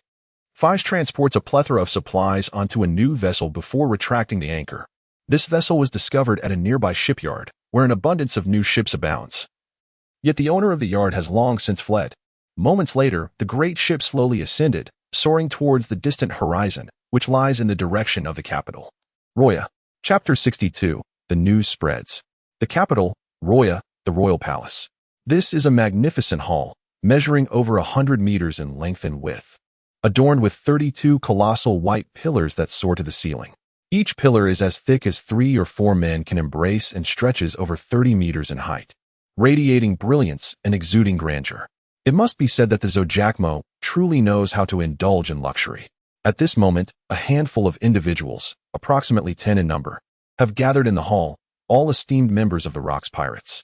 Captain Rox sits regally upon his throne, awaiting reports from his subordinates. Captain Rox, according to the frontline report, has been informed that the Flying Dragon Pirates have arrived at Nia Port, and the reporting squad leader speaks with a tremor, fearful of inciting the ire of the legendary Captain Rox. Moreover, what? Speak plainly if there is something to convey. The captain of the 4th Division, John Gulu, took a swig of strong liquor and could not help but urge his men. Meanwhile, traces of the 1st and 2nd Divisions were discovered at the port, where a fierce battle had erupted, ultimately culminating in the retreat of the Flying Dragon pirate crew. The trembling captain of the 4th Division reported the situation, his expression tinged with fear as he struggled to comprehend the information laid before him. After swallowing hard and pausing to reflect, he finally added, "It is said that amidst the series of fierce confrontations, a newcomer from the 2nd Division named Feis exhibited extraordinary vigor, even engaging in a day-long battle with Jabba of the Roger pirate crew. With the arrival of the Flying Dragon pirate crew at Nia Port, tales of the fierce clashes between the Roger pirate crew and the 1st and 2nd Divisions began to circulate, particularly drawing attention to the rookie from the 2nd Division, Feis. The performance of this newcomer was particularly remarkable. He not only effortlessly vanquished Archie, a combatant from the Roger Pirates, but also engaged in a relentless battle against Jabba that lasted a full day and night, leaving indelible scars on Jabba himself. Although their confrontation ultimately ended inconclusively, the mere fact of this achievement has shattered many preconceived notions. Jabba, after all, is the 3rd in command of the Roger Pirates, a notorious pirate with a bounty exceeding 1 billion. It is truly astonishing that such a fledgling could possess such formidable strength. How is this possible? This young lad has only been part of the pirate crew for a little over half a year. When did he grow to such an extent? It is indeed hard to believe that a mere native could accomplish such feats. This is Archie we are talking about, alongside the legendary monster Jabba. To think he could contend with such figures. That fellow Newgate is incredibly fortunate to have found such a subordinate. It is said that this newcomer has even defeated Kaido, the strongest recruit of the 3rd Division. There is certainly a spectacle to behold here. The name Feis is not unfamiliar to this group. However, the last time it was mentioned was under the strict prohibition of Rox. Many memories linger from 6 months ago on Skypiea, when a young lad faced 2 adversaries, inflicting severe damage on Wang Ji and Silver Axe. Although his later victory over Kaido left many in awe, the higher-ups regarded it merely as trivial skirmishes among newcomers. Kaido's prowess is indeed formidable, surpassing that of many present. Feis. Is he the newcomer brought back from Skypiea? It seems he possesses the rare conqueror's haki. Rox, seated upon his throne, displayed a pensive expression. For someone of his stature, remembering a newcomer is no small feat. However, this particular newcomer is exceptional. Having not only shattered Silver Axe's leg but also triumphed over Kaido, a prospect he had high hopes for. It is worth noting that both Kaido and Silver Axe are pillars of the Rocks Pirates, one representing the future, the other the present. Who could have anticipated that this young lad would be so capable? Ha! It seems our pirate crew is set to gain another senior officer. Rox laughed heartily, his words brimming with arrogance and dominance. Naturally, he welcomed anything that could enhance the strength of his crew. Although Charlotte Linlin, Wang Ji, and Silver Axe displayed discontent, such personal grievances held little significance for Rox. As long as it contributes to his aspiration of becoming the king of the world, that is all that matters. However, following that battle, Captain Shiki and Captain Whitebeard returned the wounded, only for another clash to erupt at Nika Port against the Flying Dragon Pirates and their 32 formidable fleets. What? 3 individuals against an entire Flying Dragon Pirates crew? The subordinate blinked, ensuring he had not misread the situation, and continued. Are Shiki and the others courting death? And that newcomer, having just made a name for himself, is doomed to perish. It is truly a pity. After all, the Flying Dragon Pirates boast over 10,000 pirates across their 32 fleets. Any division that encounters them would likely find it impossible to escape. It is unfortunate that Captain Shiki and Captain Whitebeard, 2 of the most powerful pirates, would meet their end this way. The high-ranking officials were uncertain whether to mourn or celebrate, each displaying expressions of anguish, with a few shedding crocodile tears. Only Silver Axe and Wang Ji exchanged glances, their excitement unmistakable. Good riddance. With them gone, no one will trouble us anymore, they thought, unable to suppress the faint smiles curling at the corners of their mouths. Though concealed by their armor, have they truly perished? I had intended to drain that little brat's life force entirely and then incinerate him to ashes with Zeus. The towering and domineering Charlotte Linlin could not contain herself, seemingly infuriated by her inability to personally eliminate Feis. How dare he injure Kaido? I shall slice his soul into pieces. The captains and vice-captains surrounding her instinctively took a few steps back, as if to distance themselves from this madwoman. Captain Rox, and esteemed captains, it seems the intelligence is not yet concluded. The squad leader perused the frontline reports, noticing a line of small text he had previously overlooked, and continued to read. In this battle, Captain Whitebeard displayed overwhelming destructive power, compelling the Flying Dragon Pirates to flee without a fight. This time, the crowd remained silent, seemingly numbed by the countless slaps to their faces. They eagerly awaited the next words from the squad leader, even Rox gazing at him with keen interest. The 3 of them were aboard a vessel, making their way toward the capital, Roya. An eerie stillness enveloped the entire palace, as if everyone were striving to digest the astonishing news. At that moment, a thunderous roar erupted from outside the palace. Rox. Jibek, come out. Chapter 63. The brink of conflict. The deafening voice reverberated throughout the palace, causing the dome above to tremble and debris to rain down from the ceiling. It was the voice of the Golden Lion captain. That man had finally arrived. He boldly called out Rox's name. Was he intending to rebel against the Rocks Pirates? The sheer force of his presence was utterly terrifying. A thrilling spectacle was about to unfold. It seemed Captain Rox was poised to demonstrate his formidable prowess once more. The various vice-captains and squad leaders could not help but engage in hushed discussions, for it was the first time anyone had dared to challenge the captain's authority since joining the Rocks Pirates. Only Rox wore a dark expression, his aura surging as he strode toward the palace exit. A grand battle was imminent. The Golden Lion was in for a world of trouble, yet one couldn't help but wonder whether to admire or pity such audacity. As Rox made his way outside, Silver Axe couldn't suppress a smirk of schadenfreude. He harbored no fondness for the Golden Lion, primarily due to a past altercation between them. In that battle, he had suffered a devastating defeat, ultimately requiring Wang Ji's intervention to escape calamity. Though he had preserved his life, the humiliation he endured remained a stain upon his soul. Oh, this is going to be quite the spectacle. Wang Ji laughed heartily, his gaze icy. As he moved toward the exit, He called out to Silver Axe. That little brat has arrived as well. Don't your legs ache with unbearable pain? Upon hearing this, Silver Axe's eyes glowed crimson beneath his armor, and he silently advanced toward the palace exit. Hatred had clouded his heart. This time, I shall shatter every bone in that wretched creature's body, then torment him until his pleas for mercy reverberate throughout the entirety of Sanya Island. Following that, I shall methodically eliminate every single individual atop the empty island before his very eyes. Truly, it is a rare and exquisite delight. As this thought crossed his mind, Silver Axe could not help but emit a sinister cackle, his armored shoulders involuntarily quivering with excitement. The bystanders instinctively distanced themselves from him, astonished to witness this previously taciturn figure reveal such a facet of his character. Boom! A cloud of smoke billowed forth, accompanied by a terrifying roar that echoed before the palace. The vessel carrying Feis and his companions finally descended upon the enormous square in front of the capital, Roya. As the smoke dissipated, 3 silhouettes gradually emerged, revealing Feis and his entourage. Ha ha ha! Little brat, are you afraid? Gold Lion waved his hand casually, and instantly, a massive, earthen-colored golden lion ascended into the air above the square, towering several dozen meters high, its form exquisitely lifelike and emanating an astonishing aura. We are about to engage in battle with that scoundrel, Rox. Afraid? Ha ha ha. Of course, I am fearful. However, Feis could not contain his laughter, fully aware that the 3 of them had embarked on this journey with no path of retreat. Yet, standing here at this moment spoke volumes. There exist many things in this world that transcend death, be it friendship or familial bonds. All are worth fighting for with unwavering resolve. His gaze was resolute.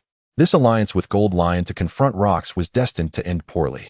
Nevertheless, some actions, once taken, would lead to a lifetime of regret, such as merely clinging to life. Tap, tap, tap. A series of footsteps echoed from within the palace, and shortly thereafter, the figure of Rox materialized before them. Ahahaha. Shiki, and you too. Whitebeard, welcome back. Rox bellowed with a savage laugh, his expression brimming with arrogance, as if he held dominion over the world itself. Yet, in the next moment, his aura turned frigid, reminiscent of a bitter winter, his tone laced with a chilling menace as he inquired, "What do you intend to do? Seek death?" Noticing the silence from the 3 before him, a bloodthirsty glint flickered in Rox's eyes. In an instant, an overwhelming wave of Conqueror's haki surged forth from his being, enveloping Feis and his companions entirely. Boom! The marble floor of the square began to crack under the immense pressure, unable to withstand such force. As the once clear skies were suddenly shrouded in ominous clouds, it seemed as though even the heavens were succumbing to Rox's influence. Hiss! Feis inhaled sharply, feeling as though he were but a fragile boat adrift upon a vast ocean, tossed about by the relentless waves, on the brink of being capsized at any moment. The momentum surged with an overwhelming force, akin to towering tidal waves, far more terrifying than the once dominant presence of Roger. No, I cannot succumb here. Sensing a momentary lapse in clarity, Feis mentally lamented his predicament, and his eyes transformed into a vivid crimson, exuding an equally domineering aura. The atmosphere crackled as tumultuous winds swirled, and the heavens churned. The silent clash of Conqueror's haki erupted upon the square, staining the clouds above with a deep, ominous hue. Thunder rumbled in the void, reverberating incessantly. The ferocious Conqueror's haki of Rox reigned supreme, suppressing Feis's youthful haki, rendering it incapable of raising its head. The formidable aura of Rox surged forth, relentlessly encroaching upon all in its vicinity, compressing Feis's own might to a mere 3 paces before him in an instant. All right, little brat, it is not your turn yet. At that moment, the voice of the Golden Lion resonated, accompanied by a Conqueror's haki that was nearly indistinguishable from Rox's own. Feis felt an overwhelming sense of release wash over him, causing him to involuntarily stagger backward a few steps. Is this the clash of the world's supreme Conqueror's haki? Feis gazed at the enormous rift that split the sky, unable to suppress his fervent longing. In this level of confrontation, I still have much to learn. Shurji, do you wish to challenge me? Lox bared his teeth, his eyes, starkly contrasting in black and white, gleaming with an unquenchable light. Seemingly astonished that the Golden Lion dared to provoke him so. In the past, regardless of the dissatisfaction his subordinates harbored, none would ever dare to display even the slightest hint of it before him. For I am Lox. With that, Lox soared into the air, a massive pit forming beneath him, hundreds of meters wide. The sound of his descent resonated only after he had already lunged at the golden lion, seizing his arm and propelling them toward the distant mountains. At that moment, the booming echoes of their fierce battle began to reverberate across the land, indicating that Lox had indeed engaged the golden lion. Whitebeard, will you not assist Captain Golden Lion? Feis, enveloped in steam, had evidently shifted into a higher gear, his observation hockey firmly fixed on the gates of the palace. There, two familiar presences were swiftly approaching. Kulahula, that was the Golden Lion's battle. How could a man's dignity in such a fight permit interference from others? Whitebeard laughed heartily, responding, I have my own matters to attend to. As his words fell, a group of several dozen emerged, led by the first mate, Albert. Behind him, Charlotte, Lingling, Wang Ji, Silver Axe, and John followed, stepping forth with a cadre of senior officers. Chapter 64. Hidden intentions before the palace, an atmosphere of grim hostility prevailed. You dare to show your face before me? Wang Ji's eyes glimmered with a bloodthirsty light, as if he wished to shatter Feis into 1,000 pieces.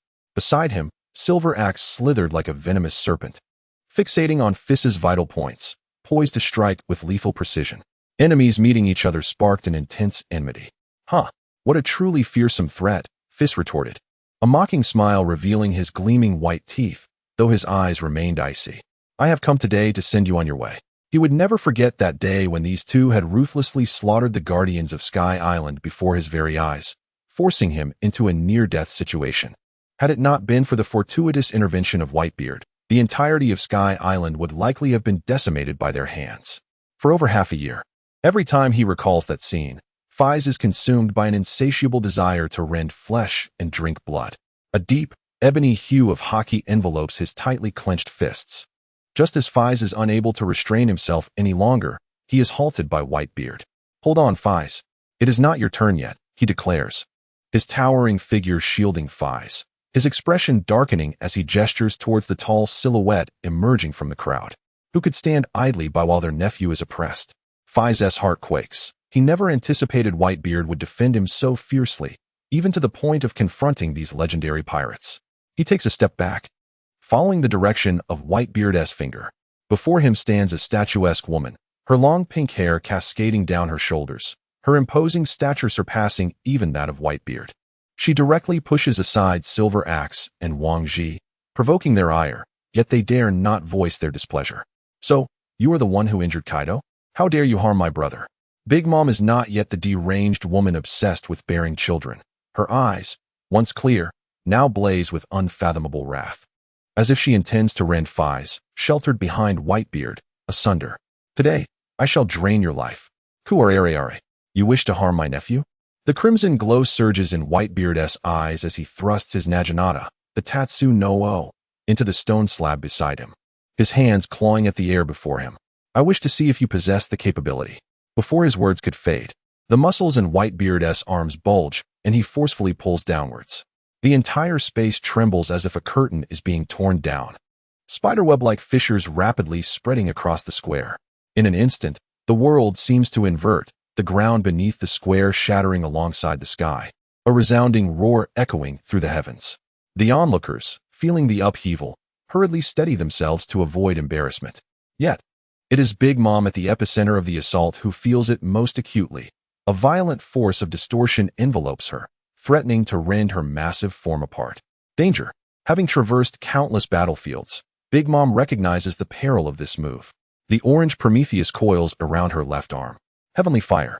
With a mighty punch, she unleashes an explosive torrent of flames, akin to a volcanic eruption, colliding fiercely with the distortion of power conjured by Whitebeard. The violent explosion reverberates, as crimson flames and the white shockwave clash in midair. A fierce wind sweeps across the square, sending dust and debris swirling as if the apocalypse had descended. The entire palace crumbles as though it has experienced a cataclysmic earthquake, disintegrating into ruins in the blink of an eye. Before the chaos can subside, Whitebeard grips his naginata tightly and rises, the Tatsu no O emanating a terrifying shockwave as he brings it down upon Big Mom.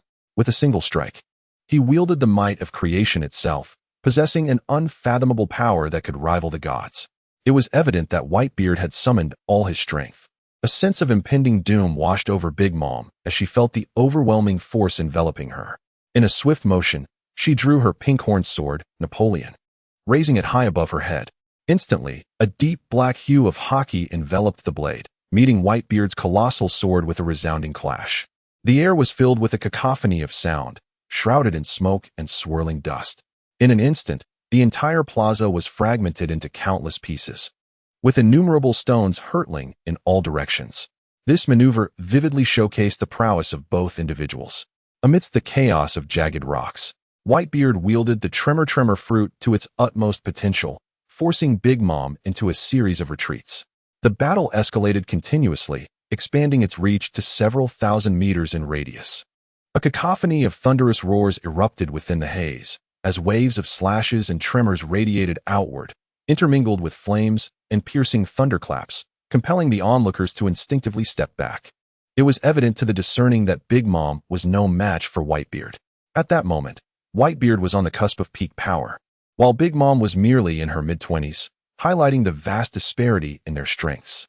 Edward Newgate was indeed a terrifying presence, akin to a monstrous being, as he firmly suppressed Charlotte Linlin. That lad named Feis was exceedingly fortunate to receive the protection of such a formidable warrior.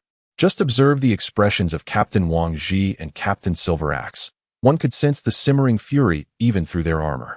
Were I in their position, I would also feel immensely uncomfortable. Ha ha ha. The cadre engaged in unabashed discussions, showing no regard for Wang Ji and Silveraxe's presence.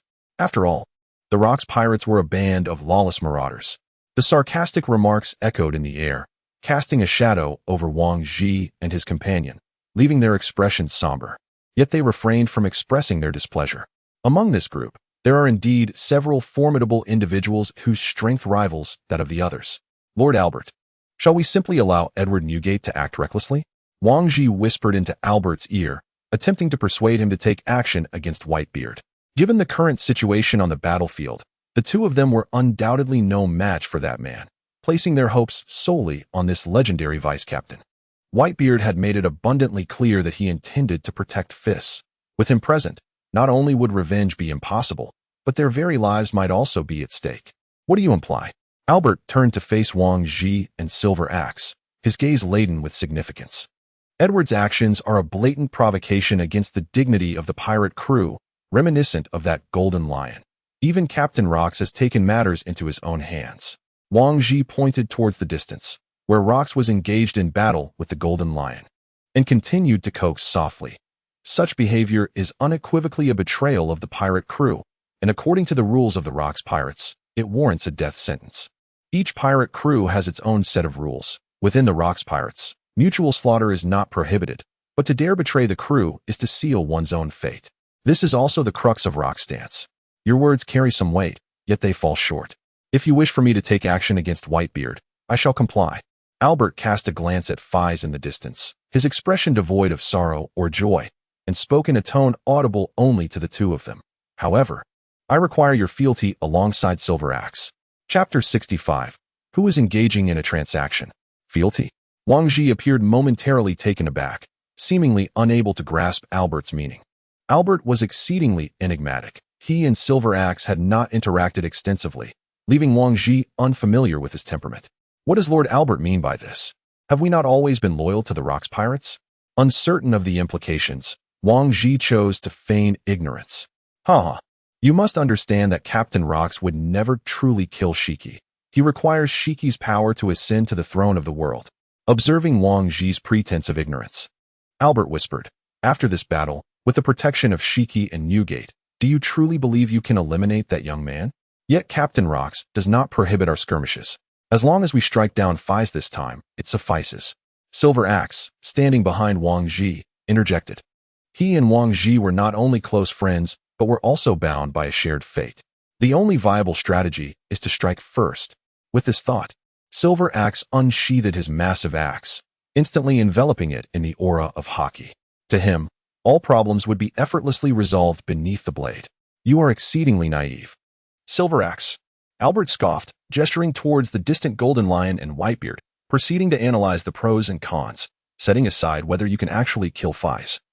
Even if you succeed, can you withstand the wrath of Newgate and Shiki? That monster dared to challenge Captain Rocks. Upon hearing this, the expressions of Wang Ji and Silver Axe darkened, their brows furrowing beneath their armor as they contemplated the ramifications of the situation. Damn it! Must we endure humiliation at the hands of that young man who repeatedly provokes us? Silver Axe's tone brimmed with discontent. The pain of his severed leg clouded his judgment with hatred, fueling his desire to see Feis torn to shreds. Endure? Charlotte Linland is clearly no match for Newgate. Once he emerges victorious, do you believe that you and Wang Ji will have any chance of survival? Do not forget, that young man could battle Jabba for an entire day and night. How old is he? 15? 16? Albert's eyes sparkled with amusement, his demeanor that of an elegant gentleman, though his inner thoughts remained inscrutable. Can you kill him today? If not, once he matures, it will be you two who meet your demise. Thus, today is your sole opportunity, as long as you pledge your loyalty to me. Having reached this point, further words seemed futile. So, Lord Albert, if we pledge our loyalty to you, you will confront Whitebeard, correct? Upon hearing this, Wang Ji finally grasped Albert's intent. In essence, their loyalty would be exchanged for his protection. Astute, and as long as you follow me. Albert cast a meaningful glance at the distant rocks, his tone imbued with a sense of ease. Even if the rocks pirates were to fall, I could still intervene to safeguard you. With this declaration, Albert dusted off his shoulders and gently blew on his hands, the implication starkly clear. Preserving the two was but a trifling matter for him. Wang Ji and Silver Axe exchanged glances, each reflecting the shock they found mirrored in the other's eyes. The audacity of this individual is remarkable. Setting aside the formidable strength of the Rocks pirates, the likelihood of their downfall is negligible. Even if such a scenario were to unfold, it is likely that the first to perish would be Rocks and Albert, unless we do not require any impractical notions. As long as Lord Albert is able to withstand Whitebeard, allowing Silver Axe and me to eliminate that brat, we are willing to pledge our loyalty to you. Wang Ji has finally reached a decision. In the face of life and death, few can face their demise with composure. They have resolved to act here. Yet upon witnessing Feis's calm demeanor, they inexplicably lost their confidence. They are aware of the brat's ferocity, and considering his enhanced strength now, caution is paramount in their approach. However, if Feis is not dealt with today, they may find themselves in peril in the future. As for the verbal allegiance to Albert, how much practical significance does it truly hold? Pirates are synonymous with cunning and treachery. To exchange an ethereal promise for the protection of a powerful monster is a tempting proposition. In light of this, Albert chuckled dismissively, seemingly grasping the thoughts of the two. In the next moment, his figure flickered and he joined the fray involving Whitebeard and Big Mom. Newgate, allow me to test the power of the Tremor Fruit. Before the words faded, Albert's form swelled tremendously, instantly transforming into a beastly humanoid with a wolf's head. Towering over 15 meters, the three heads atop his neck swayed. The white wolf head suddenly opened its maw wide, unleashing a frigid gust aimed directly at Whitebeard's feet. The bone-chilling air froze everything in its path, turning the surrounding kilometer into a glacial realm, even encasing Whitebeard in a lifelike ice sculpture. So cold, a chill swept through, causing Feis, who was observing the battle, to shiver. He harbored no concerns for Whitebeard's safety. Even in his twilight years, he could easily break free from Akiji's freezing abilities, let alone in his prime. Yet, Albert's sudden involvement instilled a sense of urgency within Feis. Something seemed to have shifted unfavorably. As he lifted his gaze towards the distance, his breath caught. Two figures were rushing towards him, Wang Ji and Silver Axe. Faced with their murderous intent, Feis felt a sense of resignation. There was no way to continue his studies. It was not that he did not wish for revenge, but rather that Whitebeard had quietly instructed him at the onset of battle. Feis, pay attention. This is how Conqueror's Haki is wielded. He then turned to initiate his attack. The meaning of this passage is quite evident. It invites Feis to closely observe the advanced application of Conqueror's Haki, particularly its enveloping form, in hopes of gaining insight. After all, Feis possesses an extraordinary talent for learning, and he might indeed conjure a miracle. Mastering such a demanding technique as the Conqueror's Haki encirclement would undoubtedly elevate his strength to a new echelon. Individuals endowed with the potential of a king are exceedingly rare, and those who can comprehend the intricacies of the Haki's enveloping form are even scarcer. In the original work, only the most formidable warriors of the seas are capable of executing this technique. Hence, Feis diligently observes, yearning to grasp even the slightest fragment of its application. Unfortunately, fate does not favor him. Since you are so eager to meet your demise, I shall gladly facilitate your departure. Gazing at the two kings before him, the dissipating steam around Feis reemerges, his hand shrouded in an inky darkness, fingers entwined with a ghostly blue flame. In the next moment, he vanishes from sight. Chapter 66. 1 against 2 in a brief span. The battles unfold in rapid succession, overwhelming the senses. Captain Rox and First Mate Albert personally engage in a fierce duel against Squad Captain Golden Lion and Second Squad Captain Whitebeard. A monumental event, unprecedented since the establishment of the Rox Pirates, has unfolded before the royal palace in the capital of Roya. While the senior officials remain in shock at Albert's engagement in battle, another confrontation quietly ignites. The protagonists of this skirmish are Wang Ji, Silver Axe, and Feis. With the swiftness of a jagged bolt of black lightning, Feis deftly maneuvers around Wang Ji's charging form, positioning himself in the air behind him. Without a moment's hesitation, a devastating blow, charged with vengeance, descends upon Wang Ji's neck. In an instant, debris is sent flying, enveloping the scene in a cloud of dust and chaos. A gaping pit, over 100 meters wide, is forged in the ground, the already damaged stone surface sinking several meters deep. Damn, such incredible speed, Silver Axe exclaims, his pupils dilating as he realizes that he scarcely perceived Feis's movement, despite the mere few meters separating them.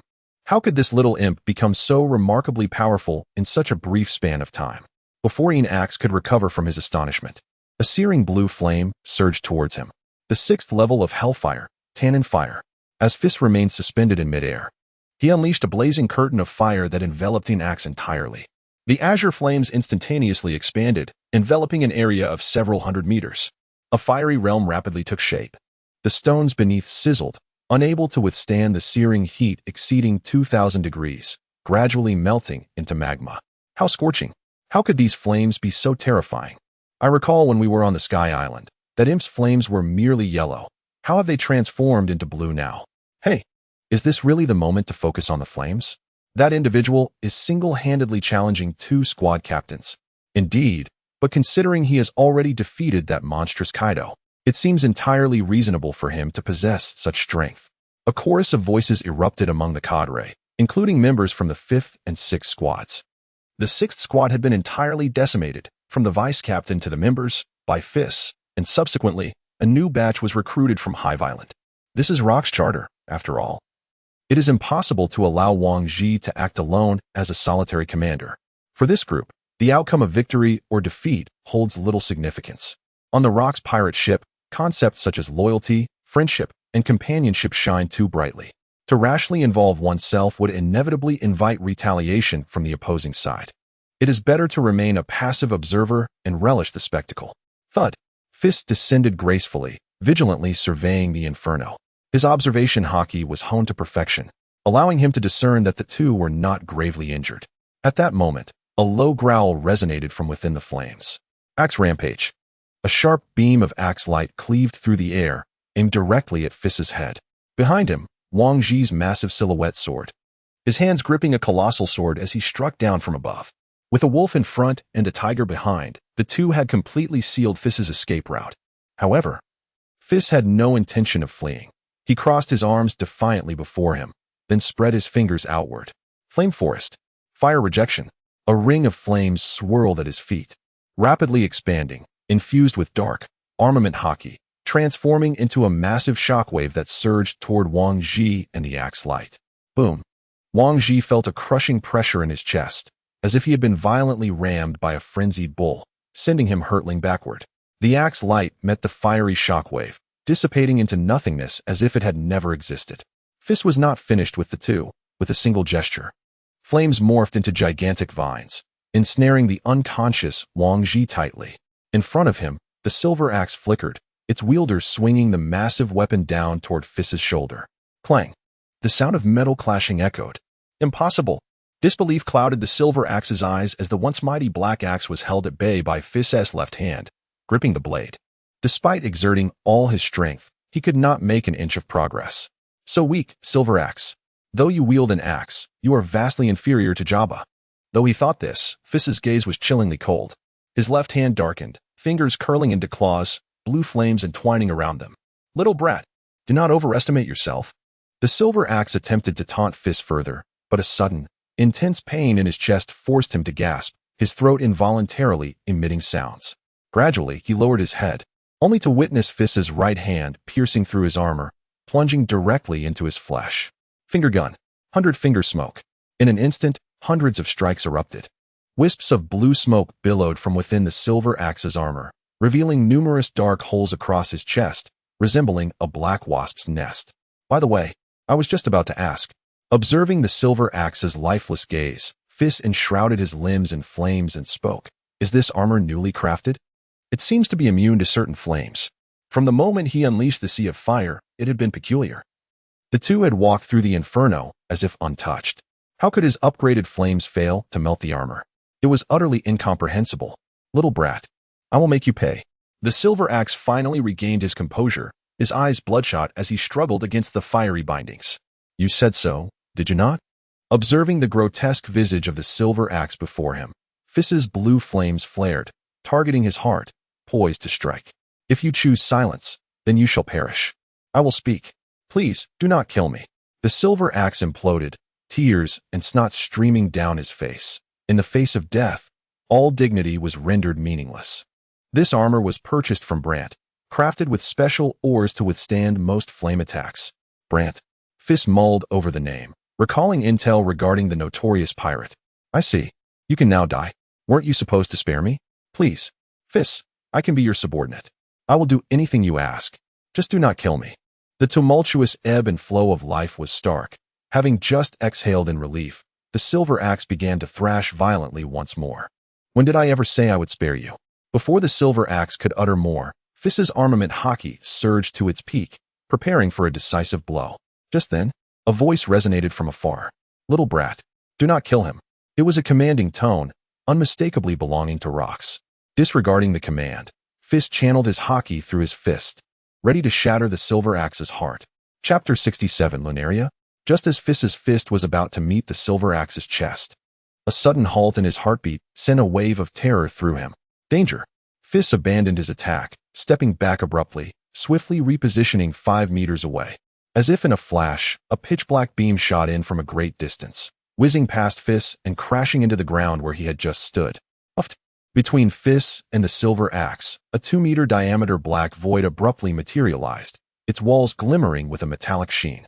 A noxious haze wafted through the air, and the once stone-strewn ground vanished, as if obliterated. Feis felt a chill run down his spine. Had he not reacted swiftly, he would have fared no better than the ground beneath him. Is this the devil fruit? Its astonishing destructive power seems to utterly disintegrate objects. Why does such a terrifying force exist in this world? Little ghost, did I not instruct you to cease? The figure of Rox swiftly approached from the distance, arriving before the sea of flames in an instant. How could he be so fast? Feis's pupils narrowed to pinpoints, realizing he was utterly incapable of perceiving Rox's speed. Moreover, he never anticipated that Rox would so quickly defeat the Golden Lion. While Feis was momentarily stunned, Rox slowly stepped into the inferno. He was enveloped in a dark, water-like substance, his long, ebony hair cascading freely behind him, seemingly defying the absence of wind, emanating an aura both divine and demonic. How nostalgic this presence is! Rox exclaimed with a click of his tongue, surveying the surrounding flames before waving his hand, causing the inky substance enveloping him to disperse. The inky darkness drifted through the sky, swiftly enveloping an expanse of several hundred meters. The flames, which had been roaring fiercely, were instantly extinguished, vanishing into thin air in the blink of an eye. What on earth is this? Witnessing the unfolding events before him, Feis could hardly believe his eyes. The occurrences of today have utterly shattered Feis's worldview. First, there was that annihilating force, followed by this ink-colored assault that extinguished his flame in an instant. At that moment, the silver axe, as if seeing a glimmer of hope, could not contain his excitement and cried out for help. Captain Rox, save me. This little brat wants to kill me. The moment the flames dissipated, he was freed from his restraints and collapsed to the ground, crawling towards Rox. He had been thoroughly frightened by Feis. Had it not been for Rox's intervention, his life would have surely been forfeit. Who truly fears death? Those who face it with composure are but a rare few. The majority of pirates venture forth driven by desire, and the more powerful they become, the more they value their lives. Blackbeard from the original tale is a prime example. When his life was at stake, he immediately called for his father. Ha! How utterly pathetic. Silver Axe, reduced to this state by a newcomer. Rox burst into a boisterous laugh, his eyes filled with disdain and mockery. In his view, Silver Axe had lost all dignity of a formidable warrior. Such individuals lead lives devoid of meaning. If Silver Axe were to turn and attack Feis after being rescued, he would indeed earn newfound respect. Yet, Silver Axe cowers behind rocks, not daring to utter a sound. You are Feis, young one. Quite remarkable, Rox expresses. His admiration for Feis unmistakable, showing no concern for Feis's intent to kill Silver Axe. In this pirate crew, mutual slaughter is commonplace. Only the strong are entitled to survive. In the following moment, Rox's figure flickers and vanishes. Even Feis, utilizing his advanced observation haki, fails to catch a glimpse of him. A solid hand suddenly lands upon Feis's shoulder, rendering him paralyzed as if struck by lightning. Rox's hand feels like a colossal mountain. Haha. No need to be anxious, young one. I admire the strong. It is only through your strength that I can ascend to the throne of the world's king. Sensing Feis's thoughts, Rox offers a comforting remark, leaning closer to whisper in his ear, but I do not favor insubordinate subordinates, understand? After uttering this, Rox gently pats Feis's shoulder, akin to a leader reassuring his follower. Yet the warning is palpable. His profound gaze fixates on Feis, an invisible aura rising around him, the dark substance of his flowing hair moving as if in liquid form, undisturbed by the wind. Naturally, Captain Rox. Feis responds with a smile, though his eyes betray a chilling coldness. Before an absolute powerhouse, any futile struggle holds no significance. In this predicament, should Feis dare to utter a word of dissent, leaving here unscathed today would be impossible. Ha ha ha ha. Young one, you are quite impressive. Truly worthy of the Lunaria clan. Rox scrutinizes Feis's visage, and after a moment, a hint of confusion seeps into his tone. Wait, you are not Lunaria. Then from whence does this flame originate? Upon hearing this, Feis's mind races as he contemplates his response. He possesses some knowledge of the Lunaria. As Granny Hella recounted how his sister, Benny, was saved by a man with black wings. Later, while perusing documents at the Hive Library, he uncovered traces of this clan. As for the flames, Feis had always believed them to be an inherent ability of the Nika Fruit. Now, confronted by Rox's inquiry, he struggles to formulate a suitable explanation and ultimately asserts, Captain Rox, this is the ability of my devil fruit. I am a burned human, having consumed the human fruit of the burn type, enabling me to unleash flames. The burn fruit? Ha ha ha ha. You think I am unaware of the capabilities of devil fruits? Rox seems to find something amusing, unable to suppress his laughter. He then glances at the distant battle involving Whitebeard and his crew before continuing. Very well. Everyone harbors their secrets. Just ensure you serve me well. With that, Rox swiftly enters the fray of the three combatants, intent on ending this farce. Subsequently, an overwhelming conqueror's haki surges across the battlefield. Watching Rox intervene in the conflict, Feis exhales a sigh of relief. The oppressive aura exuded by the man was overwhelmingly immense, leaving him in a state of bewilderment. What could that peculiar, inky black energy possibly be? As Feis pondered this, the deep voice of Lox echoed in his ears. Wangji and Silver Axe are still of use to me. We shall discuss everything once I have unified the new world.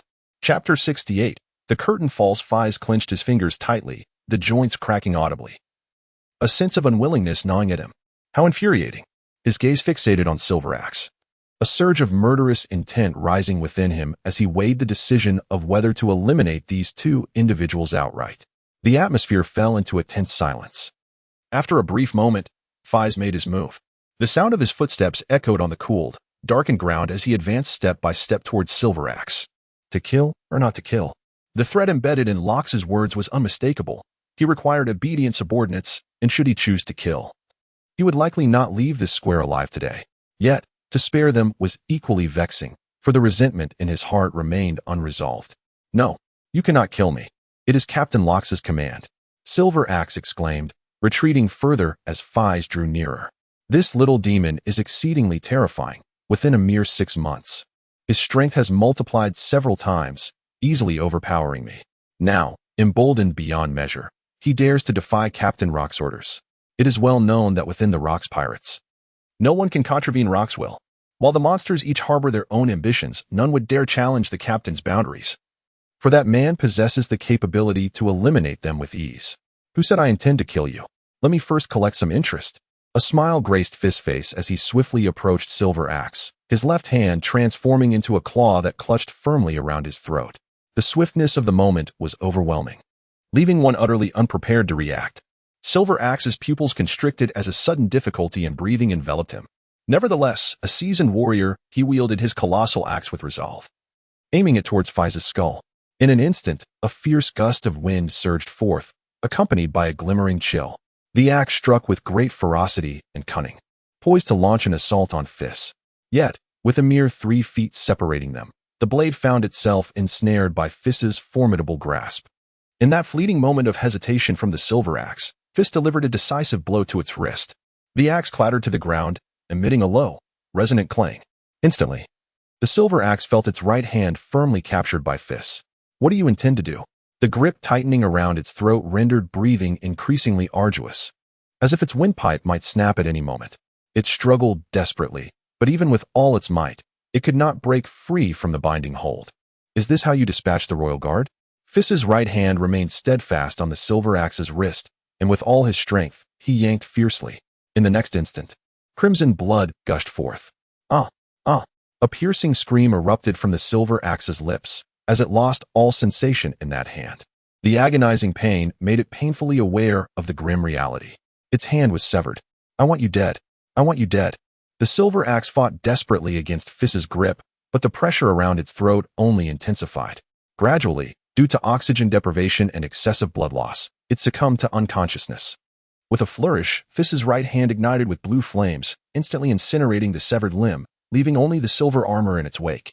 Without a second thought, he discarded the Silver Axe as one might a dead dog. Just as he turned to approach Wang Ji, several figures suddenly appeared before him. They were high-ranking members of the Rocks Pirates, led by the captain of the 4th Division, John. Behind him stood several vice-captains and captains of the Grand Fleet.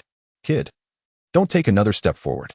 He raised a wine bottle with one hand and took a hefty swig, using his other hand to block Feis' path. Why? Feis questioned, perplexed as to why this group sought to impede his advance. It's quite simple. The Silver Axe is already rendered useless, of little value, but Wang Ji is different.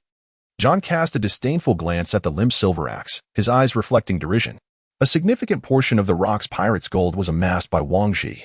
He is still of use to Captain Rocks, and cannot be allowed to be incapacitated here. And what if I insist on proceeding?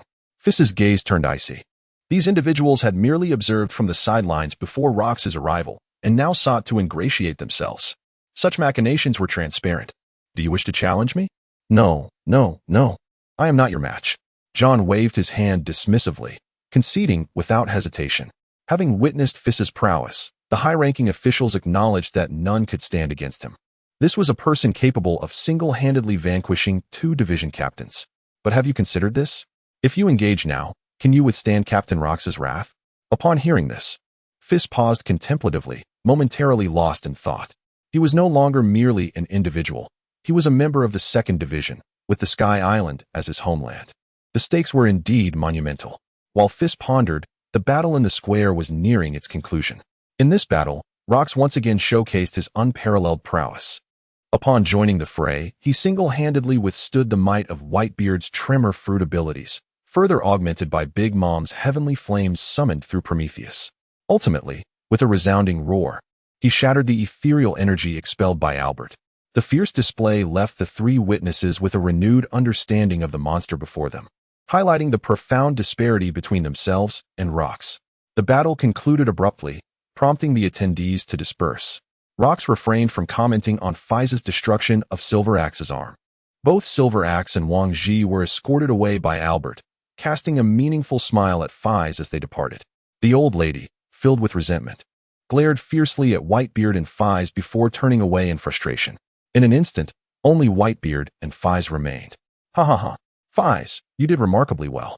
Whitebeard approached with admiration gleaming in his eyes, evidently pleased with Feis' performance. To single-handedly engage in combat against the captains Wang Ji and Silver Axe, even cornering Silver Axe into a perilous situation, was no small feat. Remarkably, Feis was merely a boy on the cusp of 16. Uncle Whitebeard, please refrain from praising me. Feis replied with a bashful smile, scratching his head, though a shadow lingered in his gaze. He still could not avenge his enemies. He could have chosen to eliminate Wang Ji and Silver Axe directly, but such actions would undoubtedly endanger both Whitebeard and Shiki, perhaps even jeopardizing Sky Island. Fortunately, following this battle, he realized that his strength had surpassed that of the two, and retribution was simply a matter of time. Feis, don't just stand there. Come help me with my injuries. Came a weak voice from a distance. It was Shiki. At that moment, Shiki appeared quite wretched, his body marred by countless scars. Feis hurried over, employing his observation haki to assess the situation, discovering that Shiki had merely suffered multiple broken bones, with no significant damage to his internal organs. He promptly activated his healing flames to commence treatment. Chapter 69. The Flame Hypothesis. 3 days later, the central palace lay in ruins from the battle, compelling the Rocks pirates to seek a new base of operations. In recent days, the remnants of the Rocks pirates have gradually arrived at Sanyo Island, conducting a thorough search for the whereabouts of the Ghost God pirates. The entire capital city of Roya has been turned upside down in the quest for answers. However, the original inhabitants of Sanya Island seem to have vanished without a trace, leaving no clues behind. This raises suspicions that the Ghost God pirates have long since escaped the capital, now reveling in unknown locations. The most perplexing aspect is the sudden disappearance of the Dragon pirates, who were earlier stationed at Nia Port. The situation grows ever more enigmatic. Outside the capital of Roya, under the scorching sun, a breathtaking battle unfolds across the vast plains. Fiery blue flames shoot skyward, while a powerful white shockwave shatters the surrounding space. The combatants are Feis and Whitebeard. Seizing the opportunity during this period of relative calm, Whitebeard seizes the moment to gauge Feis's true strength. Feis, like a deity of fire, basks in the radiant glow of flames. With a resounding boom, a colossal fist of flame, infused with a deep black hue of haki, crashes violently against Whitebeard's Naginata. In an instant, the entire space is engulfed in flames, enveloping a radius of several dozen meters. Whitebeard raises his weapon, the tidal cutter, high above, its blade glinting with a sharp gleam as he cleaves downward from the sky. With a swift motion, the flaming realm is severed in two. Truly formidable. Feis cannot help but marvel, having already entered his conqueror mode, his once bright yellow armor transformed to a brilliant blue. In a mere moment, he has mastered the art of compressing the Tamlin fire. Yet, facing Whitebeard, he feels an overwhelming sense of inadequacy. Only when confronted with this man does one truly understand the meaning of comprehensive domination. The mastery of haki, physical prowess, the development of his devil fruit, and a plethora of combat techniques leave one in awe. Little brat, dawdling in battle is not a good habit. Just as Feis reflects, Whitebeard's voice thunders. His figure soars, lightning fast, closing the distance to Feis in mere moments. A colossal black fist, enveloped in advanced haki and conqueror's haki, crackles with purple-black lightning, expanding ominously. The haki flows like liquid, while the conqueror's haki is utterly captivating. This is bad. As Feis watches Whitebeard's enormous fist approach, he hastily crosses his arms in front of his chest. The sound of breaking bones echoes ominously. Feis is struck as if by a train, hurtling backward for several thousand meters, deeply embedding himself into the earth. With a single strike, Feis was rendered unconscious. Whitebeard did not move from his position, patiently awaiting the unfolding events. After a quarter of an hour, the earth slowly parted, and a figure soared into the sky. It was Feis. At this moment, he appeared somewhat disheveled, his garments torn and tattered, and his conqueror's haki had long since dissipated. Hiss! Uncle Whitebeard, that technique is indeed formidable, Feis exclaimed, gazing at his irregularly twisted hands and the sunken state of his chest. He could not help but marvel at the realities of the pirate world. Physical prowess is foundational, while haki reigns supreme. Upon sensing the scars adorning his body, Feis commenced his self-repair. With a crack, he clamped his neck between his wrists and forcefully aligned the fractured bones. Taking a deep breath, his chest expanded, pushing the broken ribs back into place. However, as Feis employed his rubber abilities, Whitebeard's pupils constricted sharply. Aware of the secrets his body held, Feis felt no need for concealment. Once the armament haki had breached Feis's defenses, it unleashed a tempest of destruction akin to Conqueror's haki, inflicting varying degrees of damage not only to bones and muscles, but also to internal organs. Yet, he was undeterred. With a mere thought, a translucent flame enveloped him. As the flames coursed over his body, the myriad wounds gradually healed, and even the broken bones began to mend seamlessly, growing back together. Such a remarkably useful ability. Young Feis, Whitebeard could not help but marvel at the wonder of the translucent flames each time he witnessed them. Had it not been for this power, he would not have dared to unleash his full strength. Haha, Uncle Whitebeard, my ability is quite impressive, I assent it. The emergence of the flame of resurrection was a delightful surprise. This fiery ability not only healed himself, but could also assist others in their recovery. It bore a striking resemblance to the flames of Little Marco. Ability? This is not merely an ability. Whitebeard furrowed his brow, seemingly deep in thought. Not an ability? Feis replied, puzzled, as he had always believed that the flames were a result of the Nika Fruit he had consumed. Isn't this flame a part of my fruit's power? Listen well, young Feis, Whitebeard began. Some say that the existence of devil fruits is due to the presence of a certain demon within them, and that activating a devil fruit unleashes the demon's power. However, I have come to realize it is not quite so. After a moment of silence, Whitebeard elucidated. Since acquiring the Tremor fruit, I have become acutely sensitive to vibrations. In my view, when a user activates their ability, a distinct ripple emerges within them. As Whitebeard spoke, secrets concerning the nature of devil fruit users gradually unfolded before Feis. It became clear that, in Whitebeard's perception, each user emanated a unique ripple. Such ripples possess the capacity to alter human forms, the shapes of objects, and even transmute individuals into various animals, transform them into phenomena of the natural world, or endow them with the power to modify the essence of materials. This is the power of the Zoan, Logia, and Paramecia types within the devil fruits. The armament hockey, a unique ability inherent to humans, is particularly extraordinary. It can suppress the generation of these waves and can also meld with them. Similarly, the sea prism stone can inhibit the creation of such waves. At this juncture, Whitebeard cast a profound glance at Feis. When you unleashed that flame, I did not perceive the emergence of those waves at all. However, I could sense a certain substance within your blood, quivering violently. Thus, this flame may not stem from your devil fruit ability. Your power has always been that of changing your body's shape, akin to rubber. Upon hearing Whitebeard mention rubber, Feis's gaze faltered, and he could not help but inquire. Uncle Whitebeard, do you know the origin of this flame? Captain Rox mistakenly believed I was of the Lunaria tribe, only to later refute it. Lunaria, you say? Whitebeard's expression turned contemplative, as if he were recalling something. Suddenly, his eyes brightened, as if a memory had resurfaced. If we are indeed speaking of the Lunaria tribe, I do possess some knowledge. Chapter 70, The Legend of the Moon. What is it? Feis's countenance was alight with excitement. Not only wishing to uncover the truth of his lineage, but also deeply yearning for his sister, Benny. It had been nearly 4 years since Grandma Hella's passing, and his sister had been missing for the same duration. The only remaining clue was that she had been rescued by a man with black wings. In a world as vast as that of pirates, searching for a single individual felt akin to fishing for a needle in the ocean. Thus, Feis had scoured many records in the Hive library, yet information regarding Lunaria seemed deliberately obscured, making it exceedingly difficult to unearth any substantial details. It appeared to be a race shrouded in the depths of history. I had indeed heard of it before, and it seems there are connections between this tribe and the Sky Island. Whitebeard's expression turned thoughtful as he began to recount an experience from his youth. In his 20s, before joining the Rocks Pirates, Whitebeard was not the renowned figure he is today, but rather an obscure individual. Driven by the desire to seek out his family, he joined his first pirate crew, the Barkamole Pirates. The captain of this pirate crew hails from the North Sea, and the vessel bears the name of his native island. According to the captain, there exists an inexplicable sense of home aboard the ship.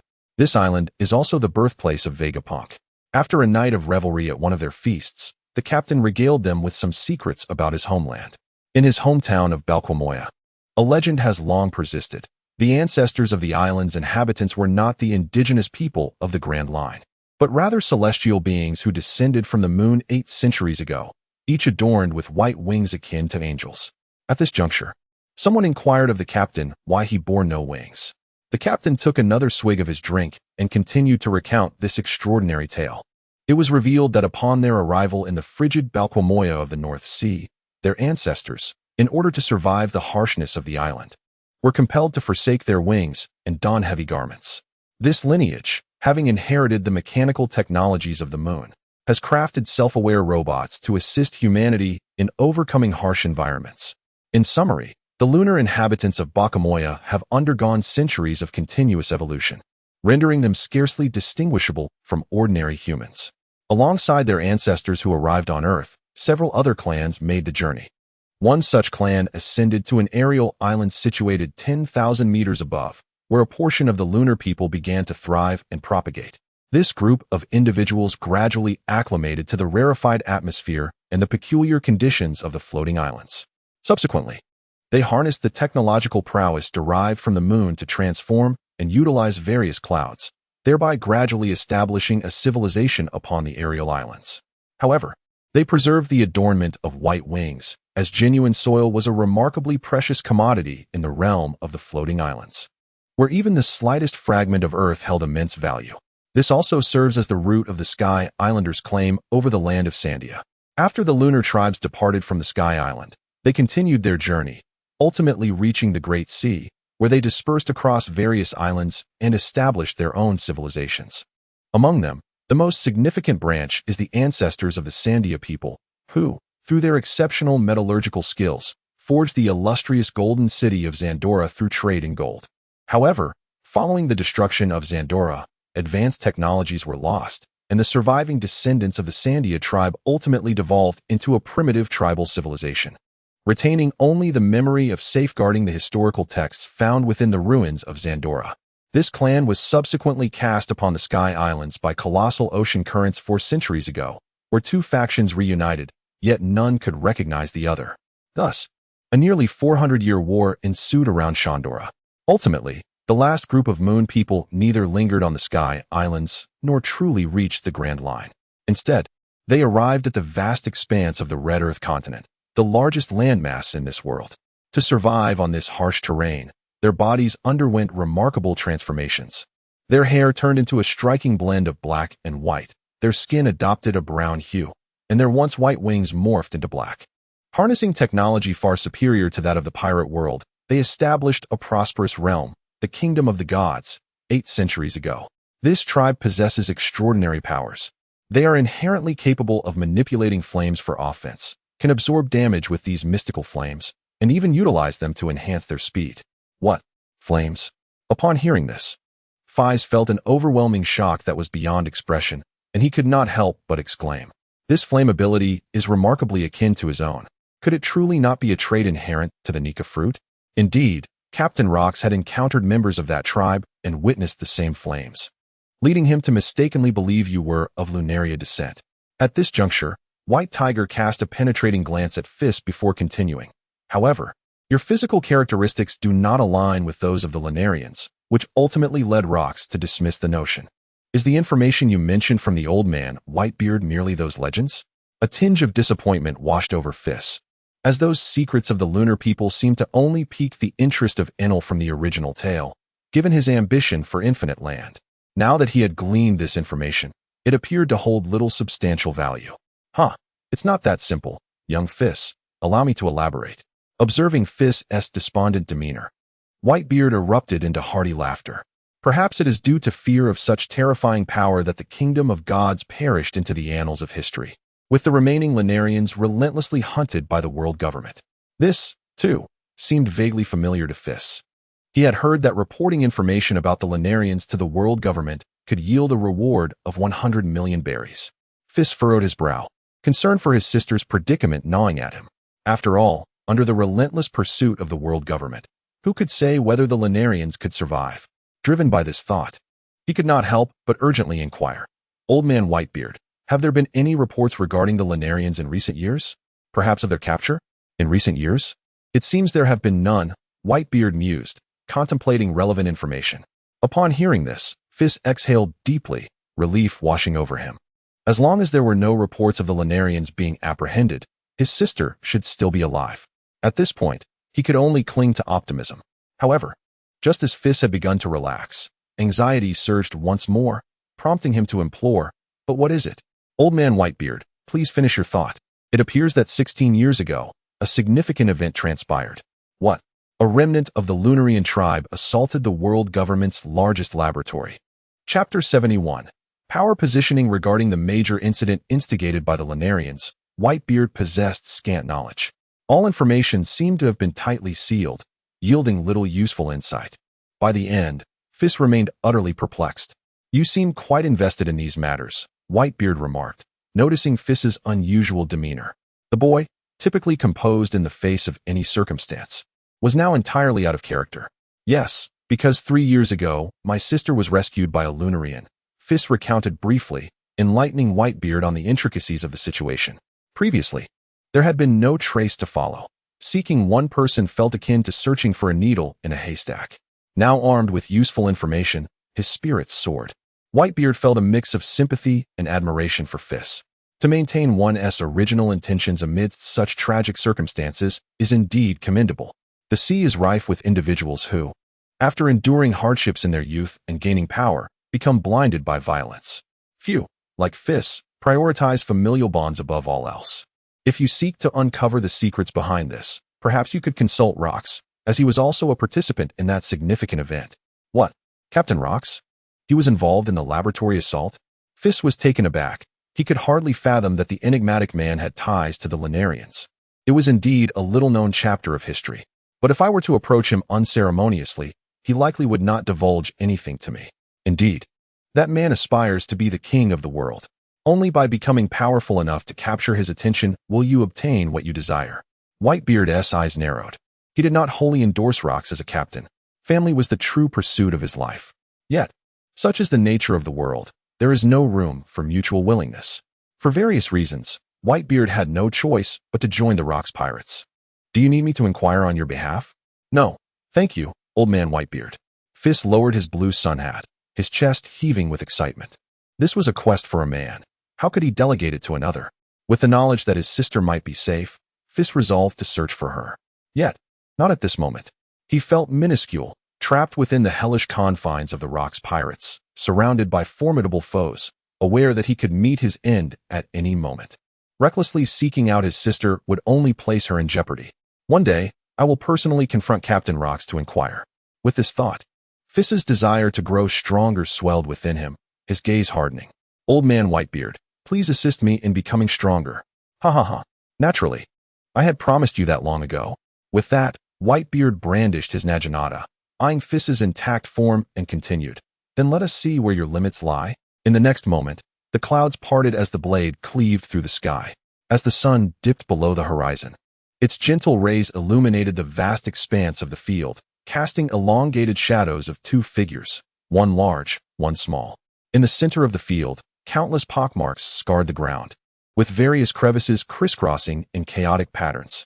The fierce battle raged on for several hours before reaching its conclusion, resulting in a crushing defeat for Feis. His body bore no intact portion, and he was uncertain how many bones had been fractured. As his stamina reached its limit, he found himself unable to wield either the armament hockey or the Damlin fire. He was utterly spent. Just as Feis was on the brink of exhaustion, a miraculous scene unfolded. The colorless and transparent flame of revival began to rise slowly around him, rejuvenating his parched body with newfound strength. Whitebeard, what level of power do I possess now? Feis gasped, his chest heaving violently, having pondered this question for quite some time. Against ordinary pirates, he felt he could hold his own, yet when faced with top-tier pirates, he suffered a dismal defeat. He was neither among the strongest nor the weakest, merely average in comparison. Whether it was Jabba or Whitebeard, prolonged engagement would inevitably lead to his downfall. In the pirate world, there is no definitive classification of strength. If one were to compare it to the Navy system, Whitebeard stroked his chin, seemingly deep in thought. Before offering his assessment, you should possess the strength to contend with a rear admiral, perhaps even be considered formidable among them. Rear admiral?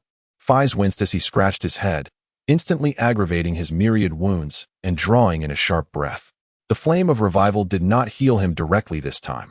Instead, it flowed like a spring, continuously nourishing his weary body. Observing Feis's bewilderment, Whitebeard began to elucidate. Your prowess is remarkably balanced, in terms of fruit development, hockey, and physicality. You have reached the pinnacle of an ordinary person. However, this very balance presents a dilemma, as it results in a lack of breakthrough points in your strength. Your hockey can be projected outward, yet it has not reached a fluid state, preventing internal damage. Your flames reach extraordinarily high temperatures. Yet they fail to inflict lethal harm on top-tier warriors. While your physique is indeed robust, making you stand out among your peers, your stamina in prolonged combat is lacking. After only a few hours of intense battle, you are already fatigued. Your attack techniques are overly chaotic, incorporating the 6 forms, some moves I have taught you, and shadows of the Golden Lion's swordsmanship. Your Conqueror's Haki and Observation Haki are also present. While you lack significant weaknesses, one could argue that you are riddled with them. Achieving such a level at your age is commendable, yet your age also serves as a barrier to your continued growth. Every word from Whitebeard struck home, and with each statement, Feis expressed an understanding that deepened. So, what should I do, Uncle Whitebeard? Upon hearing this, Whitebeard pondered silently for a moment before offering his counsel. At your current pace, within a decade, you could surpass your present limits in every aspect. By then, you should possess the strength to contend with the Navy's admirals. In Whitebeard's view, a 24 or 25-year-old admiral's strength was exceedingly rare. Even prodigious beings like Charlotte Linlin could not currently rival an admiral directly. In the pirate world, the peak of strength lasts merely a few decades. Some individuals reach their zenith earlier, while others take a bit longer. However, the facts are evident, given Feis's current training progress. He could reach his peak physique and make breakthroughs in all 3 types of hockey within a decade. At that time, he would not be at a disadvantage against the Navy's admirals. Is there a way to expedite my growth? Whitebeard contemplated for a moment, gazing at the slowly burning flame of revival and then at the gradually revitalizing Feis, before slowly uttering, "Indeed." Chapter 72. The path to strength. 2 days swiftly passed. Due to the Ghost God pirates' prolonged absence, the Rocks pirates had firmly established themselves in the city of Roya. The residents, witnessing the pirates refraining from slaughtering civilians, resumed their normal lives. For them, it made little difference whether the Ghost God pirates or the Rocks pirates ruled their city. This is a Western-style villa located in the heart of the capital, covering an area of approximately 1,000 square meters. Although its exterior appears rather unremarkable, the interior design exudes a remarkable elegance. The first rays of morning sunlight stream in, casting a golden glow over the courtyard. Feis, adorned in an unfamiliar metallic weight suit, is engaged in his daily exercises within the yard. The weighted suit appears remarkably supple, yet possesses a substantial texture, clearly indicating it is not light in weight. Before one's eyes, he executed a handstand, his feet supporting a barbell resembling a small mountain, straining to bend his knees, veins bulging from his forehead, with sweat cascading down his body in torrents. The effort is evidently immense. After all, the barbell weighs an impressive 300,000 kilograms, while the weighted suit itself bears a staggering 100,000 pounds. These apparatuses were procured from a sporting goods store in the capital, Roya, by Feis. Each piece is stamped with a uniform BD pattern, the manufacturer being the renowned Inferno pirate crew of the New World. The initials BD are an abbreviation for the name of their captain, Brand. As one of the 3 major pirate overlords, Brand naturally engages in close trade relations with Zogomer. Brand is the largest miner in the New World, commanding expertise in the extraction of various rare metals. His metal industry is formidable, producing millions of tons of diverse metals annually, coupled with an exclusive metal processing technique that not only boasts high production capacity, but also meticulous craftsmanship. This series of actions has effectively eclipsed the majority of competitors in the New World. Consequently, the Flame Demon Pirate crew now commands over half of the metal trade in this realm, with the manufacturing of training equipment being merely one facet of their extensive enterprise. The foremost pillar of the Flame Demon Pirate crew's industry, however, lies in the sale of weaponry and equipment. The 3 colossal pirate factions maintain dominion over the remaining islands of the New World, and it can be said that the contributions of the Flame Demon Pirate crew are indispensable. Not only do they supply the Pirate Alliance with top-tier gear, but they also offer an array of the most advanced weaponry available. These were the words of the proprietor that Feis heard while purchasing equipment.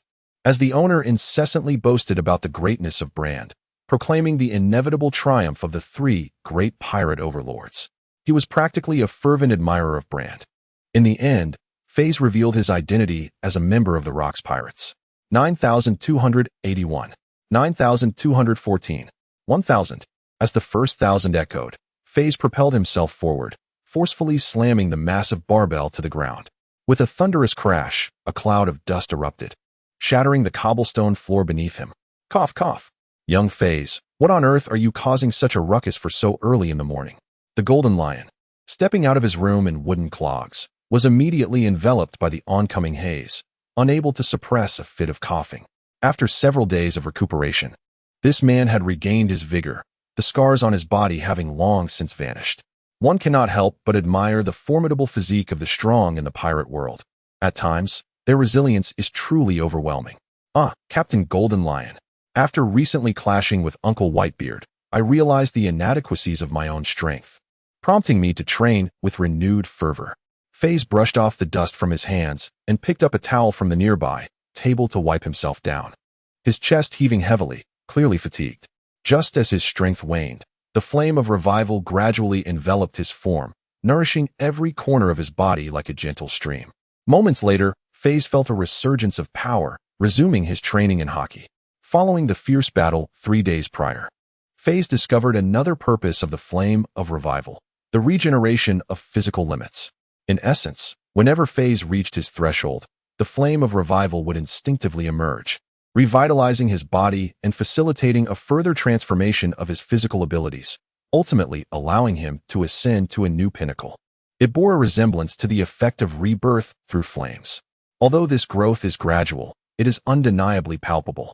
In light of this, Whitebeard offered 2 pieces of advice to Feis. The first suggestion is to engage in high-intensity training daily, utilizing the regenerative capabilities of the flame of recovery to completely exhaust physical strength until one breaks through their limits.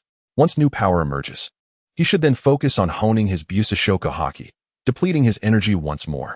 Through this relentless practice, both physical prowess and Busashoka haki can achieve breakthroughs, allowing him to reach the level of top-tier warriors. At that juncture, even if he encounters an admiral from the Navy headquarters, he would possess the strength to contend. Even if he cannot prevail, he can make a timely escape. As for the second suggestion, it cannot be implemented at this moment. Have there been any recent advancements in the way of the sword? If you have any questions, come seek my counsel. It has been far too long since I have seen your presence. The Golden Lion shot a fierce glare at Feis, expressing his dissatisfaction over the latter's lack of diligence in sword training. He then pulled out a cigar, placing it between his lips, and gestured toward Feis, exclaiming, "Hey kid, light this for me." All right. Feis said, feeling a bit awkward as he scratched his head, unable to allocate extra energy to study the sword. He flicked his fingers, sending a bright yellow spark that accurately floated to the cigar's tip, igniting it in an instant. Indeed, focusing on enhancing your physique and hockey is essential. I, too, fell to rocks due to the overwhelming power of hockey. The Golden Lion inhaled deeply from the cigar, a look of satisfaction crossing his face before he continued. That fellow. My attacks had little effect on him. It seems I am recalling the battle from a few days prior, he said, his expression turning wary. The normally fearless man now bore a rare look of trepidation in his eyes. Captain Rock's physicality is indeed terrifying. It was my first time witnessing such might. Feis wholeheartedly agreed. The day he witnessed Rock's single-handedly thwart Whitebeard and his 2 allies left him profoundly shaken. It is noteworthy that Whitebeard and Big Mom are destined to become future emperors of the seas, with Whitebeard hailed as the strongest man in the world. Coupled with Albert, who possesses a top-tier mythical Zoan ability, the formidable assault from the 3 was effortlessly dismantled by Rocks. The sheer force of his earth-shattering roar, capable of neutralizing hellish energies, was far beyond the capabilities of an ordinary human. You 2 have sensed it, haven't you? That fellow's formidable physique. The Golden Lion took a puff from his cigar, his expression reminiscent as he resumed speaking. In that battle, I exerted all my strength, yet I could not penetrate his defenses. However, his attacks could effortlessly breach my Busashoka haki and strike directly at my body. Is it due to that peculiar energy emanating from Captain Rocks? Feis inquired, voicing his inner curiosity. What is it? Is it some sort of devil fruit ability? That energy was astonishingly capable of extinguishing his flames. Indeed, an enigma. Indeed. It is not a devil fruit ability, the Golden Lion said, exhaling deeply before solemnly uttering, "It is Busashoka haki." Chapter 73. Brothers turn against each other at a secluded port on Sanyo Island. The Flying Dragon pirates were docked. This is a clandestine base of the Phantom Pirate crew. In the captain's quarters, Auguste rests languidly in a leather chair, his legs casually draped over the desk, indulging in a moment of repose. Before him, several transponder snails are arrayed upon the table, each one representing a figure of significance from the New World. Among them, 3 stand out distinctly. One is yellow, adorned with a pair of whimsical mustaches. Another is red, exuding a fiery essence. The last one is grayish-white, shrouded in a veil of mist, rendering it somewhat indistinct. These telephone insects are exclusively customized, each corresponding to a different individual. Suddenly, the grayish-white telephone insect emitted a sharp ring. It was the timid Zogomer. Agusk opened his eyes and murmured at the telephone insect, which was enveloped in a cloud of smoke. He casually picked up the device, and a murky male voice came through. Agusk, it's time to take action. Upon hearing this, Agusk's eyes brightened, and he excitedly inquired, is Brand ready? Rest assured. How dare they act recklessly on my turf? This time, I shall ensure that scoundrel Loxus returns empty-handed. But after all these years, shouldn't you two have reconciled by now? The telephone insect conveyed a raucous laugh, causing Agusk to frown in response. This fellow, despite being timid as a mouse, had the audacity to hide upon hearing the news of Rox's arrival, and now he exhibits such arrogance. I find myself at a loss for words. Reflecting on the Rox pirates, Agusk could not help but interject. My affairs are none of your concern. The captains on Rox's side are formidable adversaries, particularly Shiki and that individual known as Edward Newgate. Yet, before he could finish his thought, he was interrupted by the hoarse and grating voice of Zagamo. Agusk, you cowardly bird, when did you become so spineless? The raucous and piercing laughter resounded once more, causing Agusk to grit his teeth in frustration. Were it not for the absence of his opponent, he would have dearly liked to claw him to death. Anyone could label him a coward, but Zagamo, that scoundrel, was an exception. Get lost.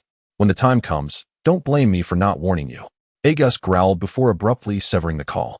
He harbored concerns over whether this plan would succeed. Among the 3 great powers, only Zagamo was timid as a mouse, and in critical moments, he displayed an unpredictable nature. Despite being a considerable force in the New World, his demeanor remained childlike. I cannot fathom how such a person ascended to a position of pirate supremacy, truly a man favored by the sea. With this thought in mind, Agusk picked up the fiery red transponder snail and began to contact someone. Is this Agusk? What brings you to seek me? A booming and spirited voice resonated from the transponder snail, tinged with curiosity, as if surprised by the call. Brando, how are things on your end? Agusk pondered for a considerable time, seemingly at a loss for words, before finally speaking. This individual, who is undeniably 3 years my junior, insists on referring to himself as Old Man. It appears he has been reminded of some unpleasant memories, as a somber expression crosses his face. Everything is prepared. I have located that coveted fruit. The Inferno pirate crew is expected to arrive at Suinya Island in a day's time, at which point we can launch a coordinated assault. That is indeed reassuring. After August's pronouncement, a heavy silence enveloped the 2 parties. After a considerable pause, Brand's voice emerged from the phone, slowly articulating, Brother August. What did you call me? August suddenly sprang to his feet, his eyes wide with disbelief. The title had not graced his ears for over 20 years. Brother Agus. Brand's voice echoed once more, tinged with emotion, as he offered an apology. I was wrong to you back then. After a prolonged silence, Agus's voice emerged again. It's all in the past. Do visit Higgin Island when you have the chance. Upon uttering these words, he felt utterly drained, collapsing into his chair and promptly ending the call. Memories flooded back, leaving him in a daze. Agus and Brand were childhood friends, both hailing from the small island of Higgin in the West Sea, a place with a population of less than 1,000, where the locals led simple content lives through fishing. Both were orphans, inseparable companions, dreaming of becoming world-renowned pirates. Agus cherished Brand as a younger brother, and thus they lived as if they were bound by blood, each other's steadfast support. At the age of 18, Agus ventured into the sea first. 3 years later, after enduring countless battles, he had gained a modest reputation as a pirate and joined a formidable pirate crew. By chance, he discovered a devil fruit. However, the captain of his crew, driven by greed, turned against Agus and attempted to hunt him down. Left with no choice, Agus dived into the depths of the ocean, clutching the devil fruit, and after tremendous hardship, he escaped his pursuers and returned to Higgin Island. That night, the long-separated brothers drank to their reunion. Agus recounted his adventures and showcased the devil fruit. By the next morning, he awoke to find Brand had vanished, along with the devil fruit. In the following years, the infamous Brand, known as the Flame Demon, made a name for himself as a prominent pirate in the New World. The fruit he had taken was known as the human fruit, mythical Zoan type, which transformed him into a flame giant. During a later expedition, Aegus fortuitously acquired the wind god pterodactyl fruit and began assembling his own crew, the Flying Dragon Pirates. Yet, the two brothers, once so close, never crossed paths again, one burdened with guilt, the other with resentment. Later, the Rocks Pirates emerged, sweeping through half of the New World in mere years, starting from Hive Island. By this time, Aegus and Bran had already ascended to the ranks of the New World's pirate elite. As Rocks tightened his grip, the remaining pirates had no choice but to rise in rebellion. Through the mediation of Zogomer, the three great pirate leaders united to form the Pirate Alliance. However, due to lingering animosities, Aegus never forgave Bran. Even during meetings of the Alliance, he sent his first mate, Vasily, in his stead. Reflecting on this, Aegus let out a deep sigh. Did he hate him? Perhaps, but Bran had once been like a brother to him. Some matters are destined to linger in one's heart. Under a starlit sky with a gentle breeze, in a small courtyard in the capital of Roya, 5th, Whitebeard and Gold Lion were engaged in jovial conversation over drinks. Suddenly, urgent knocking echoed, accompanied by a pirate's shout. Lord Gold Lion, Lord Whitebeard, Lord 5th. Captain Rocks has ordered an assembly. The demon god pirates have appeared. Chapter 74. The Sanya Canyon. The tales of 5th's decisive victory over Wang Ji and Silver Axe had begun to circulate, and many newly arrived members of the Rocks crew were aware of this. They were not unfamiliar with the moniker of this monstrous newcomer, but the shock of his recent triumph over two captains was profound. After all, he had faced two foes simultaneously and emerged victorious. Thus, the lower-tier pirates conferred upon him a respectful title. In the pirate realm, the law of the jungle prevailed. Only the strong commanded respect. Ha ha ha. Has that fellow Zogomer finally made his appearance? Gold Lion exclaimed, rising with keen interest, addressing the pirate messenger outside. Yes, my lords. Captain Rocks is quite invested in this matter. Please hurry to the assembly, the messenger replied, trembling yet eager for Gold Lion's acknowledgement. Any news on the Roger pirates? Gold Lion inquired, his interest piqued more by them than Zogomer. Report, my lord, not yet. Is it only the demon god pirates? Upon hearing this, a hint of disappointment crept into Gold Lion's tone. The absence of a clash with Roger left him feeling somewhat unfulfilled. After the battle at Round Table Island, the Roger pirates had seemingly vanished, as if cowed by their defeat. Yet, those familiar with Roger knew he would not concede so easily. No, my lord, the messenger corrected. 2 days ago, our informants along the coast reported that they discovered the Flying Dragon Pirates' whereabouts, and they have already joined forces with the Flame Demon Pirates. They should be arriving in the capital of Roya shortly. The messenger appeared anxious, unsure of how to proceed and nervously wiping the sweat from his brow with his yellow headscarf. Ha ha ha. It seems everyone is gathering. Aegus has actually met with Bran. This time, it looks like we're in for a challenge, Gold Lion remarked, surprised at the prospect of Aegus and Bran joining forces again. Aware of their history, he had not anticipated their reunion. Clara, when did you become so timid? Whitebeard bellowed, downing his drink and striding toward the room to retrieve his weapon, the Tsonian cutter. Newgate, who's being timid? Gold Lion retorted, intrigued by Whitebeard's demeanor. In the world of piracy, every man possessed a fiery spirit and ambition. While Gold Lion preferred to prepare thoroughly, he considered it wisdom rather than cowardice. Whitebeard, Gold Lion, let us depart. We mustn't keep our messenger waiting too long, he urged. Upon noticing that the elder with a white beard was ready, Feis slowly rose and began to make his way towards the door. There was no need to trouble such a minor figure. By the way, where has the demon god pirate crew appeared? Ah, Lord Feis. The demon god pirate crew has been sighted in the Sanya Gorge outside the city, and Lord Rocks has already taken his men there.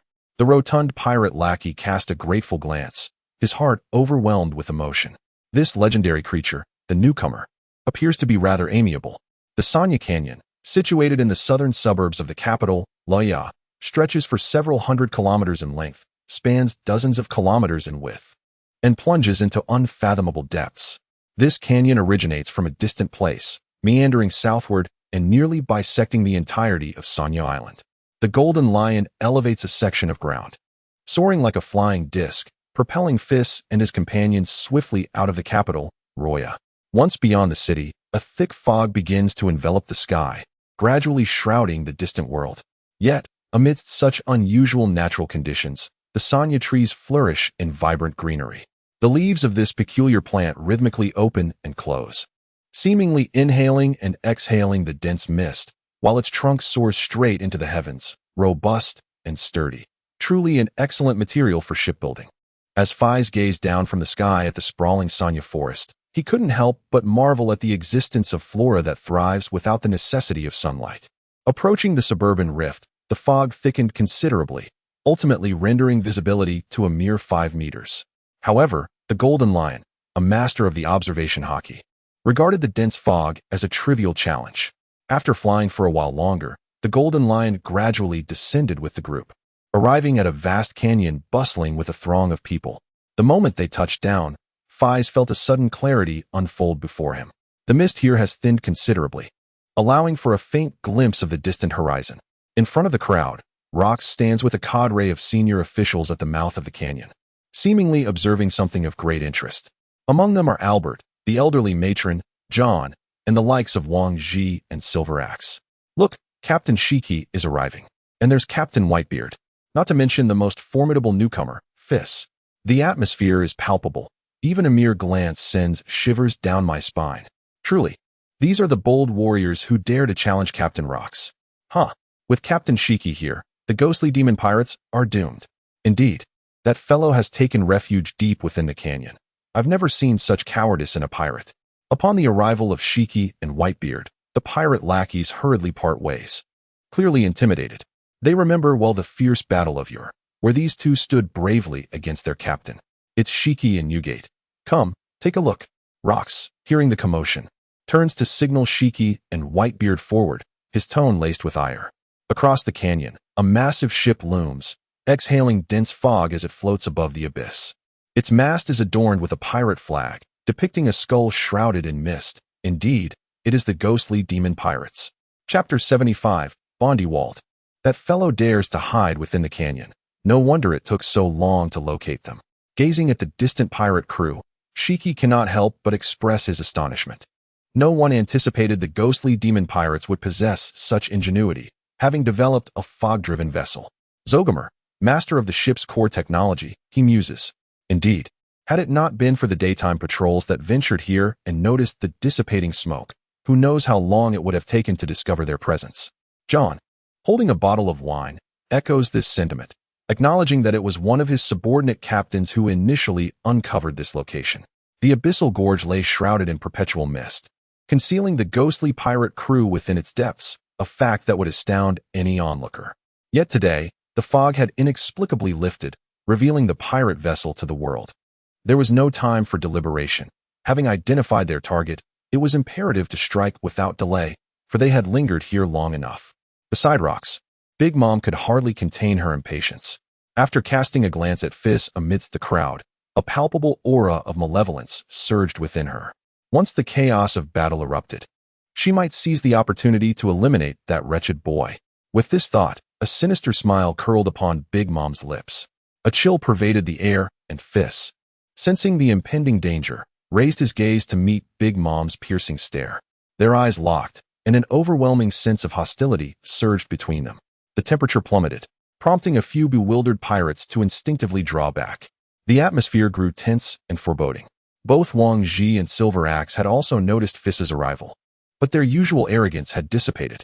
They found themselves instinctively retreating beside Albert, striving to diminish their presence. Enough. Any matters can wait until after this battle. Anyone who dares to act now will find themselves opposing me, Rox.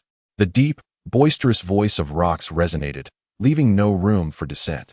The prolonged concealment of Zagamoto had drained his patience, and he was singularly focused on vanquishing the ghostly pirate crew.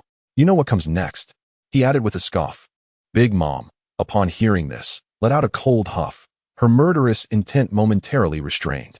The ferocity of Rox had been vividly demonstrated during the palace battle, and no one wished to provoke his wrath at such a critical juncture. Upon Rox's declaration, Silver Axe, still bandaged, exhaled a sigh of relief. He was genuinely fearful of facing Feis again.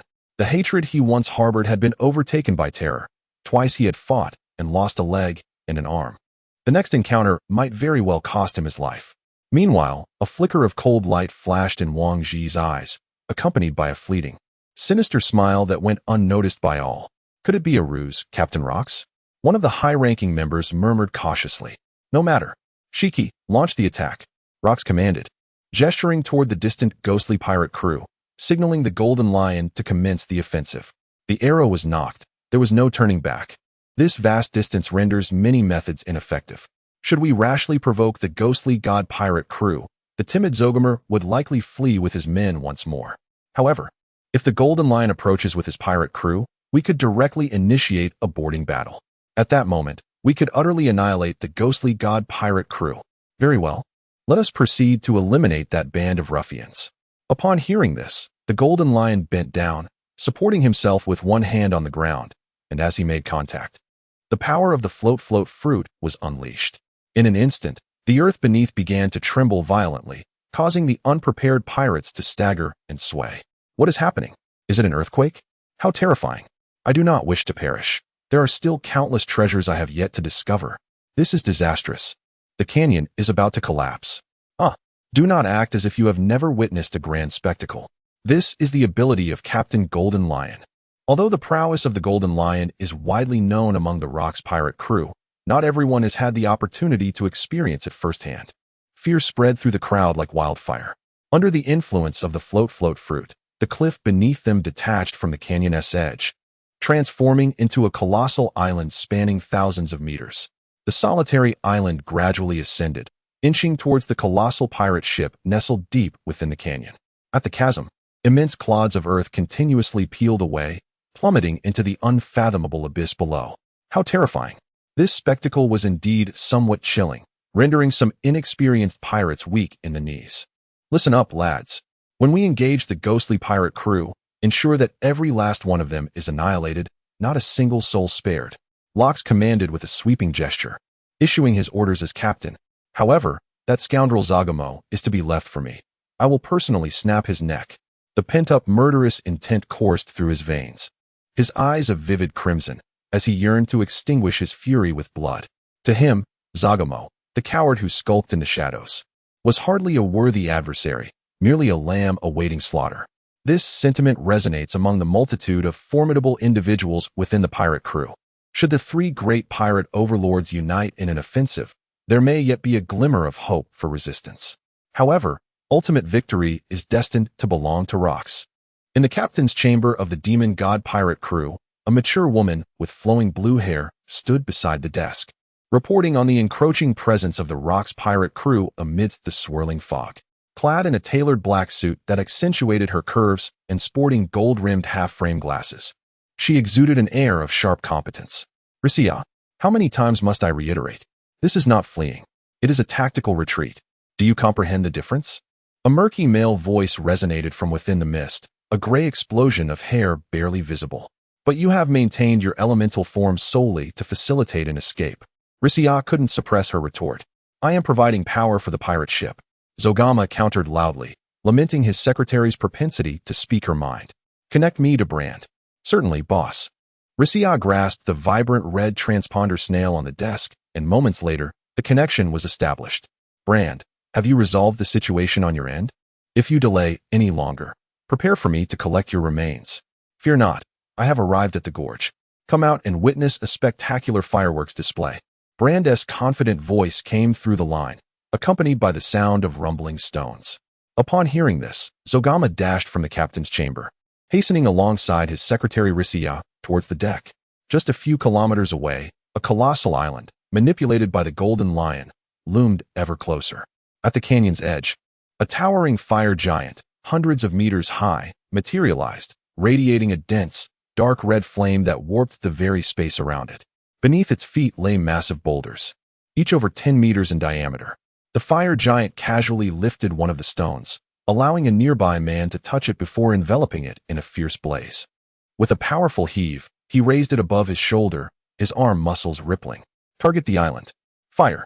The stone, now aflame, arced through the air, expanding 100-fold, ultimately transforming into a gigantic fireball over a kilometer in diameter, trailing a comet-like tail as it hurtled towards the island. That freak Brand. He claims to have found the expansion fruit, yet he has summoned that lunatic Bondi Walt. Zogama gasped in astonishment. Chapter 76. The Final Showdown. The colossal flaming stone ball, trailing a blazing tail, streaked through the sky like a comet, hurtling towards the island where the Rock's pirate crew resided. Whoosh! The air crackled with intense friction, heralding its terrifying approach. Hey, hey, hey! Help! What is that? A meteor? We're doomed. That's the fire demon Brand. He has finally made his appearance. Why is Bondewald, the world destroyer, here? The three overlords have allied with that monster? Now is not the time for such discussions. That behemoth is approaching. What is there to fear? Captain Rox is here, and there are so many formidable individuals present. The pirates turned abruptly, witnessing the massive fireball racing towards them, clutching their heads in terror, tears streaming down their faces. Yet, some maintained their composure, placing their faith in the strength of their crew. At that moment, someone stepped forward. Ha ha ha. Is this merely an appetizer from that fellow Brand? He truly underestimates me. The Golden Lion laughed, unperturbed, as he drew the gnarled wood hanging at his waist. With a gentle caress, a layer of dark, chilling brilliance enveloped his long blade. Lion's thousand cuts. In the blink of an eye, a series of slicing strikes erupted from the tip of the sword. The strikes surged forth from the solitary island, swift as lightning and fierce as thunder, cleaving directly into the flaming stone sphere that loomed 1,000 meters ahead. The blow sliced through the stone with the same ease as a knife gliding through tofu. The colossal, blazing sphere, which had obscured the heavens, shattered instantaneously into dozens of fragments of varying sizes, plummeting into the abyss below. Magnificently executed, Golden Lion. The fire giant on the shore gaped wide, its dark red flames flickering in response, emanating a savage aura from its immense form. Beside it stood a middle-aged man adorned with a horned hat and sporting a blue mustache, none other than the legendary pirate known as Bondewald, the world destroyer. However, I am eager to see how you will respond to this next move. I appreciate your assistance, Walt. The fire giant lifted a massive boulder from the ground, turning to present it to Bondewald beside him. The enormous stone sphere, measuring over 10 meters in diameter, appeared no larger than a mere marble in the presence of the colossal giants towering hundreds of meters tall. What trouble you speak of, Brand? I have no intention of assisting you. I merely wish to witness the might of the Rock's pirates. Any formidable pirate harbors a sense of apprehension towards this crew, which aspires to dominate the new world. A band of lawless individuals would undoubtedly resent the sudden emergence of a sovereign throne above them. Upon uttering these words, Bondewald reached out to touch the massive stone, instantly bestowing upon it the powers of the Momo Fruit. The ability of the Momo Fruit allows its wielder to instantly amplify the properties of any weapon they touch, regardless of size, weight, or speed, to an astonishing 100-fold. Even a mere handgun, when discharged by Bondewald, possesses the potential to obliterate a massive ship in an instant. Apart from the limitation of not being applicable to living beings, this fruit's power is overwhelmingly formidable, even granting the user a 100-fold acceleration. Over the years, Bondewald has mastered the fruit's capabilities to an extraordinary degree, even achieving the ability to delay its activation. At this moment, the fire giant Brand tightly grips both ends of a stone sphere, and with a slight exertion, he effortlessly shatters the entire mass into hundreds of fragments with a resounding crack. Behold the fireworks display I have prepared for you. Upon uttering these words, Brand imbues the shattered stones with searing flames, then steps back with one leg, raising his arm high in a throwing motion. In the split second the fiery fragments are released from his grasp, the power of the Momo Fruit is set into motion. These seemingly insignificant stones, merely a few dozen centimeters in diameter, instantaneously expand in the air to 100-fold, transforming into colossal meteors measuring several dozen meters across. The meteor shower soared through the skies, shattering the sound barrier and resonating with thunderous roars as it hurtled towards the distant island. From afar, it appeared as a magnificent display of fireworks. Yet, despite the beauty of this spectacle, it harbored a lethal threat. Damn, what is this? The freshly liberated band of pirates had yet to rejoice when an even more formidable assault descended upon them. The colossal meteorites blotted out the sun, casting a shadow over every corner of the solitary isle. Trouble loomed. The higher-ups of the pirate crew were momentarily taken aback. Even Rox wore an expression of grave concern. While they could easily fend off such attacks, it was undoubtedly a nightmare for the ordinary members of the crew. Boom, boom, boom. As the first flaming boulder struck the ground, a cascade of subsequent assaults followed, erupting like a series of thunderclaps. The tremendous impact slammed into the earth, forming enormous craters, each spanning hundreds of meters in diameter.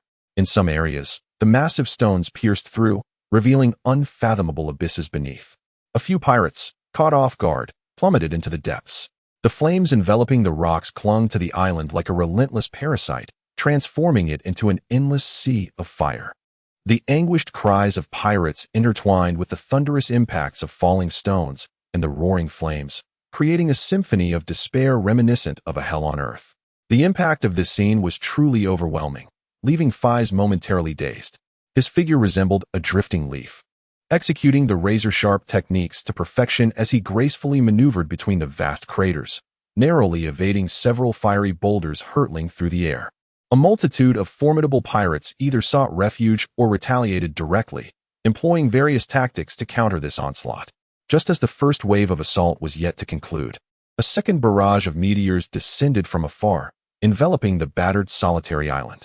The recent flurry of attacks has been excessively relentless, leaving the Rocks pirates with no opportunity to react. Brand and his comrades have timed their assault perfectly. The Rocks pirates find themselves in a precarious position, forced to endure the onslaught. They can no longer afford to wait, for if they do, these ordinary crew members will perish here today. John cleaved a fireball soaring through the air in two with a single stroke, loudly alerting Rocks. On this ship, he has always played the role of a strategist.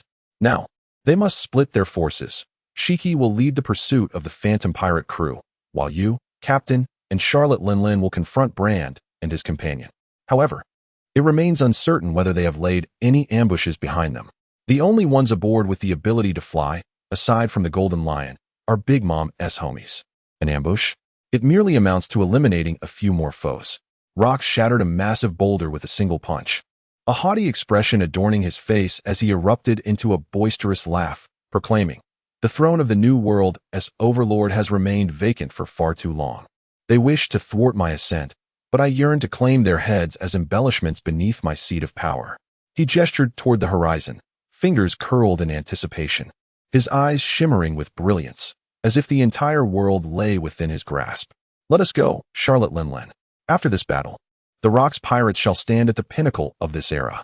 At your command, Captain." Big Mom shot a fierce glare at Feis in the distance before joining Rocks aboard Prometheus, setting sail directly. The climactic battle that will determine the future trajectory of the New World slowly unfolds above the Sanya Canyon. Chapter 77, Total War. The magnitude of the influence wielded by the three great pirate overlords has long been a subject of heated debate. Some claim that the formidable Zagamo reigns supreme, as he controls the majority of maritime trade in the New World. In the realm of piracy, the ocean symbolizes both freedom and dreams. Every man yearns to conquer the seas, and ships are indispensable vessels for such endeavors. Indeed, they are often viewed as comrades. Others argue that the true power lies with the flame demon, Brand, who dominates the mining industry, supplying weaponry that reaches the far corners of the Grand Line, including various war-torn nations and armed factions in the first half of the sea. Yet, the name Agusk rarely surfaces, as the operations of the Flying Dragon Pirates are rather unique. They are the foremost intelligence providers in the New World. Before the establishment of the intelligence agency of the Rocks Pirates, the Flying Dragon Pirates held the title of the largest intelligence organization in the New World. Agusk adeptly employs various animals for reconnaissance, effortlessly acquiring a wealth of first-hand information. He has trained many subordinates capable of understanding the language of animals, a group known as the Bird Whisperers. Through this organization, they translate animal communications, organize the gathered intelligence, and distill the useful elements, which are then sold to pirates in need, yielding substantial profits. Thus, no one can definitively ascertain the relative strengths of the three great overlords. However, when it comes to identifying the most powerful among them, pirates will assert without hesitation that it is the flame demon, Brand. At this moment, Rocks and Big Mom soar through the air, swiftly arriving above the canyon. Brand and Bondywald, along with Rocks and Big Mom, stand in opposition. The atmosphere thick with murderous intent, a clash of momentum palpable.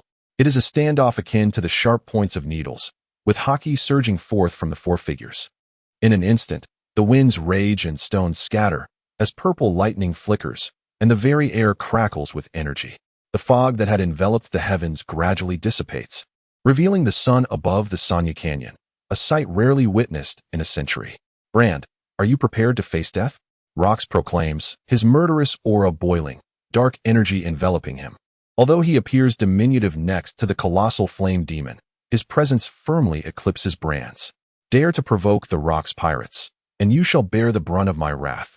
With the battle now commenced, there is no possibility of retreat. Only the one who survives will claim victory. I wager my life that today, you shall remain on Sanyo Island. With a thunderous roar, the flame demon slowly speaks, then lets out a deafening cry, reminiscent of a signal. As the roar subsides, two figures emerge from the mist beside the canyon, Roger and Rayleigh. The four stand in a formation that encircles Rox and Big Mom. Ha! Roger, I shall dispose of you today, so you won't flit about like a bothersome fly. Rox dismisses Roger, perceiving him merely as an emerging rookie pirate. Though Roger occasionally causes him annoyance, he poses no real threat. Is there anyone else? Come forth and face me. Where's that birdman, Gusk? Rox surveys his surroundings, employing observation hockey to its utmost, yet detects no further ambush. While the assembly of Brand, Bondywald, Roger, and Rayleigh is undoubtedly formidable, Rox believes that the more strong foes there are, the better. If he can eliminate this entire cohort of powerhouses today, all obstacles to his supremacy in the new world will be eradicated. Gusk has other matters to attend to. Today, we shall settle this, Brand declares. As his words fade, a chorus of roars from wyverns fills the sky. Looking up, massive wind god wyverns soar above, carrying a contingent of strong warriors toward a distant solitary island. Behind them, swarms of smaller wyverns, each bearing one or two powerful riders, follow suit, exuding formidable energy. Rox, your ambition has grown too vast. It obstructs the dreams of others. Roger steps forward, gripping the hilt of Ace's blade, drawing forth his longsword, pointed directly at Rox. Dreams? Ha! Let me enlighten you today. Whether dreams come to fruition hinges on the strength of your fist. Rox, brimming with arrogance, grins widely, his inky hair dancing unnaturally, tinged with a hint of crimson. Weaklings are unworthy of discussing dreams. Before Roger can respond, he witnesses Rox vanish into thin air, only to suddenly find the imposing figure of Rox before him. Rox's colossal fist, charged with overwhelming force, strikes Roger squarely in the face. With a whoosh and a bang, a searing pain radiates across Roger's face, propelling him like an arrow shot from a bow, hurtling thousands of meters before crashing into the ground. A massive crater forms instantly, smoke billowing into the sky. Rox's assault is so terrifying that it leaves no room for reaction. Roger, Rayleigh cries out, unable to suppress his concern as he rushes to check on his friend. Where do you think you're going, Rayleigh? Your opponent is me. Just as Rayleigh turns, a towering figure blocks his path. The glinting Napoleon, slicing through the air, aims for his head. The two engage in fierce combat. Therefore, wager your life and honor, and come forth to battle me. Rox bellows with manic laughter, charging toward Brand and Bondywald. The chaos of war has commenced. On the solitary island, devastation reigns. The ground is pockmarked with craters, and countless severed limbs litter the area. As the battle rages beside the canyon, another confrontation is poised to erupt. Just as the Golden Lion maneuvers the island forward, advancing toward the demon god pirates, the pirate ship emitting jets of smoke unexpectedly alters its course, turning to face them. Whitebeard, given this stance, they are preparing for a fight. Fist squints, revealing his eagerness for combat. Armed and ready, his killing intent surges from within. After all, this is a brutal war. It's either you or me. Now that the demon god pirates are cornered, showing mercy to the enemy would be a grave irresponsibility. Kururara, all are nearly assembled. This is total war. Whitebeard turns to witness dozens of wyverns hastening toward them. Among their riders are not only elite members of the Flying Dragon Pirates, but also formidable warriors from the Flame Demon Pirates and Roger Pirates, with Jabba prominently featured. Captain Golden Lion, maneuver the island to the shore. There's not enough space here for combat, Fist suggests, knowing that if anyone were to fall off the cliff during the fray, it would be a monumental embarrassment. Understood. Just as the Golden Lion prepares to steer the island, Zagamo's gruff voice resonates from ahead. Golden Lion, Whitebeard, come forth and face me in battle. The cacophony reverberated throughout the entire canyon, stirring echoes in its wake. Zogamer stood at the bow of the ship, brimming with pride as he awaited a response, only to find an island hurtling directly towards the pirate vessel. At this sight, Every hair on his body stood on end. Lygia, run quickly. The golden lion has gone mad. Chapter 78. Clearing the field, the wind god pterosaur, with wings spanning hundreds of meters, sliced through the skies, heading straight for the desolate island. In front lay the ghostly demon pirate crew, while behind them loomed the three great powers alongside Roger's coalition. This battle marked the most perilous encounter for Feis since joining the Rocks Pirates. However, the formidable Golden Lion was no ordinary adversary. In this moment of crisis, his mind conjured several potential solutions, each of which he promptly dismissed. Ultimately, he opted for a rather unconventional approach. Much like a child engaged in a brawl, he resolved to grapple with one opponent while relentlessly pummeling the other, believing there would be no repercussions. With the conviction that he had Zogomer firmly in his grasp, he was certain that Aegis would be unable to escape. Fueled by such thoughts, a fierce glint ignited in the Golden Lion's eyes. He commanded the floating island with finesse, fully unleashing the capabilities of the float fruit, as he charged directly towards the ship of the phantom demon pirates. A dramatic scene unfolded above the Sonya Gorge. A pirate ship, shrouded in mist, fled desperately ahead, pursued relentlessly by a massive island spanning thousands of meters. Behind the island, a swarm of wyverns raced at breakneck speed. The air was filled with the desperate cries of Zogomer, echoing like a pig's squeal. Upon hearing this, Feis could not suppress a twitch at the corner of his mouth. The legendary figure, one of the three great pirate overlords, appeared somewhat comical. We, having undergone rigorous training, generally refrain from laughter unless utterly unable to contain ourselves. This peculiar situation persisted for several minutes until the colossal pterosaur of the wind unleashed its wind blades, gradually bringing the scene to a close. By this time, the immense floating island had reached the opposite side of the canyon. In this verdant grove of mulberry trees, the island gently descends, landing squarely in the heart of the forest. Golden Lion, come forth and engage me in battle. Today, it shall be either your demise or my survival. Zogomer, witnessing the island's descent, could not restrain himself from shouting at the bow of the ship, his voice echoing through the woods. The ghostly demon pirate crew's vessel hovered hundreds of meters above, thick plumes of smoke billowing from its sides, maintaining the ship's equilibrium. The Golden Lion paid no heed to this raucous individual, instead turning his gaze towards the colossal wind god pterosaur above. Aegis, let us settle this once and for all. His expression was grave, and in an instant, his twin blades were drawn and crossed before him. At this juncture, only a fight to the death would suffice, just as I desire. The one-eyed pterosaur's gaze turned crimson. On this day, his deep-seated vengeance was about to be avenged.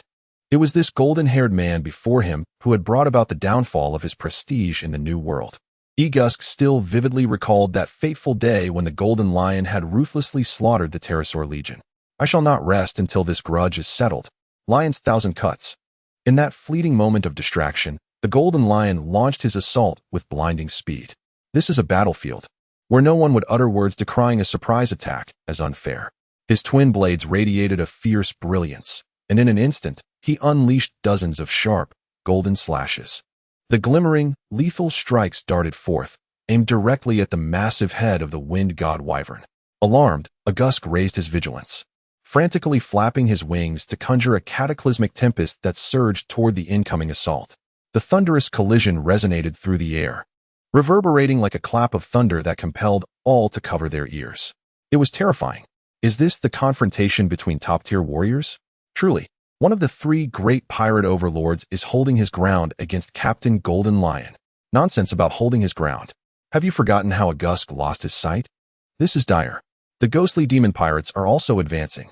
Just as Golden Lion engaged the wind god wyvern, Zogomer seized the opportunity to catch his breath, deftly maneuvering the pirate ship to descend slowly, allowing the formidable crew to pour forth. Meanwhile, the warriors mounted on the wind god wyvern leaped down from the heights. Even those warriors riding the smaller wyverns descended in droves, akin to dumplings being dropped into a pot. In an instant, hundreds of powerful figures encircled the Rocks pirates tightly.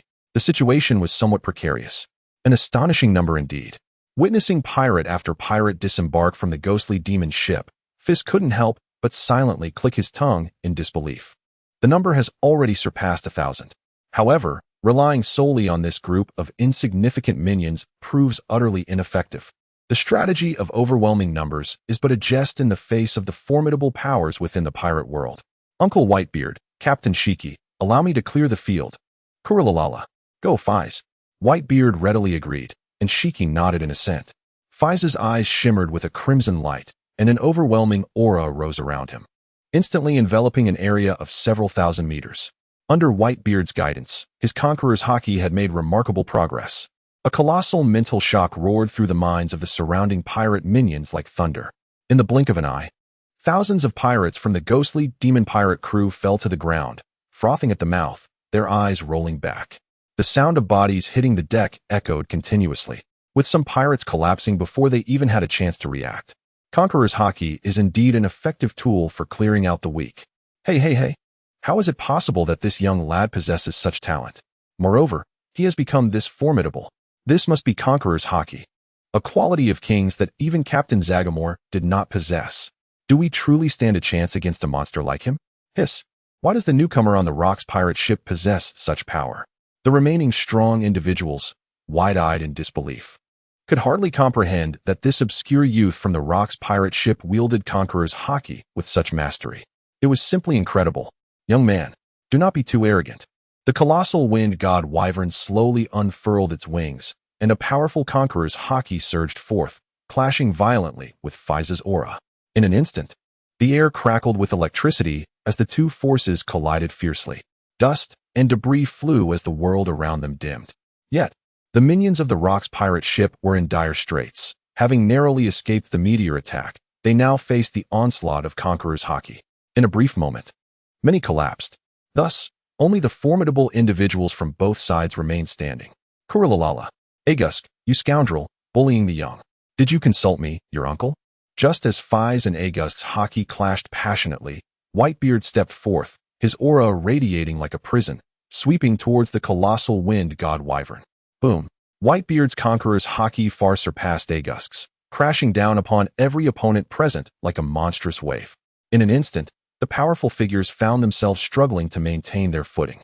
Indeed, what skill is there in preying upon the young? Lion's might, earthquake. Captain Shiki, a man of few words, conjured a towering, earth-colored lion that charged directly at Agusk. Kill them.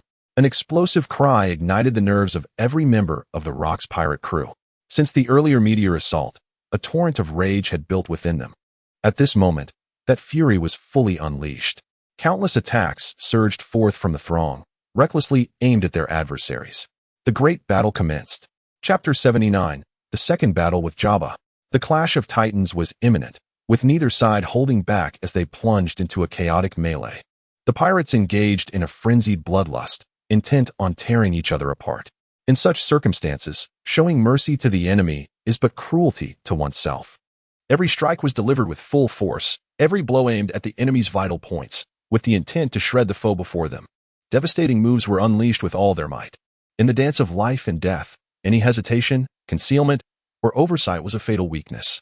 It was a matter of survival. Either you perish, or I do. The battlefield echoed with thunderous clashes, as fierce explosions erupted, shaking the surroundings. Feis surged through the battlefield like a tempest, swiftly snapping the neck of one pirate. 10th. He counted silently, then turned to seize the sword of another pirate lunging at him, delivering a devastating punch that shattered the opponent's chest. Blood sprayed forth. 11th.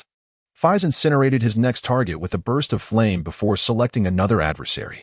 The dynamics of the battlefield shifted rapidly, with individuals who were alive one moment, boasting of their intentions to slice their foes to pieces, finding themselves with their skulls shattered the next. Others, despite grievous injuries, fought on, determined to take their enemies down with them. War has always been this brutal. While Feis was not a bloodthirsty individual, he yearned for the thrill of battle against the strong. In each clash, he felt his observation haki evolving at an astonishing pace. Indeed, combat is the finest teacher. This also serves as Whitebeard's second piece of advice to him: to embrace death in order to attain rebirth. In the midst of battle, he bathes in blood to acquire growth and transformation, until every combat technique and imposing aura is ingrained as muscle memory, evolving into instinctual prowess. At that moment, he shall become a true powerhouse. The more fights Feis engages in, the more adept he becomes, his fists leaving behind trails of afterimages. Knees, elbows, fists, and feet, his entire being transforms into lethal instruments, reaping the lives of pirates as if harvesting wheat. With each clash, Feis discovers the authenticity of the visceral impact of each strike. He is evolving, progressing, integrating, forging his own path, until the moment arrives when he emerges from his chrysalis as a butterfly.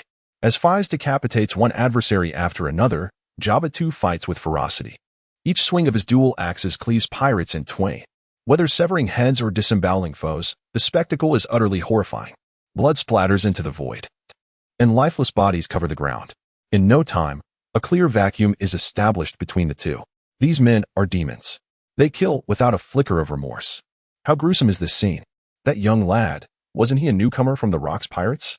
How can he possess such formidable power? This is untenable. Such a monster is beyond our capacity to confront. Run. The hellish, blood-soaked landscape compels the surrounding pirates to retreat step by step, yearning to distance themselves from these two harbingers of death. Feis remained indifferent to these matters, his gaze fixed intently on the formidable Jabba before him. As their eyes met, a palpable tension filled the air. Without the need for excessive words, it is often the adversary who understands you best. The spirit of battle surged to its zenith, and his blood began to blaze with fervor. This is a clash with a worthy opponent. With a fierce roar, Jabba brandished his imposing black axe, which gleamed ominously. He swiftly maneuvered his body and charged towards Feis, intent on extinguishing the young adversary in his infancy. Undaunted, Feis's eyes glimmered with a blood-red intensity. In the next instant, he bit down hard on his wrist with his right hand, channeling high-pressure air into his body. His robust cardiac muscles compressed the searing blood, and in a heartbeat, scalding steam began to escape from his skin. This is far from over. Sapphire-like flames surged upwards from beneath Feis's feet, transforming into armor that enveloped his lithe and muscular form, while tendrils of dark, formidable energy ascended above the armor. In this moment, he is transcended into a state of dominance. Confronted by such a formidable adversary, he dares not exhibit the slightest hint of complacency. He launches forth with unwavering determination. Even a lion exerts its full strength when hunting a mere rabbit, let alone when faced with another powerful lion. In an instant, Feis propelled himself, seemingly vanishing from the spot, as he executed hundreds of steps in the air beneath him. The fruits of his rigorous training over the past days are now manifest, elevating his speed to an even greater echelon. The razor-sharp, chaotic shadows.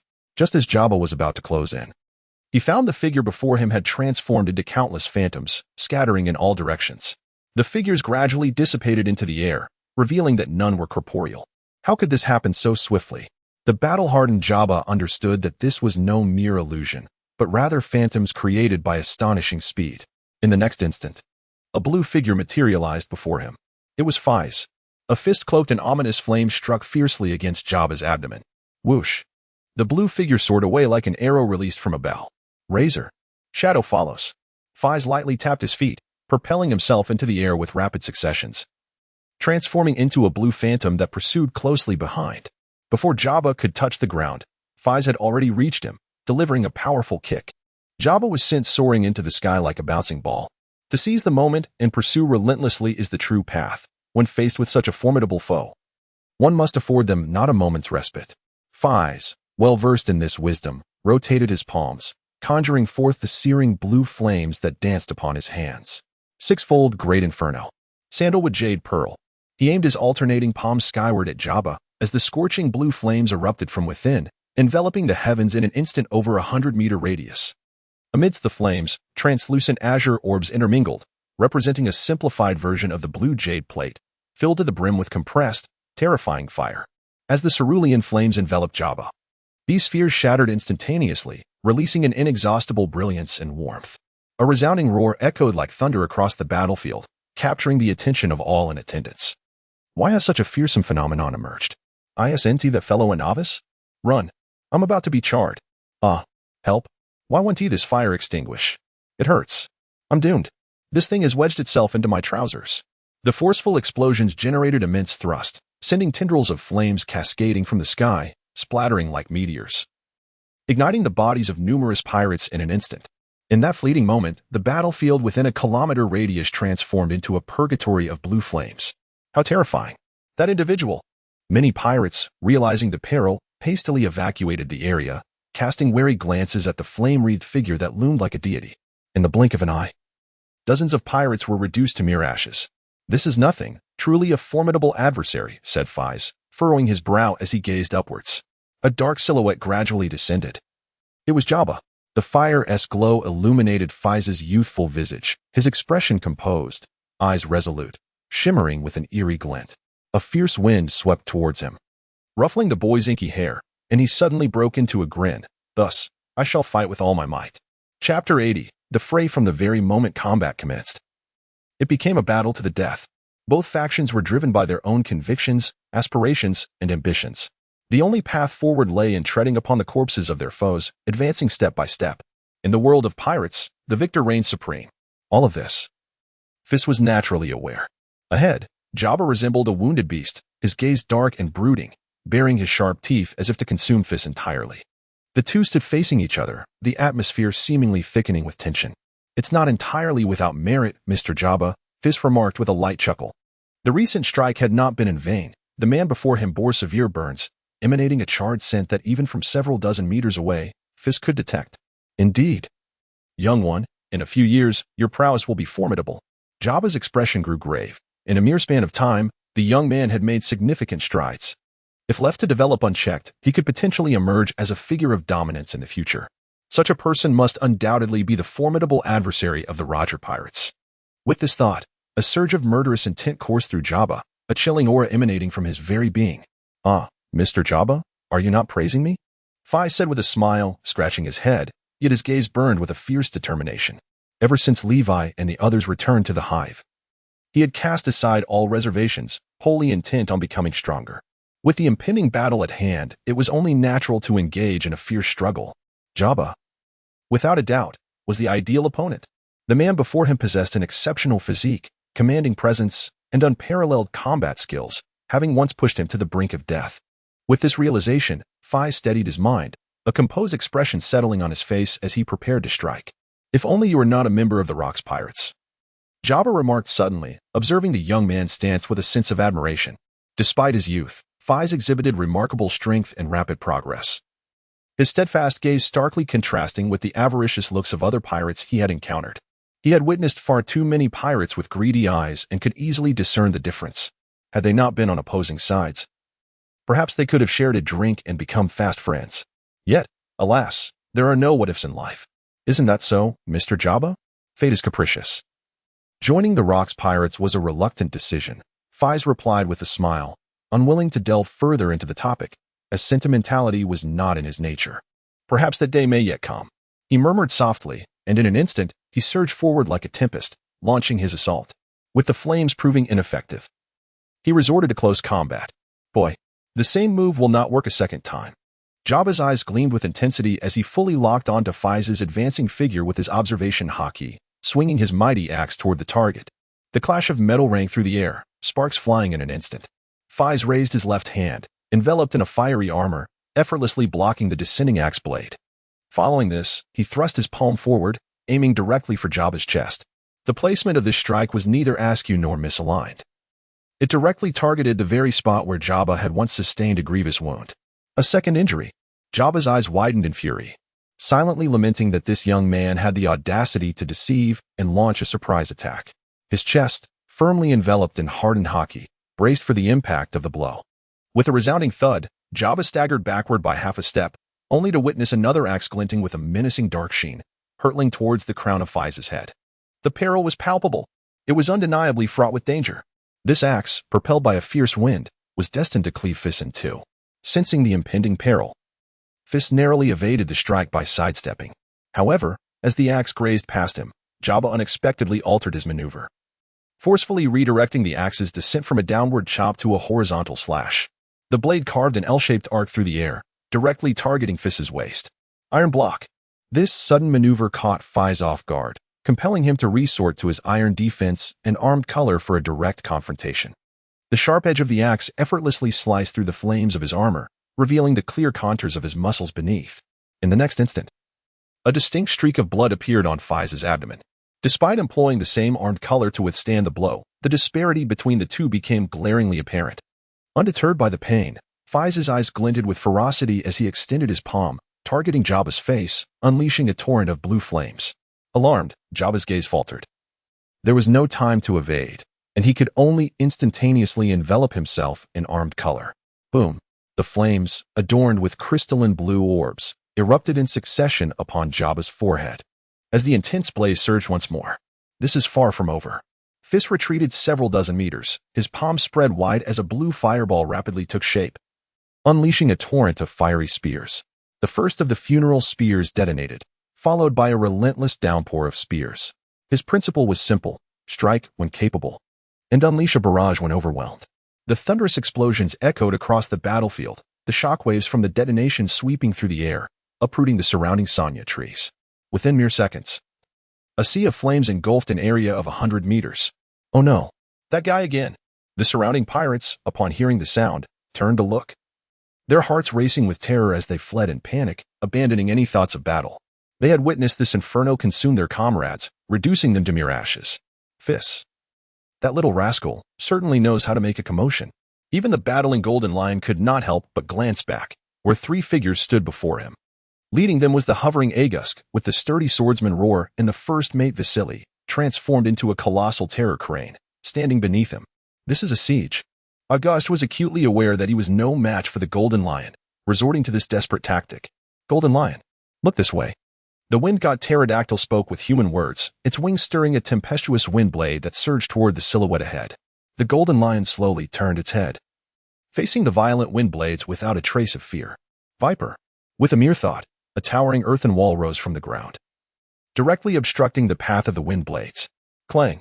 No matter how the wind blades collided, they could never breach that thick earthen barrier, ultimately fading away. Damn it. August could not suppress a curse. After numerous battles with the Golden Lion, he had never gained any advantage. Ha ha ha. Truly useless, you birdman. The lion's might unleashed. The Golden Lion cruelly mocked, transforming the earthen wall into 6 colossal yellow lions that charged toward the trio before it. The fierce battle resumed. Chapter 81. The Brutality of War. The conflict raged for 2 days and 2 nights, showing no signs of abating. The very terrain of the Great Canyon was on the verge of transformation, the ground having descended several meters. Many cliff faces had collapsed, creating vast gaping chasms. On the opposite side of the canyon, a terrifying battle unfolded in succession. The entire ground blazed crimson, extending for thousands of meters, resembling molten lava. The searing heat pierced through the mist in the air, revealing the faint glow of the moonlight. Although night had fallen, it remained as bright as day. The battlefield here is divided into 2 segments, one of which is occupied by the fierce clash between Rayleigh and Big Mom. There, the light of swords rages unchecked. Thunder roars, and at times, brilliant flames shoot skyward. It is evident that both sides are fighting with genuine fervor, their conquerors' hockey colliding violently. Meanwhile, on the other side, Roger and his 2 companions form a pincer formation, encircling Rox in the center. The advantage of this assault strategy lies in the fact that once Rox targets one individual, the remaining 2 are poised to render support at any moment. Brand, transformed into the Inferno Giant, gasped for breath, the dark crimson flames enveloping him significantly diminished. Maintaining this transformation for 2 consecutive days had exacted a tremendous toll on him. Likewise, Roger and Bondywald were not faring any better. Their bodies were marred with numerous wounds, each bruise glaringly evident. Yet for them, this battle allowed no room for defeat. Failure would spell catastrophic doom for their pirate crew awaiting behind them. The 3 exchanged glances in the air, and in the next instant, they launched their assault. Divine Avoidance. Roger struck first, wielding Ace, which crackled with a purplish-black lightning, slashing towards Rox with the force of creation itself. This strike rendered the heavens and the earth dim, stirring even the deities and specters. At the moment Roger launched his attack, Bondywald, unwilling to concede, fired a barrage of bullets from his pistol. In the instant they left the chamber, the power of the Momo fruit was unleashed, transforming into colossal shells that hurtled towards Rox. With a thunderous roar, fist met blade, causing the ground to collapse beneath them. Rox shattered Roger's assault with a single punch, while the inky mist enveloping him seemed to possess sentience, extinguishing the countless bullets fired by Bondywald. Is this truly the extent of your capabilities? Ha ha ha ha. How utterly disappointing. He grinned widely, his eyes brimming with ferocity. The individuals before him represented the most formidable obstacles to his ascension to the throne of supremacy. After this battle, he aims to stand atop the New World, plotting to conquer the entirety of it. If that is the case, none of you shall leave here alive today. The resolute words caused a heaviness to settle in the hearts of the 3, their gazes flickering with uncertainty. Rox, I did not come here with the intention of returning alive. Garp, Sengoku, and his faction of the Navy are nearing Sanya Island, and the wretched rats from CP0 are also approaching. The colossal fire giant began to speak slowly, seemingly reminding Rox, yet also cautioning Roger and his companions. The three Titans shared intelligence, and Aegis had long been aware of the Navy's mobilization. However, before that, we will undoubtedly deal with you, as long as you perish here. The Rox pirates will crumble. The objective of the three formidable pirate leaders is unequivocal, by utilizing the ghostly god pirates as bait. They aim to lure the Rox pirates into the Sanya Gorge. The battlefield will then be divided, enabling them to encircle and besiege Rox. As the undeniable nucleus of his crew, Rox's demise would spell the disintegration of the Rox pirates. However, the situation has taken a turn for the worse, as Brand has realized that these three individuals alone may not suffice to handle Rox. I became aware of the whereabouts of that naval fleet upon entering the New World. Yet, if we can eliminate you, what does a modicum of risk matter? Rox declares. His gaze resolute, fist clenched, exuding an air of confidence. Regardless of the number of formidable foes that may approach, he possesses the assurance to extricate himself with ease. Let us see whether you shall shatter my throne of supremacy or if I will claim your heads. In light of this, Brand is left with no choice but to acquiesce to Rox's challenge. With a colossal fiery hand, he strikes, intertwining Haki with Conqueror's Haki, unleashing an inferno that surges toward Rox's crown. Meanwhile, Roger and Bondywald are equally unwilling to yield, unleashing their lethal techniques, engaging Rox in a chaotic melee. The pinnacle of conflict among the world's greatest once again unfolds. On the opposite side of the gorge, the battleground expands over several dozen kilometers, resonating with continuous thunderous roars. The once isolated island shrouded in the Sanya woods lies in ruins, the vessels of the ghostly god pirates reduced to mere wreckage. The scene resembles a hellscape. Strewn with severed limbs, dark red blood saturating the earth, with numerous areas already congealed. It would not be an exaggeration to describe it as a mountain of corpses. The acrid scent of blood permeates the air, assailing the senses, yet no one pays heed to such trivialities. Both factions suffer casualties. The dead and wounded leave only a mere 100 survivors, each a renowned warrior in their own right. Some pirates have become numb, instinctively swinging their blades at adversaries, only to be swiftly dispatched by stealthy foes from behind. Scattered remnants of battle persist, where the strong continue to engage in epic confrontations. In one corner, Whitebeard faces off against Zogamer, the captain of the ghostly god pirates. Zogamer is enshrined in a thick fog that envelopes a vast radius, previously serving as bait. He has inhaled the very mist of the gorge, now releasing it in one tremendous burst. However, this alone is insufficient to contend with Whitebeard. The misfortune lies in Zogamer's advanced observation Haki, granting him the ability to foresee the future, coupled with the power of flight. Every strike from Whitebeard is preemptively anticipated by Zogamer, allowing him to seamlessly merge into the thick fog. As Whitebeard attempts to turn and retreat, Zogamer reemerges to harass him, an incessant source of annoyance. The standoff persists, mirrored by the skirmish involving the Golden Lion. Opposing him are the three strongest members of the Dragon Pirates, two of whom are Zoan users, exhibiting both resilience and ferocity. The battle rages, a fierce exchange with no clear victor in sight. First Mate Albert engages with the officers of the Roger Pirates, while other formidable members of the Rox Pirates, such as John, contend with a powerful swordsman from the ghostly god pirates, whose fighting style is a mirror of his captain's, exuding a rather unsavory aura. The exchanges are relentless, with neither side gaining significant ground. Wang Ji and Silver Axe find themselves besieged by numerous officers of the ghostly god pirates, their plight rather dire.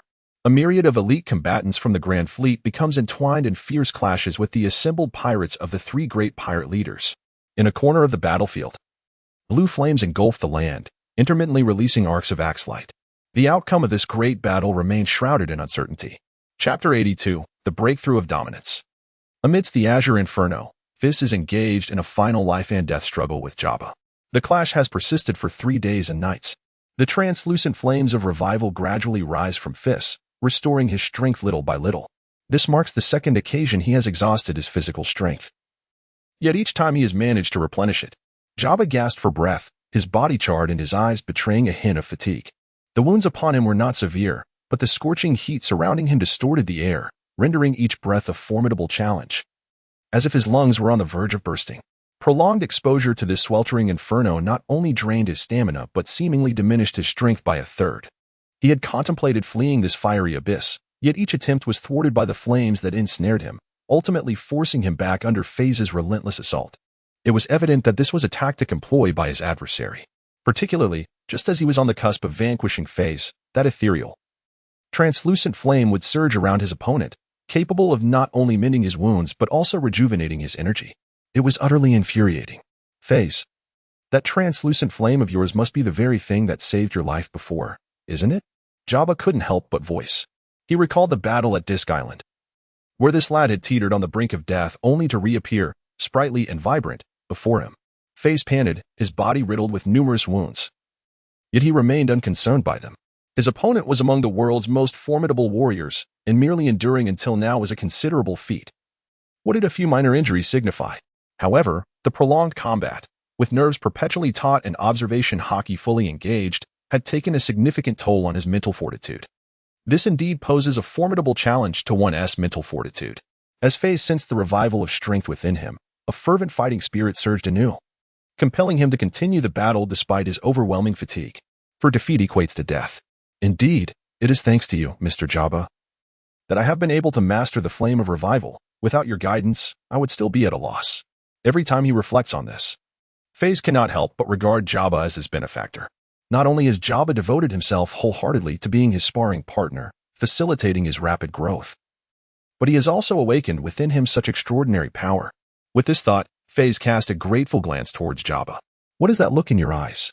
I feel quite affronted, Jabba exclaimed, veins bulging on his forehead as he discerned Feis's thoughts with a mere glance. However, today he intended to impart a crucial lesson. All external forces are but illusions. Only sheer willpower and physical prowess constitute the true essence of strength. With that said, Jabba's gaze transformed into a fierce glare, his aura shifting dramatically, suffused with palpable murderous intent.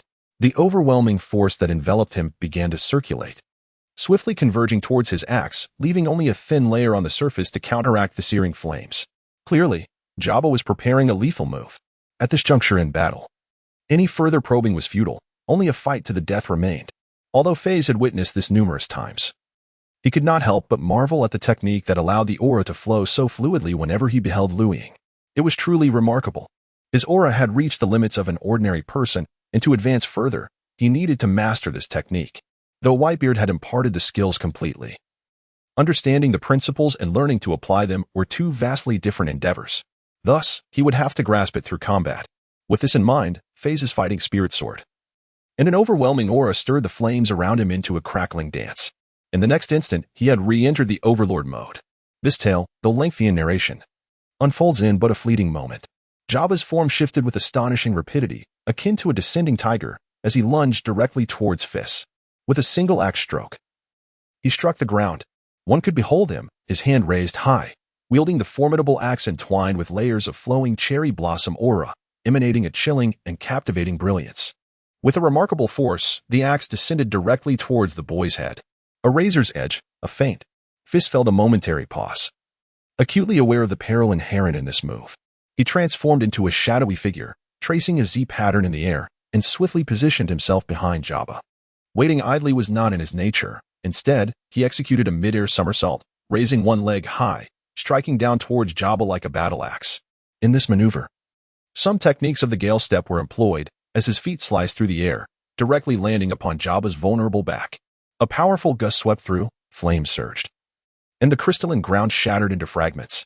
Jabba was entirely subdued beneath Feis, creating a massive crater several meters deep upon impact. Yet, ultimately lacking in strength, Jabba braced himself with one hand on the ground and soared into the air like a rising dragon. The sudden surge of power beneath him caught Feis off guard, causing him to topple backward. Seizing the opportunity, observing Feis lose his balance, a glint of brilliance flashed in Jabba's eyes as he unified his dual axes. Enveloped in the flowery aura of dominance, dual axes, heaven split, Jabba summoned all his strength and plummeted from the sky. The strike, imbued with the force of the heavens, came crashing down, intent on cleaving Feis's head in twain. As the enormous dual axes loomed ever closer, Feis, devoid of any newfound strength, could only raise his arms in a feeble attempt to shield himself. The colossal axe struck against the fiery armor that enveloped his hands, absorbing a fraction of its power. However, the armor could only withstand the onslaught for a fleeting moment before succumbing to the sharp edge enhanced by the fierce aura of Liu Ying. The sound of bones snapping echoed through the air. Feis's forearms bent at an anguished angle, the dark aura dissipating slowly. In this clash of might, he was vanquished. the overwhelming force fracturing his bones and pinning him firmly into the ground. Witnessing the failure of his initial attack, Jabba's eyes gleamed with determination as he prepared to press his advantage. With axes raised high, he aimed once more for the boy's head, ready to execute a decisive severance. If this axe were to fall, Feis's life would be in grave peril. In the throes of life and death, countless images flashed through Feis's mind, and a surge of enlightenment washed over him.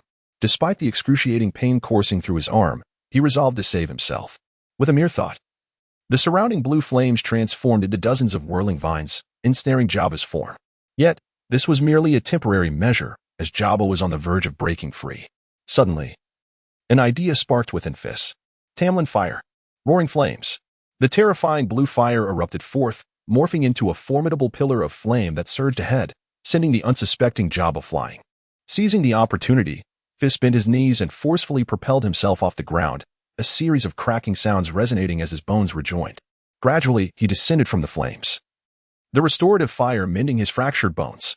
Mr. Jabba, shall we commence the next round? Allow me to demonstrate what I have just comprehended. The dark hue of his armed color flowed steadily over Feis as he gazed at the incredulous Jabba, a smile gracing his lips. Advanced Armed Color Hockey. Chapter 83. The Navy's assault in the face of life and death. There exists profound terror. Just moments ago, on the brink of death, Feis grasped the essence of Advanced Armed Color Hockey. Young Feis, you truly astonish me. In such a short span of time, you have mastered Advanced Armed Color Hockey. Jabba exclaimed, his face a mask of disbelief, utterly perplexed by Feis's remarkable ability to break through in every battle. How old is this youth? At most, he can only be around 15 or 16. To possess such strength at this tender age is nothing short of fantastical. Is that so? Feis smiled enigmatically. For who could fathom the myriad tribulations he had endured to attain his current prowess, all thanks to Mr. Jabba's exceptional tutelage. Ha ha ha. You truly possess a sense of humor. Jabba chuckled lightly, unperturbed by the remark, and continued with an air of astonishment. I have suddenly realized something. I seem to have missed the opportune moment to eliminate you. At this juncture, he harbored no intentions of extinguishing the young man before him. It was not a matter of desire, but rather the daunting challenge it presented. The extraordinary transparent flames evoked a sense of helplessness within him. Not only could they restore vitality, but they could also mend shattered bones in mere seconds. Quite the rogue. Presently, Feis had even compensated for the shortcomings of his domineering aura. Any further confrontation would be futile. But how can one know without a try?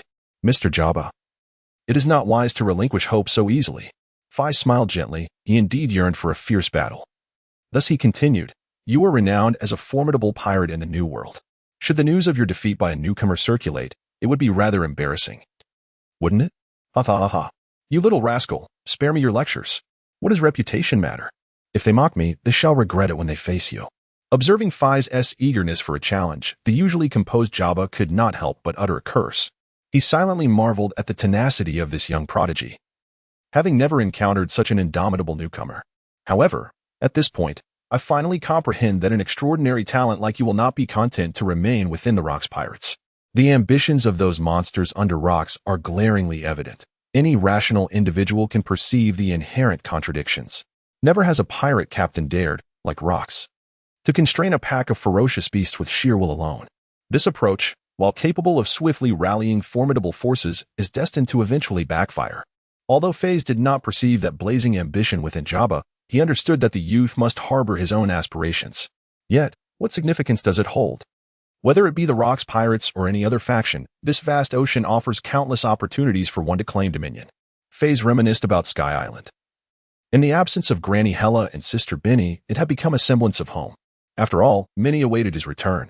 Perhaps one day, he might even ascend to the ranks of the Roger Pirates. With this thought, Feis's gaze sharpened, and the hockey of armament began to surge through his fists, while Jabba's aura grew increasingly formidable. Ultimately, this was a life-and-death struggle, one that could not be resolved merely through a few exchanged words. The combat between men is no trivial matter. However, in the next moment, Feis's keen observation hockey detected an anomaly. On the opposite bank of the canyon, a multitude of unfamiliar presences suddenly emerged.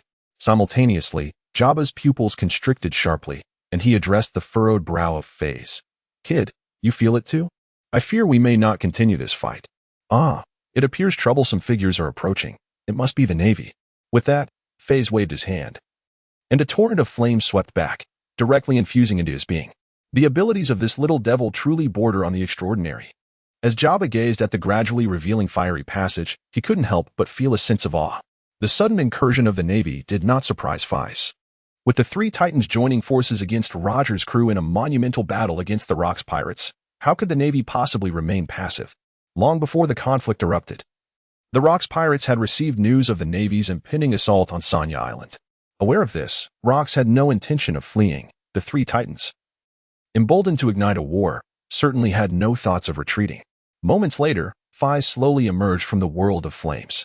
Before he could steady himself, the acrid scent of blood assaulted his senses.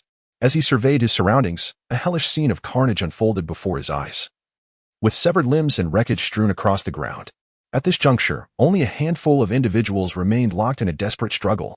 On one side stood Whitebeard, Golden Lion, Albert, and other high-ranking members of the Rocks crew, while on the opposite side were Zogamir and Aegisk, leaders of the Allied forces. Both factions found themselves momentarily frozen, gazing towards the direction of the canyon where the battle raged on. There, the fight was far from over. Rocks, drenched in blood, bore the scars of battle. His once impenetrable aura now dissipated, revealing a multitude of wounds. A deep gash extended from his chest to his abdomen, oozing blood, indicating his defenses had been breached. Before him lay Roger and Bondywald, collapsed in a pool of blood, their fates uncertain. Meanwhile, Brand and Rayleigh flanked him, forming a tight encirclement.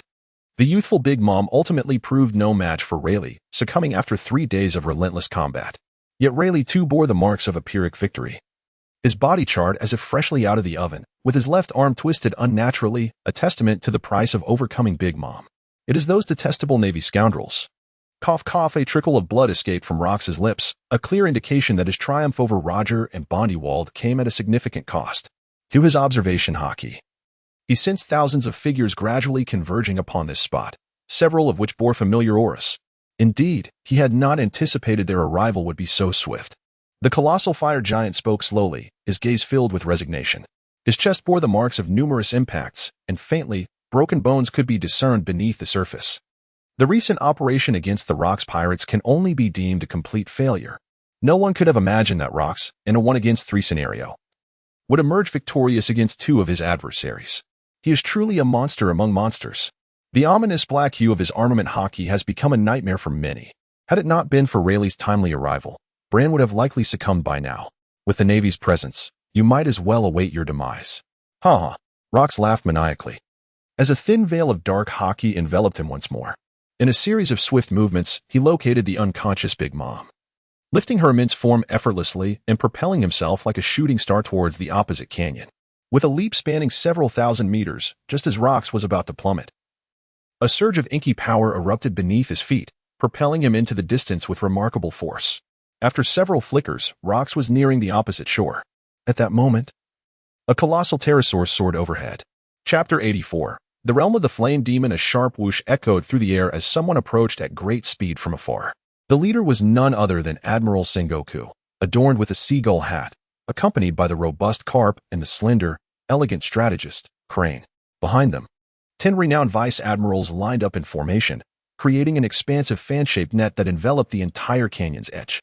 This was a prearranged strategy devised prior to the arrival of the Navy, aimed at preventing any pirates from evading capture. The group of individuals bore resolute expressions and cold gazes, emanating an aura that instilled dread. They parted the mist and gradually approached the canyon's edge. Following closely behind were thousands of fully armed Navy personnel. The faces of the sailors reflected a mix of trepidation, fear, and fervent combat spirit. Yet as the scene behind the fog emerged, their eyes filled with disbelief. There lay the canyon, ravaged and scorched, with flames surging violently within. At the canyon's brink stood a colossal flame giant, over 200 meters tall, resembling a statue, intently fixated on the direction of the Navy. What had transpired here? Was it a grand battle? What sort of conflict could devastate the canyon in such a manner? Could that be the legendary captain of the Flame Demon Pirates, Brand? A notorious pirate with a bounty exceeding 3 billion. The imposing aura he radiated made one feel as insignificant as an ant in his presence. This was indeed the might of a top-tier pirate. The mere thought sent shivers down one's spine. Silence, with Admiral Sengoku and Vice Admiral Garp present. What is there to fear? Murmured voices of astonishment echoed among the crowd, though they had prepared themselves. The sight of such a legendary pirate still left some trembling with apprehension. Quiet. Sengoku's countenance was grave as he waved his hand, halting the discussions among the Navy and advancing with Garp and Zifa. As the three delved deeper, they finally beheld the entirety of the scene, which evidently bore the scars of a fierce battle. At the edge of the canyon, the flamed giant Brand stood shoulder to shoulder with Rayleigh, patiently awaiting the Navy's arrival. Brand, Roger, Rayleigh, and Bondywald, indeed a cadre of ruthless pirates, though it seemed they had all fallen to rocks. Observing Roger slung over Brand's left shoulder and Wald over his right, Sengoku's mind raced, swiftly piecing together the situation. This time, there would be no escape for them. His expression was grave, his gaze resolute, seemingly unfazed by Rock's evasion. This time, the joint operation between the Navy and CP0 is meticulously planned, aiming to capture the notorious pirate in one fell swoop. As for the Rock's pirates, there are, of course, alternative arrangements in place. Sengoku, having navigated the New World for so many years, relies not merely on swiftness. Brandish, a man of few words, speaks little before taking action.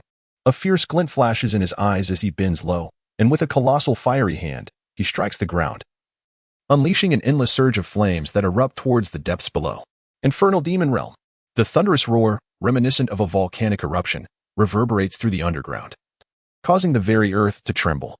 In an instant, the ground within a radius of several thousand meters begins to crack, engulfing a substantial portion of the Navy. What follows is a tumultuous eruption of dark red flames. The flames soared to heights that reached several dozen meters, bursting forth and scattering like shooting stars, enveloping the entire ground beneath. The entire world was transformed into an ocean of fire. The chilling cries of despair rose and fell among the crowd.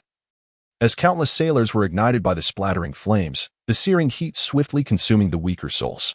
Most terrifying of all was the realization that the flames were exceedingly viscous, clinging to the skin like a relentless parasite, impervious to removal.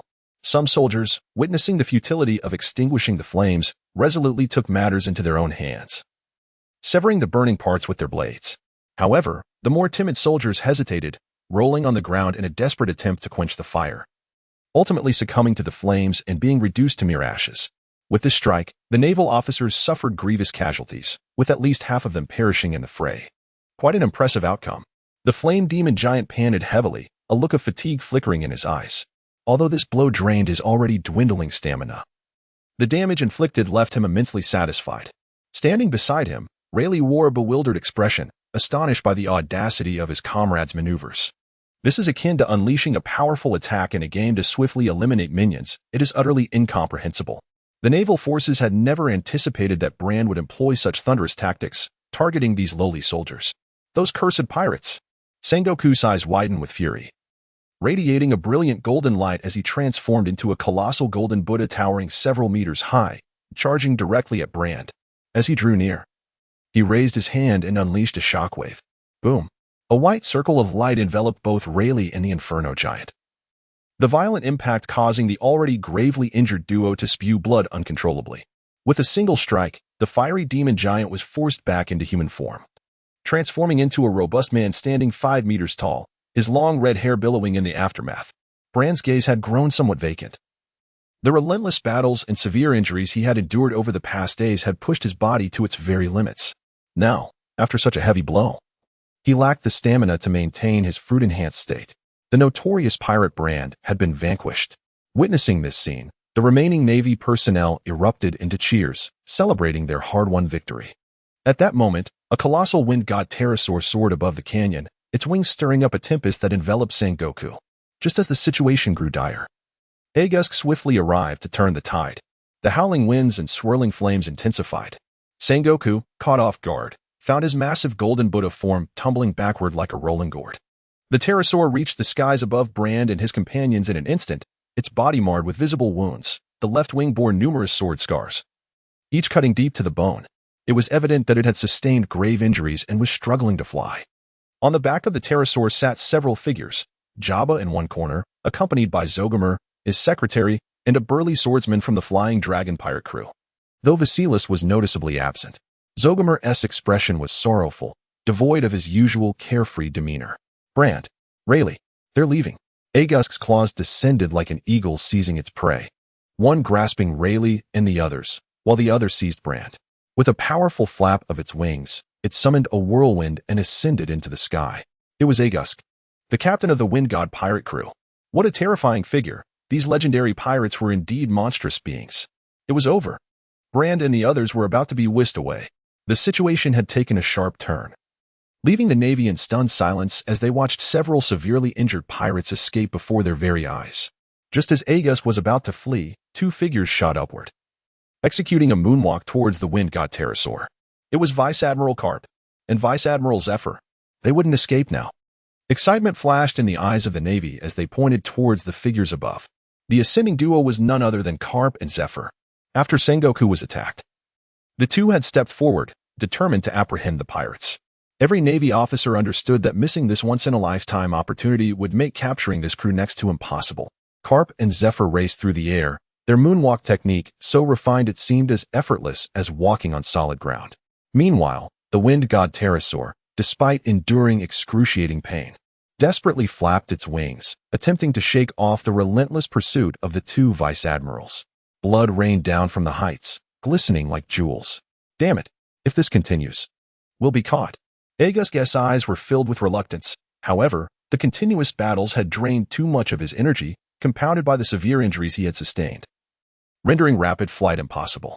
He could only strive desperately to ascend, trying to create distance, leaving a trail of white clouds behind him as he soared to several thousand meters high.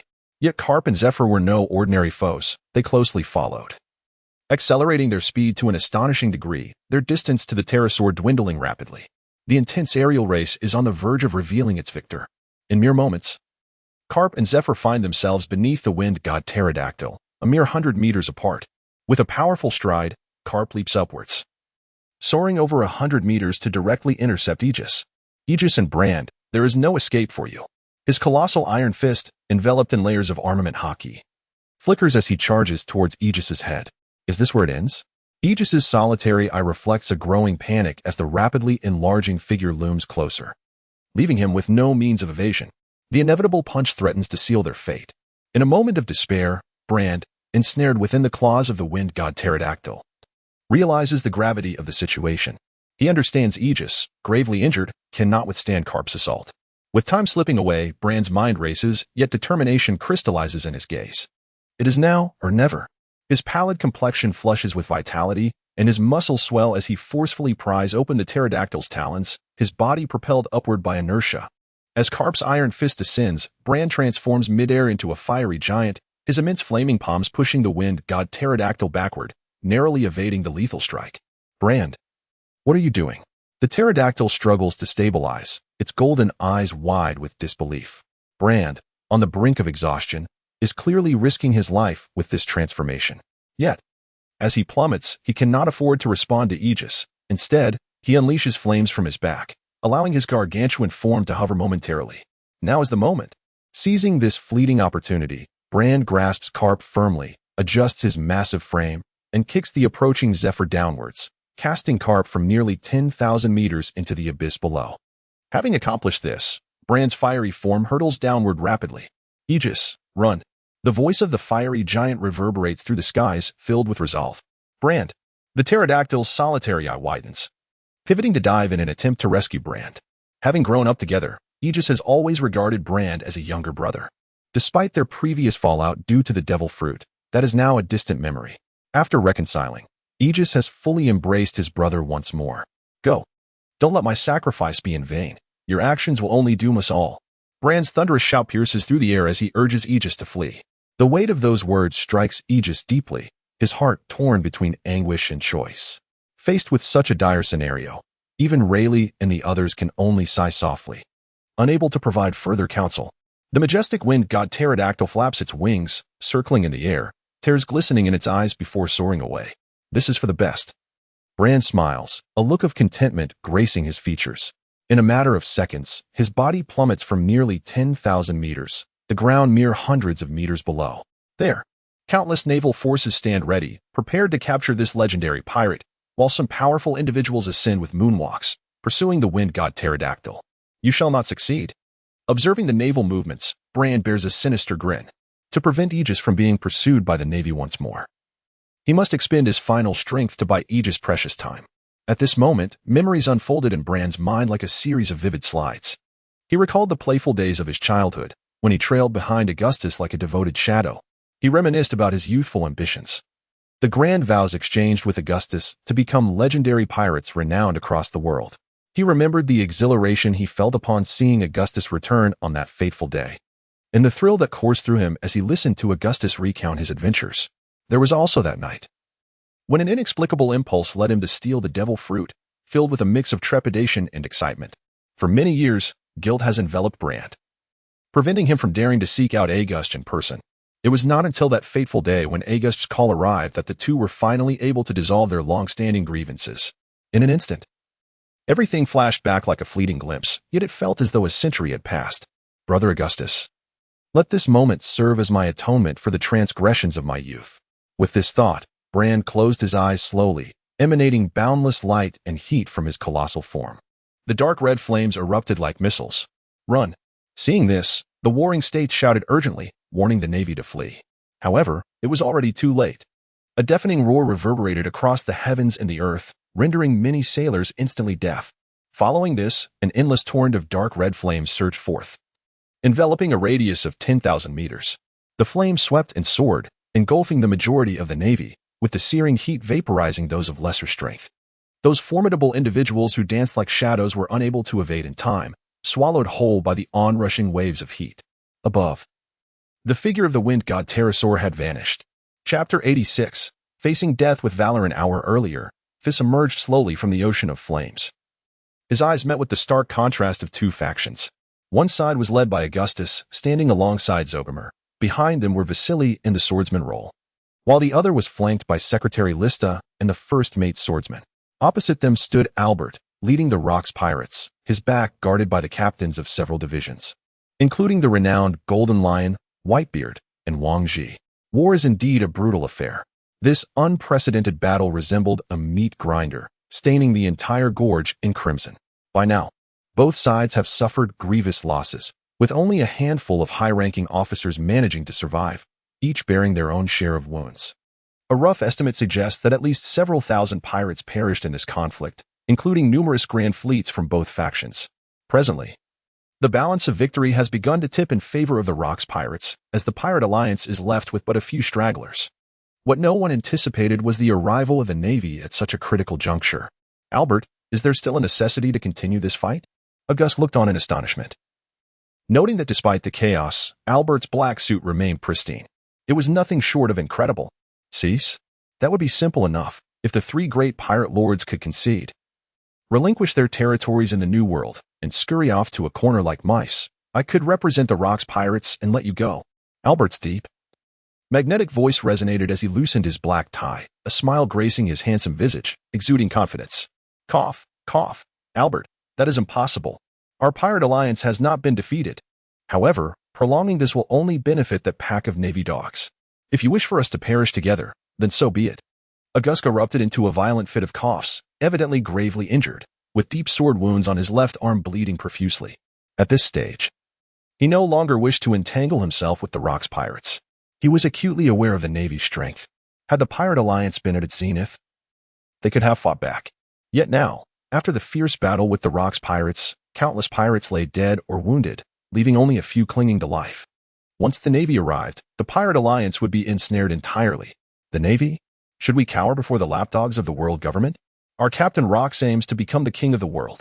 Albert's tone dripped with disdain, as though he regarded the Navy with utter contempt. Just as August prepared to retort, he was halted by his companion, Zogomer. With a comically shorn tuft atop his explosive hair and a mouth missing several teeth, he urged, August, stop wasting breath on that guy. If we don't rescue Brand and the others, the Navy will haul them back to impel down. Indeed. We cannot linger any longer. Brand is waiting for my rescue. At the mere mention of Brand, concern flickered in August's eyes. He was deeply worried for his brother's safety. Resolute, August underwent a transformation, becoming a wind god dragon several hundred meters long. With a powerful flap of its wings, the dragon stirred up a tempest, enveloping Albert and his companions. The storm bore crystalline wind blades that darted through the throng, threatening to rend them asunder. Suddenly beset by such an attack, Albert's fury ignited, and he transformed into a colossal canine form, his white-furred head gaping wide as he unleashed a blast of frigid air. The clash of the icy breath and wind blades erupted into a deafening roar, enveloping the surroundings in a chilling tempest that blanketed the area in a blizzard. The biting cold, mingled with the storm, left the pirates shivering in its grasp. Albert's might was truly formidable, capable of altering the very weather itself. Despite having witnessed such spectacles numerous times, the senior members of the Rock's crew could not help but marvel at the awe-inspiring scene. However, as the chill and storm began to subside, the members of the Pirate Alliance had already leapt onto the back of the wind god dragon, with Jabba having mysteriously taken a seat in a corner. "Let us go, Augusk. Albert and the Golden Lion can both fly," Zogamur urged loudly. Although he too possessed the ability to fly, thanks to the mist fruit, his speed was akin to that of a tortoise, only serving to hinder their escape. This is also the reason behind his development of a smoke-powered pirate ship. "Silence!"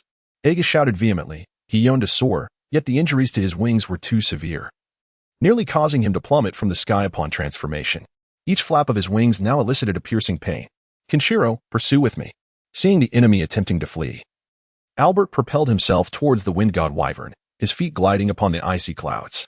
Kenshiro's eyes were filled with confusion. Why was Albert relentlessly chasing Aegis? The Navy was soon to arrive, and it would be prudent to retreat. Nevertheless, he refrained from voicing his concerns, launching himself into the air to follow the wind god wyvern. "We're doomed. We're doomed." As the two closed in, Zagamo frantically grasped his wild hair, muttering incessantly. In this moment of peril, Vasily exchanged a glance with the swordsman of the Flying Dragon pirate crew before abruptly rising. "Higgs, what are you planning?" Zagamo felt an ominous premonition at the sight of the robust swordsman standing before him. "Captain Zagamo, thank you for your care over the years. Though at times you act like a fool, ha ha ha." The sturdy swordsman chuckled, then swiftly drew his long blade. With an agile leap from the back of the wyvern, he held the sword reverse grip, its blade cloaked in a dark hue of armament, and aimed it downward at Kenshiro. "Higgs." Zagamo's eyes widened in disbelief as he turned to leap from the wyvern's back, only to be firmly restrained by his secretary. Vasily said nothing further, advancing to the edge of the wyvern's back, before suddenly turning to the robust swordsman. "Roll." "I never laid a hand on that woman. She declared her allegiance to the strong in my presence, claiming you were too weak, and then I snapped her throat." With those words, the swordsman's eyes widened in shock as Vasily transformed before him. In an instant, he morphed into a towering crane of over 10 meters, propelling himself straight down towards Albert. He then embraced Albert's canine form tightly, crashing down towards the ground. Aegis remained silent, furiously flapping his wings as he soared towards the distant canyon. At this moment, he narrowly brushed past the arriving rocks. Chapter 87, Betrayal. Rocks, panting heavily, descended with the imposing figure of Big Mom, akin to a small mountain. Captain Rocks and Captain Charlotte. Upon witnessing the dismal state of the two, the high-ranking officials could not suppress their gasps of astonishment, unable to fathom that the formidable Rocks could be in such a pitiable condition. This is an unprecedented occurrence since the establishment of the pirate crew. Rocks wore a grim expression as he cast a glance at those present, utterly disheartened by the fact that Aegis and Zogamur had managed to escape. This chilling statement rendered the high-ranking officials momentarily speechless. The formidable presence of Rocks was increasingly palpable. Even in his current wounded state, few dared to challenge his authority.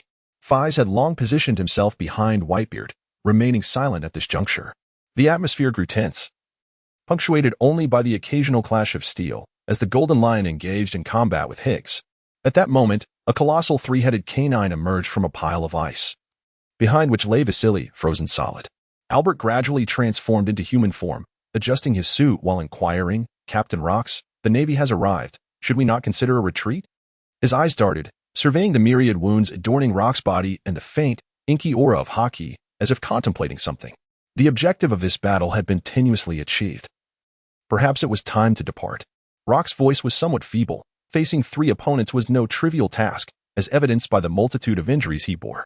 Moreover, both Roger and Bondi Wald had fought valiantly before their demise, inflicting significant damage upon Rocks. Nonetheless, the spoils were indeed remarkable. Having nearly annihilated the 3 major pirate crews along with the formidable members of the Roger crew. Although losses were considerable, the gains far outweighed them. After this battle, the dominion of the Rocks pirates will remain unshakable. "As you command, Captain Rocks."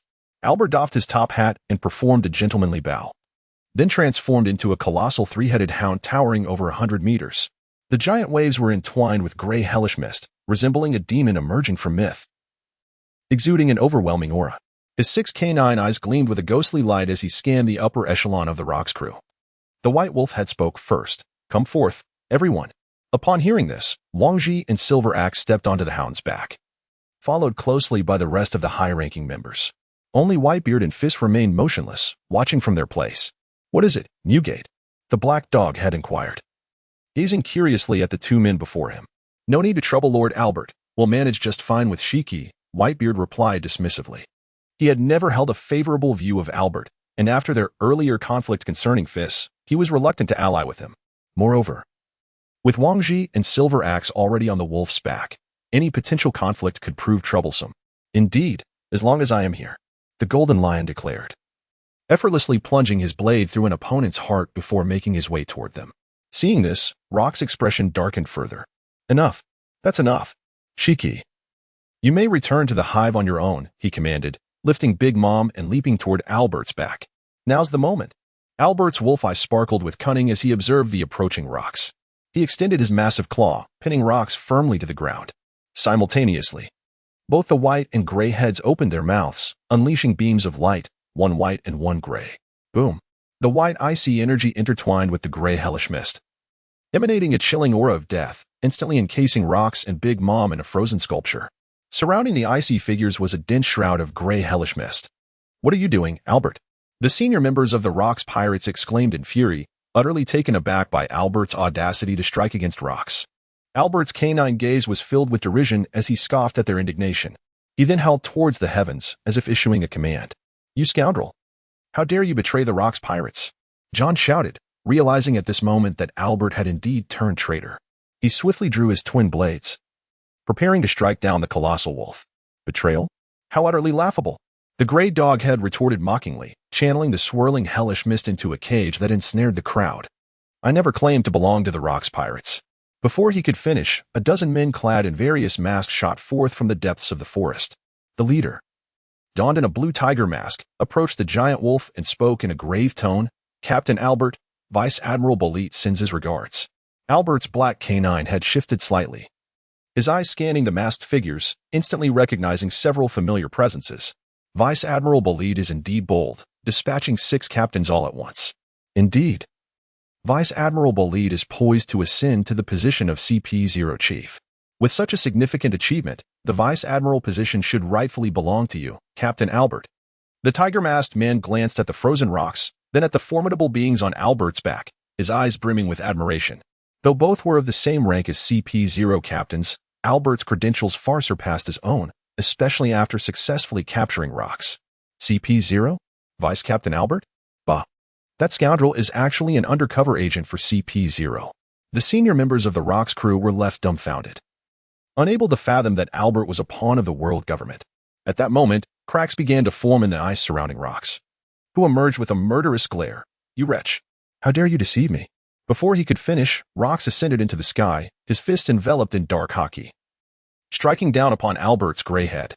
Albert, struck as if by a thunderbolt, was sent hurtling away like a meteor, the hellish mist cage dissipating, allowing the members of the Rocks pirates to escape.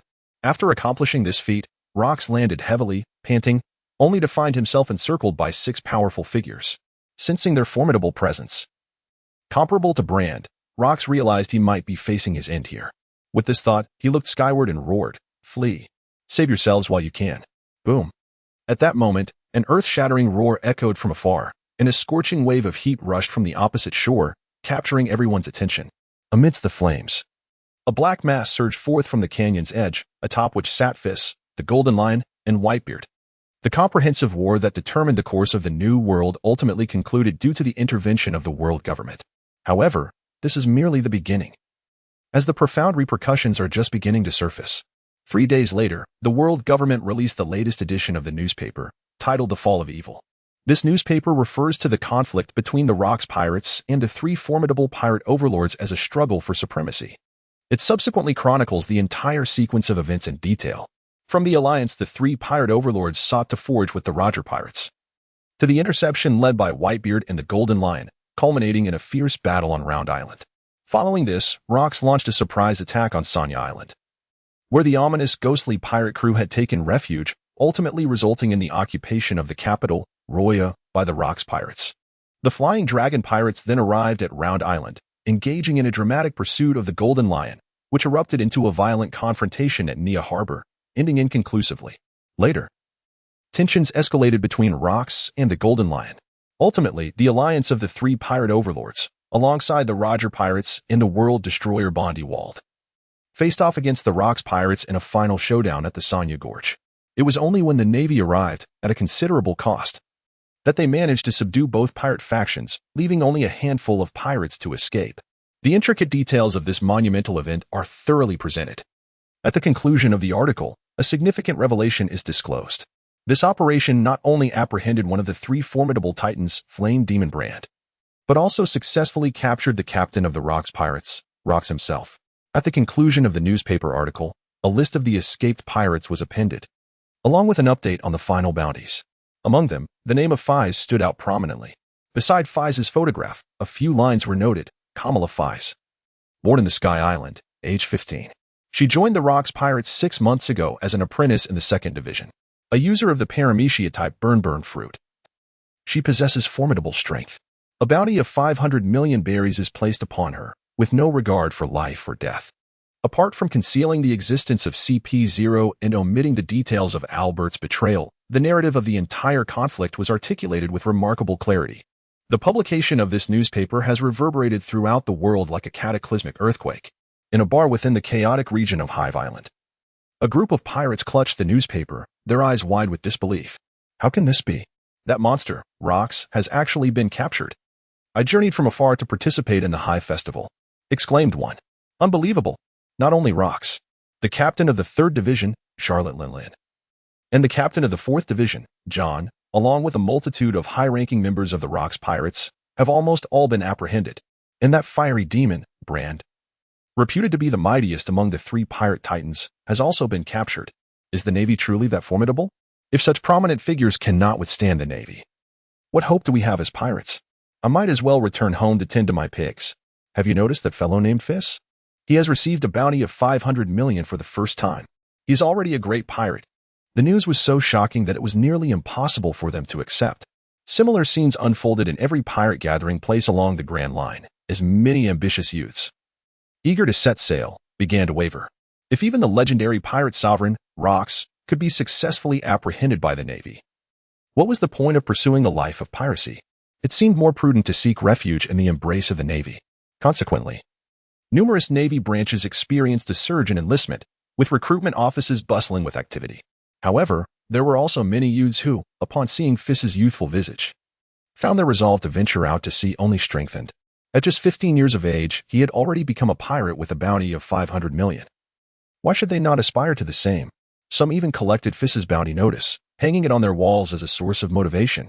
Perspectives varied among individuals. Of course, these sentiments were primarily those of lesser pirates. The truly formidable pirates, conversely, felt as though fortune had smiled upon them. The once overbearing Rox pirates had already weighed heavily upon them, and now the alliance of the three titans loomed. The options available to this group of pirates were stark: either join one of the alliances or struggle to survive in the crevices. In such circumstances, the prospect of a brighter future seemed utterly bleak. Yet, at this moment, a delightful surprise emerged. Rox was apprehended, leaving only a handful of formidable forces among the three great pirate overlords. The once overcast skies of the New World suddenly cleared. In an instant, dormant ambitions began to stir, as monstrous figures stirred to life, initiating chaos in the New World. Arson, slaughter, and plunder ensued, with bloody incidents occurring daily in the relentless struggle for territory. The vast ocean has entered its most tumultuous era, unbeknownst to the trio of Feis. On the day they fled from the Sonya Canyon, the Golden Lion soared towards the port of Nia. The harbor was densely populated with an array of pirate ships, as these marauders journeyed great distances to witness the impending battle that would determine the future trajectory of the New World. Regrettably, the overwhelming presence of the Navy deterred them from venturing to Sonya Canyon, leaving them to await the outcome of the conflict. Upon spotting Feis and his companions, they were filled with a mixture of joy and trepidation. The joy stemmed from the appearance of the captain of the Rox pirates, suggesting that the battle's victor might soon be revealed. Their fear, however, was rooted in the notorious reputation of the Golden Lion, a ruthless pirate known for his mercilessness. Fortunately for the gathered pirates, they soon realized that the Golden Lion harbored no intentions of bloodshed. After commandeering a bystander-esque pirate vessel, he accelerated towards the direction of the Hive. His urgency was entirely motivated by Feis's conjectures. Rox and his high-ranking officers were nearing their limits, and it was highly likely they would meet their demise at the hands of the world government. Even a formidable figure like Rox could not withstand the onslaught of so many CP0 operatives. Thus, their fate awaited them, either capture or immediate execution. Feis speculated on the latter.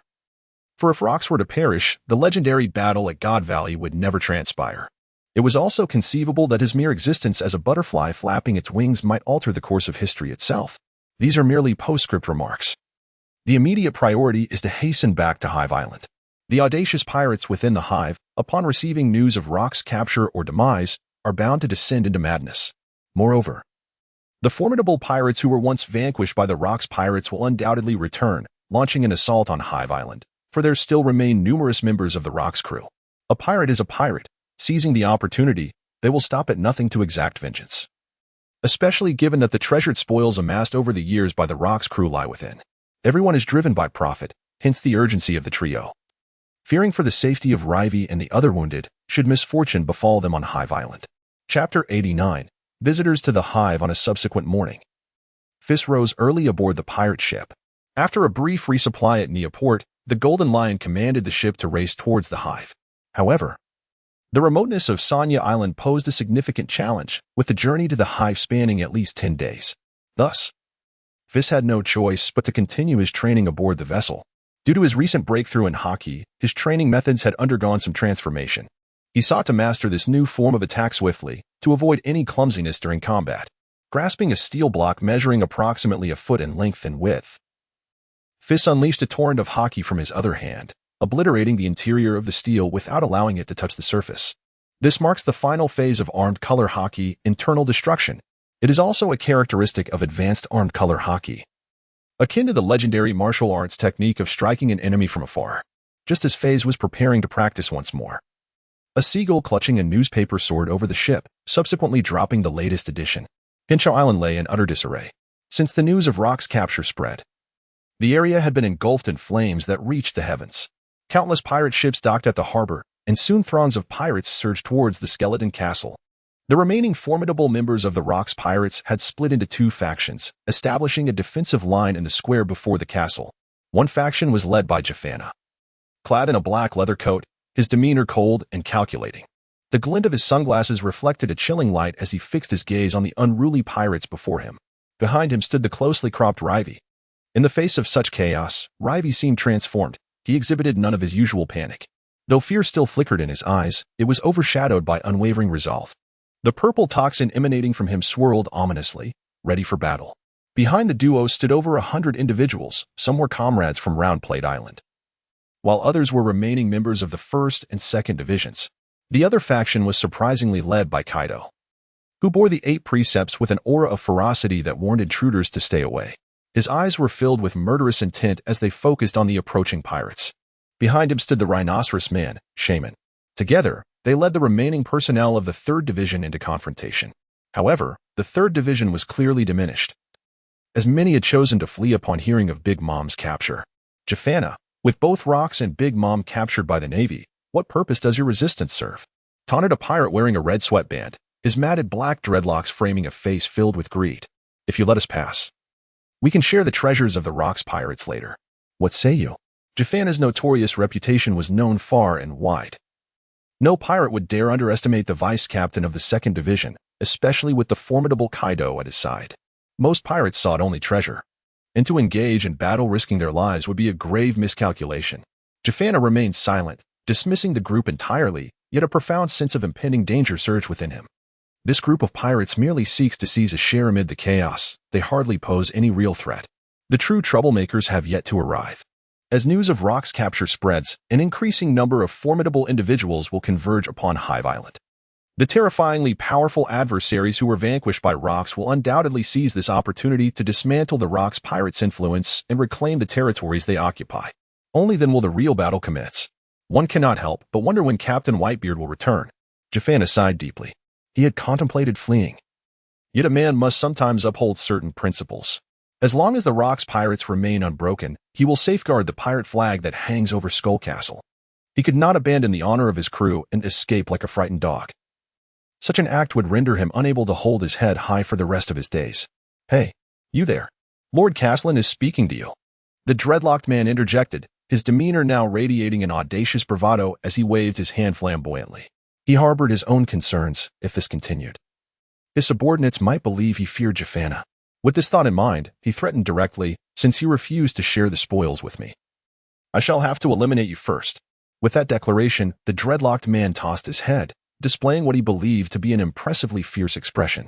Wow, Lord Castellan is truly courageous. He dares to challenge a high-ranking member of the Rock's crew. Of course, Lord Castellan has a bounty exceeding 200 million. He ranks among the most notorious in the New World. However, following the latest bounty announcement, it seems Jafana's reward has surged to 450 million. What use is a high bounty when Lord Castellan possesses the courage fruit? He is exceedingly brave. Hearing his subordinate's flattery, a surge of inexplicable confidence welled up within Castellan, prompting him to puff out his chest. With rocks fallen, Castellan would rise. He aspired to become the second ruler of the New World after rocks. Before him, Jafana stood as the first obstacle to clear on his path to dominance. With this thought, excitement flickered in Castellan's eyes as he charged at Jafana. His fingers enveloped in a dark, armament-colored aura. I will slay you. Before he could finish, Castellan suddenly halted, his eyes bulging as if they might pop from their sockets. He reached toward his throat, but his hand fell limply. His neck had been pierced by a purple bat-handled umbrella. Thud. The cold body collapsed to the ground. Lifeless and unblinking. How could Lord Castellan be dead? Who did this? Why didn't I see it coming? That bat-like umbrella belongs to the legendary. A chorus of gasps erupted, and the identity of Castellan's killer became apparent. In an instant, a tall figure materialized before Jafana. The man had white hair braided into two plaits cascading over his shoulders, donned a crimson shirt and blood-red trousers, wore black shoes with gold trim, and draped a wide blood-red cloak adorned with a checkered pattern. A blue rose rested at his neck. Jafana stared incredulously at the slender figure before him, unable to comprehend. Who are you? Before he could finish, the man broke into a knowing smile, seemingly able to read Jafana's thoughts. Indeed, I am Barolric Rathfield, here to borrow from the library at Hive. In return, I bring you good news. That fellow Rox has escaped. Chapter 90, The Levi Plan. Days later. At the harbor before Hive Island, a pirate ship descended from the sky. Three figures emerged. It was Feis and his companions. As they gazed upon the once thriving Hive, now in ruins, they beheld remnants of walls and charred earth, the lively atmosphere long extinguished. Many pirates, once rampant, had fled upon hearing of Rox's escape. Truly, a tiger fallen in the plains is preyed upon by dogs. Seeing the devastated Hive Island, Feis was filled with profound emotions. Days prior, Whitebeard had contacted Jafana. Upon learning that the crisis had passed, they felt a sense of relief as they traversed the chaotic remnants, occasionally spotting some pirates who had not yet fled. Is that the Golden Lion and Whitebeard returning? So soon? I'm glad I didn't participate in the assault on Skull Castle, otherwise we could not have handled either Rox, the Golden Lion, or Whitebeard. Indeed, who knows what those fools were thinking, daring to provoke the Rox pirates. They are likely doomed. Is that young man Feis, the recent sensation? The terrifying newcomer whose first bounty exceeds 500 million? Whispers circulated among the scattered pirates, providing Feis with a clearer understanding of the situation. Not every pirate was foolishly eager to seize the Rox pirates' treasures. Most were rational, recognizing that not all of the Rox crew had been captured. One must live to spend their riches. In the balance of treasure and life, the vast majority would choose the latter. An hour later, the trio traversed the chaotic area before Hive and arrived at the vast square in front of Skull Castle. As Feis beheld the familiar structure and square, he felt a wave of nostalgia. It was here that they, the newcomers, had been taken by Albert before heading to the battlefield. Now, many had perished or been injured, and even Vice Captain Albert had betrayed them. To call it betrayal was perhaps inaccurate, for he had always been a member of the world government, merely returning to his organization. Blood still stained the square, exuding an air of solemnity, as some lower-ranking members of the Rox crew began to clean the area. It is the Golden Lion and Whitebeard, and Lord Feis.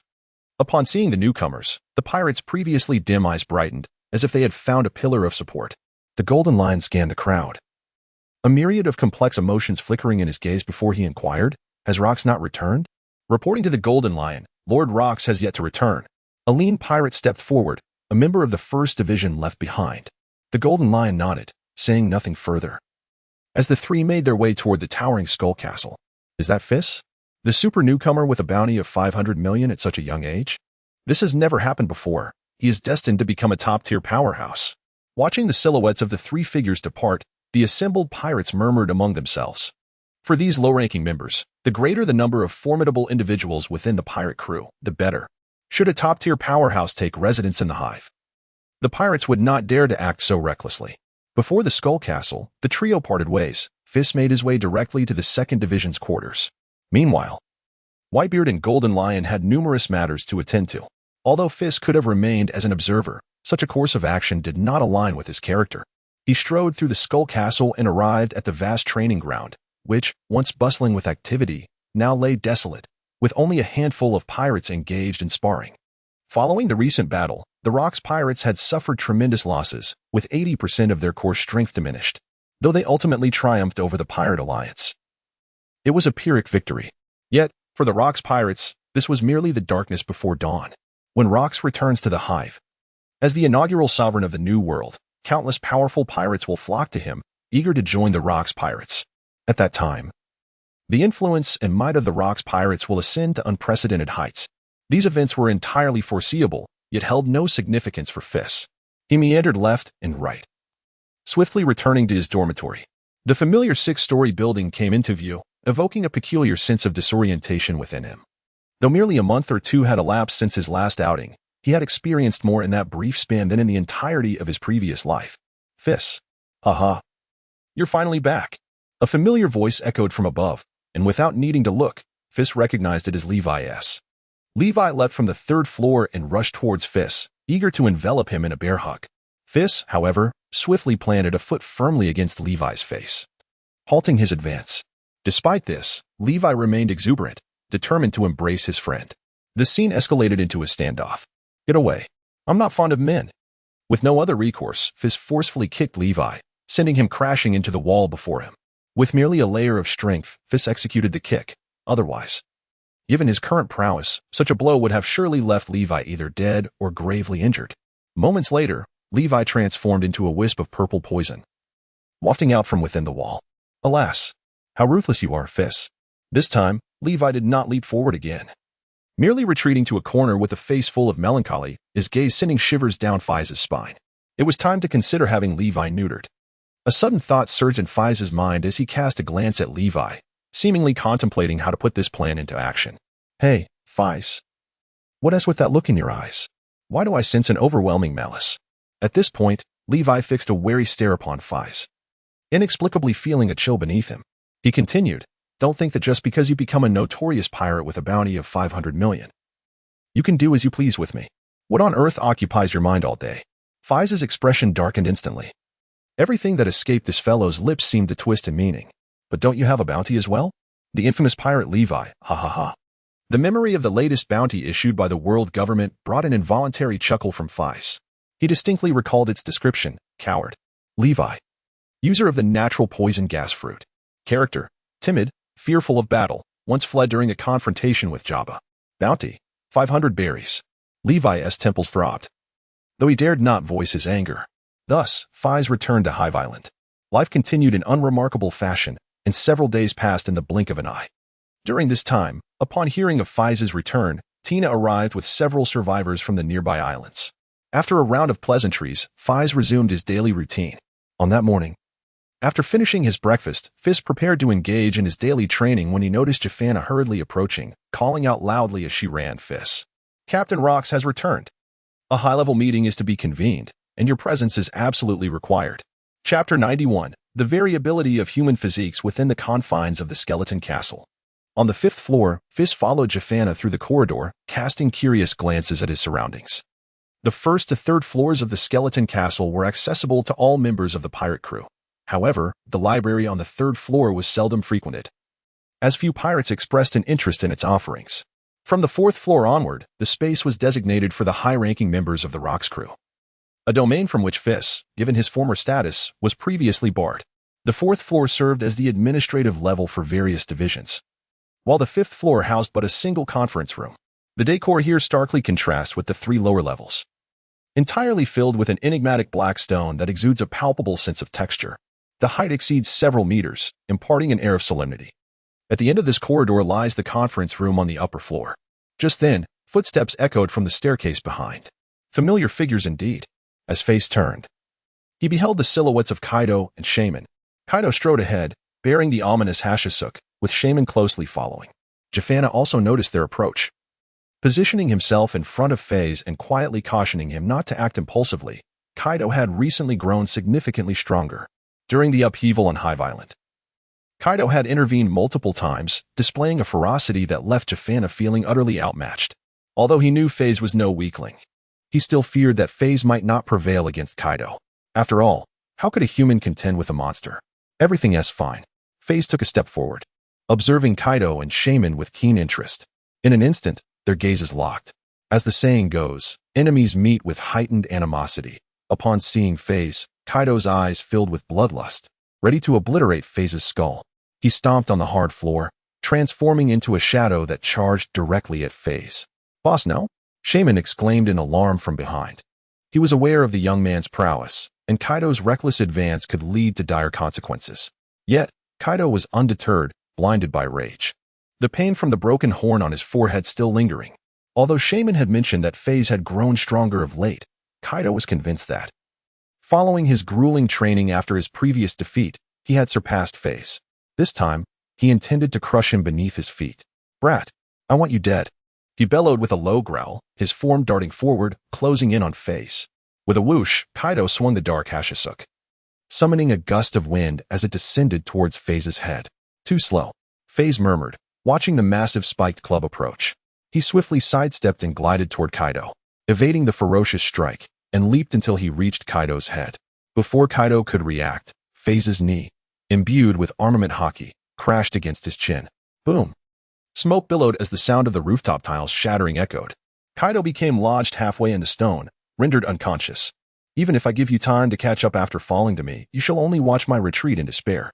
Feis descended gracefully, brushing off the dust from his casual attire, and addressed the astonished Jafana. "Vice Captain, let us depart." He regarded his former adversary with indifference. Currently, aside from Jabba and Whitebeard, none were aware that Feis possessed the flowing cherry haki. This is indeed his greatest trump card. After a considerable pause, Jafana finally regained her composure, gazing at the young man before her with a hint of trepidation. That lad has unexpectedly grown stronger. Just now, even he was caught off guard by that strike. Could it be that another formidable opponent has emerged, one capable of matching me? And that remark just now was truly impressive. With this thought, Jafana shook his head and hurried after the figure ahead. The creaking of a door echoed in the distance. At the end of the corridor, a tall figure swiftly emerged from the conference room. It was Big Mom. She approached Feis with a murderous glint in her eyes. "Deputy Captain, has this fellow also managed to escape?" Feis inquired of Jafana, still unaware of the full situation, believing only Captain Rox had successfully fled. Indeed, not only Captain Rox and Captain Charlotte, but Captain John has also managed to break free, Jafana explained, adding, "However, the other higher-ups have not been so fortunate. I hear they are already imprisoned in the Great Prison, including that fellow Brand." Just as Feis listened intently, Big Mom took a step forward, her immense form charging toward them. "You dare to lay hands on Kaido again, you brat. Prometheus!" she shouted, flames like the sun enveloping her fist as she launched an attack at Feis. The blaze illuminated the youthful face of the boy, casting it in a fiery glow. "What a lunatic!" Feis muttered, his palm suffused with haki and blue flames, ready to retaliate. In this critical moment, Whitebeard, wielding his Naginata, arrived like a mountain, standing protectively in front of Feis. His fist, imbued with tremendous shockwave power, met Big Mom's fiery assault head-on. A thunderous crash resonated throughout the skeleton castle, as searing flames swept through the hallway, the walls cracking ominously, on the verge of collapse. With a single strike, the entire castle trembled precariously. Just then, dark energy surged from the conference room, enveloping the flames and shockwaves, dissipating both forces into nothingness. Humph! Rock's cold snort echoed throughout the 5th level. Big Mom cast a sinister glance at Whitebeard and Feis before turning to re-enter the conference room. That maniac! Whitebeard's anger flared. Had it not been for Rox intervening today, he would have shown Big Mom a thing or two. "Come, Feis and Jafana," he declared, striding directly into the conference room, with Feis and Jafana following in his wake. The conference room was modest in size, enveloped in darkness, with dozens of redwood tables and chairs meticulously arranged. Rox sat on the platform, his demeanor unchanged. Below, seated were the Golden Lion, an elderly woman, and several captains of the foreign fleet, including John. As Feis entered, Their gazes shifted, revealing a blend of kindness, curiosity, and malice. Feis greeted them with composure, casually selecting a seat and patiently awaiting the commencement of the meeting. After a brief moment, the battered Kaido and Shamoon entered. Kaido fixed his glare upon Feis, yet restrained himself due to Rock's formidable presence. With everyone present, Rox began to speak, revealing first that Wang Ji and Silver Axe had betrayed them. Chapter 92, Promotion and Salary Increase. They had allied with Albert and joined the world government. Rox conveyed this news with a calm demeanor, though it was evident to all that beneath this tranquility lay a tempest of fury. The palpable aura of menace caused the weaker Shamoon to struggle for breath. Upon hearing this revelation, disbelief spread across the faces of those present. Silver Axe and Wang Ji truly are worthless. The Golden Lion chuckled softly. He had never been on good terms with Wang Ji and Silver Axe, and this news brought him a sense of joy. It meant he could now openly pursue their demise. As this thought crossed his mind, he glanced at Feis, his golden brows twitching slightly, seemingly signaling something. However, Feis was too preoccupied to notice, his mind swirling with tumultuous thoughts. His initial reaction was one of alarm. Previously, under Rock's pressure, Silver Axe and Wang Ji had refrained from acting recklessly. Now, having severed their ties with Rock's pirate crew, the Sky Island was in jeopardy. Given Wang Ji's obsession with gold, it was inevitable that he would covet the treasures of the Sky Island, especially with the vengeful Silver Axe at his side. If things went awry, the Sky Island could face catastrophe. Feis furrowed his brow, contemplating potential solutions. Henceforth, Albert, Wang Ji, and Silver Axe would become the primary targets for annihilation by Rock's pirate crew. Rox asserted decisively that he would show no mercy to traitors. This time, Albert's rebellion nearly led to the instantaneous downfall of the Rock's pirates. Had it not been for his formidable strength and his successful escape from the escort ship alongside Big Mom and others, they would now find themselves imprisoned within the confines of Impelled Down. Furthermore, there are several matters to address in this high-level meeting. Due to the ramifications of this recent conflict, the Rock's pirates have suffered significant losses. Not only is there a severe shortage of high-ranking combatants, but the core strength has also been gravely diminished. Thus, it is imperative to appoint several new senior officers. In the recent Battle of Sanya Valley, although the Rock's pirates successfully vanquished the Pirate Alliance, they suffered immeasurable losses in their combat strength. Coupled with Albert's ultimate betrayal, the already dwindling high-ranking members were further dispatched to Impelled Down. The treachery of Wang Ji and Silver Axe has left the Rock's pirates in a precarious position, severely impacting the operational capacity of the crew. While several top-tier fighters remain, a dominant pirate crew should resemble a pyramid, with a seamless progression of strength without gaps. Contemplating this, Rock slowly shifted his gaze towards those present, ultimately fixing his eyes on Feis. Feis, what is it, Captain Rox? Confronted by Rock's intensely aggressive stare, Feis gradually lifted his head to meet his gaze, devoid of any fear. From this day forth, you shall be the new captain of the 5th Division. At this proclamation, the atmosphere fell into a profound silence. Feis appeared somewhat astonished, although he anticipated a potential appointment upon his arrival. He believed that his role as a vice-captain was the pinnacle of his current standing, having joined the Rock's pirates less than 6 months ago. To his surprise, he was directly appointed as a division captain. However, this position would facilitate the execution of many plans. Without acknowledging the astonished expressions of those around him, Rox continued to address Kaido.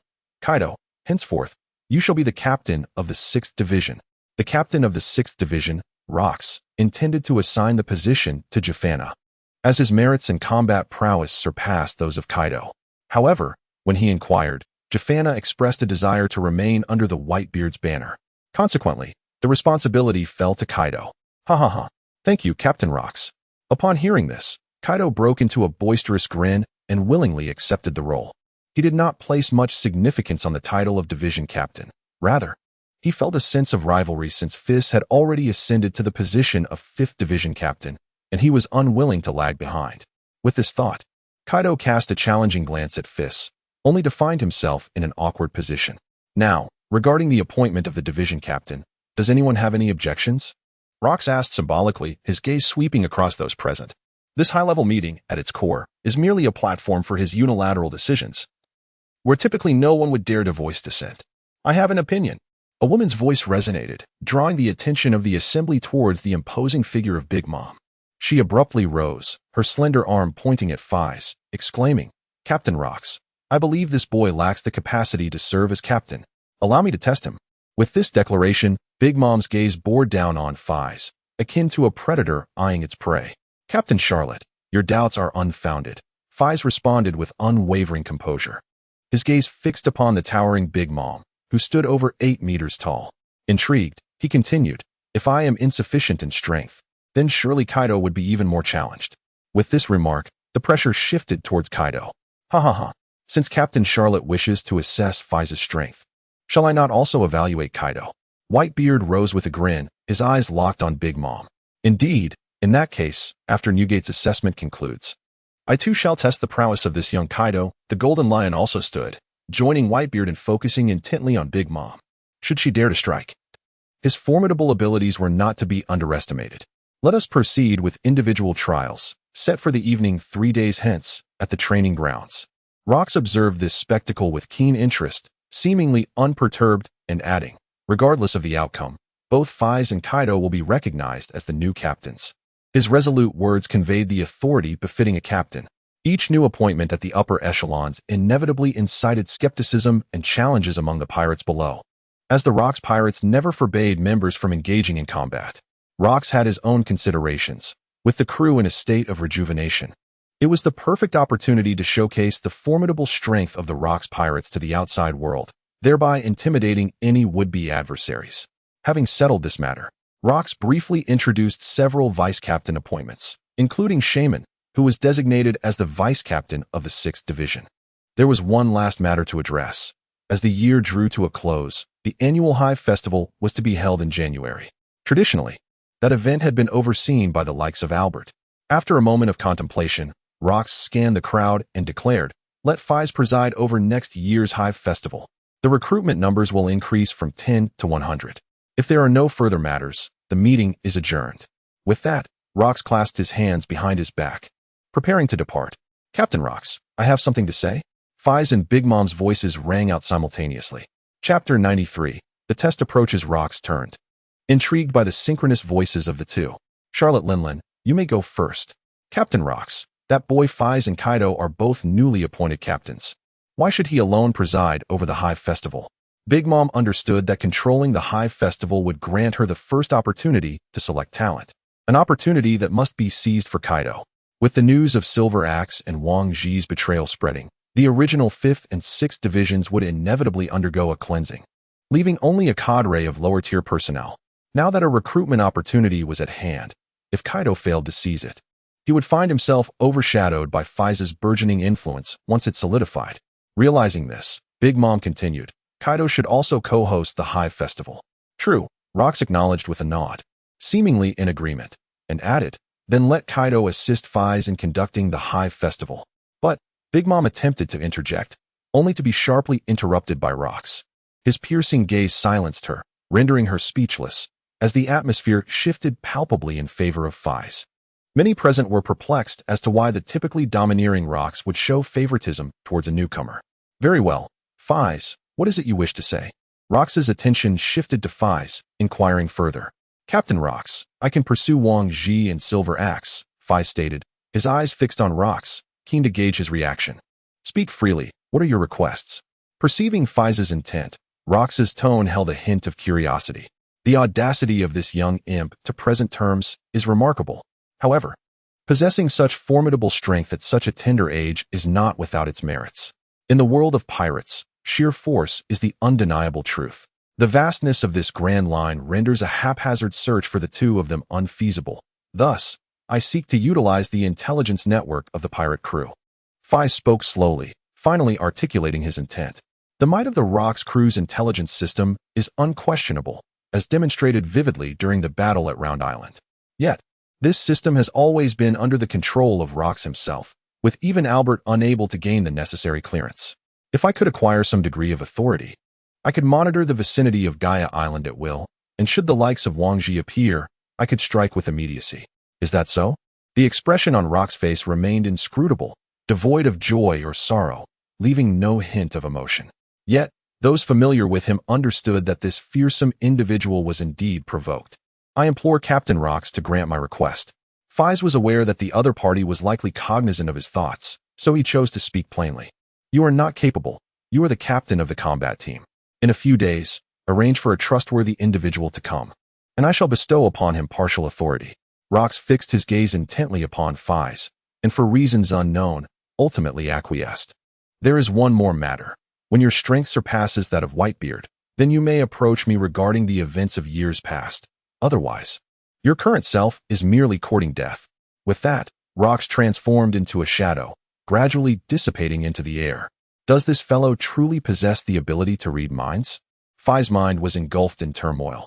This was the final question lingering in his thoughts, yet before he could voice it, Rox had already provided the answer. This individual is indeed a terrifying creature. Not only does his armament hockey surpass advanced levels, but his observation hockey is likely not far behind. How did such a fellow meet his demise in the Valley of the Gods? Did he perish from exhaustion in a grueling battle? A myriad of questions swirled in Feis' mind.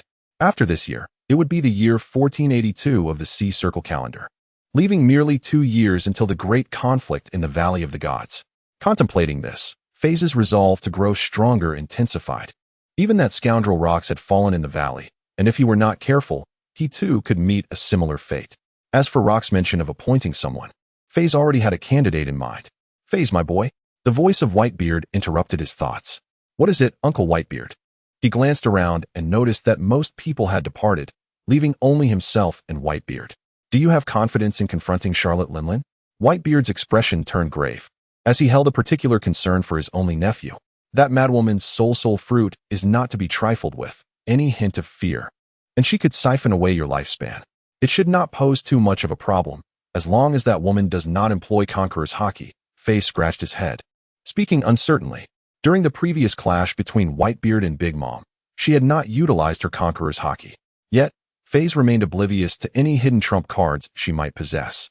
Relying solely on Prometheus and Zeus could lead to an unpredictable outcome, as fire and lightning were mere fodder for him. Realizing this, Feis acknowledged that he was indeed capable of contending with Big Mom. However, she was formidable in hand-to-hand combat, reputed as the Iron Balloon, and her giant clan's combat techniques were notably fierce.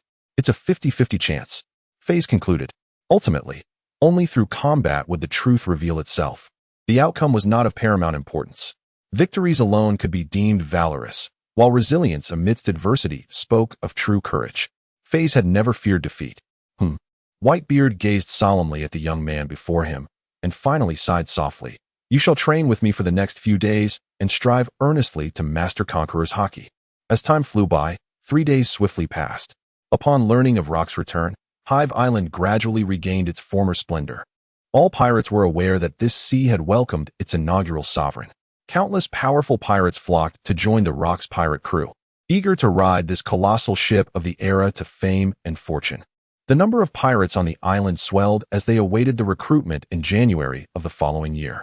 Many even began to self-nominate, sparing no effort to seize any opportunity to join Rox's crew. However, none of this pertained to Feis, as he immersed himself in an arduous training regimen.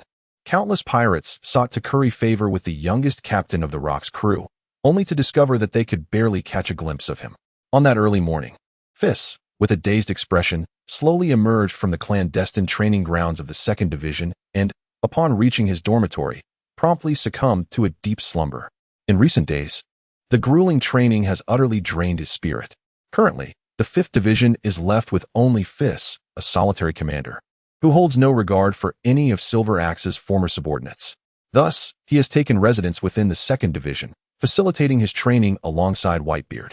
As dusk falls, after indulging in a lavish feast, Feis makes his way to the training grounds behind the skeleton castle.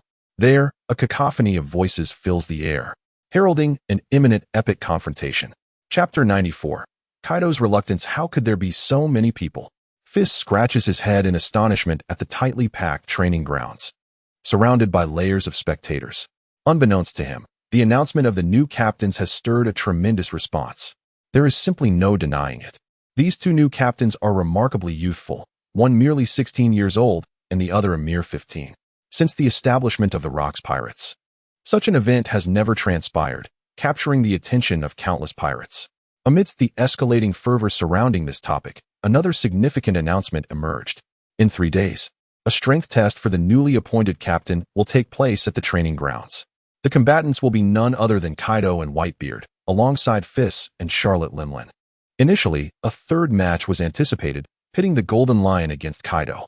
However, Rocks deemed it prudent to forego this confrontation, considering that if Kaido and Whitebeard emerged from their clash with half their lives intact, it would be a fortunate outcome. Thus, only 2 battles were ultimately arranged. The clash between the old and new captains has provided a long-awaited outlet for the pirates, who had been eagerly anticipating this moment. They flocked to the training ground, eager to witness the prowess of the newly appointed captain. Naturally, some among them harbored ulterior motives, seeking to gauge the strength of these 2 figures in hopes of potentially usurping their positions. Additionally, numerous pirates aspiring to join the Rocks crew gathered to catch a glimpse of the captains in action. For a multitude of reasons, the training ground became a bustling arena, teeming with over 10,000 spectators, culminating in a fervent atmosphere.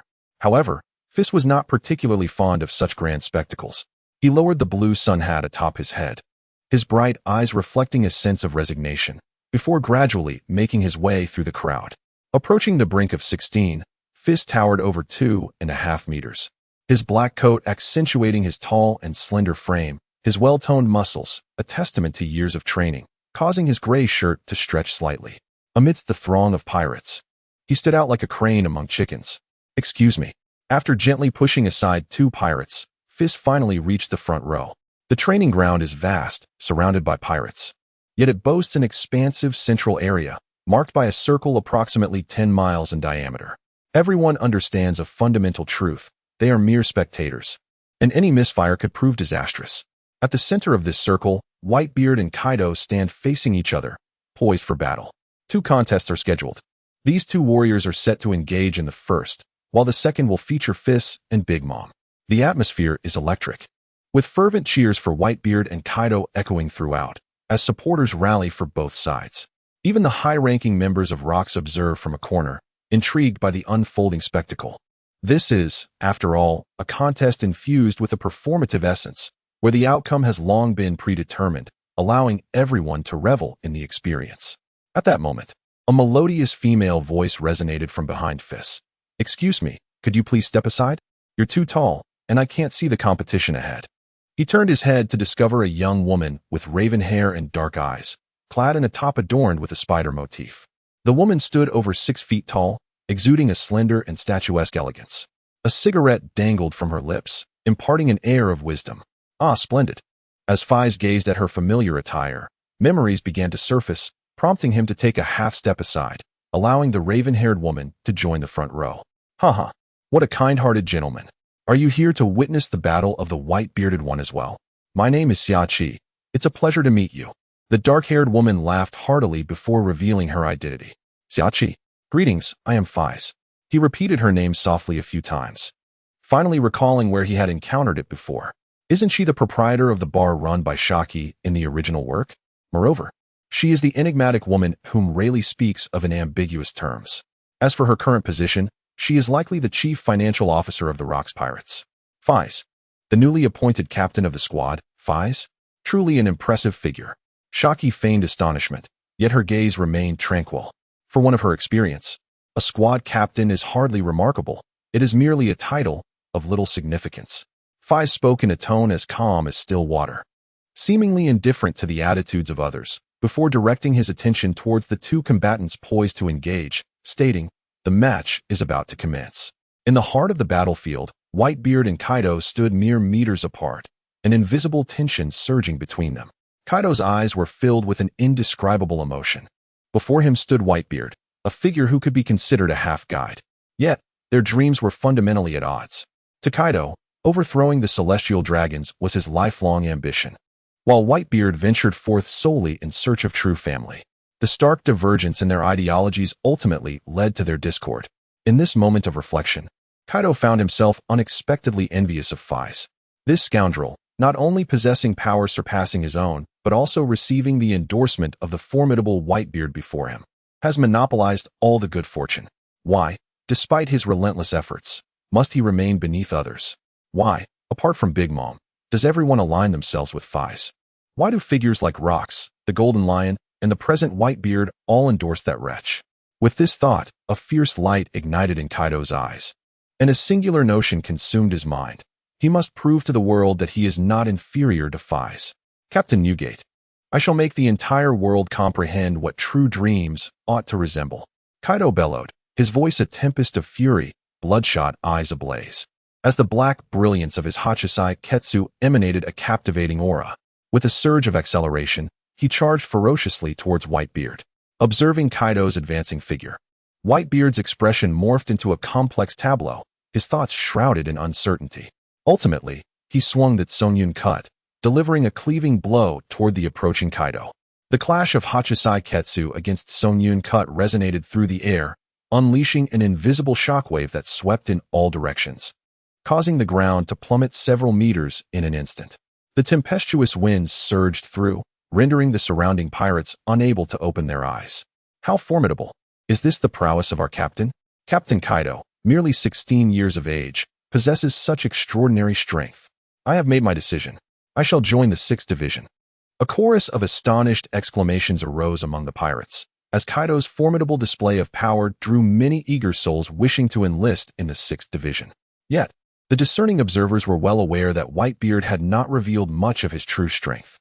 Among the crowd, Feis pressed his hat down to prevent it from being whisked away by the gale, reflecting inwardly. This is no mere concession. It is akin to unleashing the ocean. Whitebeard's relentless efforts over the past few days loomed in his mind like a deep-seated shadow. In stark contrast to the strength exhibited now, it was worlds apart. Half an hour later, the battle concluded, as expected, with Kaido's defeat, after which Whitebeard carried the unconscious Kaido off the stage. Chapter 95. The sole incantation the gathering of pirates did not disperse. In fact, their numbers seemed to swell. They awaited the arrival of the next battle. Following the fierce clash, the atmosphere was charged with excitement. Although the outcome of the earlier battle, the inevitable victory of Whitebeard, had been anticipated, the fierce struggle between such titans sent shivers of exhilaration through the ranks of the pirate minions. They understood that the confrontation between Kaido and Whitebeard was merely an appetizer. The true battle lay ahead. At that moment, Big Mom strode purposefully from the side of rocks onto the battlefield. A bloodthirsty glint danced in her eyes as she bellowed towards Feis. You brat, come and meet your demise. At her words, the surrounding pirates erupted in a frenzy of excitement. A secret circulated within the Rocks pirates. The discord between the 3rd Division captain and the newly appointed 5th Division captain had escalated to the point of near violence. Big Mom's chilling declaration only confirmed this. A splendid spectacle was about to unfold. Who do you think will triumph in this contest, Feis or Charlotte Linlin? Rocks inquired. Reclining in his mahogany chair, a cup of red tea in hand, addressing a few of his captains with keen interest, John stroked his chin thoughtfully and replied, I believe it should be Charlotte Linlin. Her strength is indisputable, and while Captain Feis has risen swiftly, he is still quite young. Upon hearing John's words, Rocks remained non-committal before turning to Whitebeard, asking, What do you think, Newgate? Ha ha ha. What uncle would not believe in his nephew? Whitebeard laughed heartily, pride gleaming in his eyes, before adding, That lad Feis is a master of miracles. A hush fell over the crowd as they gazed towards the training ground. In the center, Big Mom's expression was fierce, her gaze fixed on Feis as if she intended to devour him whole. The pirate's eyes followed her line of sight, ultimately resting on Feis. Was that the legendary 5th Division captain, the boy in the sun hat?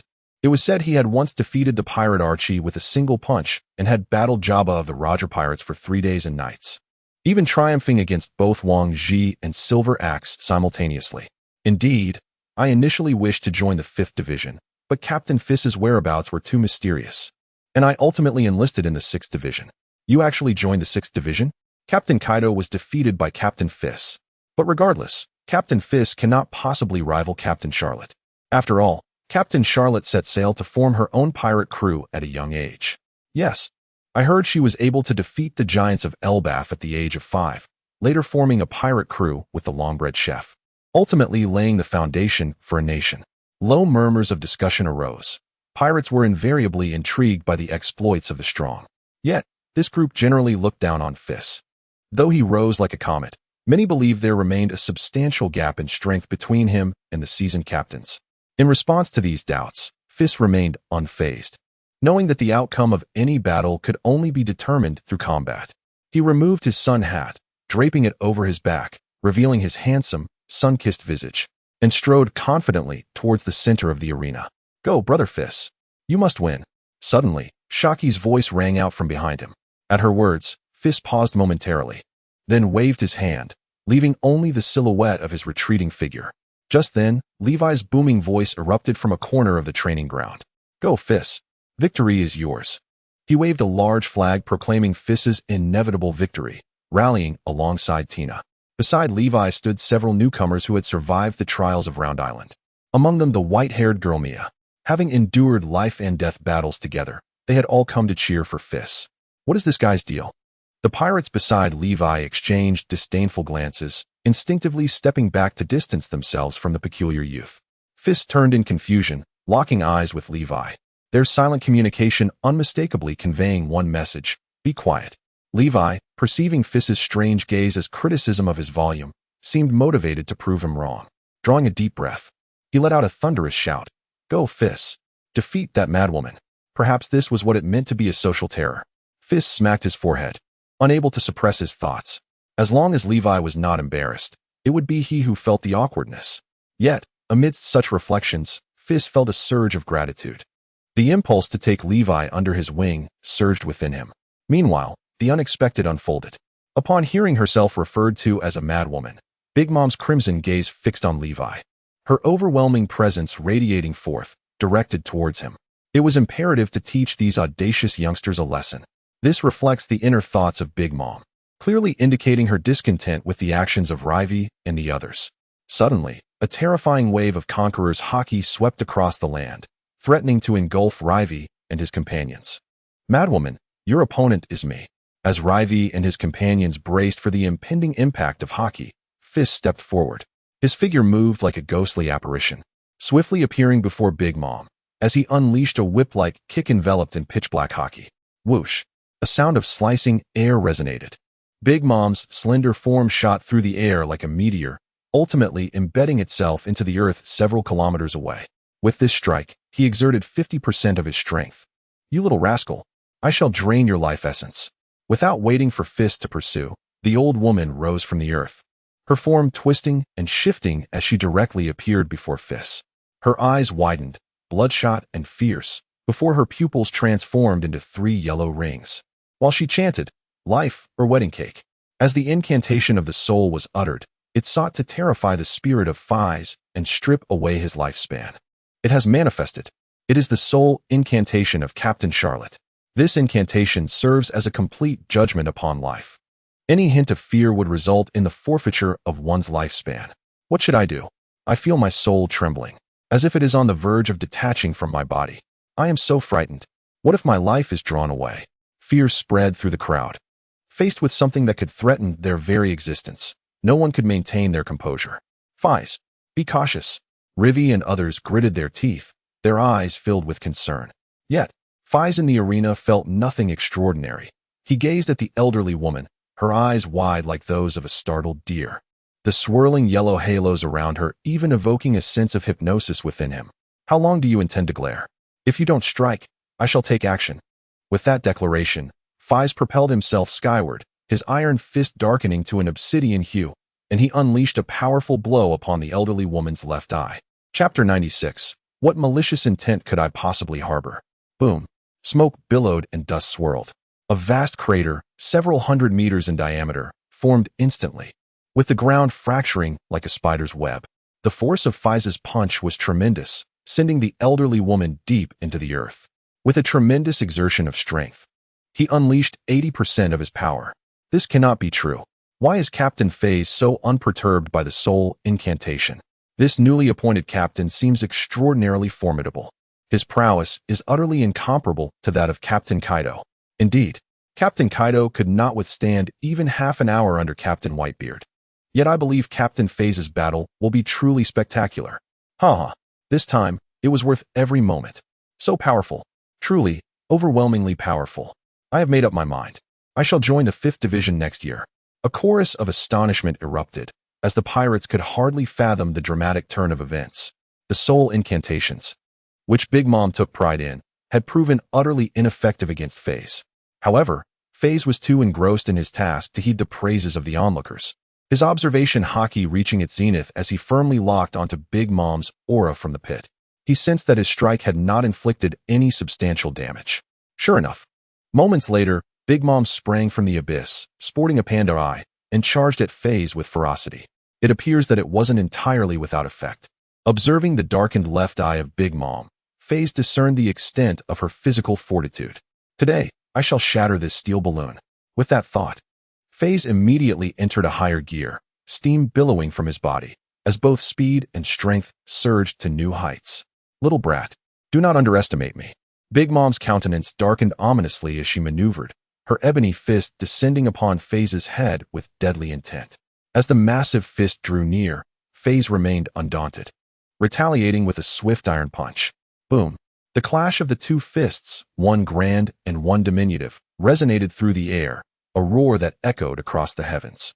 In that fleeting moment of confrontation, two overwhelming auras surged from both combatants. In an instant, the skies erupted with thunder and lightning, as a tempest unleashed its fury. This is a confrontation belonging to the realm of the mighty. Purple-black currents of energy dance through the air, and the sky is suddenly shrouded in ominous clouds. Look, the heavens have torn asunder. My goodness, is this the clash of supreme conquerors? How formidable! So powerful it takes one's breath away. How can a person possess such strength? I can hardly bear it. My head is spinning, and I cannot hold on any longer. A series of thuds reverberate as over 70% of the observing pirates succumb to the overwhelming aura. Fortunately, this conqueror's spirit was directed solely at the opponent, merely emitting a faint trace of pressure. Otherwise, it is likely that only a handful of pirates would still remain standing. At this moment of collision, both sides engage in a fierce melee, exchanging hundreds of blows in an instant. The sound of impact resounds through the void, and the intensity of the encounter leaves the surrounding pirates in a daze. Upon their initial clash, Feis quickly realizes that the formidable woman before him is not invincible. He can distinctly sense that her power is on par with his own, neither having crossed that threshold. This exhilarated Feis to his very core. A worthy adversary was indeed a rare find, causing him to tremble with excitement. I shall beat you to death. With this thought, Feis transformed into a relentless embodiment of flesh and fury, employing fists, palms, legs, feet, knees, elbows, and head, rendering every part of his body a lethal instrument. Charging fiercely towards the formidable matron, with each strike, she responded with vigor. Each blow was fraught with peril. With every encounter, Feis sensed a gradual enhancement of his combat prowess. Whenever the matron attempted to draw her dual-horned hat Napoleon, Feis would swiftly intervene, compelling her to engage in close combat. The longer the skirmish persisted, the more his gaze radiated with brilliance. This incessant feeling of becoming stronger was simply exquisite. He slightly bowed to evade the matron's powerful punch, then swiftly pivoted to deliver a kick to her calf.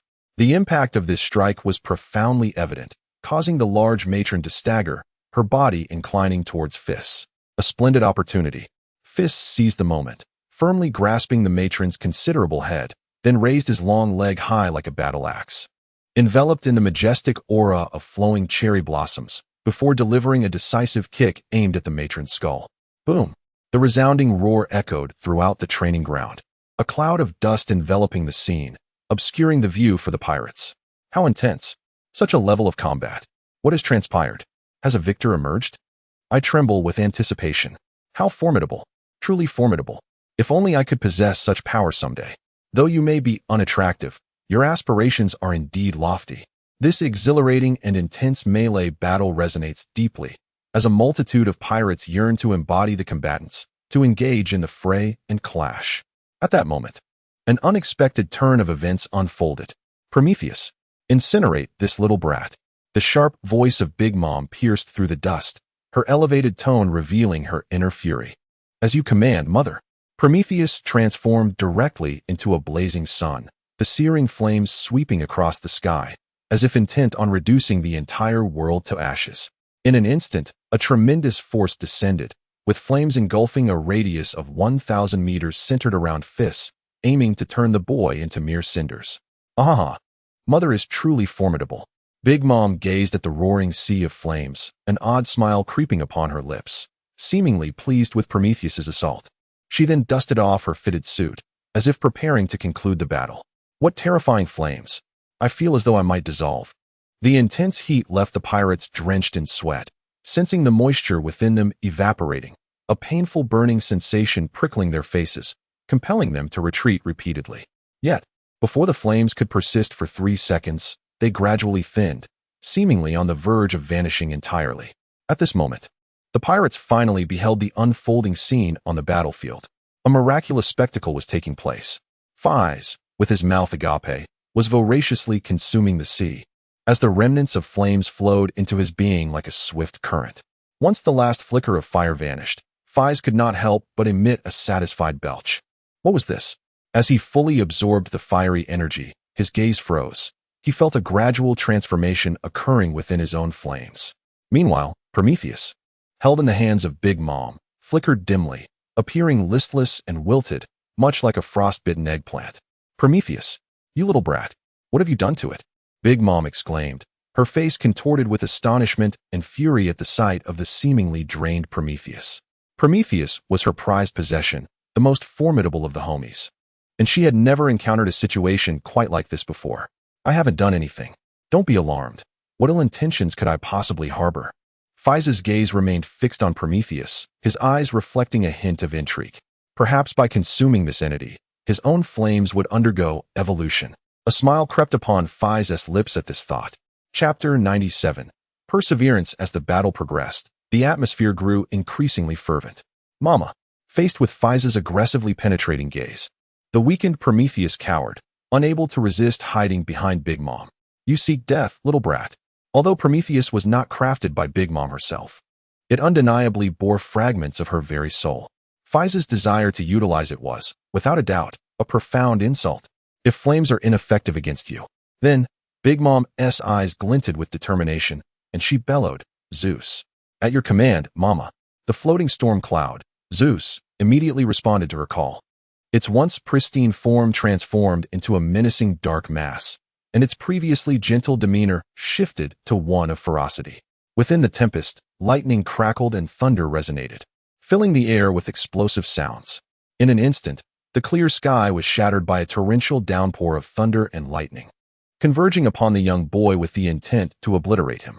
The ferocious storm loomed like divine wrath, its force as deep as a chasm, aiming to reduce Feis to mere fragments.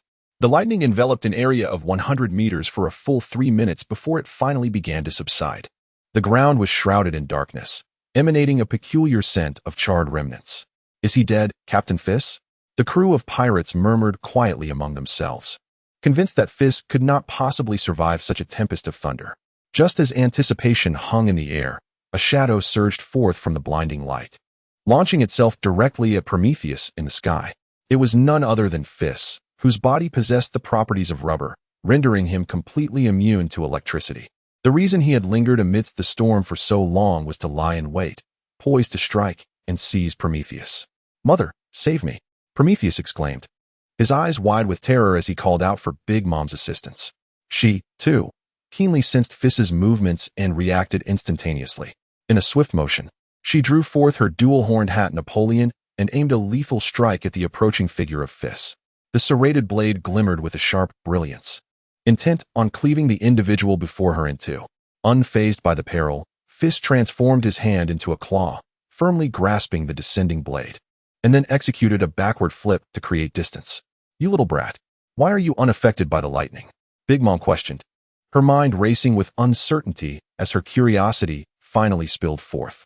While she could comprehend that her fire abilities had no effect on Feis, being a master of the burn fruit, the fact that Zeus's lightning could not harm him left her utterly perplexed. Because I possess tenacity, Feis replied, his expression devoid of emotion, his thoughts consumed with how to procure Prometheus.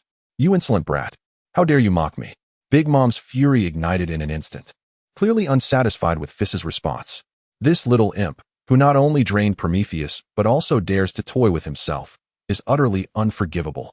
With this thought, Big Mom gripped Napoleon tightly, her invisible aura surging with tremendous force, before her blade cleaved through the void. Receive this blow. Elbaf spear Wigu. A massive pink crescent slash, spanning dozens of meters, surged forth from the ground. Imbued with a terrifying essence of slaughter, hurtling directly towards Feis. Behold, this is the legendary Elbaf spear, a fearsome martial technique of the giant race. Should this strike land, Captain Feis would likely not emerge unscathed. In the training grounds, upon witnessing the imminent demise of his captain, what could one possibly do when aspiring to join the 5th Division?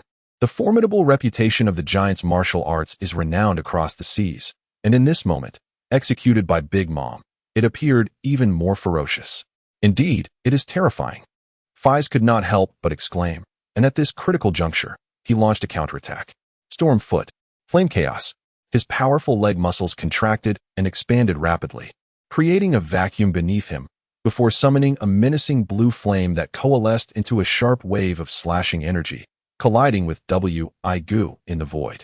A thunderous roar reverberated through the heavens and the earth as the immense energy contained within the strikes was released instantaneously, obliterating each other in an instant.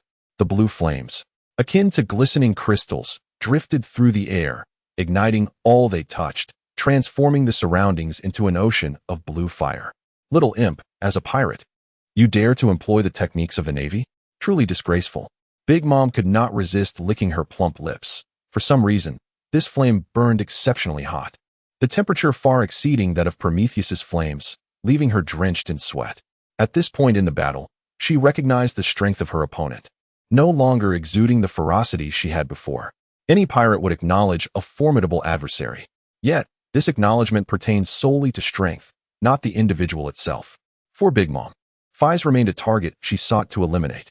With a surge of battle fervor, Feis raised an eyebrow at her remark and countered, "So, are you implying that you are of the giant race?" The insinuation was clear. Big Mom merely borrowed the powerful techniques of the giants, thus questioning her right to criticize him. For Feis, as long as he could grow stronger, he would employ any technique at his disposal. Whether it be a pirate's or a navy's technique, if it enhances his combat prowess, it is a worthy skill. In fact, witnessing Big Mom unleash Wu only ignited within him a desire to master this giant's martial art. Big Mom's expression momentarily faltered, rendered speechless. Though she had lived among the giants in her youth, she was not one of them, and having slain the giant hero, Ururu Takahoko, she had been ultimately exiled from Elbaf. Now, having struck a nerve with Feis, Big Mom could not suppress her embarrassment and fury, preparing to unleash her deadly move once more. Feis, naturally eager for the confrontation, felt invigorated, as if the very blood coursing through him was ablaze. The sensation he experienced was entirely distinct from his encounters with Jabba. The dual axes wielded by Jabba demanded a cautious approach akin to battling a swordsman. In contrast, Big Mom's combat techniques were far more diverse, encompassing a multitude of skills such as overwhelming strength, physical prowess, and the intricate use of devil fruits, all of which provided Feis with ample opportunities to learn. Particularly, her application of devil fruits ignited a wealth of inspiration within him. Consequently, the battles became more exhilarating and enjoyable. With this thought in mind, Feis's gaze sharpened as he fixed his eyes firmly on Big Mom. Tension hung palpably in the air, both combatants standing resolutely against one another, an ocean of murderous intent swirling around them, rendering the atmosphere of the training ground almost palpable. What followed was a genuine fight to the death. Feis withheld nothing. Flames began to swirl around him as he bit into his arm, channeling high-pressure energy, instantly transitioning into his conqueror's mode. As the fiery armor enveloped him, dark, flowing haki coalesced upon its surface. He appeared as if he had emerged from the annals of myth, a deity of flame. "Let me show you the fruits of my recent training." In anticipation of the upcoming release, he expressed his gratitude to his loyal readers. "Dear brothers, the launch will occur tomorrow at noon. I sincerely appreciate the steadfast support from all of you. Many have painstakingly assisted in proofreading and offering suggestions, while others have supported quietly, frequently casting votes of recommendation for this book. I extend my heartfelt thanks to each one of you." He continued to discuss updates, stating, "Tomorrow at noon, there will be a wave of new content, and I will continue writing throughout the evening, producing no less than 10,000 words. As a novice author signing my first contract, reaching 200,000 words feels surreal.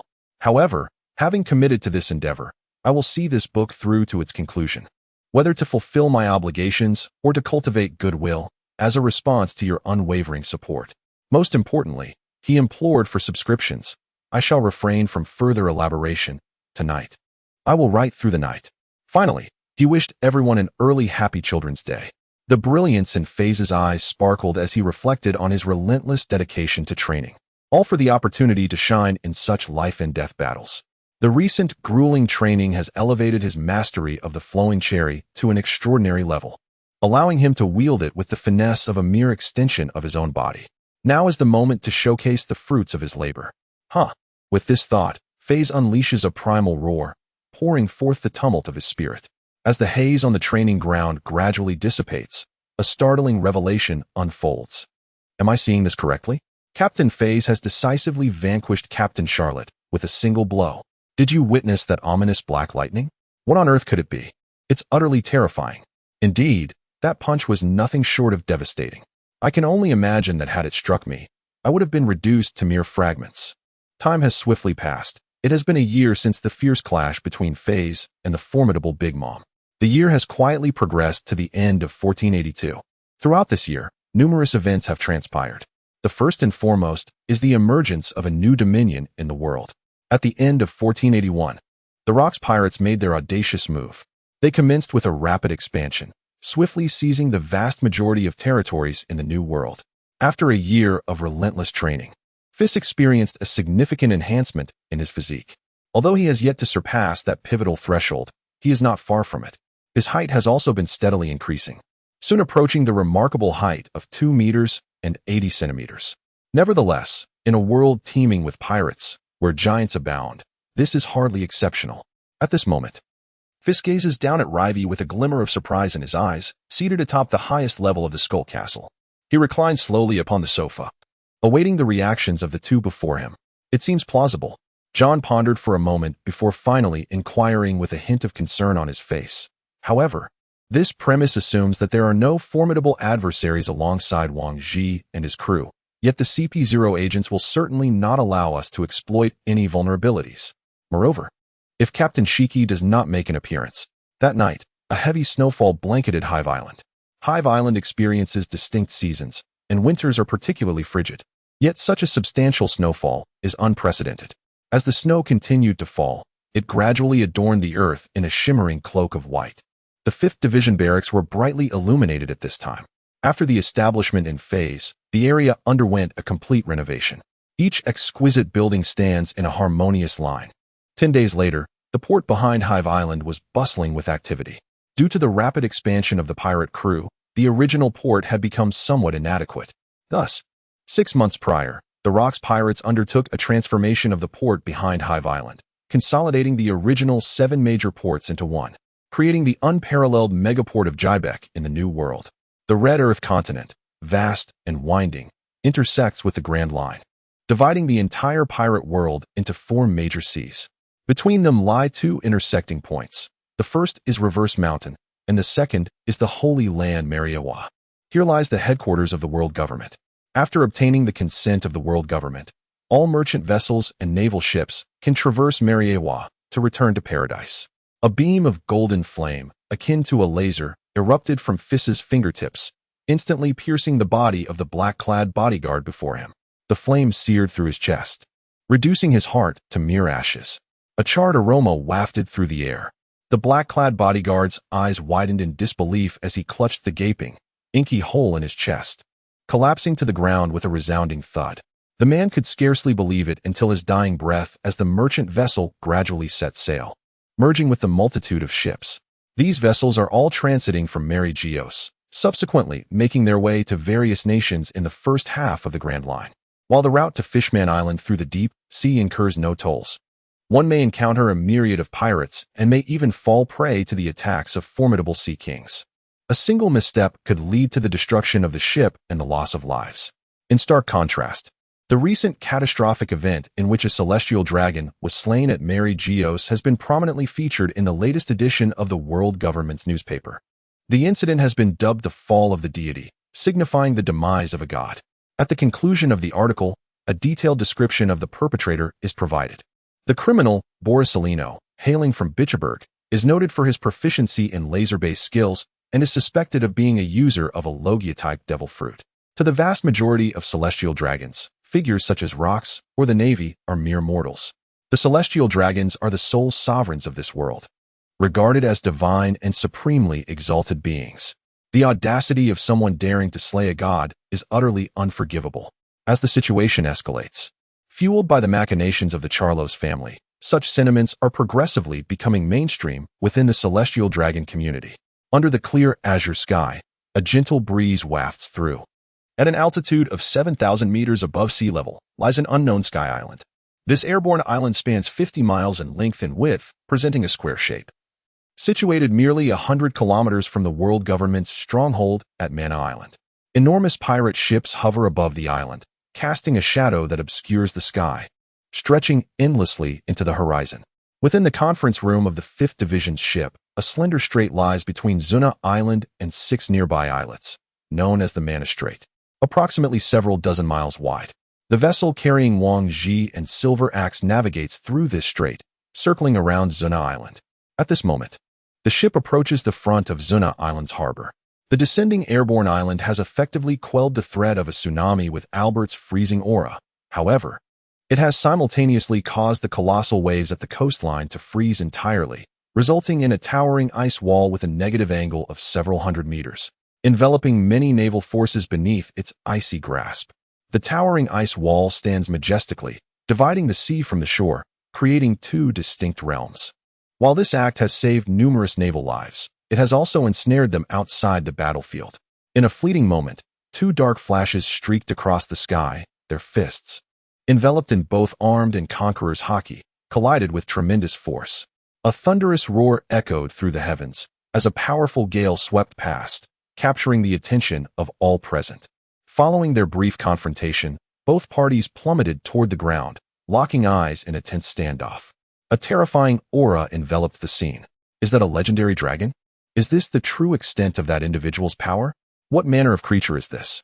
Before such a colossal dragon, I feel like a mere ant.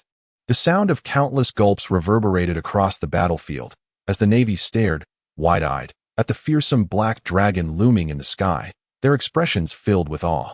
As Steelbone Kong and Carp joined the fray, the tide of battle took a drastic turn. Despite Rock's formidable prowess, he could only manage to hold his ground against the onslaught of justice, struggling to break free from their grasp.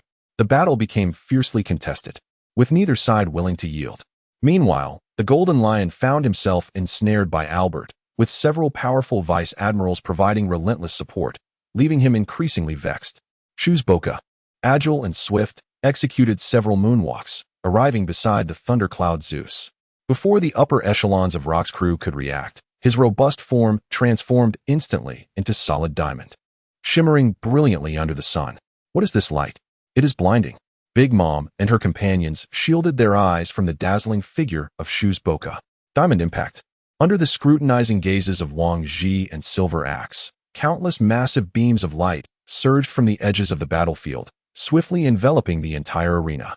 The apex of these pillars began to converge toward the center, ultimately forming an immense luminous cage. Each of these luminous pillars boasts a girth of several meters, with gaps of less than 10 centimeters between them. They ascend from the bow of the vessel, spanning dozens of kilometers in both length and width, enveloping all combatants within their embrace. Feis is entirely shrouded in golden flames, transforming into a vast, three-legged golden crow, soaring to heights of over 100 meters. Its speed akin to the swift winds and thundering storms, leaving behind a radiant trail reminiscent of a comet's glow. The golden phoenix, resplendent in its entirety, radiated a shimmering brilliance from each of its wings, exuding a quality akin to crystal. Simultaneously, it emitted an intense heat, resembling a colossal sun from a distance. Indeed, it is this very essence. It was you who assaulted Mariewa that fateful day. Amtrala trembled with excitement as he pointed at Feis. Upon hearing these words, the once tumultuous battlefield fell into an eerie silence, so profound that one could hear a pin drop. This silence was fleeting, soon replaced by a chorus of astonished gasps. Could it be? The one who vanquished the celestial dragons was not Borisolino. The golden radiance flickered, coalescing into boundless power. Amtrala raised a beam of light before him, startled by Feis's audacity to act without hesitation. In the past, no matter how nefarious the criminals, upon learning of their CP0 identity, they would meekly surrender. Unable to contain himself, he exclaimed, "How dare you? I am a servant of the gods. What do you intend to do, you wretch? As the final memories faded, this legendary pirate finally closed his eyes. His expression bore neither pain nor malice. Instead, it appeared almost as a release. Thus, the two ruthless killers responsible for the slaughter of the Sky Island's guardians met their demise. Feis waved his hand silently, and the searing flames rose, reducing Wang Ji's remains to ashes. A sense of relief washed over him as the three-legged golden phoenix soared into view, capturing the attention of all on the battlefield. Whether naval forces or pirates, they gazed upward, transfixed by the golden bird radiating intense heat above. Moments later, Feis leaped from the three-legged phoenix, shouting, "Victory belongs to rocks. Hooray, we have triumphed. Ha ha ha, Lord Feis has vanquished them." In a mere instant, numerous Navy personnel succumbed, enveloped by the 5 waves of Conqueror's haki, collapsing to the ground. Unconscious, the Golden Lion glanced toward Rox, who nodded slightly, evidently in agreement with Feis's decision. "Ha ha, then I leave it to you, little brat." The Golden Lion laughed heartily as he turned to organize the pirate retreat. He was confident in Feis's judgment. As Albert charged forward, Feis's fighting spirit surged, and he launched a fierce attack. His long legs, enshrouded in a pitch-black hue, rose high, flickering with countless black-red lightning bolts, while golden flames blazed fiercely, providing inexhaustible explosive power before crashing directly onto Albert's dark canine visage. The footfall unleashed a tempestuous force, akin to a sweeping gale, a thunderous eruption, or a colossal mountain toppling, exuding an unparalleled might. A violent explosion generated immense wind pressure, sweeping through the entire canyon and conjuring towering waves. Subsequently, torrents of seawater surged into the crevice, echoing with resounding roars amidst the steam. Fire and water intertwined, the clouds swirling in a breathtaking spectacle, imbued with an enchanting beauty. Hundreds of spacecraft soared into the sky, propelled by the hurricane, racing towards the horizon. Locks danced upon the air, and moments later, a striking woman clad in a white coat entered the scene. Standing nearly 2 meters tall, she possessed flowing golden hair, elegantly tied in a single ponytail cascading over one shoulder. Perched upon her high nose were delicate golden-rimmed glasses, her pale blue eyes exuding both coolness and brilliance. Beneath her white coat, she wore a vibrant yellow knitted top that accentuated her perfect curves. Upon hearing Feis's words, the old man with a white beard exhibited a faint look of astonishment. He had not anticipated such a refusal from his counterpart. However, considering his nephew's character, he soon found solace in the unexpected turn of events.